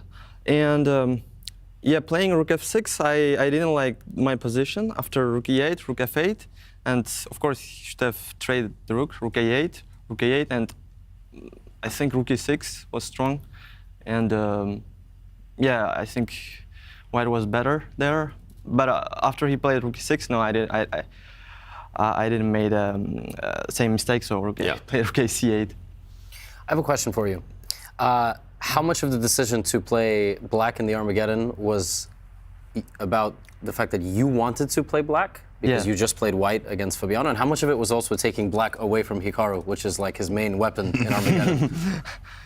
Yeah. Was it mostly about you, or was it a little bit also about No, mostly about, of course, me, because when I played against him with white, I didn't get any advantage out of opening with white. So, it was a miracle to win that end game. So, I just reconsidered my decision and chose black pieces. I mean, I beat 935, which is low for me. We were a little scared. Yeah. But you got the job done. Got the job done, man. So you lost the first 2 matches and then soared all the way through. What has been working the best for you, especially against this strong field? Also psychology a little bit there. You lost the 2 matches, made it all the way through here. What's actually working the best? Yeah, actually, in the first day, it was a tough day because although I played decent chess, it wasn't enough to score a point. I lost to Alireza and I made 2 draws with Magnus and had to Armageddon. There I didn't have much of a chance. So yeah, I felt like I have to get into shape and just refresh my mind. Very good. Regardless of what happens from here, you're in the semifinals, but you just beat Hikaru Nakamura for the 2nd time here in Toronto. And you and I were talking about the fact that you grew up on Chess.com. You were 9 years old watching the legend. How much is that a big part of what you feel right now? Beating someone who you grew up watching just beat everybody in front of you. So how much do you need to keep your nerves together when you're going against someone like that? Yeah, it's definitely definitely tough because Hikaru is a especially emotional player. I mean, I can't keep my impressions with me because it's very different playing against Hikaru for me. So yeah, I tried my best. Well, you tried your best, and the best possible result happened, man. You should be feeling great. I know you got a lot more chess ahead here, and I know you're not done. But congratulations on what was an incredible performance, an incredible day. And we're now going to throw it over to Kaya, who's catching up with Hikaru Nakamura. All right, Hikaru Nakamura is here. He is now knocked out of the tournament. How will you sum up this day, Hikaru? Yeah, I mean, it's better than I expected from the start. I mean, ultimately it came down to one critical game, and I mean, my bid was bad, clearly, and I didn't get what I wanted out of the opening, so yeah, that's how it goes. Maybe I had some chance in the middle game to trade rooks on a8 and play on, but I think always he had too much counterplay with his d3, queen g3, and all these other ideas, so yeah, maybe I could have done something a little bit better, but overall I don't think it was ever really there, so that's just how it goes. Fans super disappointed to see you knocked out. How do you feel about it? I mean, it came down to Armageddon. I mean, obviously I lost the match, so whatever I say, people will take it very negatively. But I mean, I just don't think the format's very good. I think the notion that you have matches decided after 2 games on an Armageddon, where it really, I mean, for lack of a better way of putting it, as a coin flip, I just don't like. And it doesn't matter whether it's my match or other matches. I just feel like considering the amount of prize money that there is, there should be more games. There should be something a little bit different. So, yeah, that's what it is. But as I said, I mean, considering how poorly I played every day except today, I'm not going to be super unhappy about the result. And obviously coming into the tournament as one of the big favorites, struggling the first few days here, do you take some pride in sort of the mental resilience to come back with a much better day today? Yeah, I mean, as I said, I think that I played very, very badly. I mean, maybe the results weren't as bad as the play, but I missed a lot of basic concepts and tactics throughout the first couple of days. Even today, I think I missed some things like against MVL, but I think it's a good sign that even when I'm not playing very well, I still had a pretty decent result. I mean, I know you can say I'm a big favorite, but I don't think anybody is a big favorite simply because of the limited amount of games. I think there's going to be a lot of variance. I mean, even for Magnus, for example, I know it was in the preliminary, but I mean, he played Wesley, drew 2 games, and just he didn't win the Armageddon game, or he lost the Armageddon game, I think it was, and just like that, I mean, that's why Magnus lost. So, I mean, with so few games, there's a lot of variance. I mean, I don't think anybody's a big favorite, but still, I do expect Magnus to win if he plays well.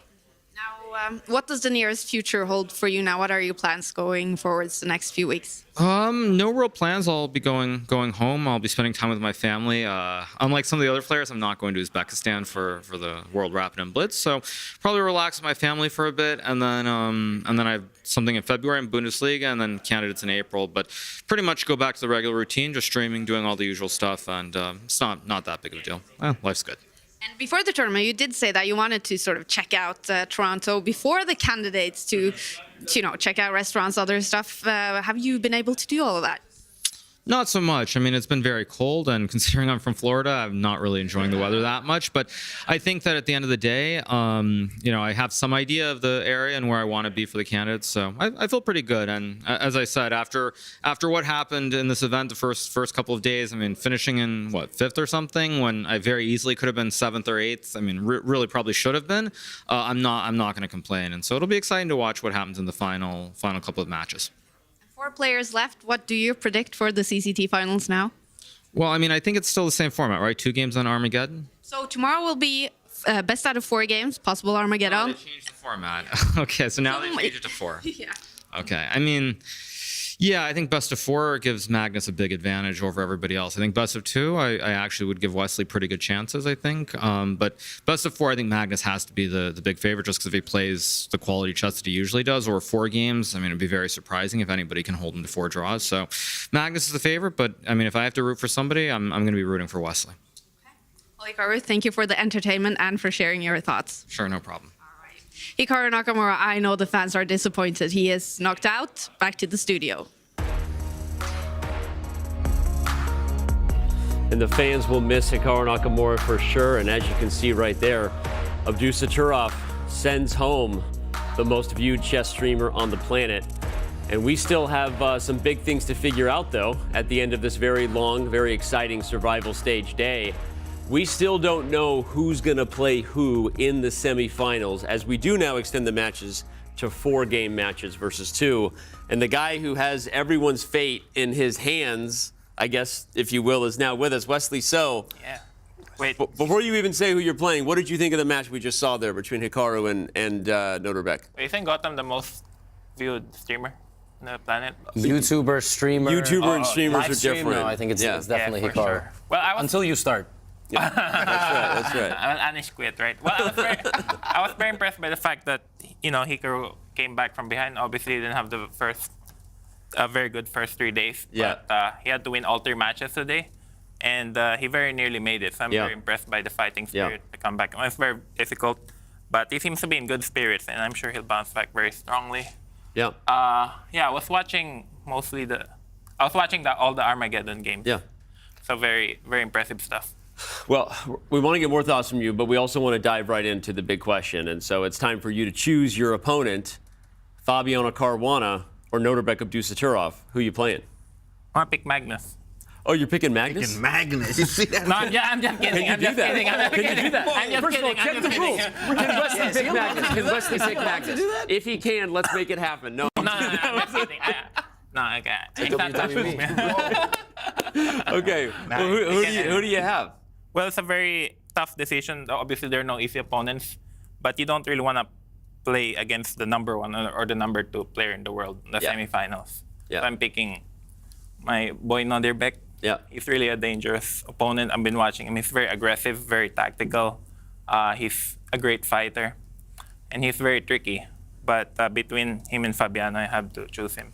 Got it. That makes sense.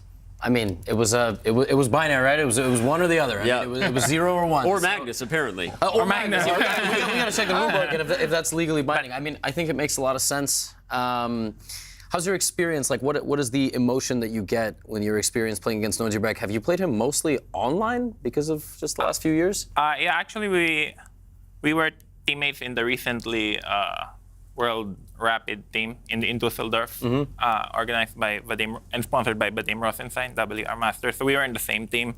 So we actually did the training camp before that. So we did some training in person. We played a lot of blitz games. We also played a lot of practice games in person. And I'm just going to jump in there for a second, because that is really interesting, because now in modern times we're doing a lot more team chess events. It's good and bad for you guys, because it's fun because you get to play on a team, which is fun for the fans, but it's a little bit dangerous, right? Because you play a lot of training games, right, which are not official. Now you have to play Nodirbek in a semi-final here. So do you like it or do you dislike it? Because I feel like chess used to be a lot more secretive. Yeah, I love it. It's I think it's one unfortunate thing personally that chess is very individualistic. It seems like you're super isolated all the time, but if you look at any other sport, maybe except tennis or something, it's usually a team sport. So I grow a lot when I work with other players. You know, I adopt their ideas. You know, I get views and stuff. So I much prefer in a team. I would prefer it actually if every single tournament was a team event over an individual event. I'm gonna put you on the spot here, Wesley. Who's up in that? So you played a lot of games, Blitz, Rapid. Who's up? Are you up or is he up? Who's the score? Yeah. No one's counting. No one's counting. But I think I'm doing pretty well recently. Like I beat him yesterday, and also we played in Berlin. I managed to beat him also there. Okay. But it's I think we also played online. I don't remember who won. But it's definitely better than my results against Fabiano. So that's one thing for sure. Also, I'm very excited to see a C versus C match. You know. Okay. One thing I look forward to. So nice. I can't deny them that. We're all looking forward. Well, you couldn't hear the end of Hikaru's interview, but he said he thought that now that the matches moved to 4-game matches, he thinks Magnus is maybe even more of a favorite. But if he had to root for someone, he said he's rooting for you. So your thoughts quickly on both those comments. The longer format makes Magnus more of a favorite, and your thoughts on Hikaru rooting for you. No, he's completely correct, and that's very kind of him to say. But you know why he said that? I was like literally 2 feet away. I was watching him. Oh, okay. So scripted. He had no choice. He had no choice. I was watching. I was in line. I stand next to Hikaru all the time. That doesn't make him say nice things about me. So I don't know what you have going for you. But okay, that's good. He seems to be in a good mood. I'm very happy that, you know, even though he didn't make it today, at least he still finished tied for 5th, 6th. Yeah. And I'm sure he's a very impressive player. Like, I'm very impressed by the way he played in Norway. Also in Isle of Man, and this tournament's just not for him. But I think he's completely right. Like, that's one of the reasons why I took draw against Magnus with the white pieces yesterday, because the more games you play, I think the more chances the stronger player has to outplay you. But also, compared to last year, now the format's a bit different, because what happens the first day doesn't carry over. Yeah. So you can lose 3-0 and then it's okay. Yeah, that's true. So, Wesley. But it's Fabi's problem, not mine. It's Fabi's problem, not your problem. At least right now against Magnus, you got a problem named Nodirbek Abdusattorov. So, all right. Thank you so much, Wesley. Thank you, Danny. You're amazing. We can't wait to see what happens for the rest of the event. Maybe we'll be talking to you again after other victorious matches. We'll see. Yeah, I'm very excited. I'm a bit disappointed by how I played in Armageddon today, but it's good practice. Hopefully tomorrow I'll play better. Yeah. Well, no one's really been that disappointed with your play so far, so I think you're going to carry over a lot of momentum. Wish you the best of luck. Thank you so much. And we'll see you tomorrow. Really appreciate it, guys. All right, everybody, that was Wesley So. You heard him. He chose his opponent. That means we have clarity in our bracket. That's right. It'll be Wesley So versus Nodirbek Abdusattorov and Magnus Carlsen versus Fabiano Caruana, which means we have some things to break down, because Wesley So, the guy who had the best record through the round-robin stage, set the seeds in the semifinals. So let's talk real quick and give our thoughts on these matchups. You heard Wesley say he chose Nodirbek. I think he had sound logic. He's like, at the end of the day, as hot as the kid is, I don't want to play the world number 1 or world number 2, Levy. Yeah, your thoughts on that? Well, let's put it this way. If Fabiano was the 2nd highest rated chess player in the world, but the last 8 matches all went to Wesley in Rapid, Wesley probably would have chosen Fabiano because he has his number. But I think Fabiano's done pretty well against Wesley. I think there's a little bit of like a, look, if I don't have to, I'm not going to type of situation. And Nodirbek still has to prove himself. So that's why. Kenny, give your thoughts on Caruana Carlsen, the other one. Yeah, that's a heated matchup, obviously. I mean, it's another one of the World Championship things. Fabi's going to try to redeem himself there. You know, Carlsen, he was mad. He was like, hey, you know what? So you picked against me twice, what he said to me. Then he was like, coming to you, right about that. So it was funny, but Carlsen's just going to try to, do what he does best and try to be the GOAT and win this thing all the way out. It's 4 matches or 4 games. So with that being said, it's going to be really difficult for Fabi. But at the same time, if he plays the way that he was playing, I think he'll have a good chance as well. equal as well. I also wanted to say about what'd you call him? Nordy the Mystical Magic Dragon. Man, Magic Dragon. That's a nice name versus Wesley Serrano. Like Wesley Serrano versus the Magic Dragon, the Magic Endgame Dragon now. That's crazy. The guy wins a lot of endgames. Yeah, his endgames are sick. Pretty nice. Really good. I'm just gonna say I think it's overblown. I think I fall for this myself, like Carlsen, Caruana, the Battle of the Cars. You know, we're always like, oh, World Championship 2018. That was 2018, man, all over again. 2018 was crazy, man. It was. It's gonna be 2057. They're gonna be in the retirement home, or hopefully not yet. We're gonna be crying, and we're gonna be like 2018. It's gonna be like that Vince McMahon meme, you know, where he's just like. Yeah. It's been 2018. That was crazy. No, but I mean that's fair to say. But also, I think part of the reason is that chess has only gotten faster since 2018. We see more big events with these types of time controls. But what was the storyline of 2018? It was that Fabiano Caruana didn't lose in classical. He lost in the fast time control. So I think that there's a reason that conversation continues to come up, and we have yet to see Fabi beat Magnus in a big. Rapid match. Yeah. I mean, so again, we're here, we're talking about it. So it's just never happened yet. So, what do you do if you're in his head? You know, I gotta maybe wear a different shirt. You know, what I mean? Like we might hit the gym or something. You know, whatever he needs to do, he gotta do it now. Maybe take a shot or two before. Maybe don't do that. Okay, don't take. Maybe we can, but we won't. He needs to do something different, Danny, because that's the only way that I'm going to do. What'd you say? Insanity. To do the same thing over and over, expect a different result, right? Of course, we got to do something different here, Danny, if I'm gonna be Magnus. Well, the thing is, Fabiano didn't lose in Armageddon also. Let's keep that in mind, right? It was Hikaru who had so many Armageddons, and he did say in a two-game rapid match at this level, if you get to an Armageddon, it really is a coin flip. Magnus beat Fabiano in this particular tournament with a very convincing game with the black pieces where he played the Nimzowitsch defense, right? He played e4, knight c6. So he played an offbeat opening. He immediately turned the game into total chaos. And Fabiano had to make a lot of important decisions that already had a high level of impact on the position, and he made incorrect decisions. And Magnus won that game with that, the queen sack at the end with the pawn. It was a very convincing game. So Fabiano has some work to do because, will Magnus solidify now? Because he has so many more games. That wasn't just one game. Now they have to play like 8 games potentially against each other, maybe 10 games, because semifinals are 2 days long. So it's interesting to see, will Magnus tighten up? Or is he going to just go all out, play whatever he wants, and freestyle, and just try to take Fabi out quickly? We're going to find out. We still have a lot of things to find out. Can you believe it? We're having a lot of fun, and there's still 4 more days ahead. And guess what? There's still more chess for you to watch today. This may have been the longest chess broadcast for you in the history of your viewing online career, fans. But guess what? If you missed the Armageddon battle between Magnus and Hikaru from a couple days ago, you should head over to our YouTube channel and check it out with some bonus features, some analysis, and some commentary by someone named Tania Sachdev. There's a lot of good things about that video. I think you might want to head over and check that out. But all right, for the whole crew, obviously the team in Oslo, shout out to them for staying up super late. Tanya, David, Hess, and everyone over there. For everyone here, there's a lot of people working hard to bring it. Levy, Canty, myself. This is awesome. We're going to see you tomorrow. It's the first day of the semifinals, longer matches. 4 players are still standing here in Toronto. It's the 2023 Champions Chess Tour Finals, and we'll be back, and we'll see you then. Hikaru has to win this match. Wow, the Black King. Oh, that's he walks into a knight fork. He's in the net. He's in the net. He walked right into the net. Bishop can even. And they know it. They know it. Magnus Carlsen gets the job done, takes it to Armageddon.